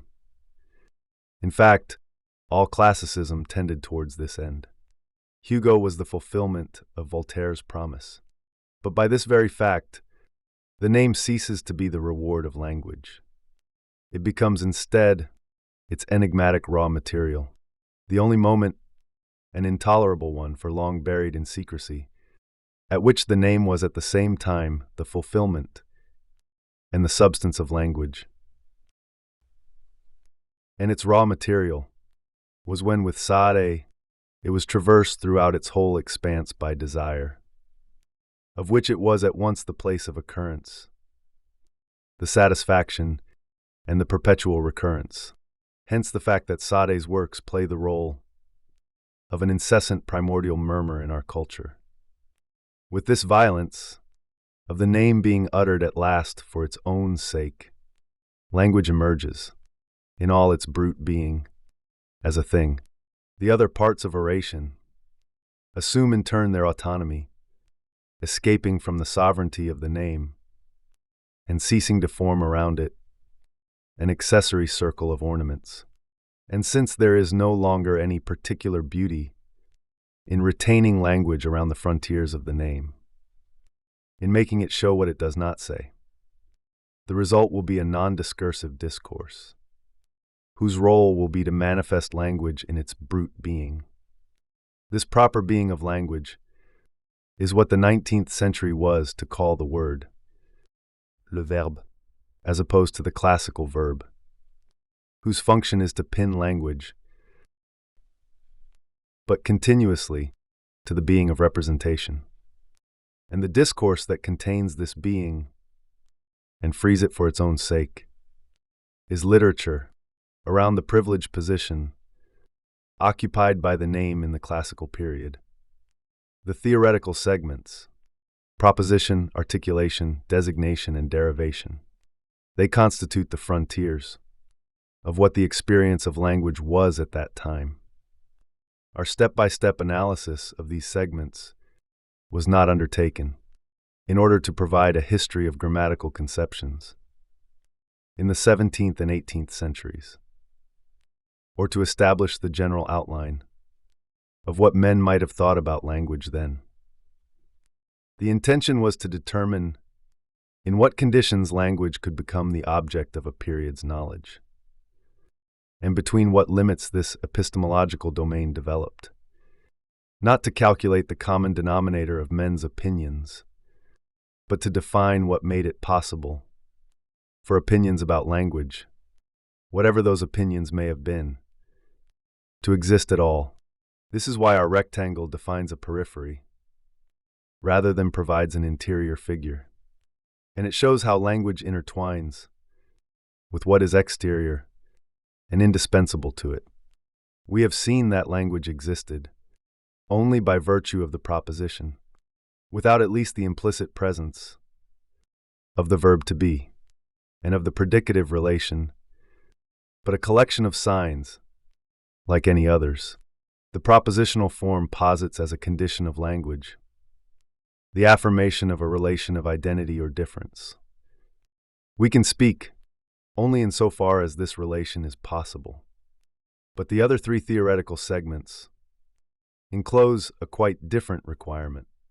If it is to be possible to derive words from their first source, if an original kinship is to be already in existence between a root and its signification, if there is to be an articulated patterning of representations, there must be a murmur of analogies, rising from things perceptible even in the most immediate experience.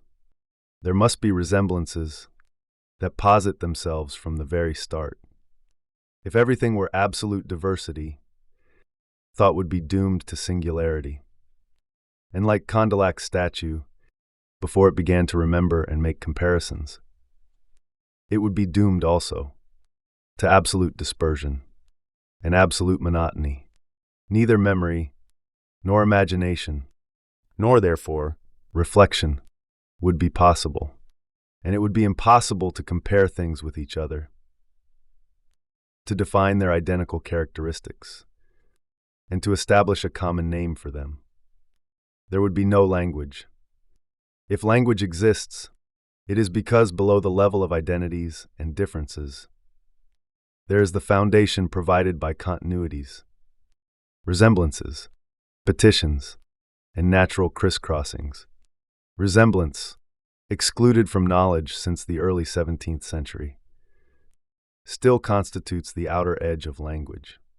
The ring surrounding the domain of that which can be analyzed, reduced to order, and known.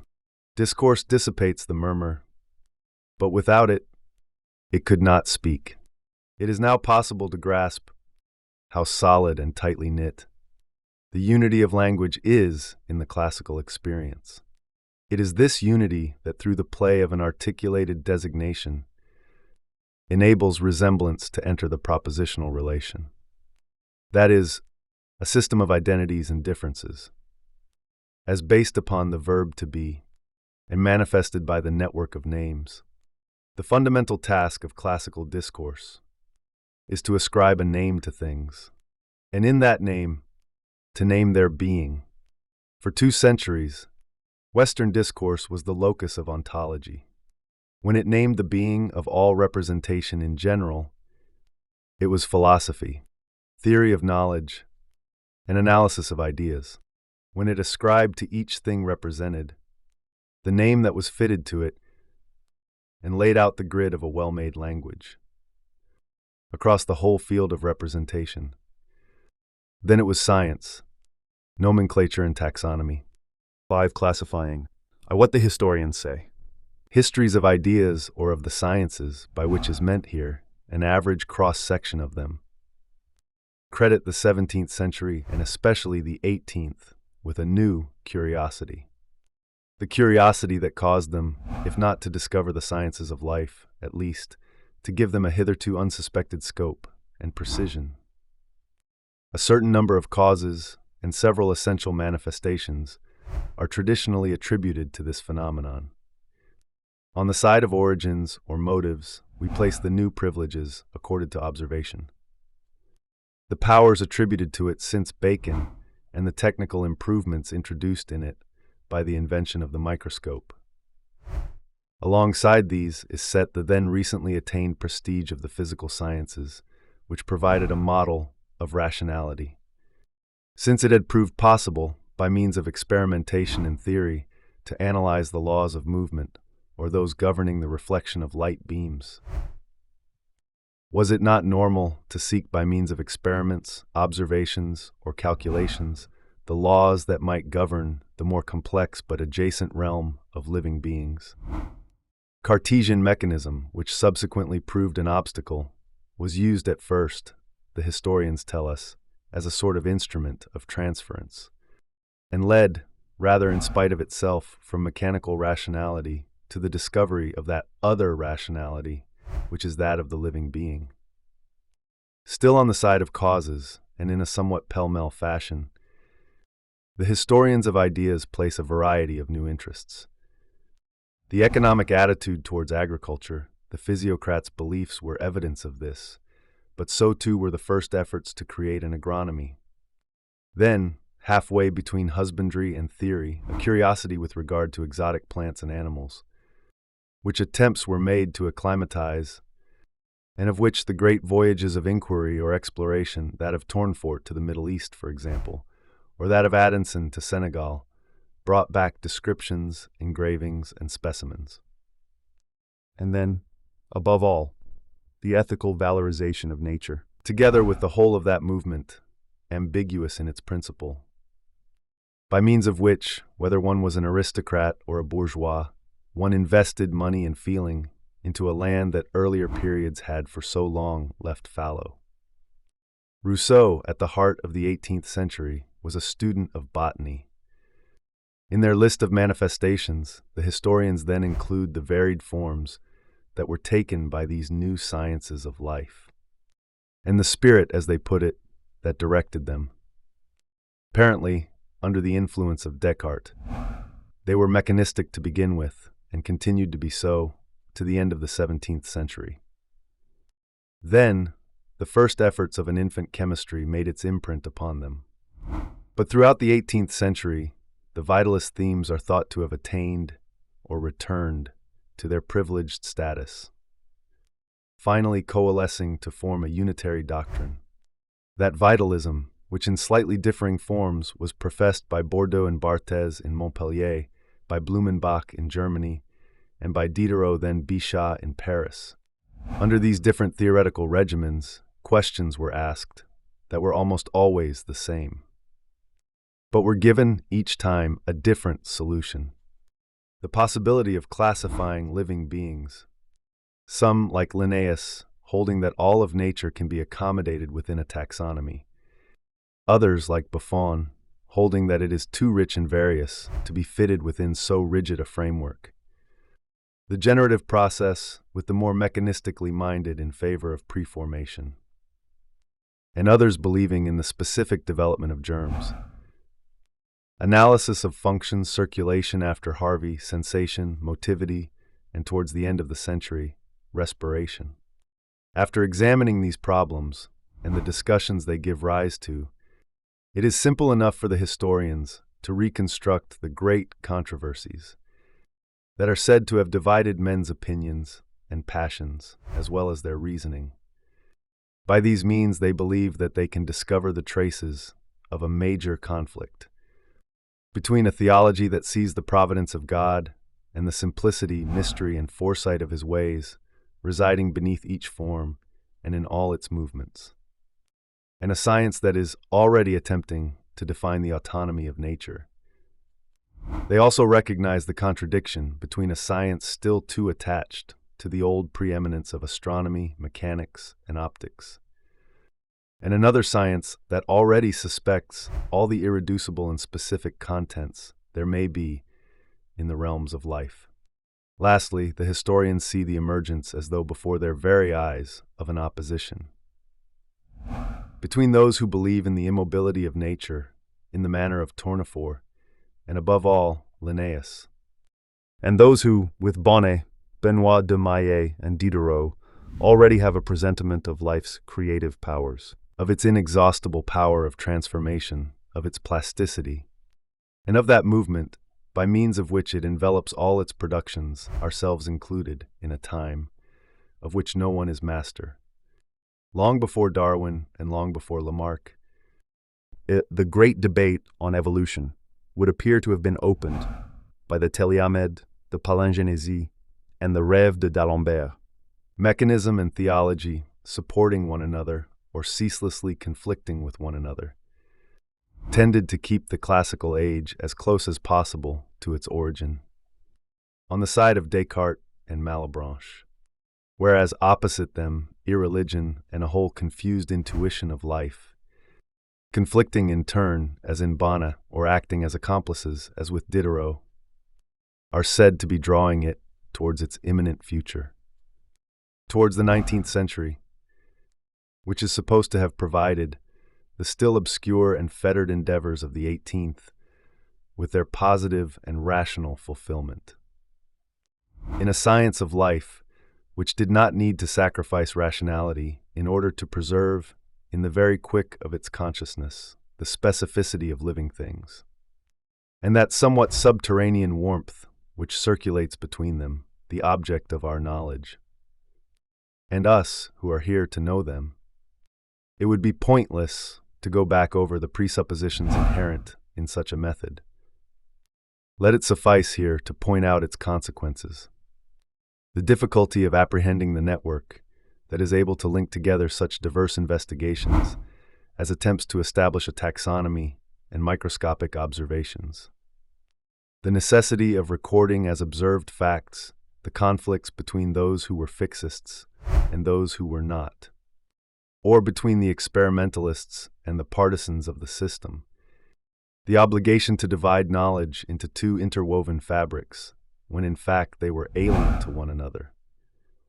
The first being defined by what was known already, and from elsewhere, the Aristotelian or scholastic inheritance, the weight of Cartesianism, the prestige of Newton.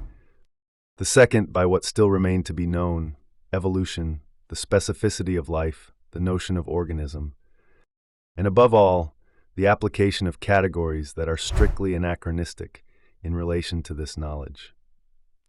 Obviously, the most important of all these refers to life. Historians want to write histories of biology in the 18th century, but they do not realize that biology did not exist then, and that the pattern of knowledge that has been familiar to us for 150 years is not valid for a previous period, and that, if biology was unknown, there was a very simple reason for it. That life itself did not exist. All that existed was living beings, which were viewed through a grid of knowledge constituted by natural history. 2. Natural history. How was the classical age able to define this realm of natural history? The proofs, and even the unity of which, now appear to us so distant, and as though already blurred. What is this field in which nature appeared sufficiently close to itself for the individual beings it contained to be classified, and yet so far removed from itself that they had to be so by the medium of analysis and reflection? One has the impression, and it is often expressed, that the history of nature must have appeared as Cartesian mechanism ebbed, when it had at last become clear that it was impossible to fit the entire world into the laws of rectilinear movement, when the complexity of the vegetable and animal kingdoms had sufficiently resisted the simple forms of extended substance. Then it became necessary for nature to manifest itself in all its strange richness, and the meticulous observation of living beings was thus born upon the empty strand from which Cartesianism had just withdrawn. Unfortunately, things do not happen as simply as that. It is quite possible, though it would be a matter requiring careful scrutiny, that one science can arise out of another. But no science can be generated by the absence of another, or from another's failure, or even from some obstacle another has encountered. In fact, the possibility of natural history with Ray, Johnston, Christopher Nouth is contemporaneous with Cartesianism itself, and not with its failure. Mechanism from Descartes to D'Alembert, and natural history from Tournefort to Daubenton were authorized by the same episteme. For natural history to appear, it was not necessary for nature to become denser and more obscure. To multiply its mechanisms to the point of acquiring the opaque weight of a history that can only be retraced and described, without any possibility of measuring it, calculating it, or explaining it. It was necessary, and this is entirely the opposite, for history to become natural. In the 16th century, and right up to the middle of the 17th, all that existed was histories. Balan had written a history of the nature of birds, Duret an admirable history of plants, Aldrovandi a history of serpents and dragons. In 1657, Johnston published a natural history of quadrupeds. This date of birth is not, of course, absolutely definitive. It is there only to symbolize a landmark, and to indicate from afar the apparent enigma of an event. This event is the sudden separation, in the realm of historia, of two orders of knowledge, henceforward to be considered different. Until the time of Aldrovandi, history was the inextricable and completely unitary fabric of all that was visible of things and of the signs that had been discovered or lodged in them. To write the history of a plant or an animal was as much a matter of describing its elements or organs, as of describing the resemblances that could be found in it, the virtues that it was thought to possess, the legends and stories with which it had been involved, its place in heraldry, the medicaments that were concocted from its substance, the foods it provided, what the ancients recorded of it, and what travelers might have said of it. The history of a living being was that being itself within the whole semantic network that connected it to the world. The division so evident to us between what we see, what others have observed and handed down, and what others imagine or naively believe. The great tripartition, apparently so simple and so immediate into observation, document, and fable, did not exist. And this was not because science was hesitating between a rational vocation and the vast weight of naive tradition, but for the much more precise and much more constraining reason that signs were then part of things themselves, whereas in the 17th century they become modes of representation. When Johnston wrote his natural history of quadrupeds, did he know any more about them than Aldrovandi did, a half-century earlier? Not a great deal more, the historians assure us. But that is not the question. Or if we must pose it in these terms, then we must reply that Johnston knew a great deal less than Aldrovandi. The latter, in the case of each animal he examined, offered the reader, and on the same level, a description of its anatomy and of the methods of capturing it, its allegorical uses and mode of generation, its habitat and legendary mansions, its food and the best ways of cooking its flesh. Johnston subdivides his chapter on the horse under 12 headings: name, anatomical parts, habitat, ages, generation, voice, movement, sympathy and antipathy, uses, medicinal uses. None of this was omitted by Aldrovandi, and he gives us a great deal more besides. The essential difference lies in what is missing in Johnston. The whole of animal semantics has disappeared, like a dead and useless limb. The words that had been interwoven in the very being of the beast have been unraveled and removed. And the living being, in its anatomy, its form, its habits, its birth and death, appears as though stripped naked. Natural history finds its locus in the gap that is now opened up between things and words.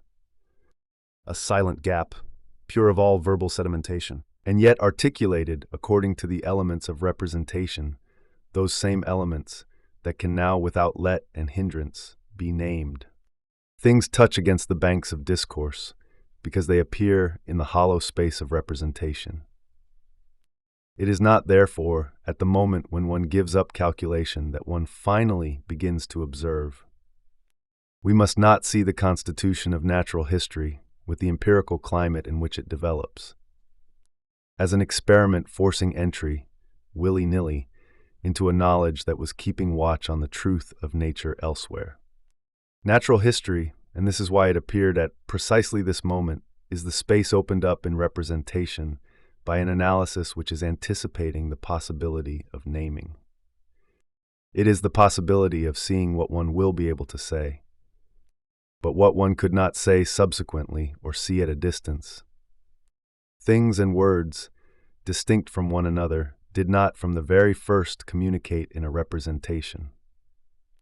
The descriptive order proposed for natural history by Linnaeus, long after Johnston, is very characteristic. According to this order, every chapter dealing with a given animal should follow the following plan: name, theory, kind, species, attributes, use, and to conclude literaria.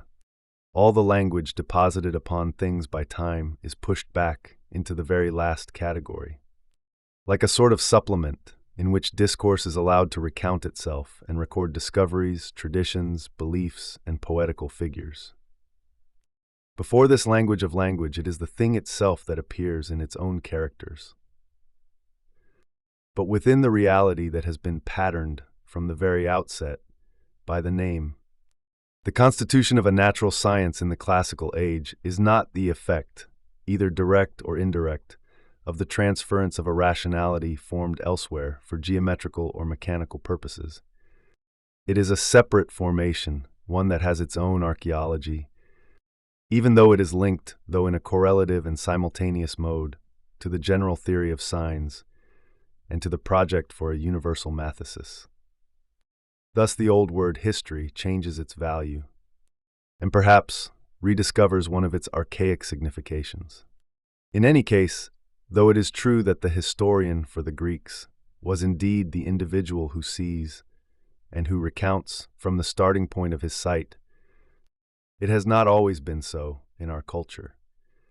Indeed, it was at a relatively late date, on the threshold of the classical age, that he assumed or resumed this role.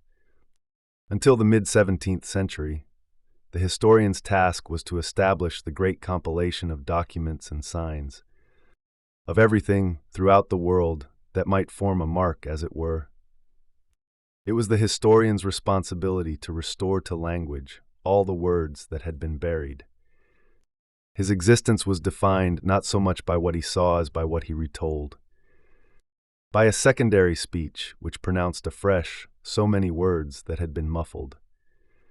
The classical age gives history a quite different meaning, that of undertaking a meticulous examination of things themselves for the first time, and then of transcribing what it has gathered in smooth, neutralized, and faithful words. It is understandable that the first form of history, constituted in this period of purification, should have been the history of nature. For its construction requires only words applied, without intermediary, to things themselves. The documents of this new history are not other words, texts, or records, but unencumbered spaces in which things are juxtaposed. Herbariums, collections, gardens. The locus of this history is a non-temporal rectangle in which, stripped of all commentary, of all enveloping language, creatures present themselves, one beside another, their surfaces visible, grouped according to their common features, and thus already virtually analyzed, and bearers of nothing but their own individual names. It is often said that the establishment of botanical gardens and zoological collections expressed a new curiosity about exotic plants and animals. In fact, these had already claimed men's interest for a long while. What had changed was the space in which it was possible to see them, and from which it was possible to describe them.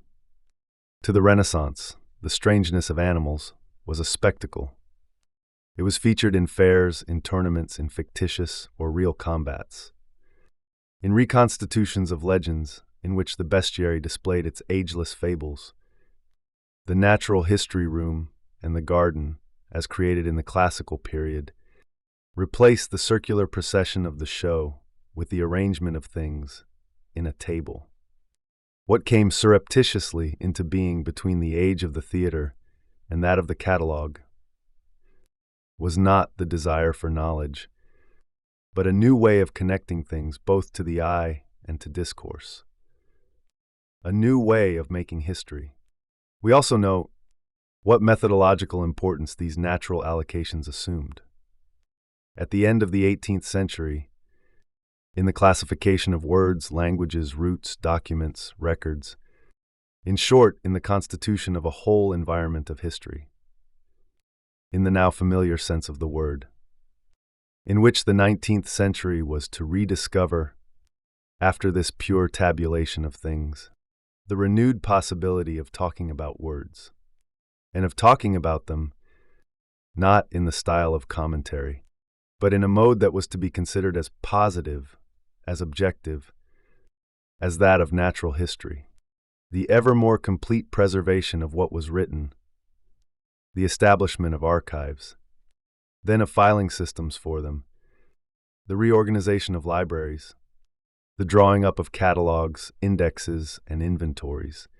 All these things represent, at the end of the classical age, not so much a new sensitivity to time, to its past, to the density of history, as a way of introducing into the language already imprinted on things, and into the traces it has left, an order of the same type as that which was being established between living creatures. And it is in this classified time, in this squared and spatialized development, that the historians of the 19th century were to undertake the creation of a history that could at last be true. In other words, liberated from classical rationality, from its ordering and theodicy, a history restored to the eruptive violence of time. Restructure, thus arranged and understood, natural history has as a condition of its possibility the common affinity of things and language with representation. But it exists as a task only insofar as things and language happen to be separate. It must therefore reduce this distance between them, so as to bring language as close as possible to the observing gaze, and the things observed as close as possible to words. Natural history is nothing more than the nomination of the visible, hence its apparent simplicity, and that air of naivete it has from a distance. So simple does it appear, and so obviously imposed by things themselves.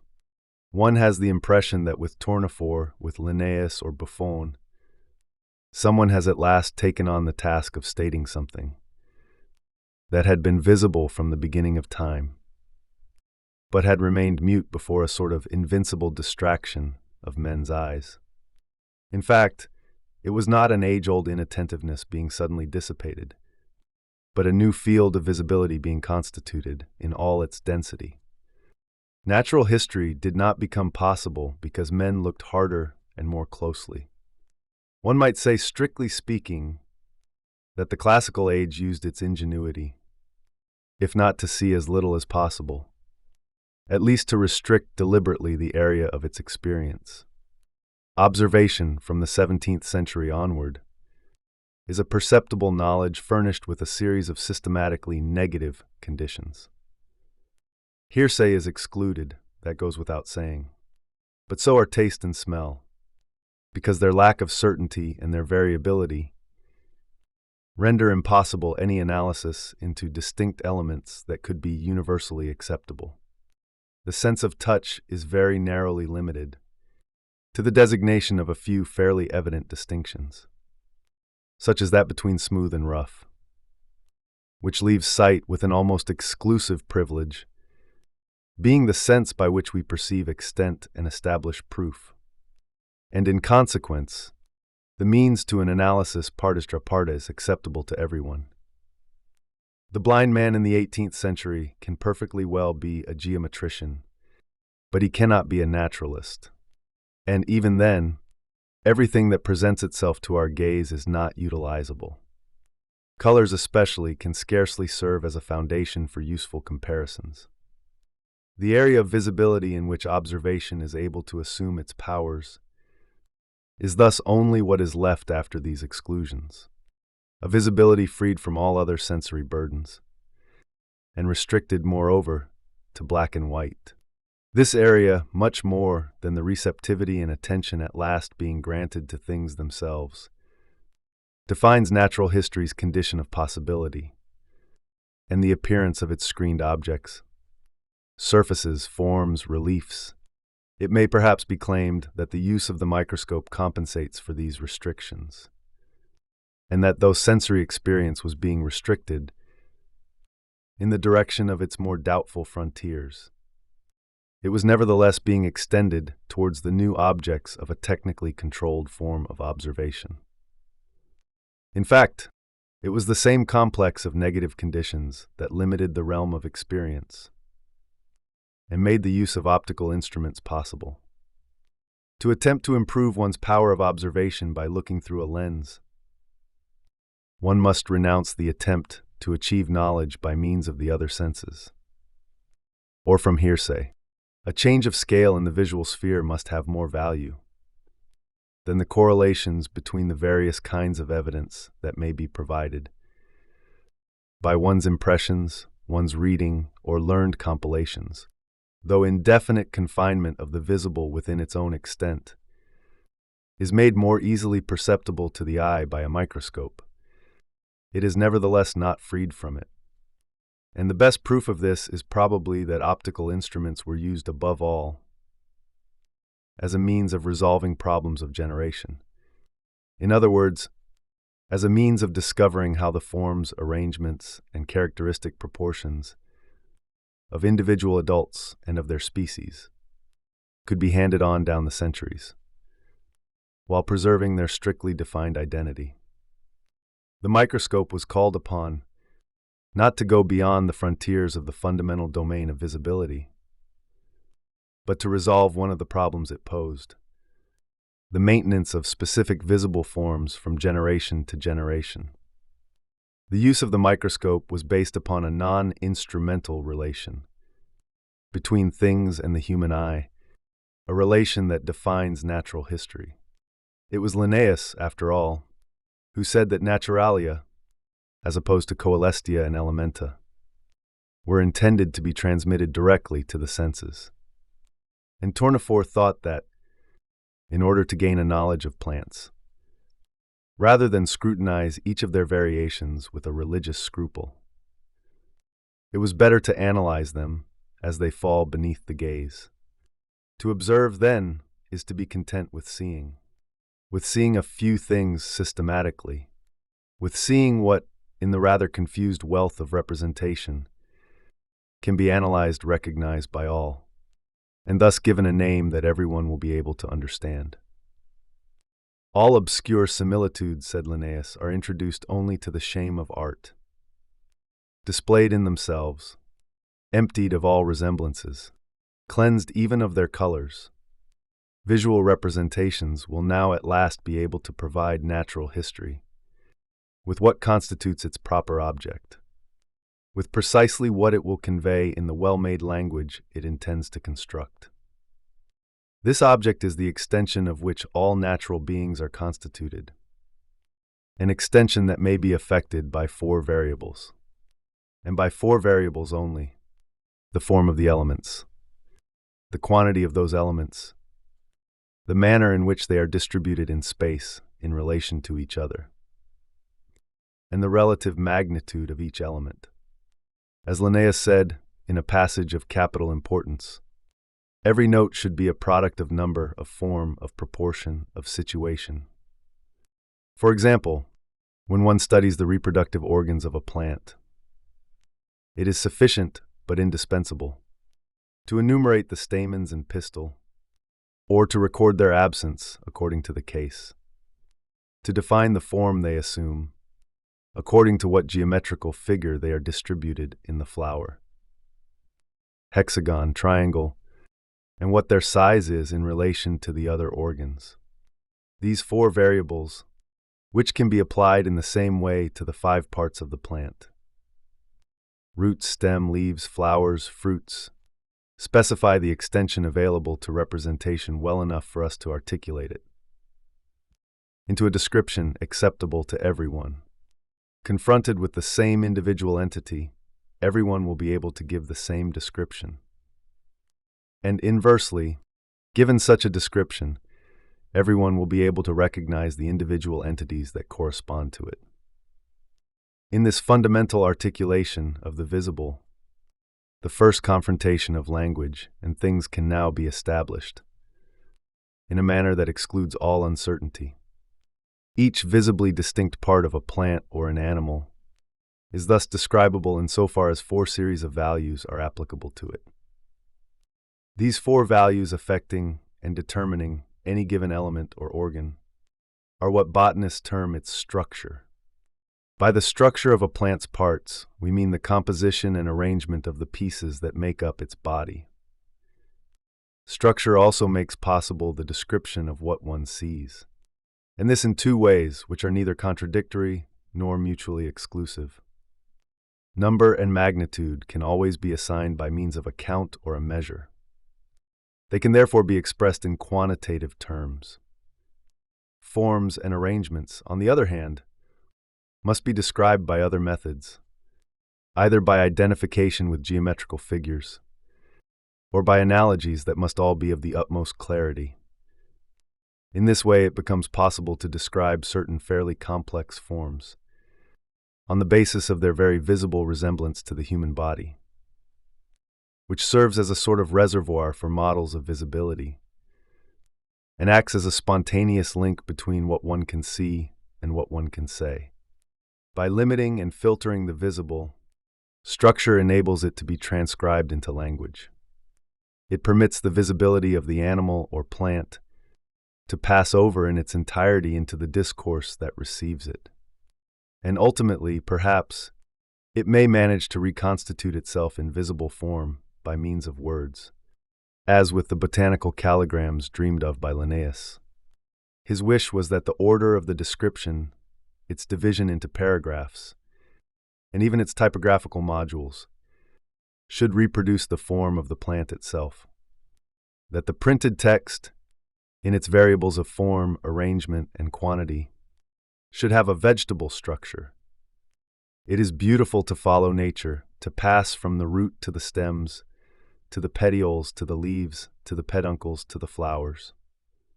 The description would have to be divided into the same number of paragraphs, as there are parts in the plant, everything concerning its principal parts being printed in large type, and the analysis of the parts of parts being conveyed in small type. One would then add what one knew of the plant from other sources, in the same way as an artist completes his sketch, by introducing the interplay of light and shade. The adumbration would exactly contain the whole history of the plant, such as its names, its structure, its external assemblage, its nature, its use.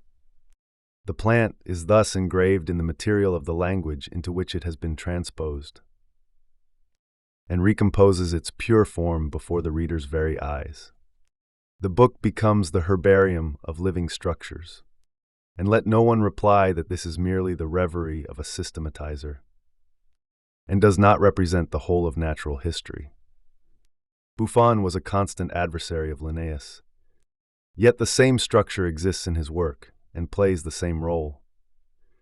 The method of examination will be directed towards form, magnitude, the different parts, their number, their position, and the very substance of the thing.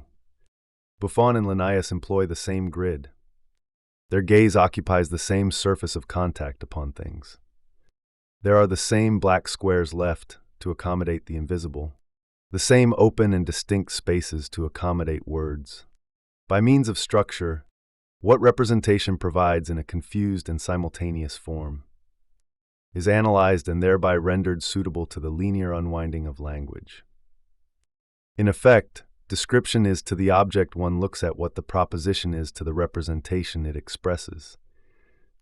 its arrangement in a series, elements succeeding elements.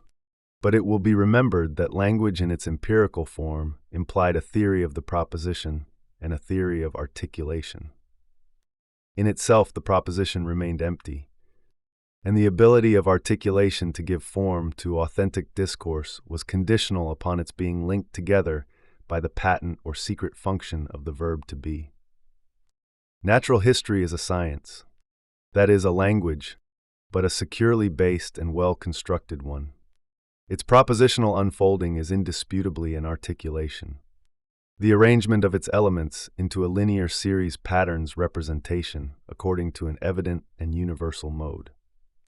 Whereas one and the same representation can give rise to a considerable number of propositions, since the names that embody it articulate it according to different modes. One and the same animal, or one and the same plant, will be described in the same way, insofar as their structure governs their passage from representation into language. The theory of structure, which runs right through natural history in the classical age, superimposes the roles played in language by the proposition and articulation in such a way that they perform one and the same function. And it is by this means that structure links the possibility of a natural history to the mythesis. In fact, it reduces the whole area of the visible to a system of variables, all of whose values can be designated, if not by a quantity, at least by a perfectly clear and always finite description. It is therefore possible to establish the system of identities and the order of differences existing between natural entities. Adanson was of the opinion that one day it would be possible to treat botany as a rigorously mathematical science, and that it would prove permissible to pose botanical problems in the same way as one does algebraic or geometrical ones. Find the most obvious point that establishes the line of separation or discussion between the scabious family and the honeysuckle family. Or again, find a known genus of plants, whether natural or artificial is unimportant, that stands exactly halfway between dog's bane and borage. By virtue of structure, the great proliferation of beings occupying the surface of the globe is able to enter both into the sequence of a descriptive language and into the field of a mythesis that would also be a general science of order. And this constituent relation, complex as it is established within the apparent simplicity of a description of the visible. All this is of great importance for the definition of natural history in terms of its object. The latter is provided by surfaces and lines, not by functions or invisible tissues. The plant and the animal are seen not so much in their organic unity as by the visible patterning of their organs. They are paws and hoofs, flowers and fruits, before being respiratory systems or internal liquids. Natural history traverses an area of visible, simultaneous, concomitant variables, without any internal relation of subordination or organization. In the 17th and 18th centuries, anatomy lost the leading role that it had played during the Renaissance, and that it was to resume in Cuvier's day. It was not that curiosity had diminished in the meantime, or that knowledge had regressed, but rather that the fundamental arrangement of the visible and the expressible no longer passed through the thickness of the body. Hence the epistemological precedence enjoyed by botany. The area common to words and things constituted a much more accommodating, a much less black grid for plants than for animals, insofar as there are a great many constituent organs visible in a plant that are not so in animals. Taxonomic knowledge based upon immediately perceptible variables was richer and more coherent in the botanical order than in the zoological. We must therefore reverse what is usually said on this subject. It is not because there was a great interest in botany during the 17th and 18th centuries that so much investigation was undertaken into methods of classification, but because it was possible to know and to say only within a taxonomic area of visibility, the knowledge of plants was bound to prove more extensive than that of animals. At the institutional level, the inevitable correlatives of this patterning were botanical gardens and natural history collections. And their importance for classical culture does not lie essentially in what they make it possible to see, but in what they hide and in what, by this process of obliteration, they allow to emerge. They screen off anatomy and function, they conceal the organism, in order to raise up before the eyes of those who await the truth, the visible relief of forms, with their elements, their mode of distribution, and their measurements. They are books furnished with structures, the space in which characteristics combine, and in which classifications are physically displayed. One day, towards the end of the 18th century, Cuvier was to topple the glass jars of the museum, smash them open and dissect all the forms of animal visibility that the classical age had preserved in them. This iconoclastic gesture, which Lamarck could never bring himself to make, does not reveal a new curiosity directed towards a secret that no one had the interest or courage to uncover, or the possibility of uncovering before. It is rather, and much more seriously, a mutation in the natural dimension of Western culture. The end of history in the sense in which it was understood by Tournefort, Linnaeus, Buffon, and Adenson, and in the sense in which it was understood by Boissier de Sauvage also, when he opposed historical knowledge of the visible to philosophical knowledge of the invisible, of what is hidden and of causes. And it was also to be the beginning of what, by substituting anatomy for classification, organism for structure, internal subordination for visible character, the series for tabulation, was to make possible the precipitation into the old flat world of animals and plants, engraved in black on white, a whole profound mass of time to which men were to give the renewed name of history. IV character. Structure is that designation of the visible, which, by means of a kind of pre-linguistic sifting, enables it to be transcribed into language. But the description thus obtained is nothing more than a sort of proper noun. It leaves each being its strict individuality and expresses neither the table to which it belongs, nor the area surrounding it, nor the site it occupies. It is designation pure and simple. And for natural history to become language, the description must become a common noun. It has been seen how, in spontaneous language, the primary designations, which concerned only individual representations, after having originated in the language of action and the resultant primitive roots, had little by little, through the momentum of derivation, acquired more general values. But natural history is a well-constructed language. It should not accept the constraint imposed by derivation and its forms. It should not lend credit to any etymology. It should unite in one and the same operation what everyday language keeps separate. Not only must it designate all natural entities very precisely, but it must also situate them within the system of identities and differences that unites them to and distinguishes them from all the others. Natural history must provide simultaneously a certain designation and a controlled derivation. And just as the theory of structure superimposed articulation and the proposition so that they became one and the same, so the theory of character must identify the values that designate and the area in which they are derived. Tournefort says, "To know plants is to know with precision the names that have been given to them in relation to the structure of some of their parts."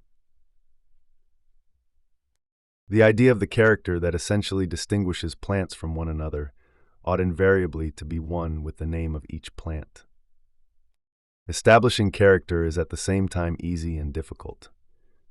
Easy, because natural history does not have to establish a system of names based upon representations that are difficult to analyze, but only to derive it from a language that has already been unfolded in the process of description.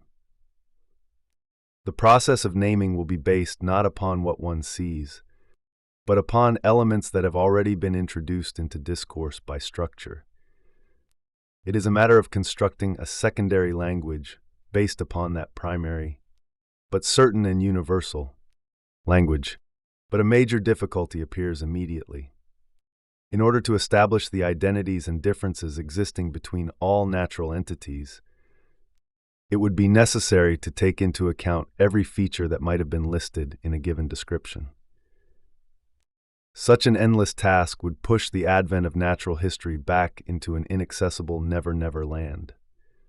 Unless there existed techniques that would avoid this difficulty and limit the labor of making so many comparisons. It is possible a priori to state that these techniques are of two types, either that of making total comparisons, but only within empirically constituted groups in which the number of resemblances is manifestly so high that the enumeration of the differences will not take long to complete. And in this way, step by step, the establishment of all identities and distinctions can be guaranteed. Or that of selecting a finite and relatively limited group of characteristics, whose variations and constants may be studied in any individual entity that presents itself. This last procedure was termed the system, the first the method. They are usually contrasted in the same way as Linnaeus is contrasted with Buffon, Adanson, or Antoine Laurent de Jussieu, or as a rigid and simple conception of nature is contrasted with the detailed and immediate perception of its relations, or as the idea of a motionless nature is contrasted with that of a teeming continuity of beings all communicating with one another, mingling with one another, and perhaps being transformed into one another. And yet the essential does not lie in this conflict between the great intuitions of nature. It lies rather in the network of necessity, which at this point rendered the choice between two ways of constituting natural history as a language both possible and indispensable. The rest is merely a logical and inevitable consequence. From the elements that the system juxtaposes in great detail by means of description, it selects a particular few. These define the privileged and, in fact, exclusive structure in relation to which identities or differences as a whole are to be examined. Any difference not related to one of these elements will be considered irrelevant. If, like Linnaeus, one selects as the characteristic elements all the different parts related to fructification, then a difference of leaf or stem or root or petiole must be systematically ignored.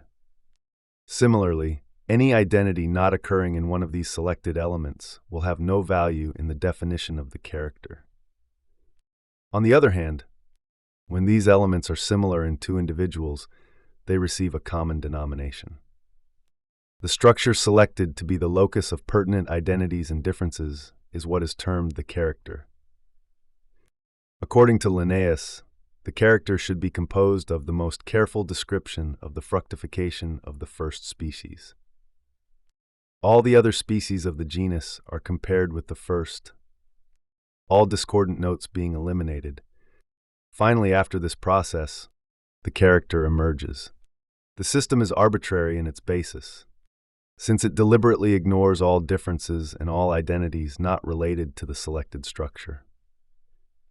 But there is no law that says that it will not be possible to arrive one day, through a use of this technique, at the discovery of a natural system, one in which all the differences in the character would correspond to differences of the same value in the plant's general structure, and in which, inversely, all the individuals or all the species grouped together under a common character would in fact have the same relation of resemblance in all and each of their parts. But one cannot find the way to this natural system unless one has first established with certainty an artificial system, at least in certain of the vegetable or animal domains. This is why Linnaeus does not seek to establish a natural system immediately, before a complete knowledge has been attained of everything that is relevant to his system. It is true that the natural method constitutes the first and last wish of botanists, and that all its fragments should be searched for with the greatest care, as Linnaeus himself searches for them in his Classis Plantarum. But until this natural method appears in its certain and finished form, artificial systems are absolutely necessary. Moreover, the system is relative. It's able to function according to a desired degree of precision.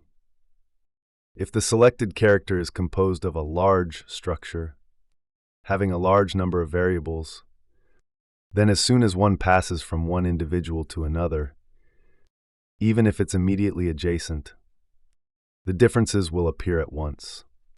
The character in this case is very close to pure description. If, on the other hand, the selected structure is limited in extent, and its variables few, then the differences will be rare, and the individuals grouped in compact masses. The character is chosen according to the degree of detail required in the classification. In order to establish genera, Tournefor shows the combination of flower and fruit as his character. Not as with Cesalpino, because these were the most useful parts of the plant, but because they permitted a numerically satisfying combinability. The elements that would be taken from the other three parts, roots, stems, and leaves, were, in effect, either too numerous if treated together, or too few if taken separately.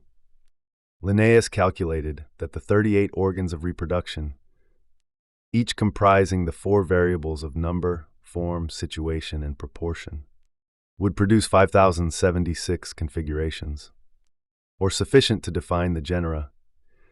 If one wishes to obtain groups more numerous than genera, then one must make use of more limited characters. Factitious characters agreed upon between botanists, as for example the stamens alone, or the pistil alone. In this way, one would be able to distinguish classes or orders. In this way, a grid can be laid out over the entire vegetable or animal kingdom. Each group can be given a name, with the result that any species, without having to be described, can be designated with the greatest accuracy by means of the names of the different groups in which it's included. Its complete name will cross the entire network of characters that one has established, right up to the largest classifications of all. But for convenience, as Linnaeus points out, part of this name should remain silent. One does not name the class and order, while the other part should be sounded. One must name the genus, the species, and the variety. The plant thus recognized in its essential character and designated upon that basis will express at the same time that which accurately designates it, and the relation linking it to those plants that resemble it and belong to the same genus, and thus to the same family and the same order. It will have been given at the same time its proper name, and the whole series of common names, manifest or hidden, in which it resides. The generic name is, as it were, the official currency of our botanical republic. Natural history will have accomplished its fundamental task, which is that of arrangement and designation. The method is another technique for resolving the same problem. Instead of selecting from the totality described, the elements, whether few or numerous, that are to be used as characters, the method consists in deducing them stage by stage. Deduction is to be taken here in the sense of subtraction. One begins, as Addison did in his examination of the plants of Senegal, with a species, either arbitrarily chosen or encountered by chance. One describes it in its entirety, leaving out none of its parts, and determining all the values that the variables have derived from it. This process is repeated with the next species, also given by the arbitrary nature of representation. The description should be as total as in the first instance, but with the one difference that nothing that has been mentioned in the first description should be repeated in the second. Only the differences are listed, and similarly with the third species in relation to the first two, and so on indefinitely, so that at the very end, all the different features of all the plants have been listed once, but never more than once. And by arranging the later and progressively more sparse descriptions around the earlier ones, we shall be able to perceive, through the original chaos, the emergence of the general table of relations. The character that distinguishes each species or each genus is the only feature picked out from the background of tacit identities. Indeed, such a technique would probably be the most reliable. Only the number of existing species is so great that it would be impossible to deal with them all. Nevertheless, the examination of such species as we do meet with reveals the existence of great families, of very broad groups in which the species and the genera have a considerable number of identities. So considerable, indeed, that they signalize themselves by a very large number of characteristics, even to the least analytic eye. The resemblance between all the species of ranunculus, or between all the species of aconite, is immediately apparent to the senses. At this point, in order to prevent the task becoming infinite, one is obliged to reverse the process. One admits the existence of the great families that are manifestly recognizable and whose general features have been defined, as it were blindfold, by the first descriptions of them. These are the common features that we now establish in a positive way. Then, whenever we meet with a genus or species that is manifestly contained by them, it will suffice to indicate what difference distinguishes it from the others, that serve it as a sort of natural entourage. A knowledge of each species can be acquired easily upon the basis of this general characterization. We shall divide each of the three kingdoms into several families, which will group together all those beings that are strikingly related. And we shall review all the general and particular characters of the beings contained within those families. In this way, we shall be assured of relating all these beings to their natural families. And thus, beginning with the ferret and the wolf, the dog and the bear, we shall come to know sufficient about the lion, the tiger, and the hyena, which are animals of the same family. It is immediately apparent in what way the method and the system are opposed. There can be only one method, but one can invent and apply a considerable number of systems. Danson alone set out 65.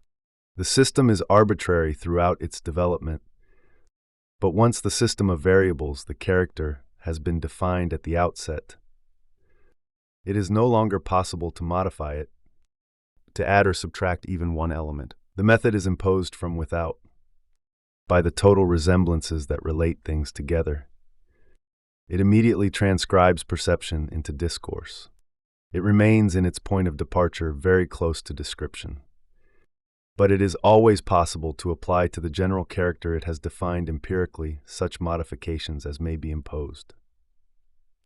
A feature one had thought essential to a whole group of plants or animals may very well prove to be no more than a particularity of a few of them. If one discovers others that, without possessing that feature, belong quite obviously to the same family, the method must always be ready to rectify itself. As Danson says, the system is like the trial and error method in mathematics. It is the result of a decision, but it must be absolutely coherent. The method, on the other hand, is a given arrangement of objects or facts, grouped together according to certain given conventions or resemblances, which one expresses by a general notion applicable to all those objects, without, however, regarding that fundamental notion or principle as absolute or invariable, or as so general that it cannot suffer any exception. The method differs from the system only in the idea that the author attaches to his principles, regarding them as variables in the method, and as absolutes in the system. Moreover, the system can recognize only relations of coordination between animal or vegetable structures. Since the character is selected, not on account of its functional importance, but on account of its combinative efficacy, there is no proof that in the internal hierarchy of any individual plant, such and such a form of pistil or arrangement of stamens necessarily entails such and such a structure.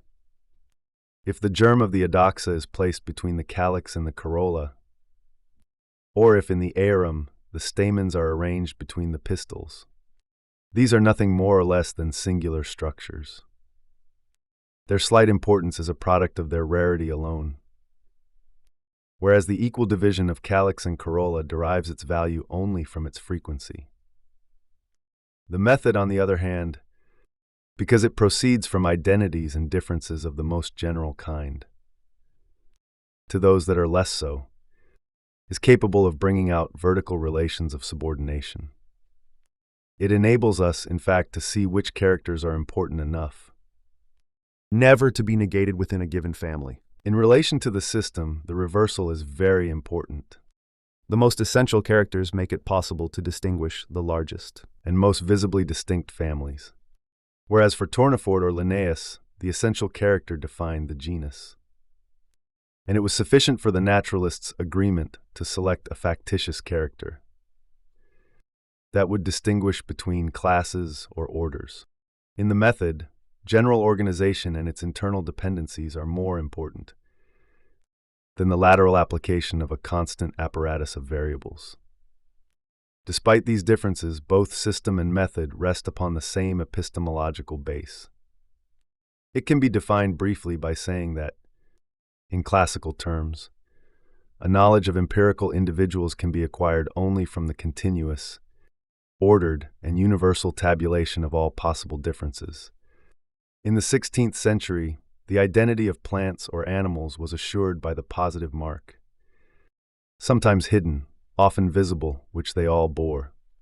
What distinguished the various species of birds, for instance, was not the differences that existed between them, but the fact that this one hunted its food at night, that another lived on the water, that yet another fed on living flesh. Every being bore a mark, and the species was measured by the extent of a common emblem, so that each species identified itself by itself, expressed its individuality independently of all the others.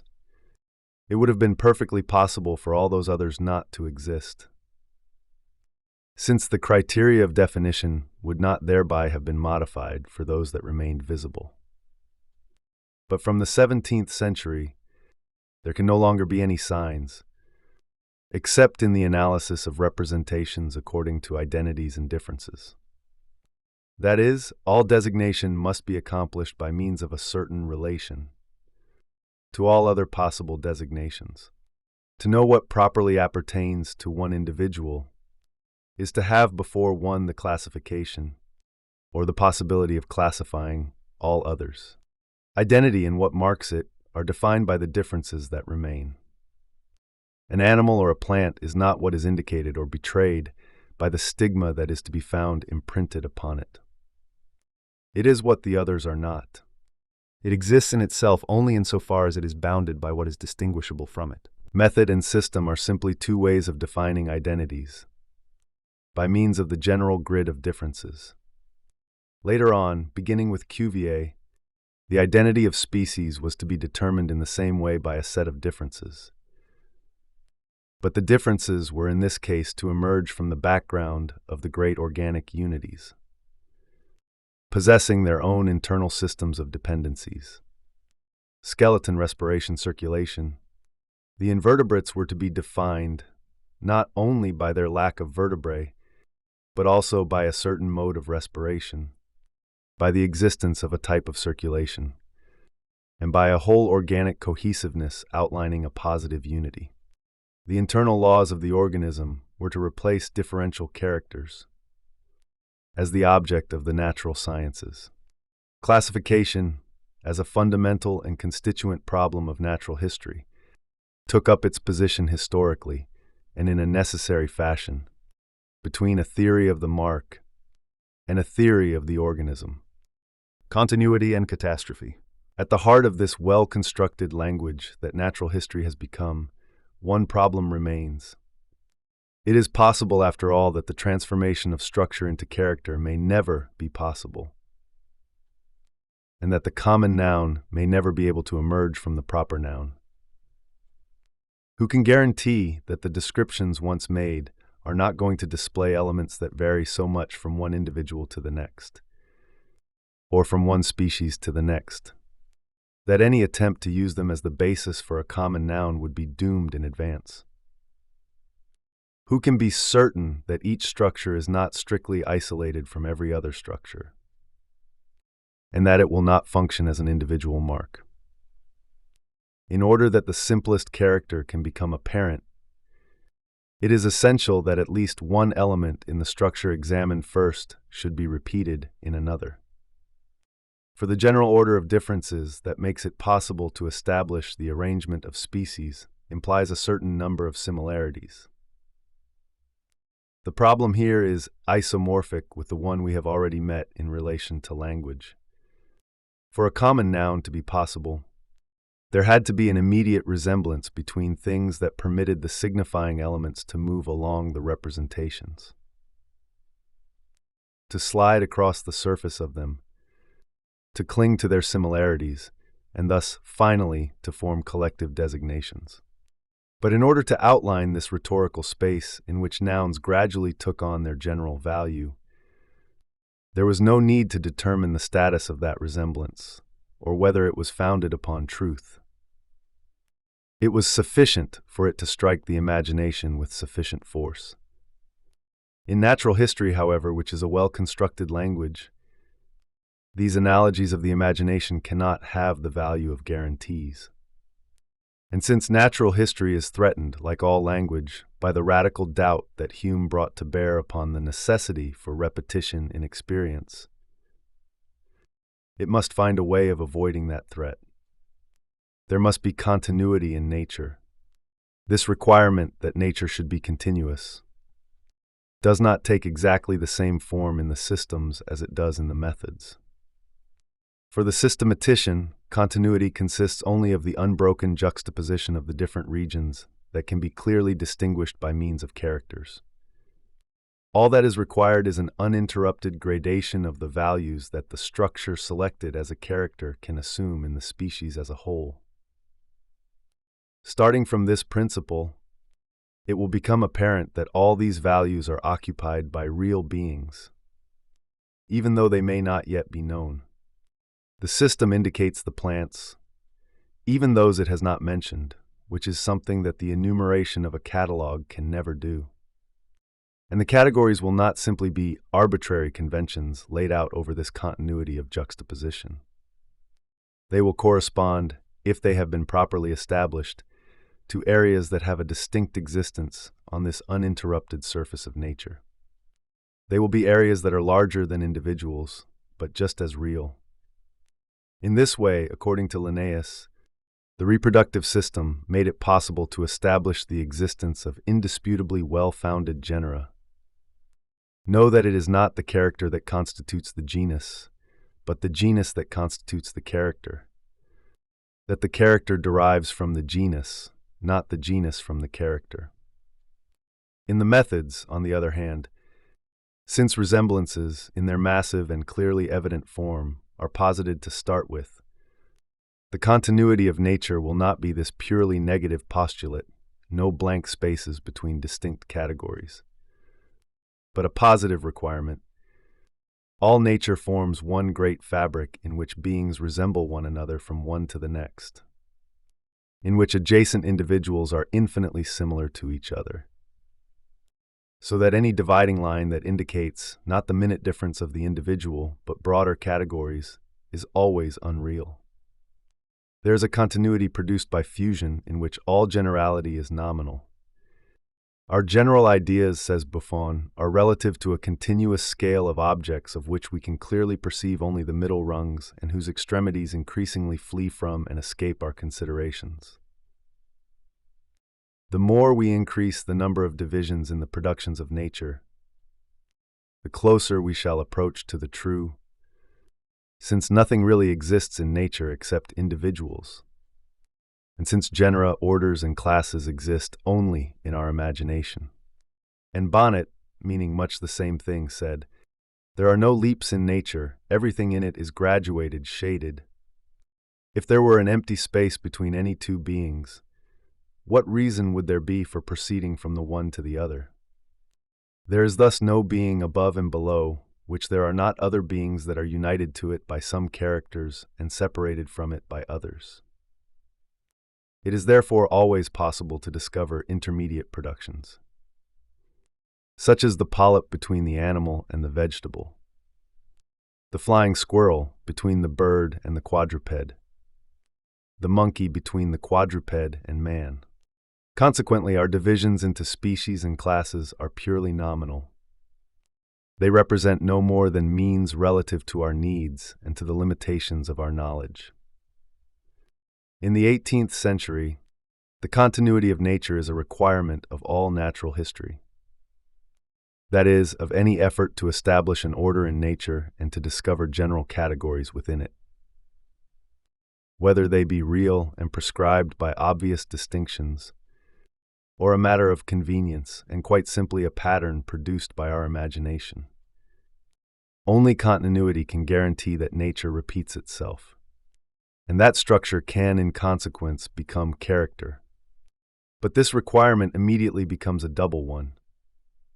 For if it were given to experience, in its uninterrupted momentum, to traverse exactly, step by step, the great continuity comprising individuals, varieties, species, genera, and classes, there would be no need to constitute a science.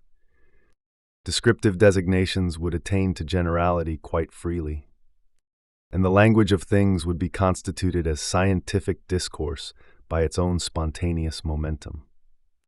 The identities of nature would be presented to the imagination as though spelled out letter by letter, and the spontaneous shift of words within their rhetorical space would reproduce, with perfect exactitude, the identity of beings with their increasing generality. Natural history would become useless, or rather, it would already have been written by man's everyday language. General grammar would at the same time be the universal taxonomy of beings. But if a natural history perfectly distinct from the analysis of words is indispensable, that is because experience does not reveal the continuity of nature as such, but gives it to us both broken up, since there are a great many gaps in the series of values effectively occupied by the variables. There are possible creatures whose place in the grid one can note without ever having had the opportunity to observe them.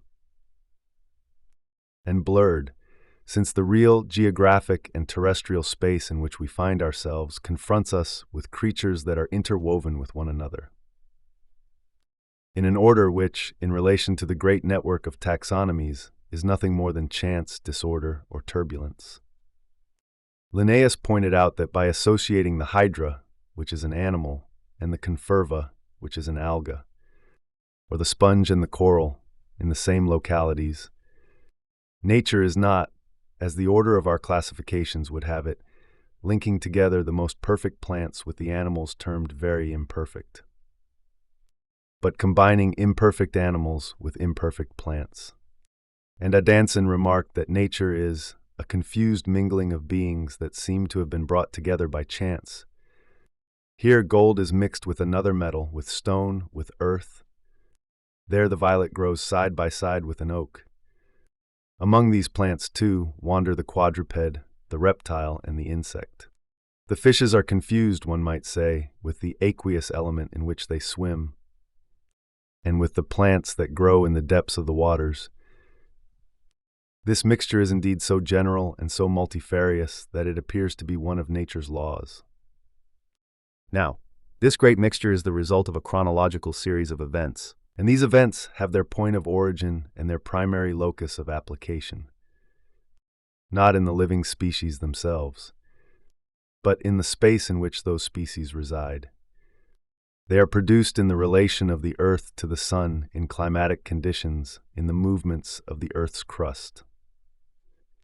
What they affect first are the oceans and the continents, the surface of the globe.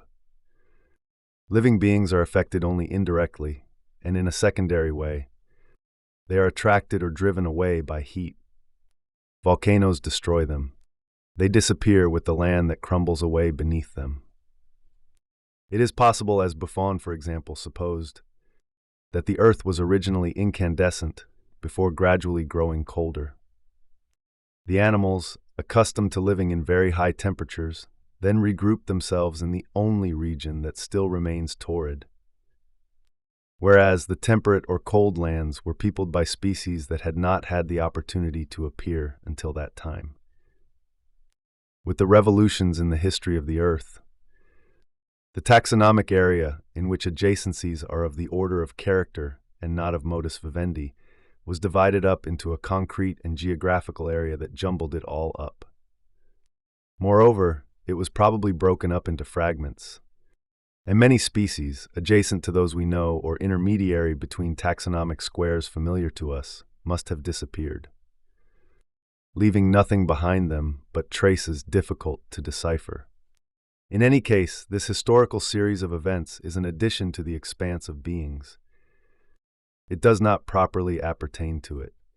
Its development lies in the real dimension of the world, not the analytic one of classifications. What it calls into question is the world as a locus for beings, not the beings themselves insofar as they have the property of being alive. There is a historicity, symbolized by the biblical accounts, which affects our astronomic system directly and the taxonomic grid of species indirectly. And apart from Genesis and the flood, it is very possible that our globe underwent other revolutions that have not been revealed to us. It is connected to the whole astronomic system, and the links that join this globe to the other celestial bodies, in particular to the sun and the comets, could have been the source of many revolutions that have left no traces perceptible to us, but of which the inhabitants of neighboring worlds may perhaps have some knowledge. To be able to exist as a science, natural history must then presuppose two groupings. One of them is constituted by the continuous network of beings. This continuity may take various spatial forms. Charles Bonnet thinks of it sometimes as a great linear scale, of which one extremity is very simple, the other very complicated, with a narrow intermediary region, the only one that is visible to us, in the center. Sometimes, as a central trunk from which there's a branch forking out on one side, that of the shellfish, with the crabs and crayfish as supplementary ramifications, and the series of insects on the other, branching out to include the frogs. Buffon defines this same continuity as a wide woven strip, or rather, a bundle which every so often puts out side branches that join it up with the bundles of another order. Pallas sees it as a polyhedric figure. Hermann wished to constitute a three-dimensional model, composed of threads all starting from a common point of origin, separating from one another, spreading out through a very great number of lateral branches, then coming together again. The series of events, however, is quite distinct from these spatial configurations, each of which describes the taxonomic continuity in its own way. The series of events is discontinuous and different in each of its episodes, but as a whole, it can be drawn only as a simple line, which is that of time itself, and which can be conceived as straight, broken, or circular. In its concrete form, and in the depth that is proper to it, nature resides wholly between the fabric of the taxonomia and the line of revolutions, the tabulations that it forms in the eyes of men, and that it is the task of the discourse of science to traverse, are the fragments of the great surface of living species that are apparent according to the way it has been patterned, burst open and frozen between two temporal revolutions. It will be seen how superficial it is to oppose, as two different opinions confronting one another in their fundamental options, a fixism that is content to classify the beings of nature in a permanent tabulation, and a sort of evolutionism that is supposed to believe in an immemorial history of nature, and in a deep-rooted onward urge of all beings throughout its continuity. The solidity, without gaps, of a network of species and genera, and the series of events that have blurred that network, both belong at the same level to the epistemological foundation that made a body of knowledge like natural history possible in the classical age. They are not two ways of perceiving nature, radically opposed because deeply rooted in philosophical choices older and more fundamental than any science.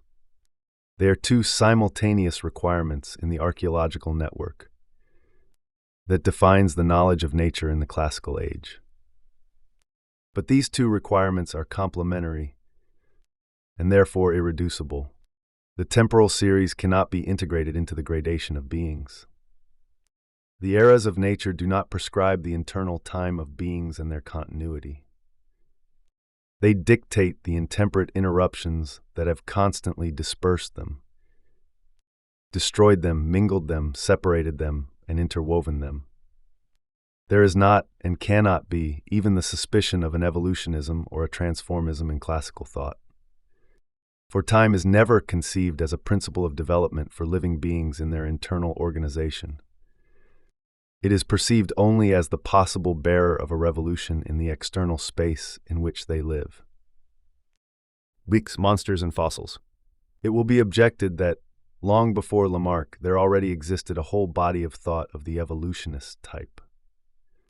That its importance was considerable in the middle of the 18th century, and up to the sudden halt marked by the work of Cuvier.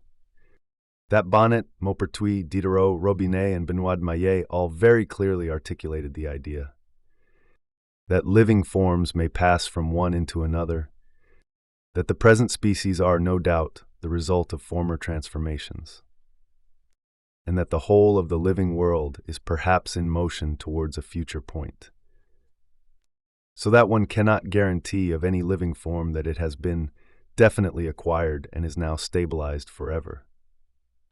In fact, such analyses are incompatible with what we understand today by evolutionary thought. They are concerned, in fact, with linking the table of identities and differences to the series of successive events. And in order to conceive of the unity of that table and that series, they have only two means at their disposal. The first consists of integrating the series of successions with the continuity of the beings and their distribution over the table. All the creatures that taxonomy has arranged in an uninterrupted simultaneity are then subjected to time, not in the sense that the temporal series would give rise to a multiplicity of species, that a horizontally oriented eye could then arrange according to the requirements of a classifying grid, but in the sense that all the points of the taxonomy are affected by a temporal index, with the result that evolution is nothing more than the interdependent and general displacement of the whole scale, from the first of its elements to the last. This system is that of Charles Bonnet. He implies in the first place that the chain of being, stretching up through an innumerable series of links towards the perfection of God, does not at present attain to it, that the distance between God and the least defective of his creatures is still infinite, and that across this perhaps unbridgeable distance, the whole uninterrupted fabric of beings is ceaselessly advancing towards a greater perfection. He implies further that this evolution keeps intact the relation that exists between the different species. If one of them, in the process of perfecting itself, should attain the degree of complexity possessed beforehand by the species one step higher, this does not mean that the latter has thereby been overtaken, because carried onward by the same momentum, it cannot avoid perfecting itself to an equivalent degree. There will be a continual and more or less slow progress of all the species towards a superior perfection, with the result that all the degrees of the scale will be continually variable within a determined and constant relation. Man, once transported to an abode more suited to the eminence of his faculties, will leave to the monkey and the elephant that foremost place that he occupied before among the animals of our planet. There will be Newtons among the monkeys and Vauban's among the beavers. The oysters and the polyps will stand in the same relation to the species at the top of the scale, as the birds and the quadrupeds do now to man. This evolutionism is not a way of conceiving of the emergence of beings as a process of one giving rise to another. In reality, it is a way of generalizing the principle of continuity, and the law that requires that all beings form an uninterrupted expanse.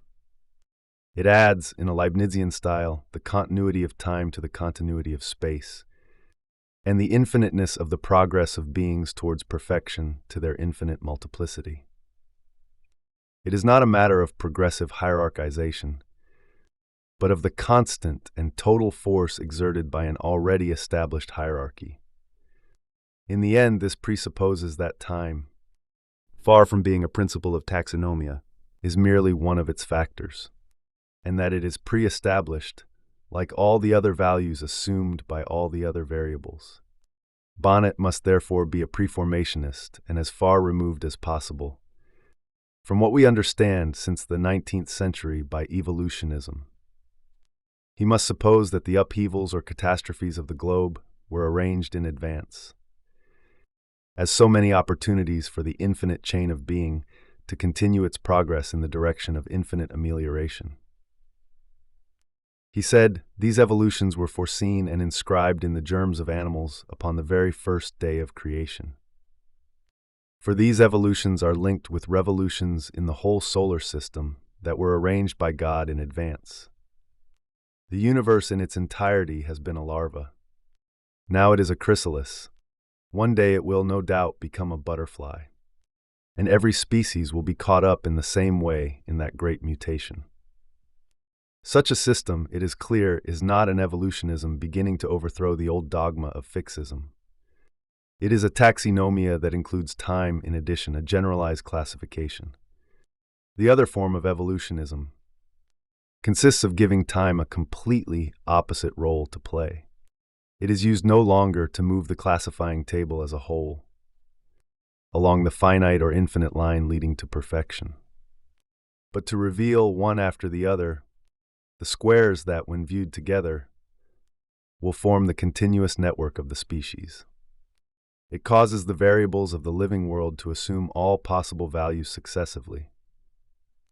It is the immediacy of a characterization that is accomplished little by little, and, as it were, element after element.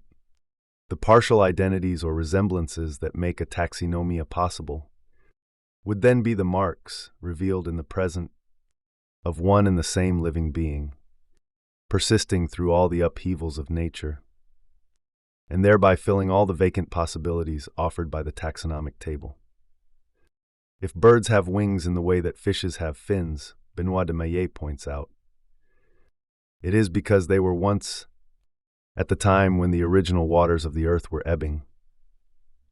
Dehydrated giltheads or dolphins that passed over, once for all, into an aerial home. The seed of these fishes, carried into swamps, may perhaps have produced the first transmigration of the species, from its marine to its terrestrial home, even though 100 millions may have perished, without having been able to grow accustomed to it. It was sufficient for two of them to arrive at that point, to give rise to the species. Changes in the conditions of life of living beings seem here, as in certain forms of evolutionism, to be the necessary cause of the appearance of new species. But the mode in which the air, the water, the climate, or the earth acts upon animals is not that of an environment upon a function, and upon the organs in which that function takes place. Here, the exterior elements intervene only insofar as they occasion the emergence of a character, and that emergence, though it may be chronologically determined by such and such a global event, is rendered possible a priori by the general table of variables that defines all the possible forms of the living world. The quasi-evolutionism of the 18th century seems to presage equally well the spontaneous variation of character, as it was later to be found in Darwin, and the positive action of the environment, as it was to be described by Lamarck. But this is an illusion of hindsight. For this form of thought, in fact, the sequence of time can never be anything but the line. along which all the possible values of the pre-established variables succeed one another. Consequently, a principle of modification must be defined within the living being, enabling it to take on a new character when a natural revolution occurs. We are presented, then, with another choice, either to presuppose a spontaneous aptitude in living beings, to change their forms, or at least to acquire, with succeeding generations, a slightly different character from that originally given, so that it will change gradually from one to the next, and finally become unrecognizable, or to attribute to them some obscure urge towards a terminal species that will possess the characters of all those that have preceded it, but in a higher degree of complexity and perfection. The first system is that of errors to infinity, as it is to be in Maupertuis. According to this system, the table of species that it is possible for natural history to establish has been built up piecemeal by the balance constantly present in nature between a memory that guarantees its continuity, maintenance of the species in time and their resemblance to one another, and a tendency towards deviation that simultaneously guarantees the existence of history. Differences and dispersion. Maupertuis supposes that the particles of matter are endowed with activity and memory. When attracted to one another, the least active form mineral substances. The most active form the more complex bodies of animals. These forms, which are the result of attraction and chance, disappear if they are unable to survive. Those that do remain in existence give rise to new individuals, in which the characters of the parent couple are preserved by memory. And this process continues until a deviation of the particles, a chance happening, brings into being a new species, which the stubborn force of memory maintains in existence in turn. By dint of repeated deviations, he says, the infinite diversity of the animals came to pass, thus progressing from one to the next. Living beings acquired by successive variations all the characters we now recognize in them. And, when one considers them in the dimension of time, the coherent, solid expanse they form is merely the fragmentary result of a much more tightly knit, much finer continuity, a continuity that has been woven from an incalculable number of tiny, forgotten or miscarried differences. The visible species that now present themselves for our analysis have been separated out from the ceaseless background of monstrosities that appear, glimmer, sink into the abyss, and occasionally survive. And this is the fundamental point. Nature has a history only insofar as it is susceptible of continuity. It is because it takes on all possible characters in turn, each value of all the variables, that it is presented in the form of a succession. The same can be said for the inverse system of the prototype and the terminal species. In this case, it is necessary to suppose with J.B. Robinet that continuity is assured not by memory. The project of a complex being towards which nature makes its way from the starting point of simple elements, which it gradually combines and arranges. He says, first of all, the elements combine. A small number of simple principles serves as a basis for all bodies. These are the ones that govern exclusively the organization of minerals. Then, the magnificence of nature continues to increase without a break, up to the level of the beings that move upon the surface of the globe. The variation of the organs in number, in size, in refinement, in internal texture, and in external form, he continues, produces species which are divided and subdivided to infinity by new arrangements, and so on, until we reach the most complex arrangement we know of, so that the entire continuity of nature resides between an absolutely archaic prototype, buried deeper than any history, and the extreme complication of this model as it is now possible to observe it,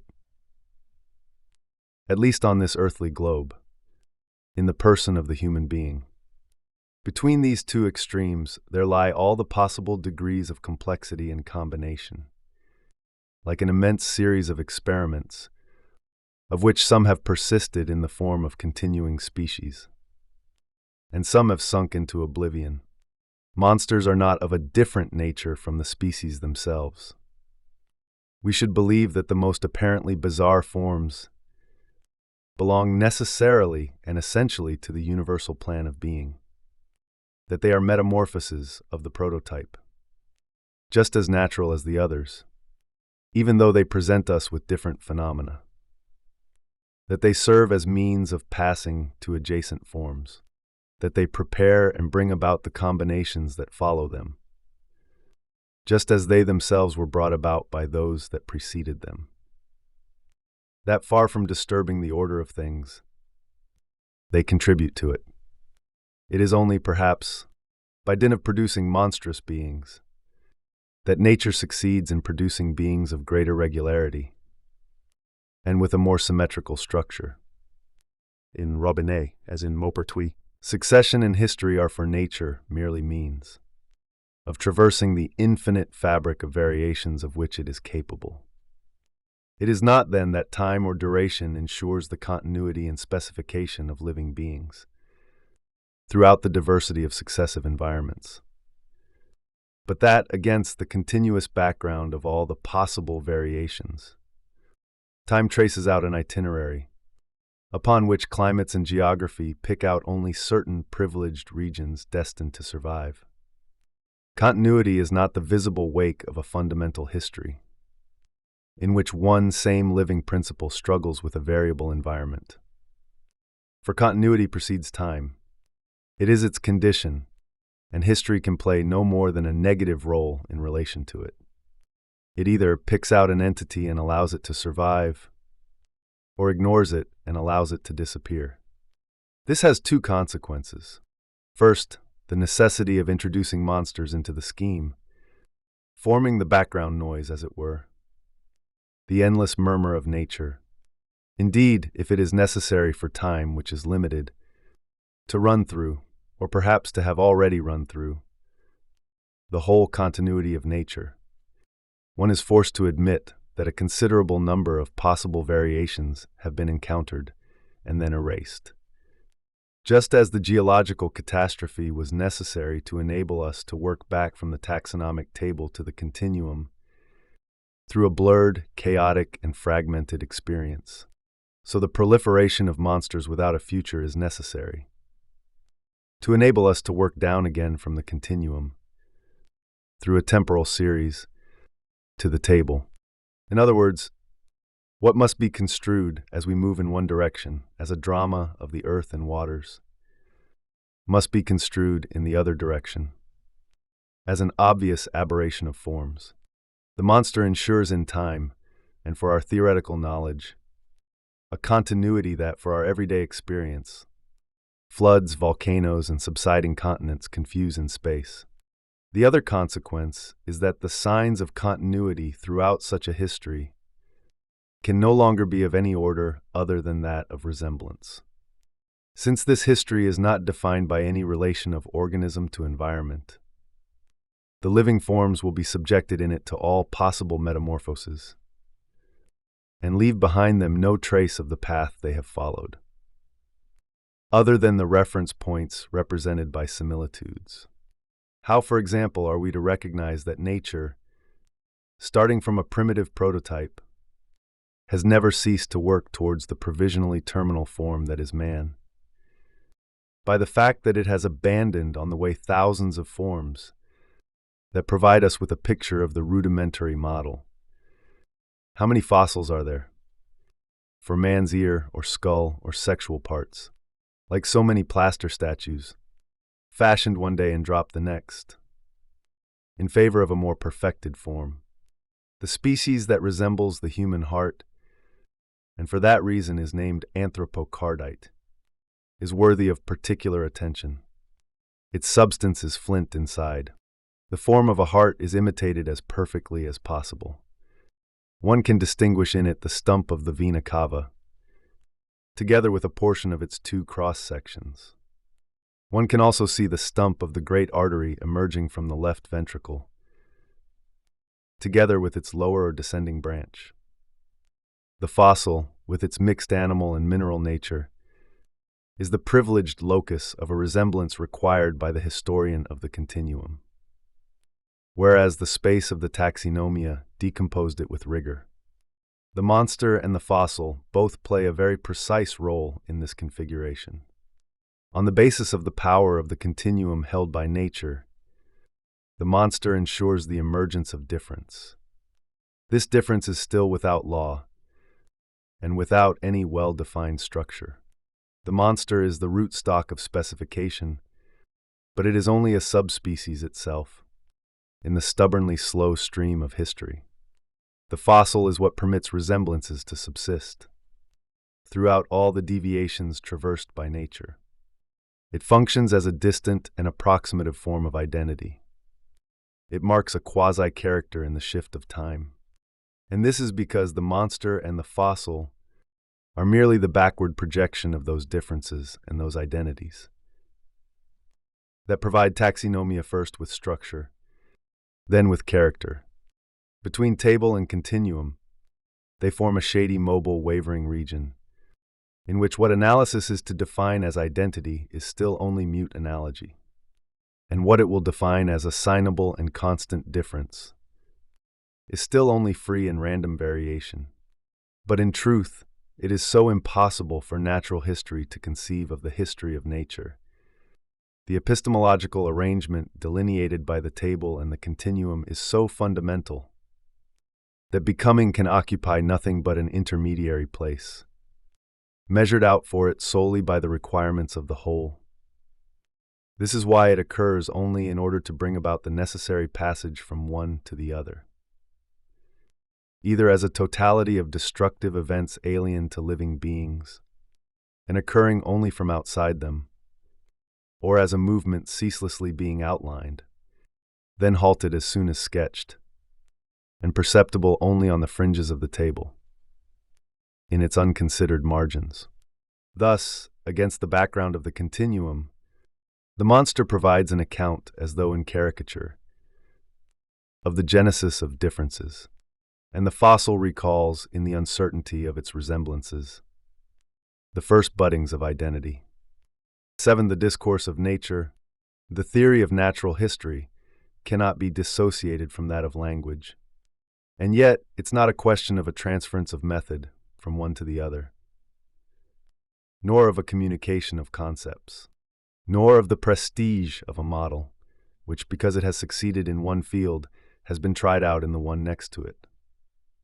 Nor is it a question of a more general rationality, imposing identical forms upon grammatical thinking and upon taxonomia. Rather, it concerns a fundamental arrangement of knowledge, which orders the knowledge of beings so as to make it possible to represent them in a system of names. There were doubtless, in this region we now term life, many inquiries other than attempts at classification, many kinds of analysis other than that of identities and differences. But they all rested upon a sort of historical a priori, which authorized them in their dispersion and in their singular and divergent projects, and rendered equally possible all the differences of opinion of which they were the source. This a priori does not consist of a set of constant problems, uninterruptedly presented to men's curiosity by concrete phenomena, as so many enigmas. Nor is it made up of a certain state of acquired knowledge laid down in the course of the preceding ages and providing a ground for the more or less irregular, more or less rapid progress of rationality. It is doubtless not even determined by what is called the mentality, or the framework of thought of any given period.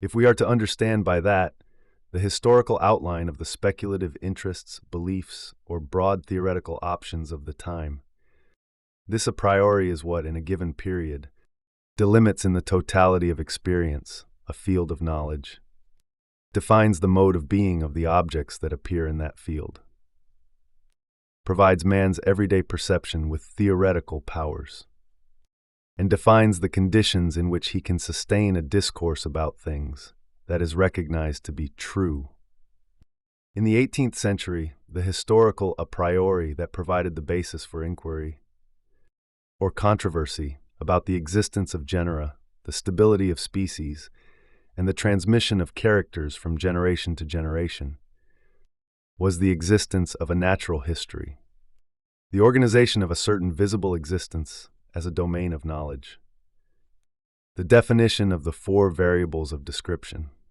the constitution of an area of adjacencies in which any individual being whatever can find its place. Natural history in the classical age is not merely the discovery of a new object of curiosity. It covers a series of complex operations that introduce the possibility of a constant order into a totality of representations.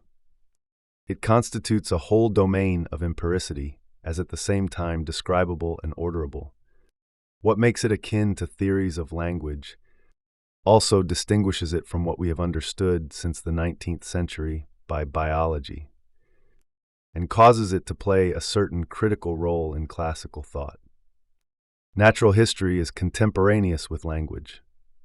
It is on the same level as the spontaneous play that analyses representations in the memory, determines their common elements, establishes signs upon the basis of those elements, and finally imposes names.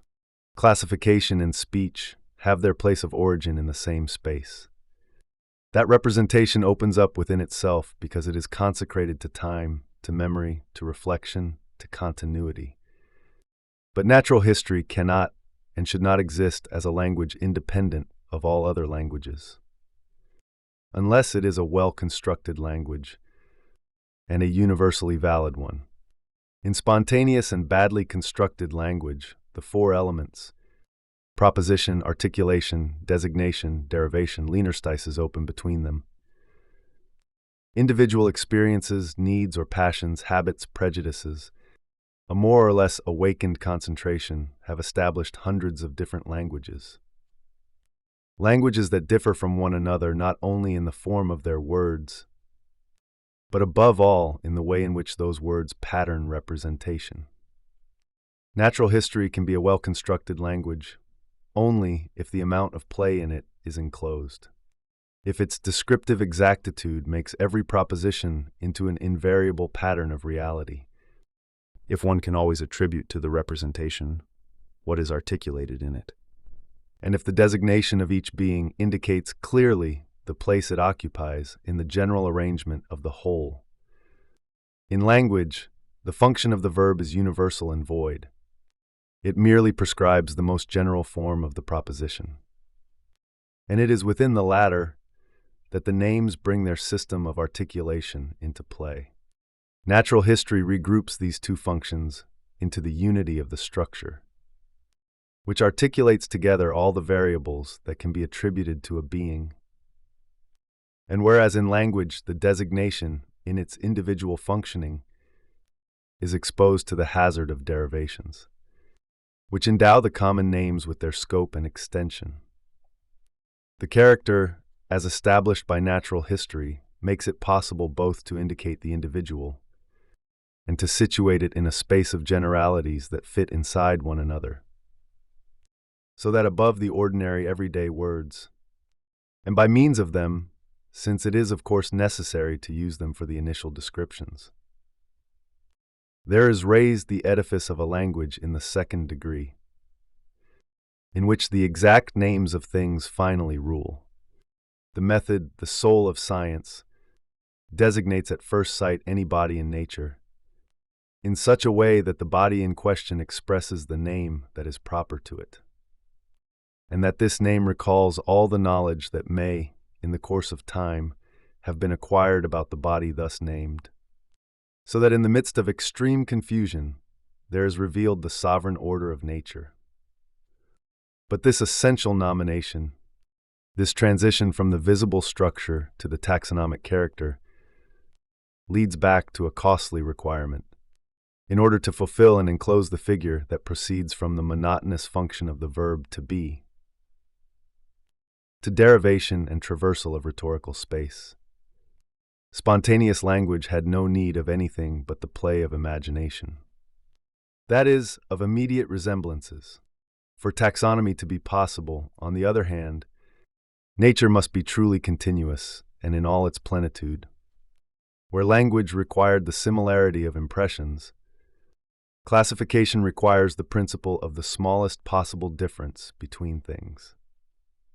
Now this continuum, which appears therefore at the very basis of nomination, in the opening left between description and arrangement, is presupposed well before language as its condition. And not only because it can provide the basis for a well-constructed language, but because it accounts for all language in general. It is without doubt the continuity of nature that gives memory the opportunity of exercising itself. As when a representation, through some confused and ill-perceived identity, recalls another, and makes it possible to apply to both the arbitrary sign of a common name. What was presented in the imagination as a blind similitude was merely the blurred and unreflected trace of the great uninterrupted fabric of identities and differences. Imagination, which by making comparison possible justifies language, formed, without its then being known, the ambiguous locus, in which the shattered but insistent continuity of nature was united with the empty but attentive continuity of consciousness. It would not have been possible to speak. There would have been no place for even the merest name, if nature, in the very depth of things, before all representation, had not been continuous.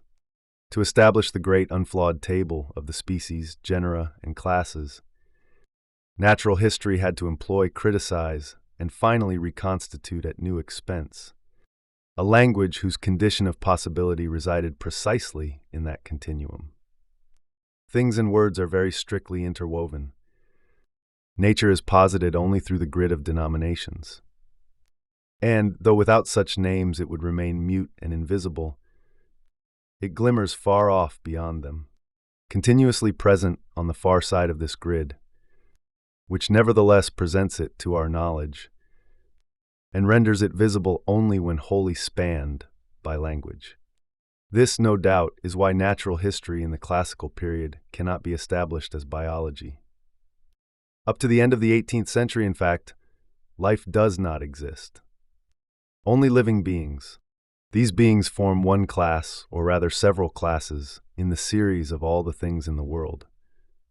And if it is possible to speak of life, it is only as of one character, in the taxonomic sense of that word, in the universal distribution of beings. It is usual to divide the things in nature into three classes. Minerals, which are recognized as capable of growth, but not of movement or feeling. Vegetables, which are capable of growth and susceptible to sensation. And animals, which are capable of spontaneous movement. As for life and the threshold it establishes, these can be made to slide from one end of the scale to the other, according to the criteria one adopts. If, with Maupertuis, one defines life by the mobility and relations of affinity that draw elements towards one another and keep them together, then one must conceive of life as residing in the simplest particles of matter. But one must situate it much higher in the series if one defines it by means of a crowded and complex character. As Linnaeus did when he set up as his criteria birth by seed or bud, nutrition by intussusception, aging, exterior movement, internal propulsion of fluids, diseases, death, and presence of vessels, glands, epiderms, and utricles. Life does not constitute an obvious threshold beyond which entirely new forms of knowledge are required. It is a category of classification relative, like all the other categories, to the criteria one adopts. And also, like them, subject to certain imprecisions as soon as the question of deciding its frontiers arises. Just as the zoophyte stands on the ambiguous frontier between animals and plants, so the fossils, as well as the metals, reside in that uncertain frontier region where one does not know whether one ought to speak of life or not. But the dividing line between the living and the non-living is never a decisive problem. As Linnaeus says, the naturalist, whom he calls historians naturalists, distinguishes the parts of natural bodies with his eyes, describes them appropriately according to their number, form, position, and proportion, and he names them. The naturalist is the man concerned with the structure of the visible world and its denomination according to characters. Not with life, we must therefore not connect natural history, as it was manifested during the classical period, with a philosophy of life, albeit an obscure and still faltering one. In reality, it is interwoven with a theory of words. Natural history is situated both before and after language. It decomposes the language of everyday life, but in order to recompose it and discover what has made it possible through the blind resemblances of imagination. It criticizes language, but in order to reveal its foundation. If natural history reworks language and attempts to perfect it, this is because it also delves down into the origin of language. It leaps over the everyday vocabulary that provides it with its immediate ground. And beyond that ground, it searches for that which could have constituted its raison d'être. But inversely, it resides in its entirety in the area of language, since it is essentially a concerted use of names. And since its ultimate aim is to give things their true denomination, between language and the theory of nature, there exists therefore a relation that is of a critical type. To know nature is, in fact, to build upon the basis of language a true language, one that will reveal the conditions in which all language is possible and the limits within which it can have a domain of validity. The critical question did exist in the 18th century, but linked to the form of a determinate knowledge. For this reason, it could not acquire either autonomy or the value of radical questioning. It prowled endlessly through a region where what mattered was resemblance, the strength of the imagination, nature and human nature, and the value of general and abstract ideas. In short, the relations between the perception of similitude and the validity of the concept. In the classical age, Locke and Linnaeus, Buffon and Hume are our evidence of this. The critical question concerned the basis for resemblance and the existence of the genus. In the late 18th century, a new configuration was to appear that would definitively blur the old space of natural history for modern eyes. On the one hand, we see criticism displacing itself and detaching itself from the ground where it had first arisen. Whereas Hume made the problem of causality one case in the general interrogation of resemblances, Kant, by isolating causality, reverses the question. Whereas before, it was a question of establishing relations of identity or difference against the continuous background of similitudes, Kant brings into prominence the inverse problem of the synthesis of the diverse. This simultaneously transfers the critical question from the concept to the judgment, from the existence of the genus obtained by the analysis of representations to the possibility of linking representations together, from the right to name to the basis for attribution, from nominal articulation to the proposition itself and to the verb to be that establishes it, whereupon it becomes absolutely generalized.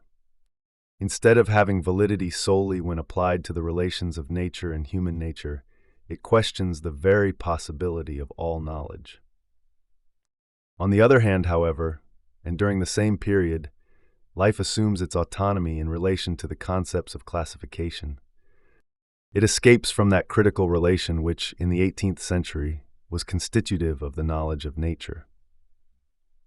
It escapes, which means two things.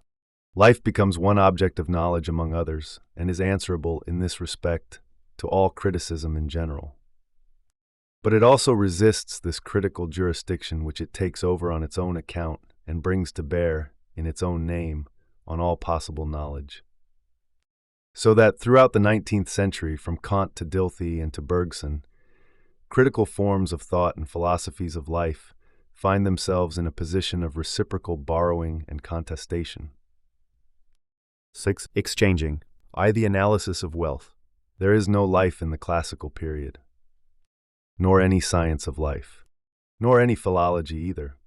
But there is natural history and general grammar. In the same way, there is no political economy, because in the order of knowledge, production does not exist. On the other hand, there does exist in the 17th and 18th centuries a notion that is still familiar to us today, though it has lost its essential precision for us. But notion is not really the word we should apply to it, since it does not occur within an interplay of economic concepts that it might displace to some slight extent, by taking over a little of their meaning, or eating into their sphere of application. It is more a question of a general domain, a very coherent and very well stratified layer that comprises and contains, like so many partial objects, the notions of value, price, trade, circulation, income, interest. This domain, the ground and object of economy in the classical age, is that of wealth. It is useless to apply to it questions deriving from a different type of economics, one organized around production or work, for example. Useless also to analyze its various concepts, even, and above all, if their names have been perpetuated in succeeding ages with somewhat analogous meanings, without taking into account the system from which they draw their positivity. One might as well try to analyze the Linnaean genus outside the domain of natural history, or Bozet's theory of tenses, without taking into account the fact that general grammar was its historical condition of possibility. We must therefore avoid a retrospective reading of these things. That would merely endow the classical analysis of wealth with the ulterior unity of a political economy in the tentative process of constituting itself. Yet it is in this way that historians of ideas do go about their reconstructions of the enigmatic birth of this knowledge, which according to them sprang up in Western thought, fully armed and already full of danger. At the time of Ricardo and J.B. say, they presuppose that a scientific economics had for long been rendered impossible by a purely moral problematics of profit and income, theory of the fair price, justification or condemnation of interest, then by a systematic confusion between money and wealth, value and market price. And of this assimilation they take mercantilism to be one of the principal causes and the most striking manifestation. But then the 18th century is supposed to have provided the essential distinctions and outlined some of the great problems that positivist economics subsequently treated with tools better adapted to the task. Money is supposed to have revealed in this way its conventional, though not arbitrary, character. As a consequence of the long discussion between bullionists and anti-bullionists, among the first would have to be included Child, Petty, Locke, Cantillon, Galliani. Among the latter, Barbon, Boisguilbert, and above all, Law. Then, to a lesser degree after the disaster of 1720, Montesquieu and Mellon. A beginning is thought to have been made, too, in the work of Cantillon, on the task of disentangling the theory of intrinsic value from that of market value. And the great paradox of value was dealt with by opposing the useless dearness of the diamond to the cheapness of the water without which we cannot live. It is possible, in fact, to find this problem rigorously formulated in Galliani. A start is supposed to have been made, thus prefiguring the work of Jevons and Menger, at connecting value to a general theory of utility, which we find sketched out in Galliani, in Graslin, and in Turgot. An understanding of the importance of high prices to the development of trade was supposedly reached. This is the Becher principle, taken up in France by Boisguilbert and Quesnay. Lastly, and here we meet the physiocrats, a start was made on the analysis of the mechanics of production. And thus, in fragments here and there, political economy is thought to have been silently bringing into position its essential themes, until the moment when, taking up the analysis of production again in another direction, Adam Smith is supposed to have brought to light the process of the increasing division of labor. Ricardo, the role played by capital, and J.B. say some of the fundamental laws of the market economy. From this moment on, political economy is supposed to have begun to exist with its own proper object and its own inner coherence. In fact, the concepts of money, price, value, circulation, and market were not regarded in the 17th and 18th centuries in terms of a shadowy future, but as part of a rigorous and general epistemological arrangement. It is this arrangement that sustains the analysis of wealth in its overall necessity. The analysis of wealth is to political economy what general grammar is to philology, and what natural history is to biology.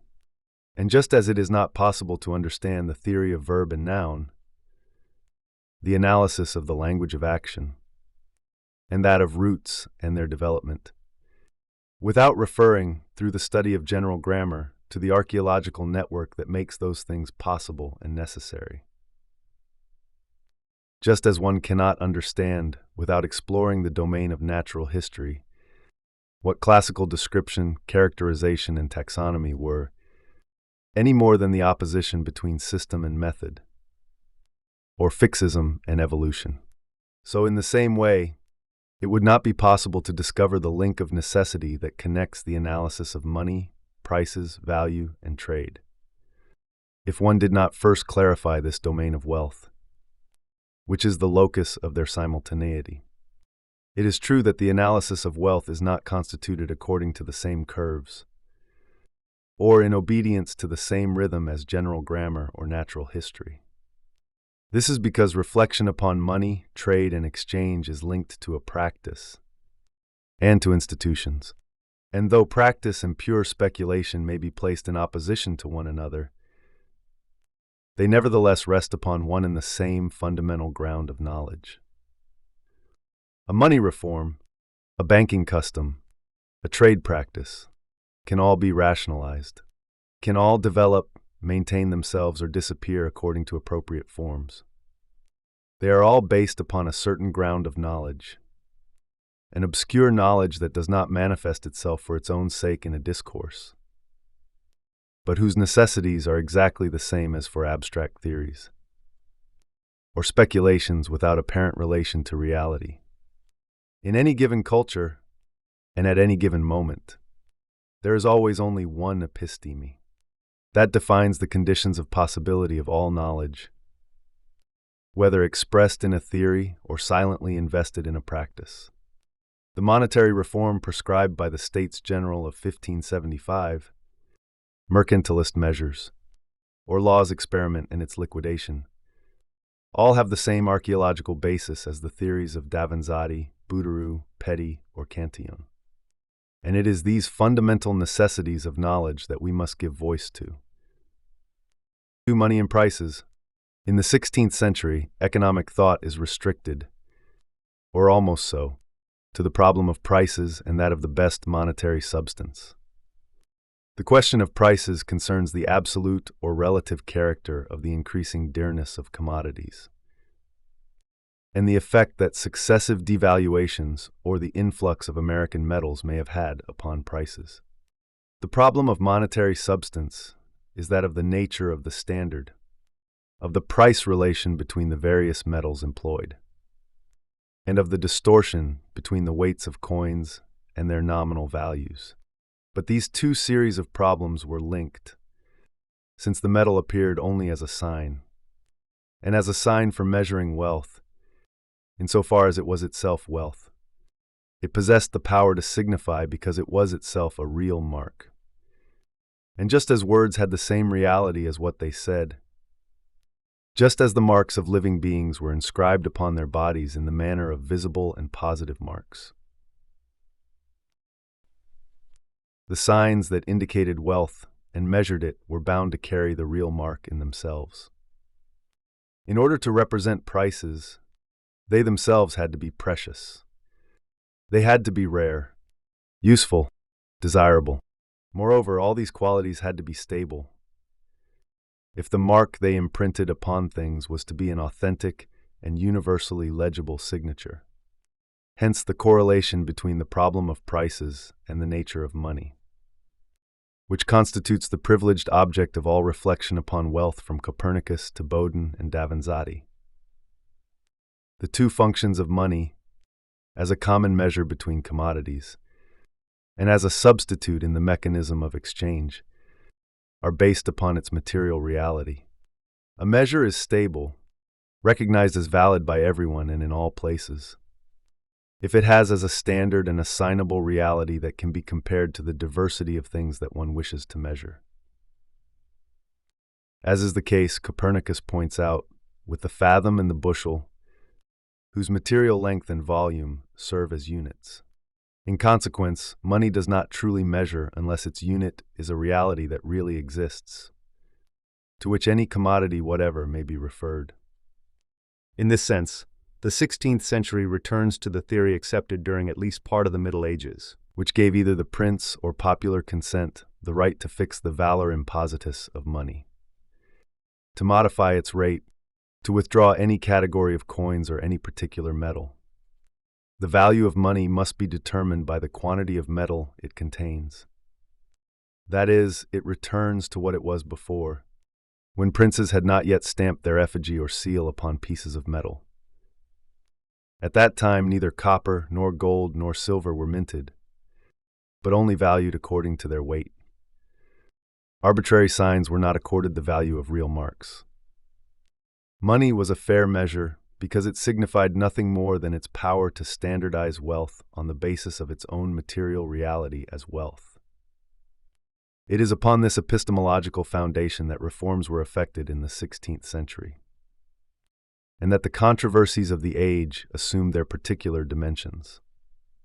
There was an attempt to bring monetary signs back to their exactitude as measures. The nominal values stamped on the coins had to be in conformity with the quantity of metal chosen as a standard and incorporated into each coin. Money would then signify nothing more than its measuring value. In this sense, the anonymous author of the Compendius insists that all the money actually current should cease to be so after a certain date, since the forcing up of its nominal value has long since vitiated its functions of measurement. All coinage already minted should then be accepted only in accordance with the amount of metal it is estimated to contain. As for new money, that will have its own weight as its nominal value, so that henceforward only the new and the old money will be current, each in accordance with one and the same value, weight, and denomination, so that all money will be re-established at its former rate and regain its former goodness. It is not known whether the Compendius, which was not published before 1581, but was certainly in existence and circulating in manuscript for 30 years beforehand, inspired England's monetary policy under Elizabeth. One thing is certain, that after a series of forcings up, devaluations between 1544 and 1559, the proclamation of March 1561 brought down the nominal value of money and made it equal once more to the quantity of metal each coin contained. Similarly, in France, the States General of 1575 asked for and obtained the suppression of accounting units, which introduced a third definition of money, a purely arithmetical one, in addition to the definition by weight and that by nominal value. This supplementary relation concealed the sense of monetary operations from those who did not understand it.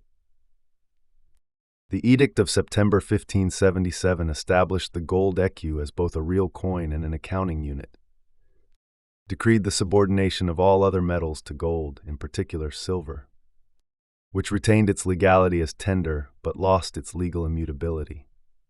The coinage was thus restandardized on the basis of its metallic weight. the sign the coins bore, the valor impositus, was merely the exact and transparent mark of the measure they constituted. But at the same time as this restandardization was being demanded, and occasionally accomplished, a certain number of phenomena came to light, things peculiar to the money sign, and perhaps definitively compromised its role as a measure. First, the fact that coinage circulates all the quicker for being less good, whereas coins with a high percentage of metal are hoarded and do not take part in trade. This is what was called Gresham's law, and both Copernicus and the author of the Compendius were already aware of it. Second, and above all, there was the relation between the monetary facts and the movement of prices. It was this that revealed money as a commodity like any other, not an absolute standard for all equivalences, But a commodity whose capacity for exchange, and consequently its value as a substitute in exchange, are modified according to its abundance or rarity. Money, too, has its price.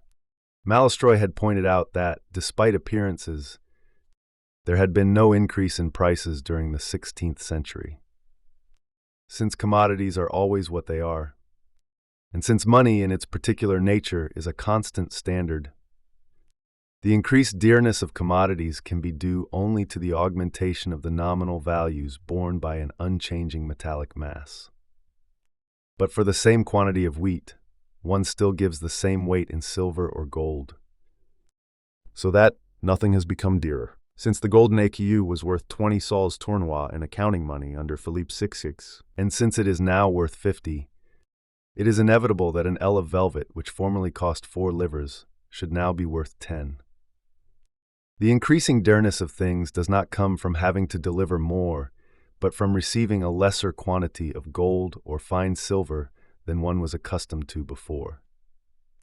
But once this identification has been established between the role of money and the mass of metal it causes to circulate, it becomes clearly apparent that it is subjected to the same variations as all other merchandise. And though Malestroit implicitly admitted that the quantity and marketable value of metals remained stable, Bodin, only a very few years later, observes that there has been an increase in the stock of metal imported from the New World, and in consequence, a real increase in the price of commodities. Since princes, now possessing ingots in larger quantity or receiving more from private persons, have been minting more and better quality coins. For the same amount of a commodity, one is therefore giving a larger quantity of metal. The rise in prices, therefore, has a principal cause, and that almost the only one that no one has touched upon hitherto: the abundance of gold and silver, the abundance of that which gives things estimation and price. The standard of equivalences is itself involved in the system of exchanges, and the buying power of money signifies nothing but the marketable value of the metal. The mark that distinguishes money, determines it, renders it certain and acceptable to all, is thus reversible, and may be construed in either direction. It refers to a quantity of metal that is a constant measure, which is the construction Malestroy puts upon it. But it also refers to certain commodities, variable in quantity and price, called metals, which is Bodin's reading of the matter. We are then presented with an arrangement analogous to that which characterizes the general organization of signs in the 16th century. Signs, it will be remembered, were constituted by resemblances which in turn necessitated further signs in order to be recognized. Here the monetary sign cannot define its exchange value, and can be established as a mark only on a metallic mass, which in turn defines its value in the scale of other commodities. If one admits that exchange, in the system of needs, corresponds to similitude in the system of acquired knowledge, then one sees that knowledge of nature and reflection or practices concerning money were controlled during the Renaissance by one and the same configuration of the episteme. And just as the relation of the microcosm to the macrocosm was indispensable in order to arrest the indefinite oscillation between resemblance and sign, so it was necessary to lay down a certain relation between metal and merchandise, which, when it came to it, made it possible to fix the total marketable value of the precious metals, and consequently to standardize the price of all commodities in a certain and definitive fashion. This relation is the one that was established by Providence when it buried gold and silver mines under the earth, and caused them to grow, just as plants grow and animals multiply on the surface of the earth. Between all the things that man may need or desire, and the glittering hidden veins where those metals grow in darkness, there is an absolute correspondence. As Davanzati says, nature made all terrestrial things good. The sum of these, by virtue of the agreement concluded by men, is worth all the gold that is worked. All men therefore desire everything in order to acquire all things, in order to ascertain each day the rule and mathematical proportions that exist between things and between them and gold. We should have to be able to contemplate from the height of heaven or some very tall observatory all the things that exist or are done on earth, or rather their images reproduced and reflected in the sky as in a faithful mirror. We would then abandon all our calculations and we would say, there is upon earth so much gold, so many things, so many men, so many needs. And to the degree that each thing satisfies needs, its value shall be so many things, or so much gold. This celestial and exhaustive calculation can be accomplished by none other than God. It corresponds to that other calculation that brings each and every element of the microcosm into relation with a corresponding element in the macrocosm. With this one difference, that the latter unites the terrestrial to the celestial, going from things, from animals, or from man, up to the stars, whereas the former links the earth to its caves and mines. It makes those things that are brought into being by the hands of men correspond with the treasures buried in the earth since the creation of the world. The marks of similitude, because they are a guide to knowledge, are addressed to the perfection of heaven. The signs of exchange, because they satisfy desire, are sustained by the dark, dangerous, and accursed glitter of metal. An equivocal glitter, for it reproduces in the depths of the earth that other glitter that sings at the far end of the night. It resides there like an inverted promise of happiness.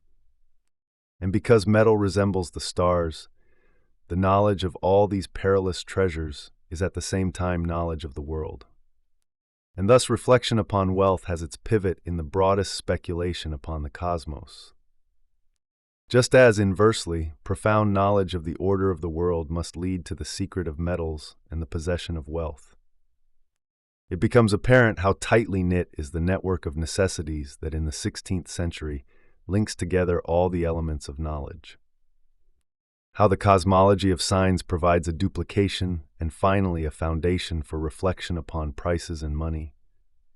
How it also authorizes theoretical and practical speculation upon metals. How it provides a communicating link between the promises of desire and those of knowledge. In the same way as the metals and the stars communicate with one another and are drawn together by secret affinities. On the confines of knowledge, in that region where it becomes all-powerful and quasi-divine, three great functions meet, those of the basileus, of the philosophos, and of the metallicos. But just as this knowledge is given only in fragments, and in the attentive lightning flash of the divinatio, so, in the case of the singular and partial relations of things with metal, of desire with prices, divine knowledge, or that which one might acquire from some very tall observatory, is not given to man, except for brief instants, and as though at random, to those minds that know how to watch for it, in other words, to merchants. What the soothsayers were to the undefined interplay of resemblances and signs, the merchants are to the interplay also forever open of exchange and money. From here below, we have difficulty in perceiving the few things that surround us, and we give a price to them according to whether we perceive them to be more or less in demand in each place and at each time. The merchants are promptly and very well advised of these things, and that is why they have an admirable knowledge of the price of things. 3. Merlism.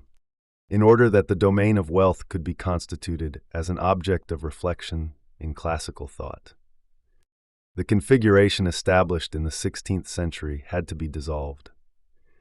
For the Renaissance economists, and right up to Davanzati himself, the ability of money to measure commodities, as well as its exchangeability, rested upon its intrinsic value. They were well aware that the precious metals had little usefulness other than as coinage. But if they had been chosen as standards, if they had been employed as a means of exchange, if, in consequence, they fetched a high price, that was because they possessed, both in the natural scale of things and in themselves, an absolute and fundamental price, higher than any other, to which the value of any and every commodity could be referred.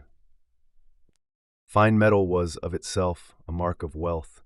Its buried brightness was sufficient indication that it was at the same time a hidden presence, and a visible signature of all the wealth of the world. It is for this reason that it had a price. For this reason, too, that it was a measure of all prices. And for this reason, finally, that one could exchange it for anything else that had a price. It was precious, above all other things.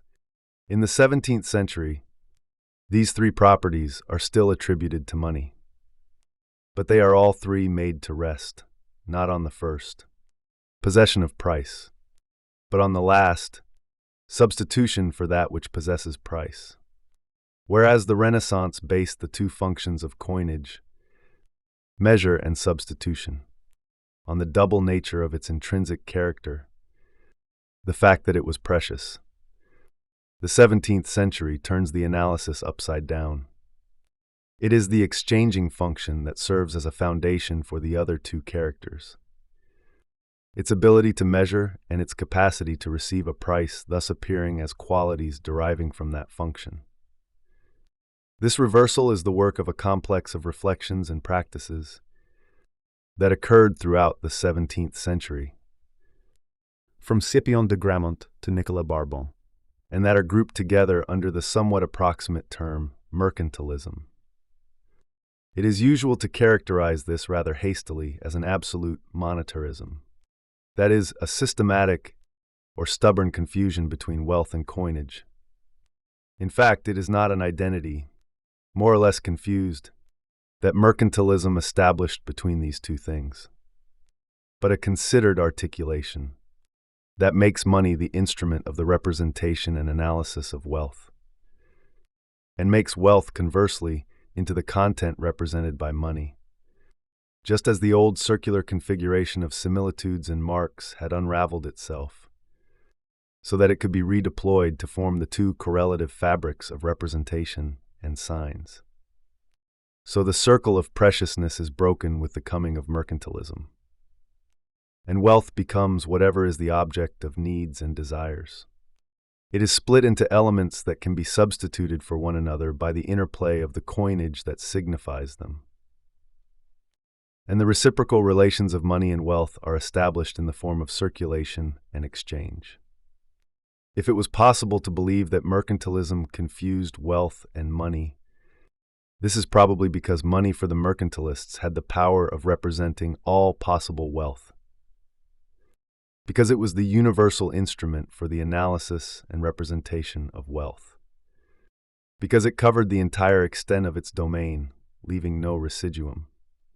All wealth is coinable, and it is by this means that it enters into circulation, in the same way that any natural being was characterizable, and could thereby find its place in a taxonomy, that any individual was nameable, and could find its place in an articulated language, that any representation was signifiable, and could find its place in order to be known in a system of identities and differences. But this must be examined more closely. Among all the things that exist in the world, which ones will mercantilism be able to include in the term wealth? All those that, being representable, are also objects of desire. That is, moreover, those that are marked by necessity or utility or pleasure or rarity. Now, can one say that the metals used in the manufacture of coinage— we're not concerned here with copper coinage, which is used as small change only in certain countries, but with coins that are used in foreign trade— are part of wealth. Gold and silver have very little utility, as far as their use in the house goes. And however rare they may be, their abundance still exceeds what is required by their utility. If they are sought after, if men find that they never have enough of them, if they dig mines and make war on one another in order to get hold of them, it is because the process of minting them into gold and silver coinage has given them a utility and a rarity that those metals do not possess of themselves. Money does not draw its value from the material of which it is composed, but rather from its form, which is the image or mark of the prince. Gold is precious because it is money, not the converse. The relation so strictly laid down in the 16th century is forthwith reversed. Money, and even the metal of which it is made, receives its value from its pure function as sign. This entails two consequences. First, the value of things will no longer proceed from the metal itself.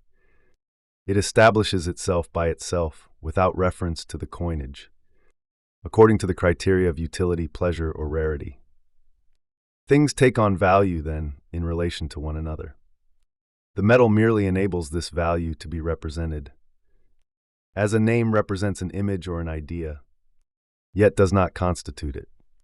Gold is merely the sign and the instrument commonly used to convey the value of things in practice. But the true estimation of that value has its source in human judgment, and in that faculty termed the estimative.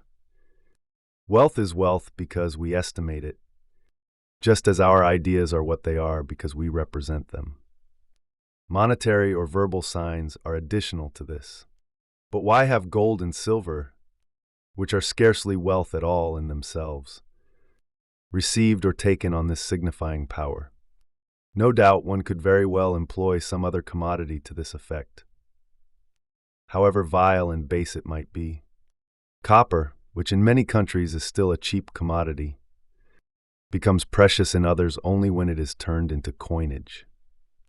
But in a general fashion, we use gold and silver because they contain hidden within themselves peculiar perfection, a perfection that is not of the order of price, but is dependent upon their endless capacity for representation. They are hard, imperishable, uncorrodable. They can be divided into minute pieces. They can concentrate a great weight into a little volume. They can be easily transported. They are easily pierced. All these factors make gold and silver into a privileged instrument for the representation of all other kinds of wealth, and for strict comparisons between them by means of analysis. It is in this way that the relation of money to wealth has come to be defined. It is an arbitrary relation because it is not the intrinsic value of the metal that gives things their prices. Any object, even one that has no price, can serve as money, but it must nevertheless possess peculiar properties of representation and capacities for analysis that will permit it to establish relations of equality and difference between different kinds of wealth. It is apparent, then, that the use of gold and silver for this purpose has a justifiable basis. As Boudreau says, money is a portion of matter to which public authority has given a certain value and weight, so that it may serve as a price and make the inequality of all things equal in trade. Mercantilism freed money from the postulate of the intrinsic value of metal, the folly of those who say that money is a commodity like other things, and at the same time established between it and wealth a strict relation of representation and analysis. Money, says Barbin, is that by which men estimate the value of all other things, having regard more to the stamp and currency of the money than to the quantity of fine silver in each piece. The usual attitude towards what it has been agreed to call mercantilism is doubly unjust. Either it is denounced for comprising a notion it continually criticized, the intrinsic value of precious metal as the principle of wealth, or it is revealed as a series of immediate contradictions. It is accused of defining money in its pure function as a sign, while insisting upon its accumulation as a commodity, of recognizing the importance of quantitative fluctuations in specie, while misunderstanding their action upon prices, of being protectionist, while basing its mechanism for the increase of wealth upon exchange. In fact, these contradictions or hesitations exist only if one confronts mercantilism with a dilemma that could have no meaning for it, that of money as commodity or as sign. For classical thought in its formative phase, money is that which permits wealth to be represented. Without such signs, wealth would remain immobile, useless, and as it were silent. In this sense, gold and silver are the creators of all that man can covet. But in order to play this role as representation, money must offer properties, physical and not economic ones, that render it adequate to its task, and in consequence precious. It is in its quality as a universal sign that it becomes a rare and unequally distributed commodity. The rate and value imposed upon all money is its true intrinsic goodness. Just as in the order of representations, the signs that replace and analyze them must also be representations themselves. So money cannot signify wealth without itself being wealth. But it becomes wealth because it is a sign, whereas a representation must first be represented in order subsequently to become a sign. Hence, the apparent contradictions between the principles of accumulation and the rules of circulation. At any given moment of time, the number of coins in existence is determined. Colbert even thought, despite the exploitation of mines, despite the imports of metal from America, that the quantity of money circulating in Europe is constant. Now it is this money that is needed to represent wealth. In other words, to attract it. To make it appear by bringing it in from abroad or manufacturing it at home. It is this money, too, that is needed in order to make wealth pass from hand to hand in the process of exchange. It is necessary, therefore, to import metal by taking it from neighboring states. Trade alone, and all that depends on it, is capable of producing this great effect. The legislature must therefore take care to do two things: forbid the transfer of metal abroad, or its utilization for other ends than that of coinage, and impose customs duties such that they enable the balance of trade to be always positive. Encourage the importation of raw materials. Prevent, as far as possible, that of manufactured goods. Export manufactured products rather than the commodities themselves, whose disappearance leads to famine and causes the rise of prices. Now, the metal accumulated is not intended to sleep and grow fat. It is attracted into a state only so that it may be consumed by the process of exchange. As Becher said, everything that is expense for one of the partners is income for the other. And Thomas Mun identified ready money with wealth. This is because money becomes real wealth only to exactly the same degree to which it fulfills its representative function. When it replaces commodities, when it enables them to be moved or to wait, when it provides raw materials with the opportunity of becoming consumable, when it remunerates work, there is therefore no reason to fear that the accumulation of money in a state will cause prices to rise in it. And the principle established by Boden, that the great dearness prevalent in the 16th century was caused by the influx of gold from America, is not valid. Though it is true that an increase in specie causes prices to rise at first, it also stimulates trade and manufacturing.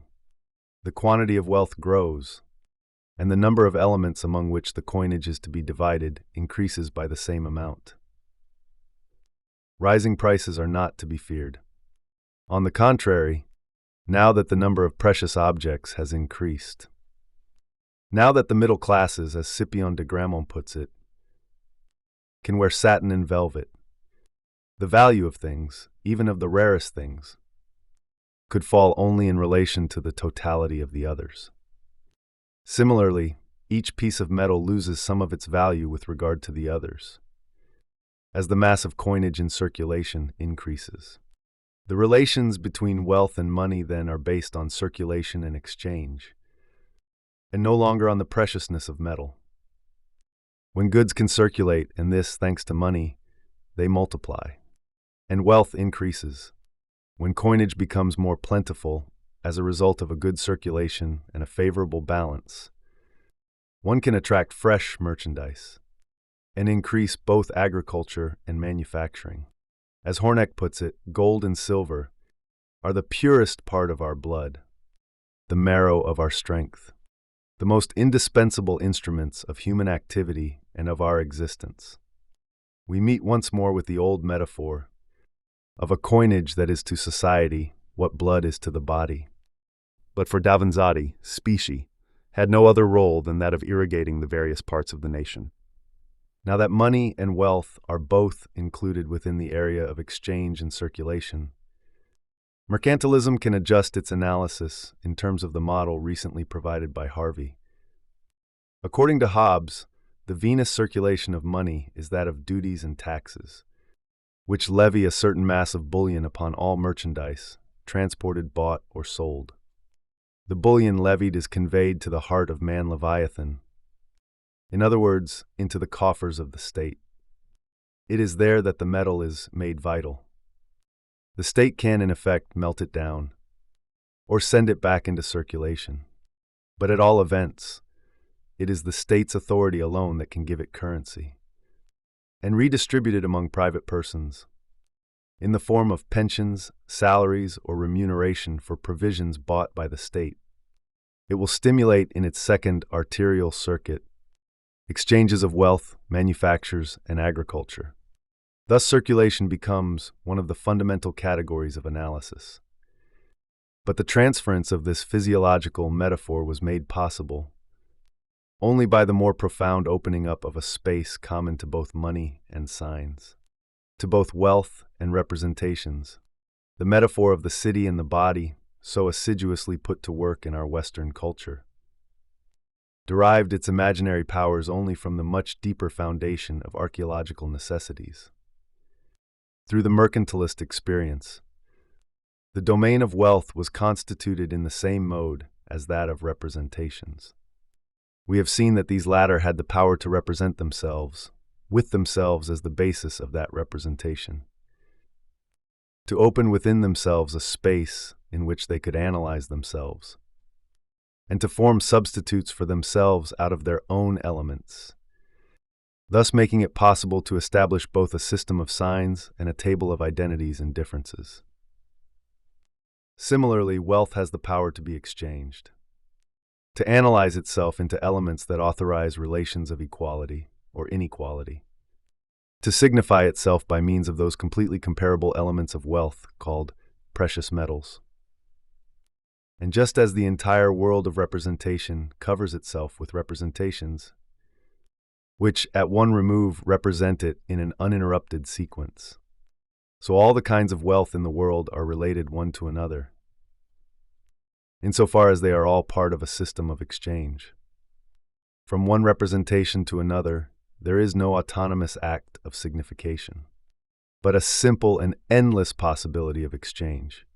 Whatever its economic determinations and consequences, mercantilism, when questioned at the level of the episteme, appears as the slow, long effort to bring reflection upon prices and money into alignment with the analysis of representations.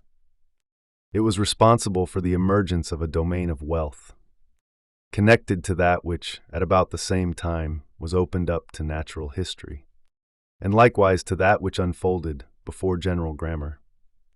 But whereas in these last two cases, the mutation came about abruptly, a certain mode of being emerging suddenly for language in the Grammaire de Port-Royal, a certain mode of being for individuals in nature manifesting itself almost simultaneously with Johnston and Tournefort.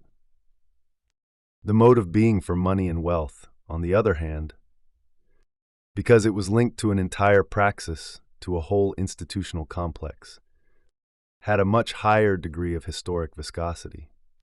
Neither natural beings nor language needed the equivalent of the long mercantilist process in order to enter the domain of representation, subject themselves to its laws, and receive from it their signs and their principles of order, or the pledge and the price. The classical theory of money and prices was elaborated during a well-known series of historical experiences. First of all, there was the great crisis of monetary signs. That began in Europe fairly early in the 17th century. Possibly, we ought to construe Colbert's statement that the quantity of bullion is stable in Europe, and that imports from America can be ignored, as a first, though still marginal and elusive, sign of awareness as to what was happening. At the end of the century, at all events, the shortage of coin became an acute and direct experience. Recession of trade, lowering of prices, difficulties in paying debts, rents, and duties, a fall in the value of land. Hence, the great series of devaluations that took place in France during the first 15 years of the 18th century in order to increase the quantity of specie. The 11 diminutions, revaluations, that were spaced out at regular intervals between December 1st, 1713 and September 1st, 1715, and were intended, though the attempt failed, to draw hoarded bullion back into circulation. A whole series of measures that diminished the rate of investment income and reduced nominal capital. The appearance of paper money in 1701, soon to be replaced by government bonds. Among its many other consequences, Law's experiment made possible the reappearance of metal money. Price increases, the revaluation of land, and the revival of trade. The edicts of January and May 1726 established a coinage that was to remain stable throughout the 18th century. They decreed the minting of a louis d'or worth 24 livres tournois, a value it retained right up to the Revolution. It is usual to construe these experiences, their theoretical context, and the discussions to which they have given rise, as the confrontation of the money as sign faction with the upholders of money as commodity. In the first group we find Law, of course, together with Terrasson, Dutot, Montesquieu, and the Chevalier de Jaucourt. On the opposing side we find Paris Duvernay, the Chancelier d'Aguesseau, Condillac, and Destutt. Between the two factions, on the halfway line as it were, one would have to place Mellon and Graslin, and it would certainly be interesting to work out a detailed account of these opinions and discover how they were distributed among the various social groups. But if we investigate the knowledge that made all those various opinions simultaneously possible, we perceive that the opposition between them is superficial, and that, though it is logically necessary, it is so on the basis of a single arrangement. That simply creates, at a given point, the alternatives of an indispensable choice. This single arrangement is that which defines money as a pledge. It is a definition we find in Locke and slightly earlier in Vaughan. Then in Mellon, gold and silver are by general agreement the pledge, the equivalent, or the common measure of all that which serves for men's use. In Dutot, wealth of credit or opinion is only representative as are gold, silver, bronze, and copper. In Fort Bonnet, the important point in conventional wealth lies in the confidence of the owners of money and commodities, that they can exchange them when they will, on the footing established by custom. To say that money is a pledge is to say that it is no more than a token accepted by common consent. Hence, a pure fiction. But it is also to say that it has exactly the same value as that for which it has been given, since it can in turn be exchanged for that same quantity of merchandise, or the equivalent. Coinage can always bring back into the hands of its owner that which has just been exchanged for it. Just as in representation, a sign must be able to recall to thought that which it represents. Money is a material memory, a self-duplicating representation, a deferred exchange.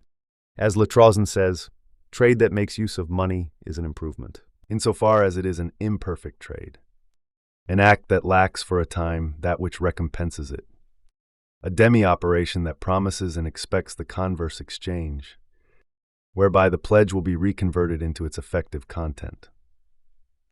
But how can the monetary pledge provide this assurance? How can it escape from the dilemma of the valueless sign, as opposed to the commodity analogous to all other commodities? It is here, for the classical analysis of money, that the point of heresy occurs, the choice that divides the followers of law from his opponents. It is conceivable, in fact, that the operation that pledges the money is guaranteed by the marketable value of the material from which it is made, or, on the other hand, by another quantity of merchandise exterior to it, but linked to it by collective consent or the will of the prince. It is this second solution that Law chose, on account of the rarity of precious metal and the fluctuations in its market value. He thought that one could circulate paper money backed by landed property, in which case it was simply a matter of issuing banknotes mortgaged against lands and due to be redeemed by annual payments. These notes will be exchanged, like minted coin, for the value printed on them. As we know, Law was obliged to renounce this technique in his French experiment, and subsequently provided surety for his money by means of a trading company. The failure of his enterprise in no way affected the validity of the money pledge theory that had made it possible. But that had also made possible all reflection of any kind on money, even that opposed to Law's conceptions. And when a stable metallic money was established in 1726, the pledge was required to be provided by the actual substance of the coins. What ensured the exchangeability of money, it was decided, was the market value of the metal to be found in it. And Turgot was to criticize Law for having believed that money is only a sign of wealth, a sign whose credit is based upon the mark of the prince. That mark is on each coin only in order to certify its weight and title. It is therefore as merchandise that money is. Not the sign, but the common measure of all other merchandise. Gold derives its price from its rarity, and far from its being an evil that it should be employed at the same time as both merchandise and measure. These two uses maintain its price. Law, together with his partisans, does not stand in opposition to his age, as the brilliant or imprudent precursor of fiduciary currency. He defines money, as his opponents did, as a pledge, but he thought that it would be better guaranteed, more abundant, as well as more stable, if it were based upon some merchandise exterior to monetary specie itself, whereas his opponents thought that it would be better guaranteed, more secure, and less subject to speculation, if based upon the metallic substance constituting the material reality of money. The conflict between Law and his critics concerns only the distance between the pledge and what it is pledging. In the one case, money, relieved of all marketable value, but guaranteed by a value exterior to it, is that by means of which one exchanges merchandise. In the other case, since money has a price in itself, it is at the same time that by means of which and that for which one exchanges wealth. But in both cases, it is money that makes it possible to fix the price of things, thanks to a certain relation of proportion with various forms of wealth, and a certain power to make them circulate. As a pledge, money designates a certain wealth, actual or not. It establishes its price, but the relation between money and commodities, and thus the price system, is modified. As soon as the quantity of money or the quantity of commodities at any moment of time is also modified. If money is in short supply with relation to goods, then it will have a high value, and prices will be low. If it increases in quantity to the point of becoming abundant in relation to wealth, then it will have a low value, and prices will be high. The power of money to represent and analyze varies with the quantity of specie on the one hand and with the quantity of wealth on the other. It would be constant only if both quantities were stable or varied together in the same proportion. The quantitative law was not invented by Locke. Bodin and Davanzati already knew in the 16th century that an increase in the mass of metal in circulation caused the price of commodities to rise. But this mechanism seemed to them to be linked to an intrinsic devalorization of the metal itself. In the late 17th century, this same mechanism was defined on the basis of the representative function of money, the quantity of money being in proportion to the whole of trade. More metal, and immediately any commodity existing in the world will have slightly more representative elements at its disposal. More merchandise, and each metallic unit will be slightly more heavily mortgaged. One need only take any given commodity as a stable reference point, and this phenomenon of fluctuation is clearly revealed. As Locke says, that supposing wheat a standing measure, that is, that there is constantly the same quantity of it in proportion to its vent, we shall find money to run the same variety of changes in its value as all other commodities do. The reason whereof is this, that there being 10 times as much silver now in the world, the discovery of the West Indies having made the plenty, as there was then, it is less worth now than it was at that time. That is, it will exchange for less of any commodity now, which bears the same proportion to its vent as it did 200 years since. The drop in the value of precious metal invoked here does not concern a certain precious quality which it is thought of as possessing in itself, but its general power of representation. Money and wealth are to be thought of as twin masses, which necessarily correspond with one another. As the total of the one is to the total of the other, so part of the one is to part of the other. If there were only one commodity divisible as gold is, then half of that commodity would correspond to half of its total on the other side. Supposing that there were only one form of goods in the world, all the gold on earth would be there to represent it. And, inversely, if men possessed only one coin between them, then all the wealth produced by nature or by their own hands would have to share in its subdivisions. Given these limiting circumstances, if there is an influx of money, while commodities remain unchanged in quantity, the value of each division of the current specie will diminish by the same amount. On the other hand, if industry, the arts, and the sciences introduce new objects into the circle of exchange, it will be necessary to apply a portion of the signs representing values to the new value of those new productions. Since this portion will be taken from the whole mass of signs, it will diminish the relative quantity of that mass and increase its representative value by the same amount, in order to cover the increase in values, its function being to represent them all in the proportions appropriate to them. There can therefore be no fair price. Nothing in any given commodity indicates by any intrinsic character the quantity of money that should be paid for it. Cheapness is neither more nor less exact than dearness, though there do exist rules of convention that make it possible to fix the quantity of money by means of which it is desirable to represent wealth. In the last resort, everything exchangeable should have its equivalent, its designation, in specie. A state of affairs that would entail no drawbacks if the money used were of paper, which would be printed or destroyed, as law proposed, in accordance with the needs of exchange. But that would be troublesome or even impossible if the money were metallic. Now, as it circulates, one and the same monetary unit acquires the power to represent several things.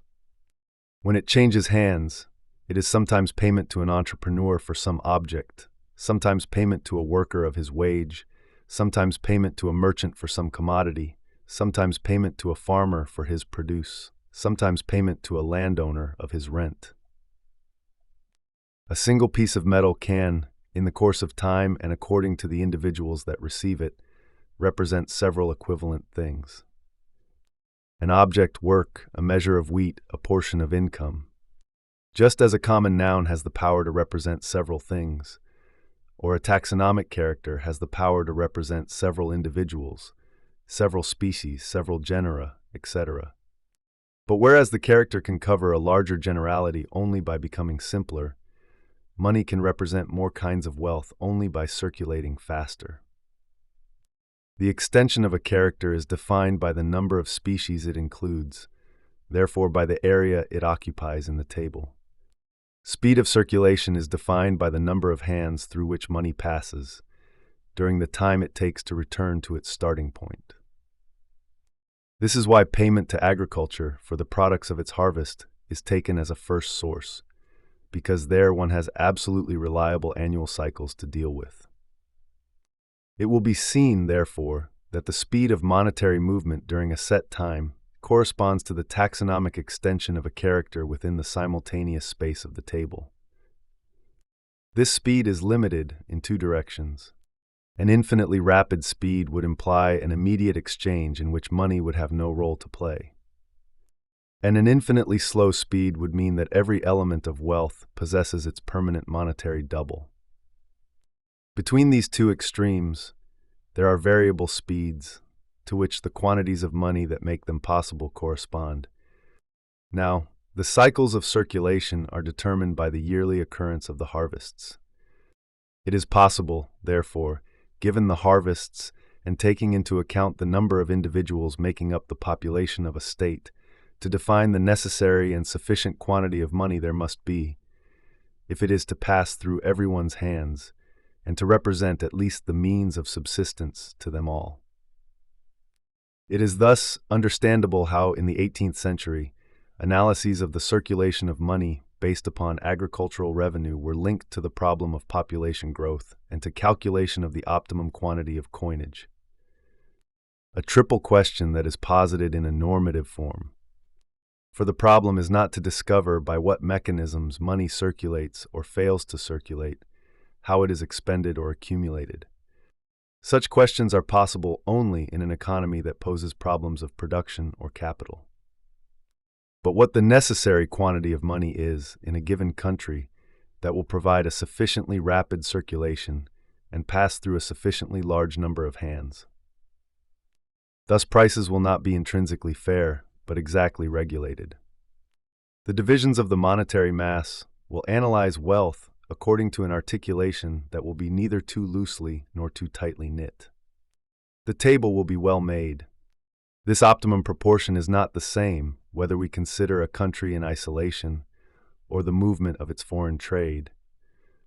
If we suppose a state capable of living on itself, the quantity of money it would be necessary to put into circulation would depend upon several variables. The quantity of merchandise entering the exchange system. The portion of that merchandise which, being neither distributed nor paid for by barter, must at some moment during its journey be represented by money. The quantity of metal for which signed paper may be substituted. And, finally, the rhythm according to which payments must be made. It is not a matter of indifference, as Cantillon points out, whether workers are paid by the week or the day, or whether rents fall due at the end of every year, rather than, as is customary, at the end of every quarter. Since the values of these four variables are determinable for any given country, the optimum quantity of coinage for that country can be likewise determined. In order to make a calculation of this kind, Cantillon begins with what is produced by the land, from which all wealth is directly or indirectly derived. This product is divided into three revenues in the hands of the farmer.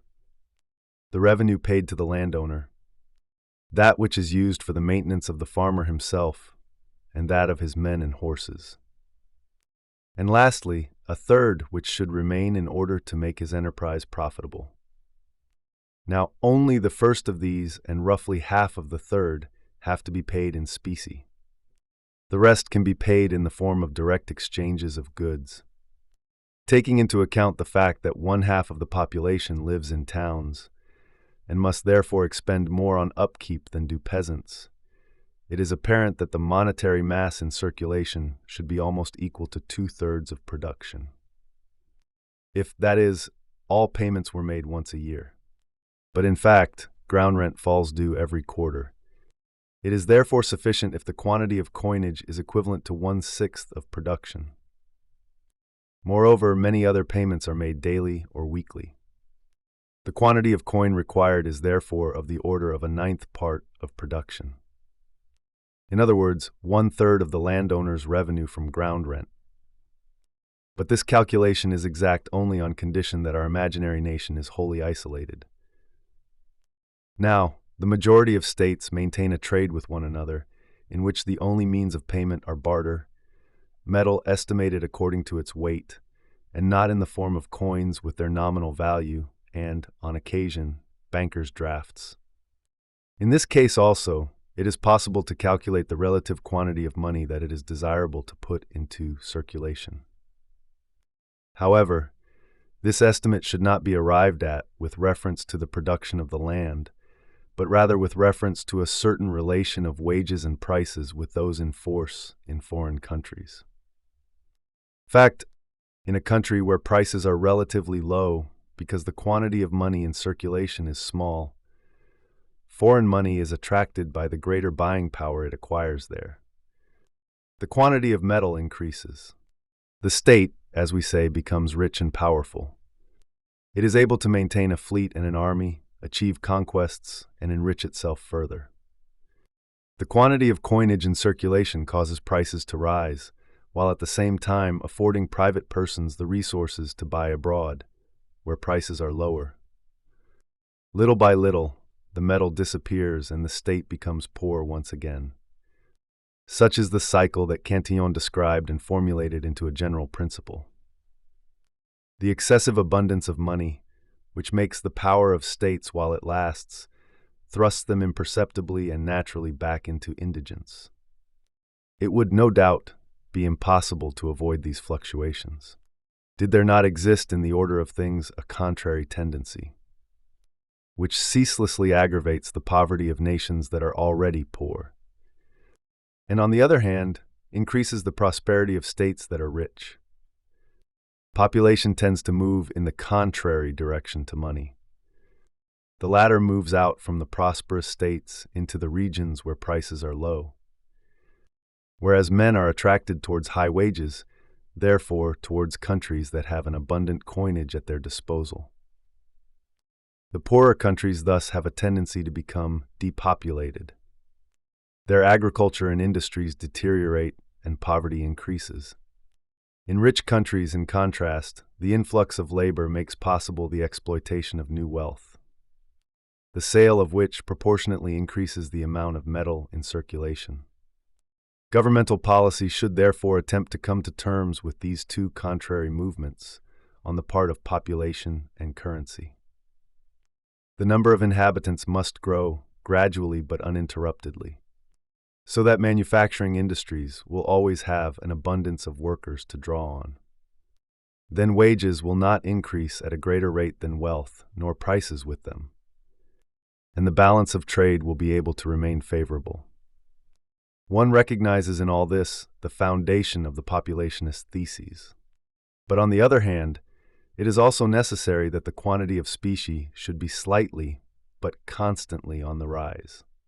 The only means of making sure that the products of the land or of industry will be well remunerated, that wages will be sufficient, and that the population will not be poverty-stricken in the midst of the wealth it is creating. Hence, all the measures intended to encourage foreign trade and maintain a positive balance. What ensures the equilibrium of the economy, therefore, and prevents profound fluctuations between wealth and poverty, is not a certain and definitively acquired economic constitution, but the balanced interaction, at once natural and deliberately maintained, of two tendencies. There is prosperity within a state, not when coin is plentiful and prices are high, but when the coinage has reached that stage of augmentation, which must be made to continue indefinitely, that makes it possible to maintain wages without increasing prices any further. This being so, the population grows at a steady rate. Its work constantly produces more.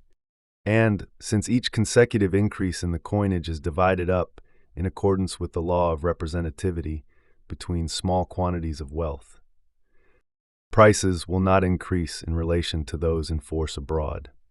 It is only between an increase in the quantity of gold and a rise in prices that an increasing quantity of gold and silver encourages industry. A nation whose coinage is in process of diminution is at any given moment of comparison weaker and poorer than another nation which has no greater possessions but whose coinage is in process of growth. This is the explanation of the Spanish disaster. Its mining possessions had in fact increased the nation's coinage and consequently prices to a massive degree, without giving industry, agriculture, and population the time between cause and effect to develop proportionately. It was inevitable that American gold should spread throughout Europe, buy commodities there, cause manufacturing to develop, and enrich its farms, while leaving Spain more poverty-stricken than it had ever been. England, on the other hand, though it attracted bullion too, did so always for the profit of labor, and not merely to provide its inhabitants with luxury. That is, in order to increase the number of its workers and the quantity of its products before any increase in prices occurred. Such analyses are important because they introduce the notion of progress into the order of human activity. But they are still more important in that they provide the interplay of signs and representations with a temporal index. That gives progress a definition of its condition of possibility, an index not to be found in any other area of the theory of order. Money, as conceived by classical thought, cannot in fact represent wealth without that power being modified from within by time. Whether a spontaneous cycle augments after having first diminished its capacity for representing wealth, or whether governmental policy, by dint of concerted efforts, keeps its representativity constant. In the order of natural history, the characters, the groups of identities selected to represent and distinguish a number of species or a number of genera, resided within the continuous area of nature, which they divided into a taxonomic table. Time intervened only from without, in order to upset the continuity of the very smallest differences and to scatter them in accordance with the fragmented localities of geography. Here, on the contrary, time belongs to the inner law of the representations, and is part of it. It follows and modifies without interruption the power possessed by wealth to represent itself and so analyze itself by means of a monetary system. Where natural history revealed squares of identities separated by differences, the analysis of wealth reveals differentials, tendencies towards increase and towards diminution. It was inevitable that this function of time within wealth should become apparent as soon as money was defined, as it was at the end of the 17th century, as a pledge and assimilated into credit. It then became necessary that the duration of the credit, the rapidity with which repayment fell due, the number of hands through which it passed in a given time, should become characteristic variables of its representative power. But all this was merely the consequence of a form of reflection that placed the monetary sign, with relation to wealth, in a posture of representation in the full sense of the term. It is, therefore, the same archaeological network that supports the theory of money as representation in the analysis of wealth and the theory of character as representation in natural history. The character designates natural beings by situating them in their surroundings. Monetary price designates wealth, but in the movement of its growth or diminution. The creation of value. The theory of money and trade responds to the question, how in the movement of exchange can prices characterize things? How can money establish a system of signs and designation between kinds of wealth? The theory of value responds to a question that intersects this first one. A question that probes, as it were, vertically and in depth, the horizontal area in which exchange is continuously taking place. And that question is, why are there things that men seek to exchange? Why are some of them worth more than others?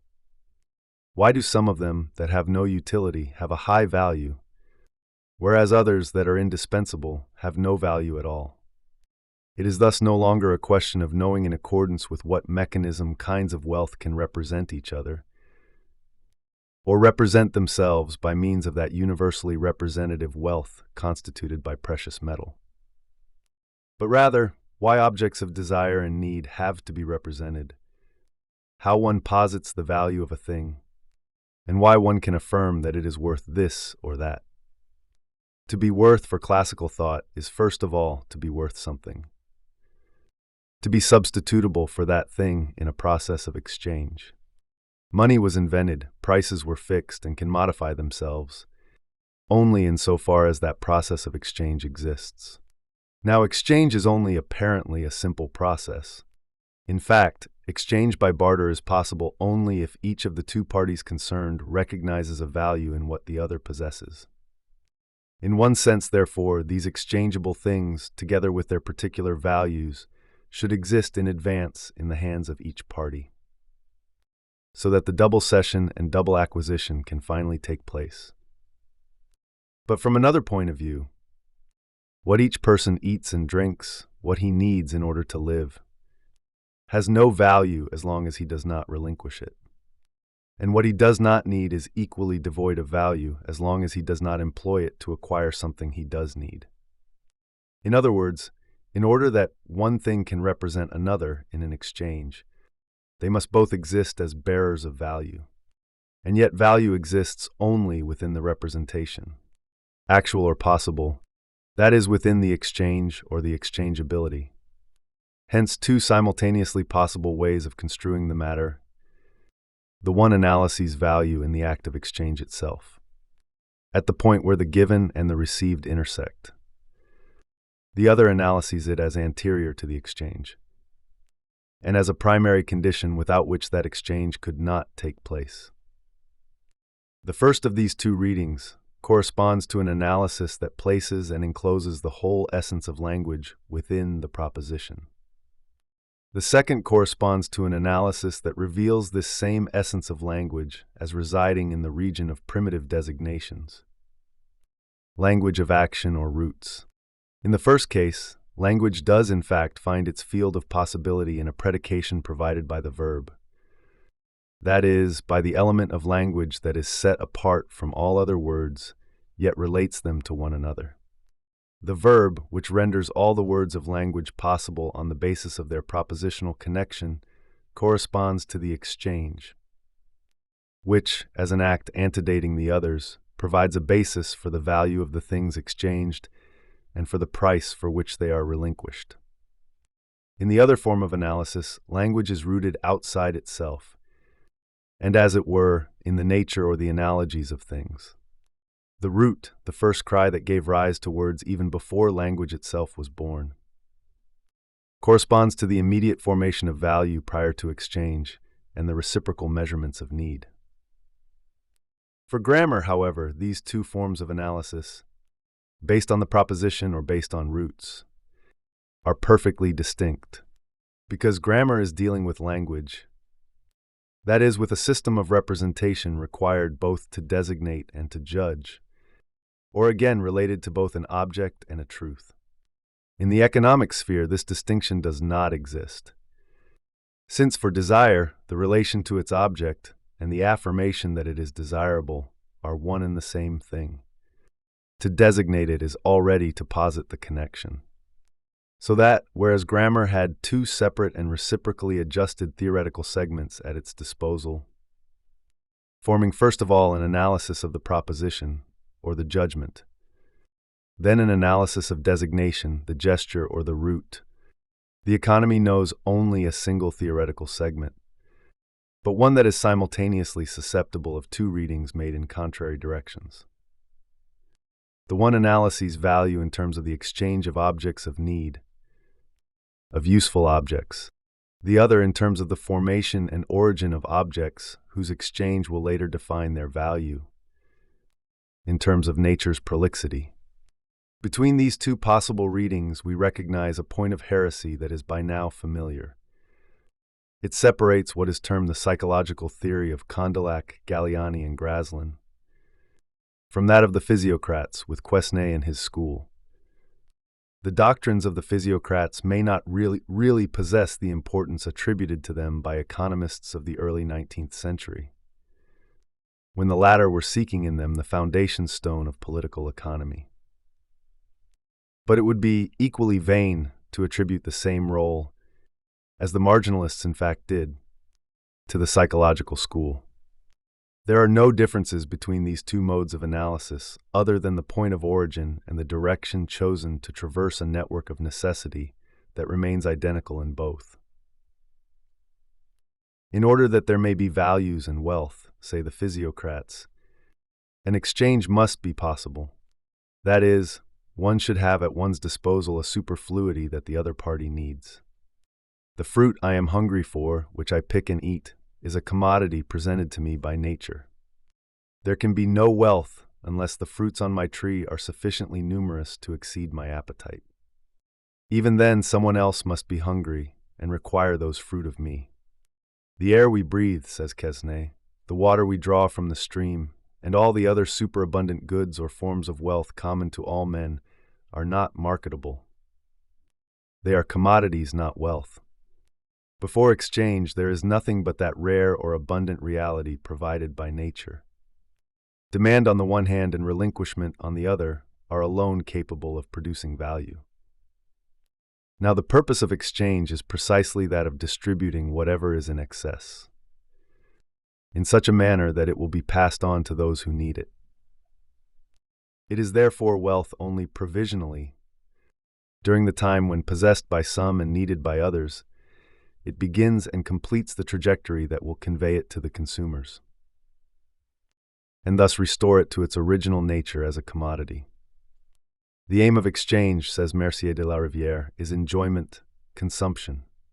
Trade, then, can be summarized as the exchange of everyday things in order to achieve their distribution into the hands of their consumers. Now, this constitution of value by means of trade cannot be achieved without a subtraction of goods. Trade, in fact, transports goods and entails cartage, storage, processing, and selling costs. In short, it costs a certain consumption of goods for the goods themselves to be converted into wealth.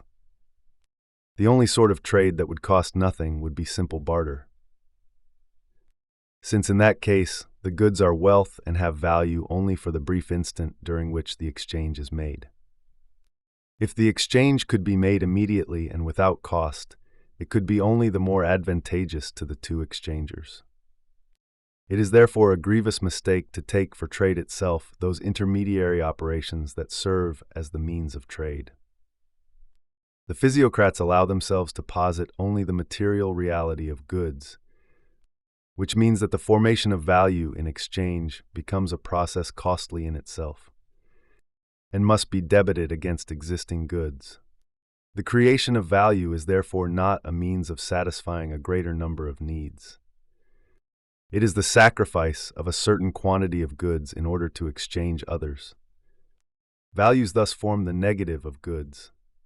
But how is it that value can be formed in this way? What is the origin of this excess that makes it possible for goods to be transformed into wealth without being effaced, and finally disappearing altogether as a result of successive exchanges and continual circulation? How is it that the cost of this continuous creation of value does not exhaust the goods that men have at their disposal? Is it that trade is able to find this necessary supplement in itself? Certainly not, since its aim is to exchange value for value in accordance with the greatest possible equality. In order to receive much, one must give much, and in order to give much, one must receive much. That is the whole art of trade. Trade, by its very nature, exchanges together only things of equal value.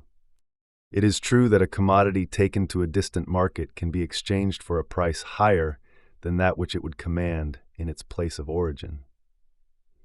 But this increase corresponds to the real expense of transporting it. And the only reason it does not lose anything because of this fact is that the stationary merchandise for which it is exchanged loses those freightage charges out of its own price. One may haul one's merchandise from one end of the world to the other, but the cost of its exchange is always levied on the goods exchanged. It is not trade that has produced the superfluity of goods. The excess must already have existed in order for trade to be possible. Nor is industry capable of compensating for the cost of the creation of value. In fact, manufactured products may be sold in accordance with two different systems. If prices are free, competition tends to lower them to the point where, apart from the cost of the raw materials, they cover no more than the work of the worker who made the product. According to Cantillon's definition, this wage corresponds to the worker's subsistence during the time he takes to do the work. And doubtless one should also add the subsistence and profits of the entrepreneur. But in any case, the increase in value due to the manufacturing process represents the consumption of those whom it remunerates. So that in order to produce wealth, it has been necessary to sacrifice some goods. The artisan destroys as much in subsistence as he produces by his work. When prices are controlled by a monopoly, the selling price of objects can rise considerably. But this does not mean that the labor of the workers will be better remunerated. The competition existing between them tends to maintain their wages at the level that is just indispensable for their subsistence. As for the profits of the entrepreneurs, it is true that monopolistic prices increase them to the degree that the value of the objects put on the market is increased.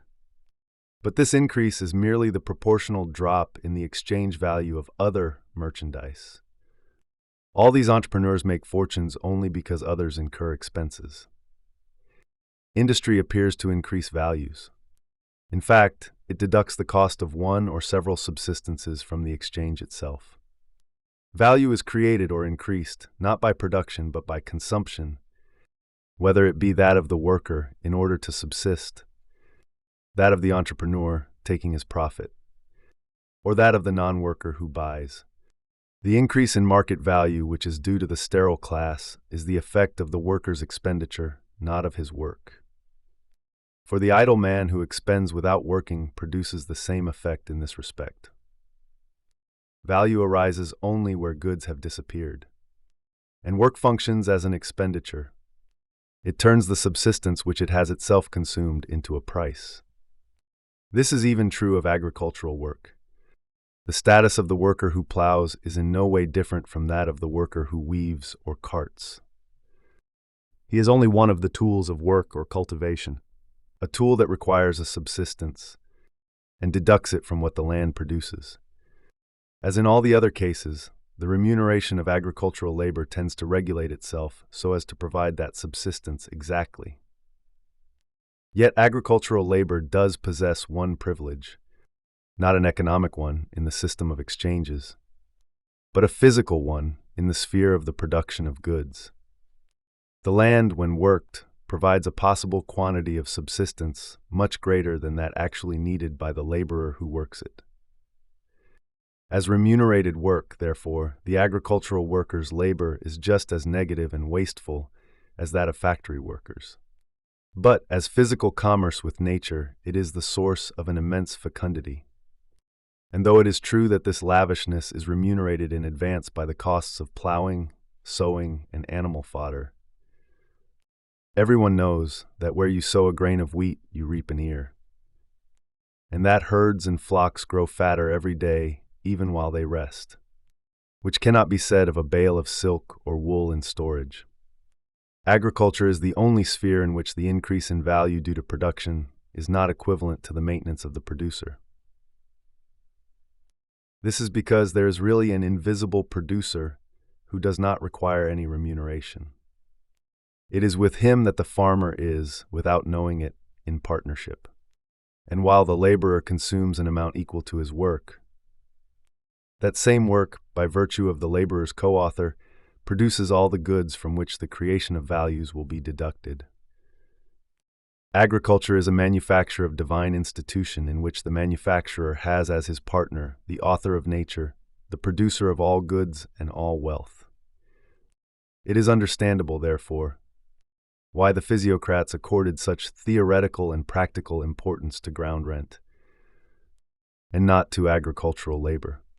This is because the latter is remunerated by consumption, whereas ground rent represents, or ought to represent, the net product, the quantity of goods provided by nature, over and above the subsistence it yields to the worker, and the remuneration it demands for itself, in order to go on producing.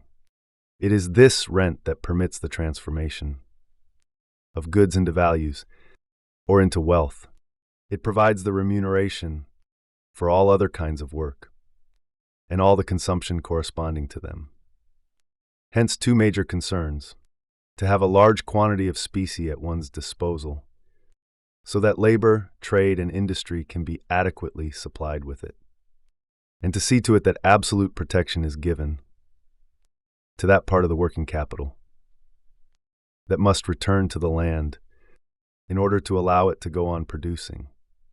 The physiocrat's economic and political program must therefore include an increase in agricultural prices, but not in the wages of those who work the land, the levying of all taxes on ground rent, the abolition of monopolistic prices and all trade preferences, so that industry and trade regulated by competition, will be forced to maintain fair prices.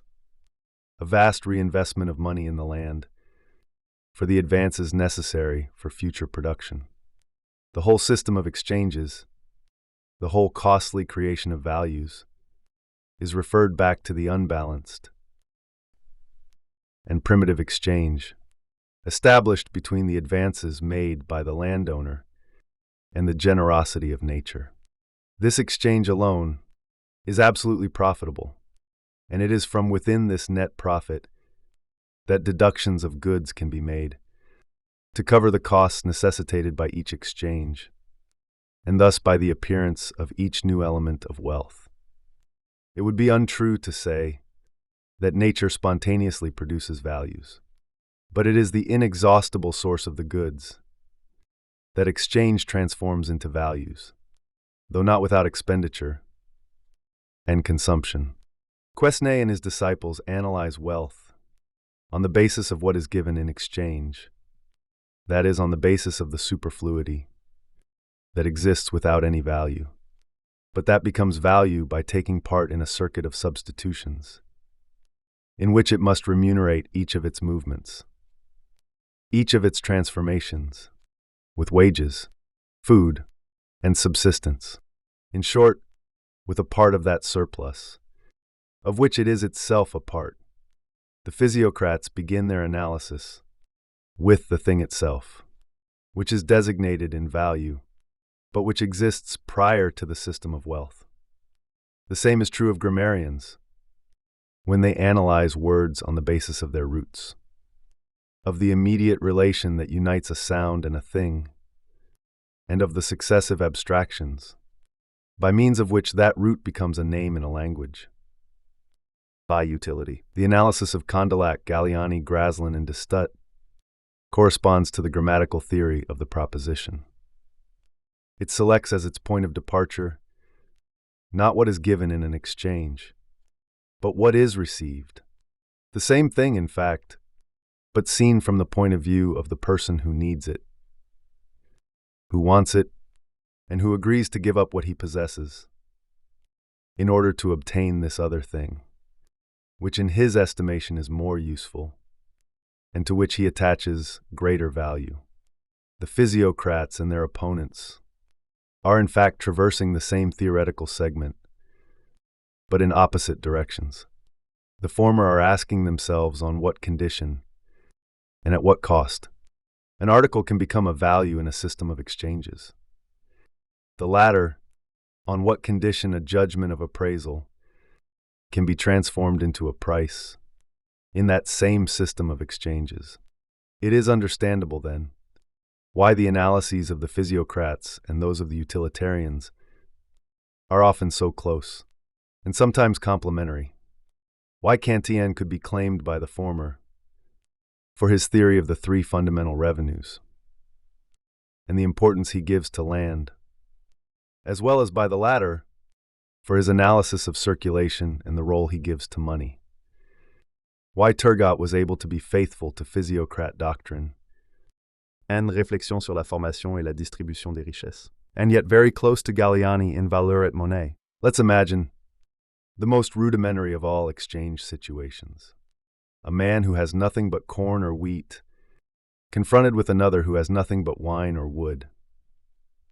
As yet, there is no fixed price, no equivalence, no common measure.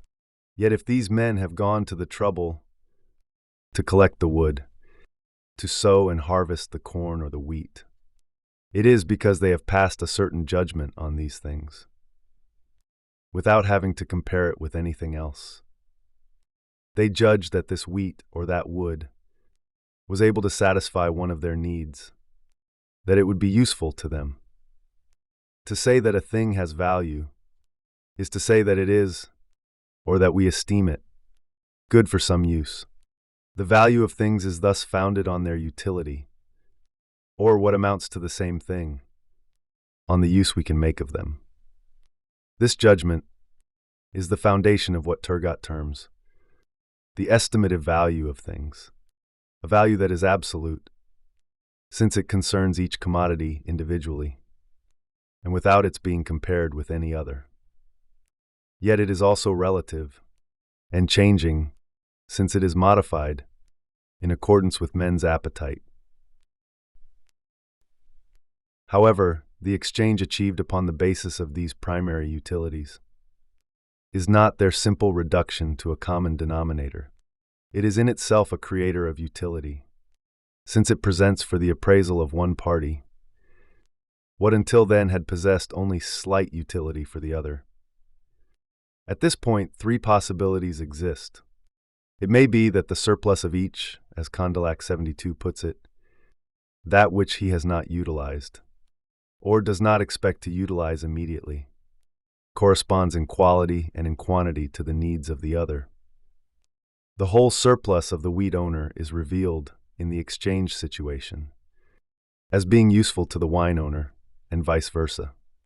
In this case, what was useless becomes totally useful through a creation of simultaneous and equal values on each side. What was estimated as null by the one becomes positive in the estimation of the other. And since the situation is symmetrical, the estimated values thus created are automatically equivalent.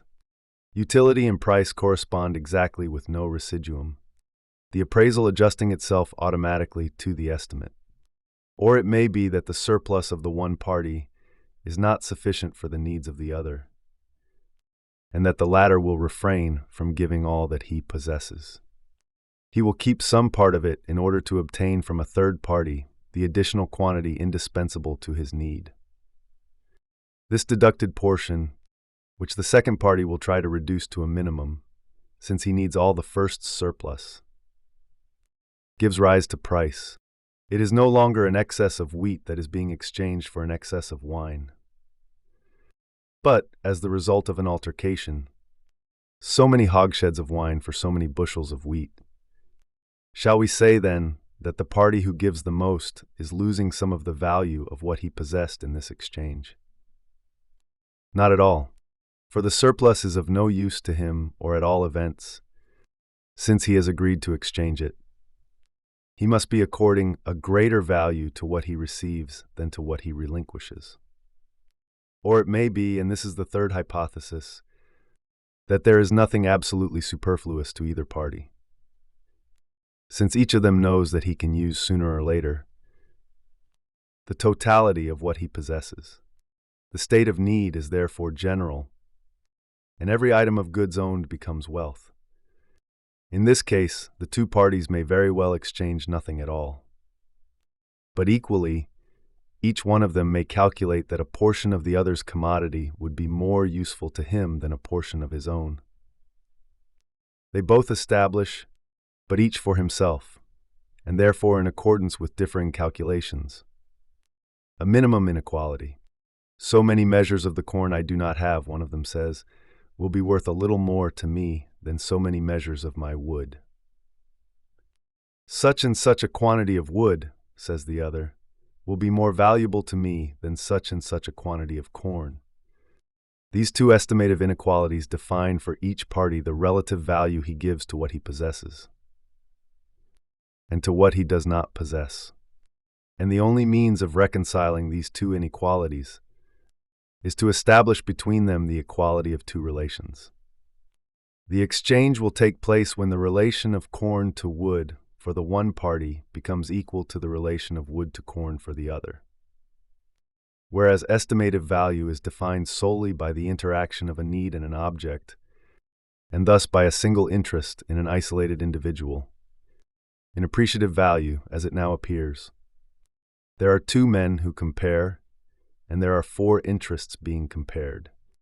But the two private interests of each of the two contracting parties have first been compared with one another separately, and it is the results of this comparison that are then compared in order to arrive at an average estimative value.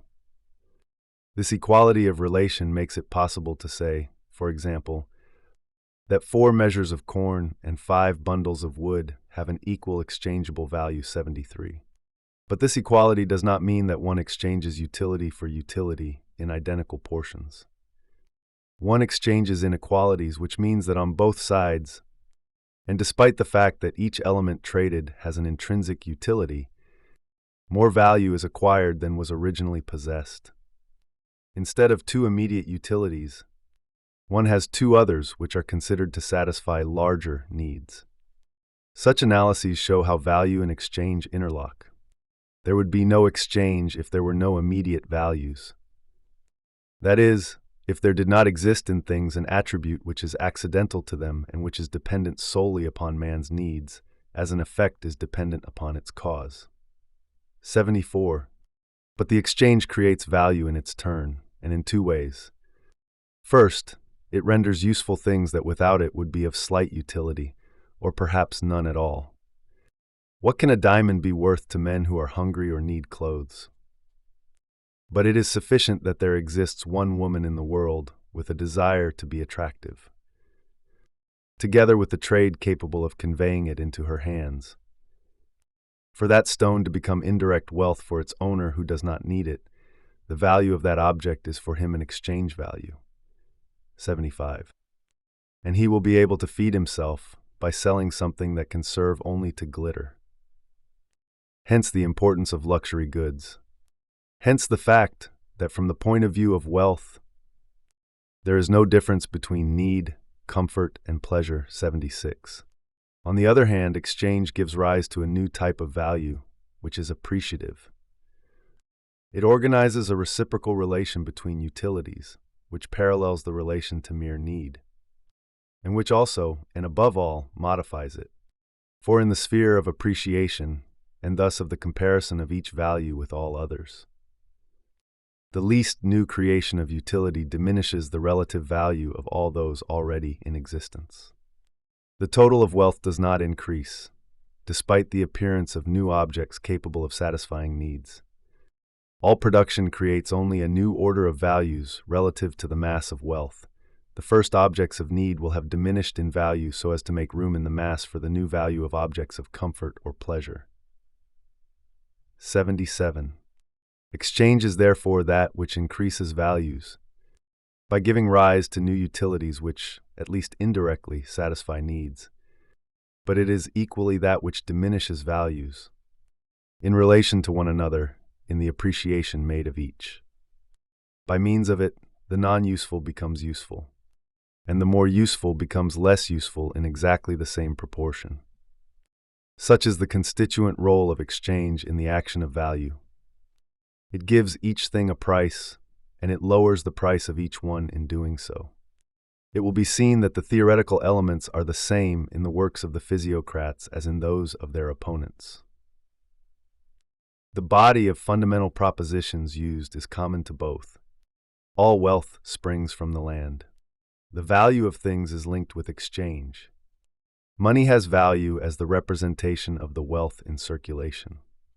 Circulation should be as simple and as complete as possible. But these theoretical segments are arranged by the physiocrats and by the utilitarians in inverse orders. And as a result of the interplay of these differing arrangements, what plays a positive role in one theory becomes negative in the other. Condillac, Galliani, and Graslin start from the exchange of utilities as the subjective and positive foundation of all values.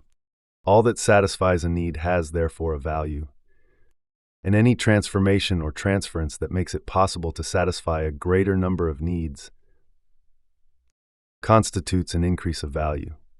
It is this increase that makes it possible to remunerate workers by giving them an amount deducted from this increase, which is equivalent to their subsistence. But all these positive elements which constitute value are based upon a certain state of need present in men, and therefore upon the finite character of nature's fecundity. For the physiocrats, the same sequence must be gone through in the opposite direction.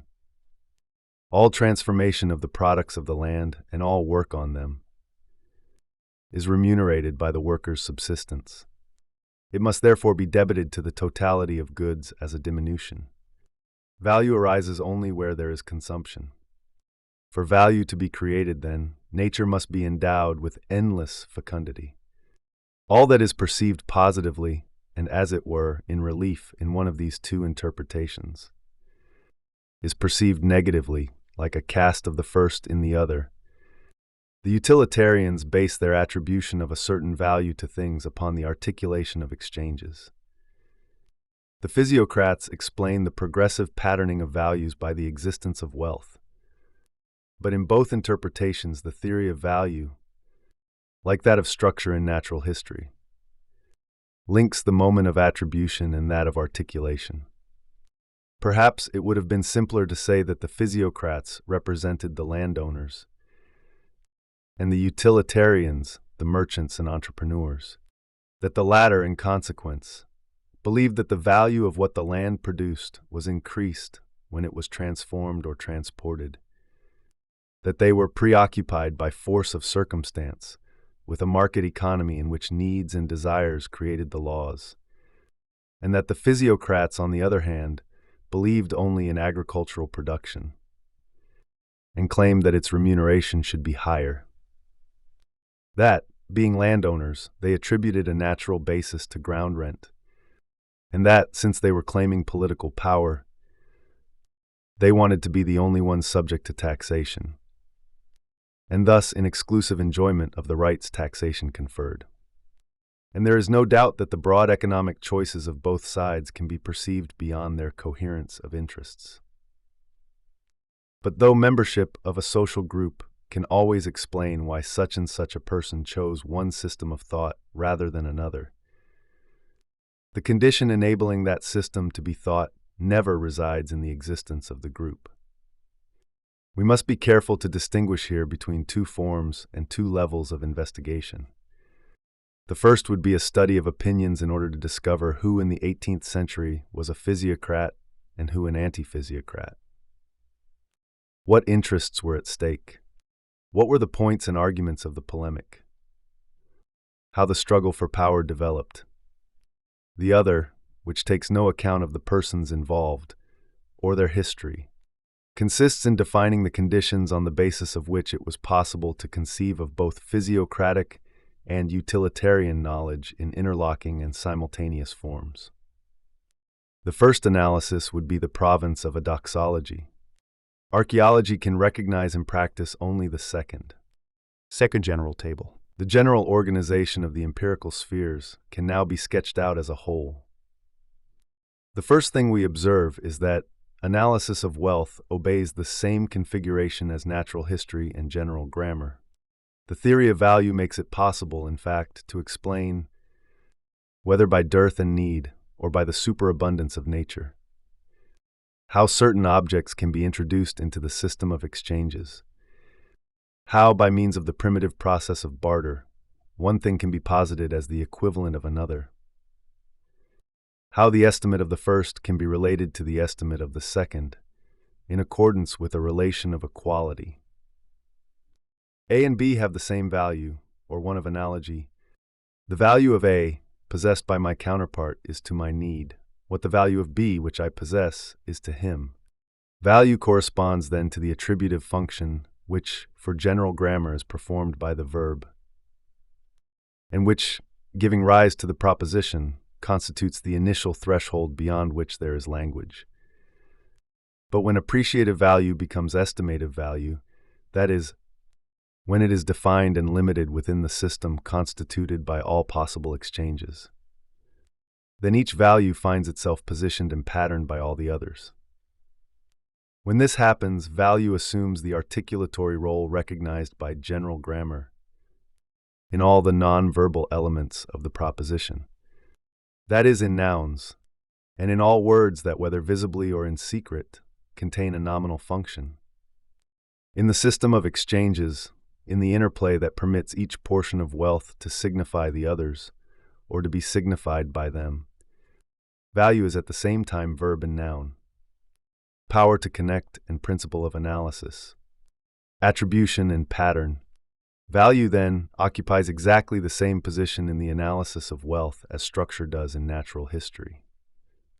Like structure, it unites in one and the same operation, the function that permits the attribution of one sign to another sign, of one representation to another, and the function that permits the articulation of the elements that compose the totality of representations, or the signs that decompose them. For its part, The theory of money and trade explains how any given form of matter can take on a signifying function by being related to an object and serving as a permanent sign for it. It also explains, by the interaction of trade and the increase and diminution of the quantity of specie, how this relation of sign to the thing signified can be modified without ever disappearing. How the same monetary element can signify more or less wealth. How it can shift, dilate, and shrink in relation to the values it has the task of representing.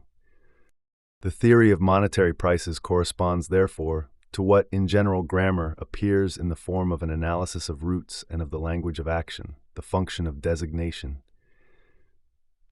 and to what appears in the form of tropes and shifts of meaning, the function of derivation. Money, like words, has the role of designating, yet never ceases to fluctuate around that vertical axis. Variations of price are to the initial establishment of the relation between metal and wealth what rhetorical displacements are to the original value of verbal signs.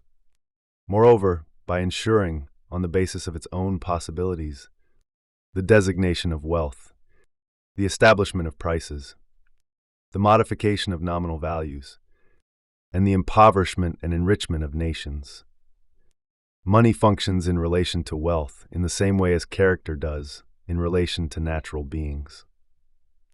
It makes it possible both to impose a particular mark upon it and to indicate a place for it, no doubt a provisional one, in the area actually defined by the totality of things and of the signs at one's disposal. The theory of money and prices occupies the same position in the analysis of wealth as the theory of character does in natural history. Like the latter, it unites into one and the same function. The possibility of giving things a sign, of representing one thing by another, and the possibility of causing a sign to shift in relation to what it designates. The four functions that define the verbal sign in its particular properties, and distinguish it from all other signs that representation can provide for itself, are thus to be found in the theoretical signalization of natural history and in the practical utilization of monetary signs. The order of wealth and the order of natural beings are established and revealed, insofar as they are established between objects of need and between visible individuals, systems of signs which make possible the designation of representations one by another, the derivation of signifying representations in relation to those signified, the articulation of what is represented, and the attribution of certain representations to certain others. In this sense, it can be said that for classical thought, systems of natural history and theories of money or trade have the same conditions of possibility as language itself. This means two things. First, that order in nature and order in the domain of wealth have the same mode of being for the classical experience as the order of representations as manifested by words. Second, that words form a system of signs sufficiently privileged when it is a question of revealing the order of things.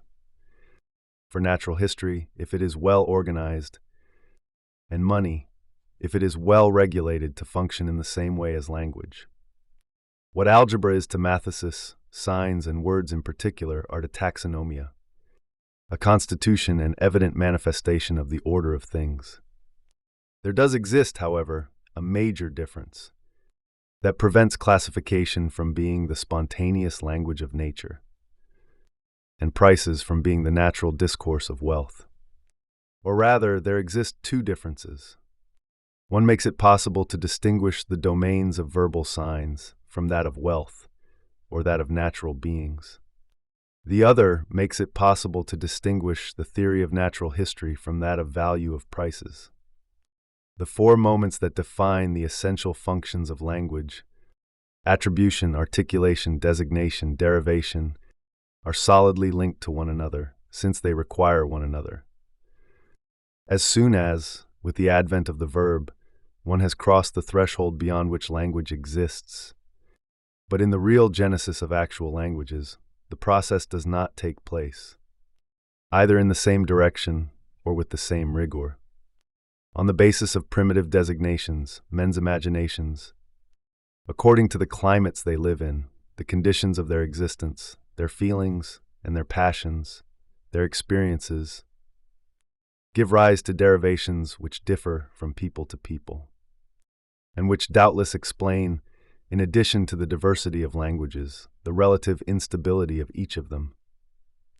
At any given moment of this derivation, and within any particular language, men have at their disposal a totality of words, of names which are articulated one upon another, and provide the pattern of their representations. But this analysis is so imperfect, it allows so many imprecisions and overlappings to persist, that men employ various words and formulate different propositions with the same representations. Their reflection is not wholly protected against error. Between designation and derivation, shifts of the imagination multiply. Between articulation and attribution, errors of reflection proliferate. This is why, on the perhaps endlessly postponed horizon of language, there is projected the idea of a universal language, in which the representative value of words would be sufficiently clearly fixed, sufficiently securely based, sufficiently clearly recognized, for reflection to be able to come to a decision with total clarity about any proposition whatever. By means of this language, peasants could better judge of the truth of things than philosophers now do. A perfectly distinct language would make possible an entirely clear discourse. This language would be an ars combinatoria in itself. It is also why the practice of any real language should be reinforced by an encyclopedia, which defines the progress of words, prescribes the most natural routes for them to take, traces out the legitimate shifts of knowledge, and codifies the relationship of adjacency and resemblance. The dictionary is created as a means of controlling the play of derivations on the basis of the primary designation of words, just as the universal language is created in order to control the errors of reflection. When it is formulating a judgment on the basis of a well-established articulation, the ars combinatoria and the encyclopedia together compensate for the imperfection of real languages. Natural history, since it must of necessity be a science, and the circulation of wealth, since it is an institution created by men, and also controlled by them, are bound to escape the perils inherent in spontaneous languages. There is no error possible between articulation and attribution in the order of natural history, since the structure is given in its immediate visibility. No imaginary shifts either, no false resemblances, no incongruous juxtapositions, placing a correctly designated natural being in a space not its own, since character is established either by the coherence of the system or by the exactness of the method. In natural history, structure and character ensure the theoretical closing of what remains open in language, and gives rise on its frontiers to the projects of essentially uncompleted arts. Similarly, which automatically changes from being estimative to being appreciative. And money, which by growth or diminution of its quantity, yet always limits fluctuations of prices, ensure in the sphere of wealth the congruity of attribution and articulation, and that of designation and derivation. Value and prices ensure the virtual closing of those segments that remain open in language. Structure enables natural history to find itself immediately in the element of a combination, and character allows it to establish an exact and definitive poetics with regard to beings and their resemblances. Value combines the forms of wealth one with another. Money permits their real exchange, where the disordered order of language implies the continuous relation to an art and its endless tasks. The orders of nature and wealth are expressed in the mere existence of structure and character, value and money. It should be noted, however, that the natural order is formulated in a theory that has value as the correct interpretation of a real series or table. Moreover, the structure of beings is both the immediate form of the visible and its articulation. Similarly, character designates and localizes in one and the same movement. On the other hand, estimative value becomes appreciative only by means of a transformation. And the initial relation between metal and merchandise becomes only gradually a price subject to variations.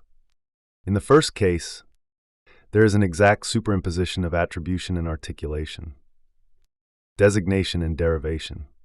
In the second, a transition linked to the nature of things and to human activity. With language, the system of signs is passively accepted in its imperfection, and only an art can rectify it. The theory of language is immediately prescriptive.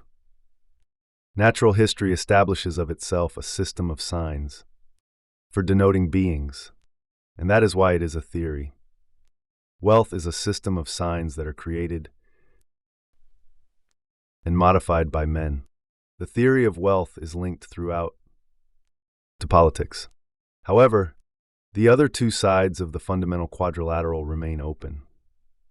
How can designation, a single, make possible an articulation of nature, wealth, and representations? How, generally speaking, can the two opposite segments, those of judgment and signification for language, of structure and character for natural history, of value and prices for the theory of wealth, relate to each other in such a way as to make possible a language, a system of nature, and the uninterrupted flow of wealth? It is here that it becomes really necessary to suppose that representations resemble one another and suggest one another in the imagination, that natural beings are in relations of adjacency and resemblance to one another, and that men's needs correspond to one another and are capable of satisfaction. The interconnection of representations, the unbroken expanse of beings, and the proliferation of nature are still required. If there is to be language, if there is to be a natural history, and if it is to be possible for there to be wealth and use of wealth, the continuum of representation and being, an ontology defined negatively as an absence of nothingness, a general representability of being, and being as expressed in the presence of representation. All this is included in the total configuration of the classical episteme. One can see in this principle of continuity the metaphysically strong moment of 17th and 18th century thought, that which enables the form of the proposition to have an effective meaning, structure to be ordered as character, and the value of things to be calculated as prices.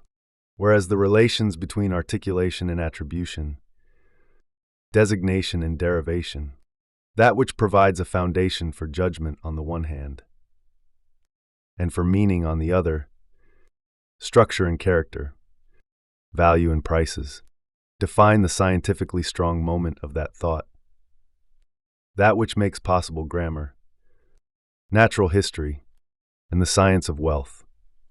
The ordering of empiricity is thus linked to the ontology that characterizes classical thought.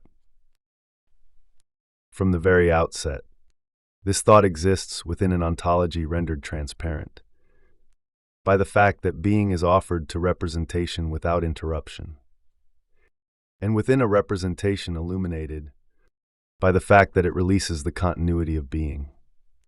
It is now possible, from a distance, to characterize the mutation that occurred in the entire Western episteme towards the end of the 18th century by saying that a scientifically strong moment was created in just that area where the classical episteme was metaphysically strong, and that, on the other hand, a philosophical space emerged in that very area where classicism had most firmly established its epistemological grip.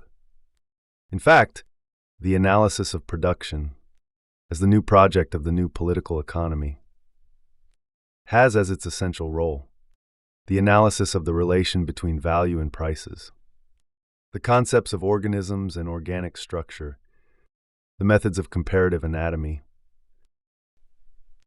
All the themes of the new biology explain how structures observable in individuals can have validity as general characters for genera, families, subkingdoms, and lastly, in order to unify the formal arrangements of a language, its ability to establish propositions, and the meaning belonging to words. Philology would no longer study the representative functions of discourse, but a totality of morphological constants subject to a history. Philology and political economy were established, not in the places formerly occupied by general grammar, natural history, and the analysis of wealth, but in an area where those forms of knowledge did not exist, in the space they left blank, in the deep gaps that separated their broad theoretical segments, and that were filled with the murmur of the ontological continuum. The object of knowledge in the 19th century is formed in the very place where the classical plenitude of being has fallen silent.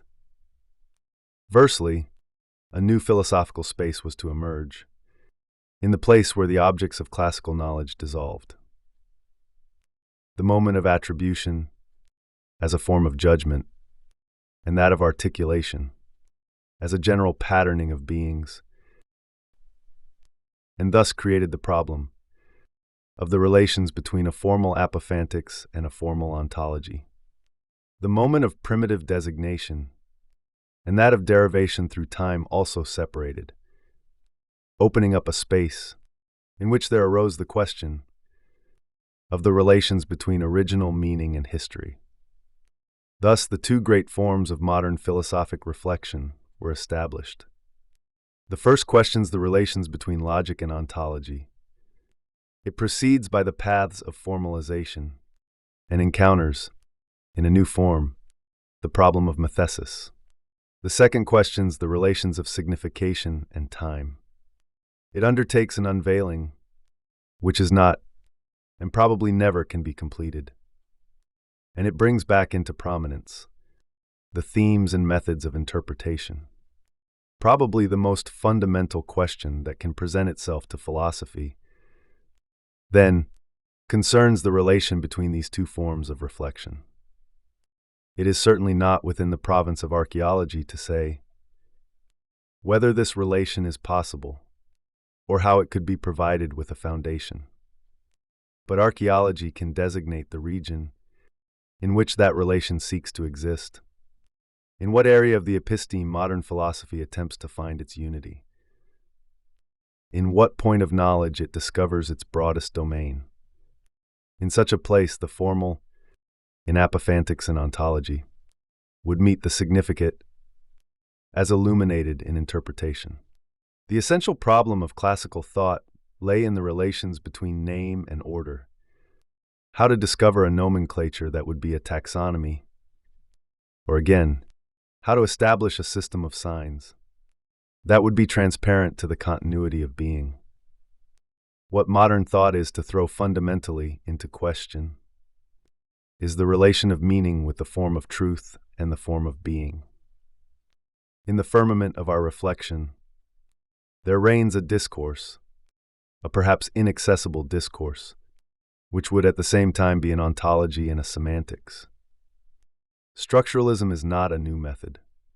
It is the awakened and troubled consciousness of modern thought. Desire and representation. The men of the 17th and 18th centuries, they don't think of wealth, nature, or languages in terms that had been bequeathed to them by preceding ages, or in forms that presaged what was soon to be discovered. No, they think of them in terms of a general arrangement, one that not only prescribes their concepts and methods, but also more fundamentally defines a certain mode of being for language, natural individuals, and the objects of need and desire. This mode of being is that of representation. As a result, a whole common ground appears, upon which the history of the sciences, it figures as a surface effect. This does not mean that it can now be left to one side, but rather that a reflection upon the history of a particular branch of knowledge can no longer content itself with following the development of that body of knowledge in a temporal sequence. Such a body of knowledge is not, in fact, the phenomenon of heredity and tradition, and one does not explain how it came about, simply by describing the state of knowledge that preceded it, and what it has provided by way of, as we say, original contributions. The history of knowledge can be written only on the basis of what was contemporaneous with it, and certainly not in terms of reciprocal influence, but in terms of conditions established in time.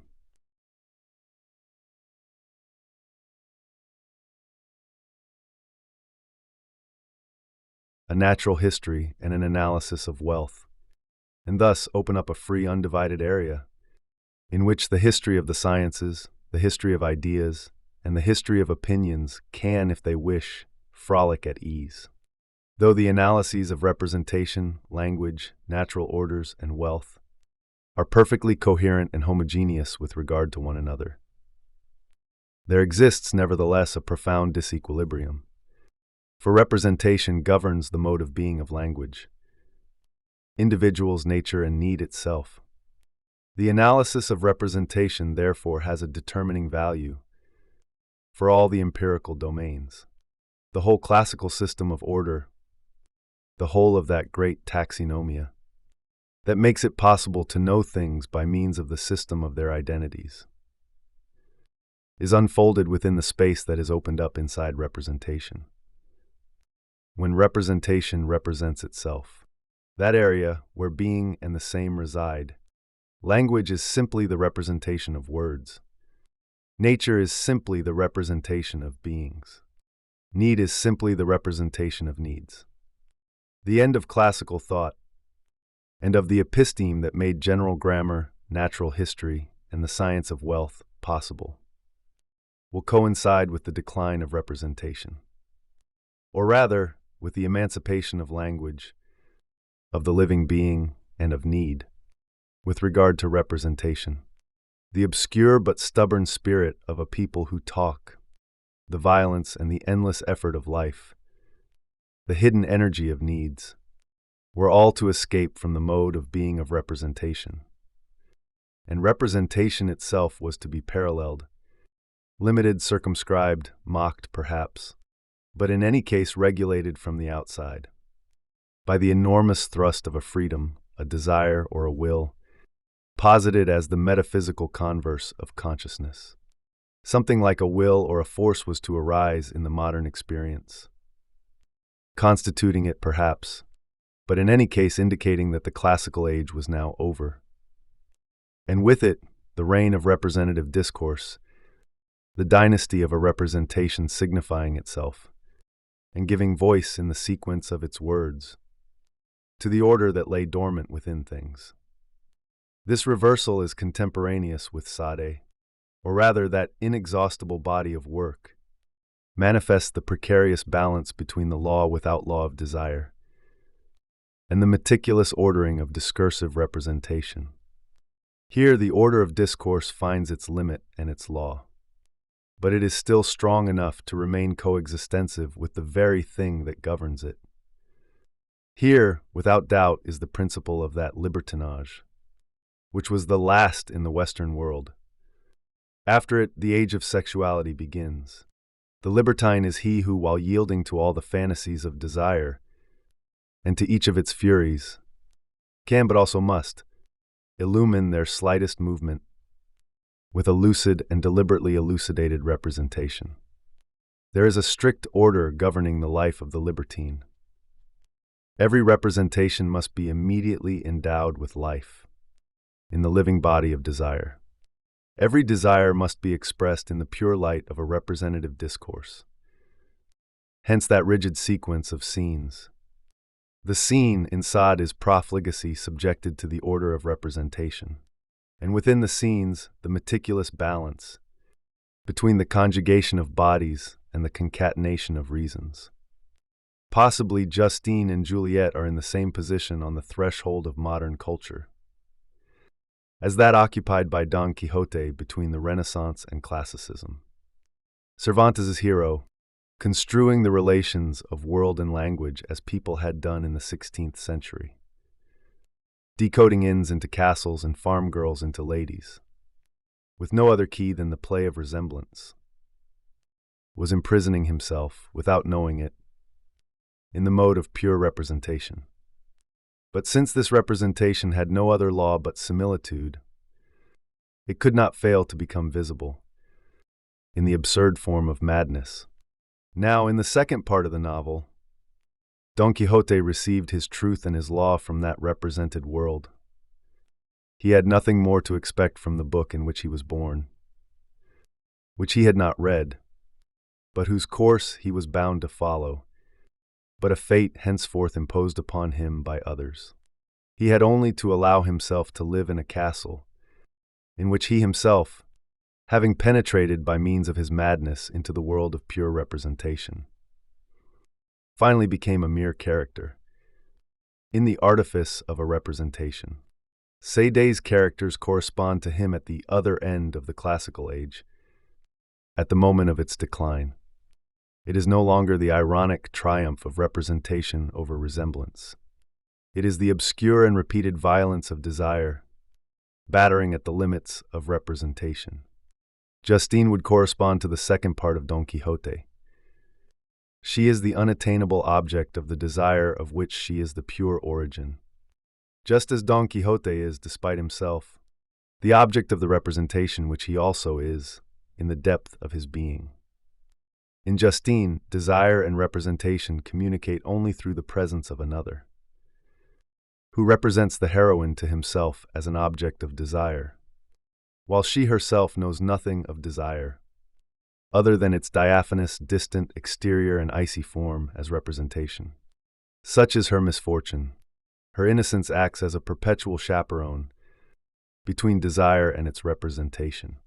Juliet, on the other hand, is no more than the subject of all possible desires.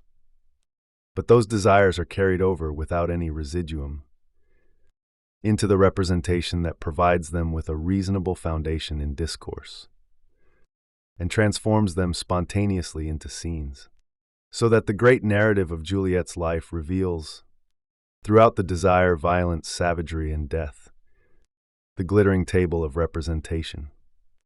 But this table is so thin, so transparent, to all the figures of desire that untiringly accumulate within it, and multiply there simply by the force of their combination, that it is just as lacking in reason as that of Don Quixote, when he believed himself to be progressing from similitude to similitude, along the commingled paths of the world and books, but was in fact getting more and more entangled in the labyrinth of his own representations. Juliet thins out this inspisation of the represented, so that without the slightest blemish, the slightest reticence, the slightest veil, all the possibilities of desire may rise to the surface. With that, this story closes the classical age upon itself, just as Don Quixote had opened it. And though it is true that this is the last language still contemporaneous with Rousseau and Racine, though it is the last discourse that undertakes to represent, to name, we are well enough aware that it simultaneously reduces this ceremony to the utmost precision. It calls things by their strict name, thus eliminating the space occupied by rhetoric, and extends it to infinity, by naming everything, including the slightest of possibilities, for they are all traversed in accordance with the universal characteristic of desire. Sade attains the end of classical discourse and thought. He holds sway precisely upon their frontier. After him, violence, life and death, desire, and sexuality will extend below the level of representation, an immense expanse of shade, which we are now attempting to recover as far as we can, in our discourse, in our freedom, in our thought. But our thought is so brief, our freedom so enslaved, our discourse so repetitive, that we must face the fact that that expanse of shade below is really a bottomless sea. The prosperities of Juliet are still more solitary and endless.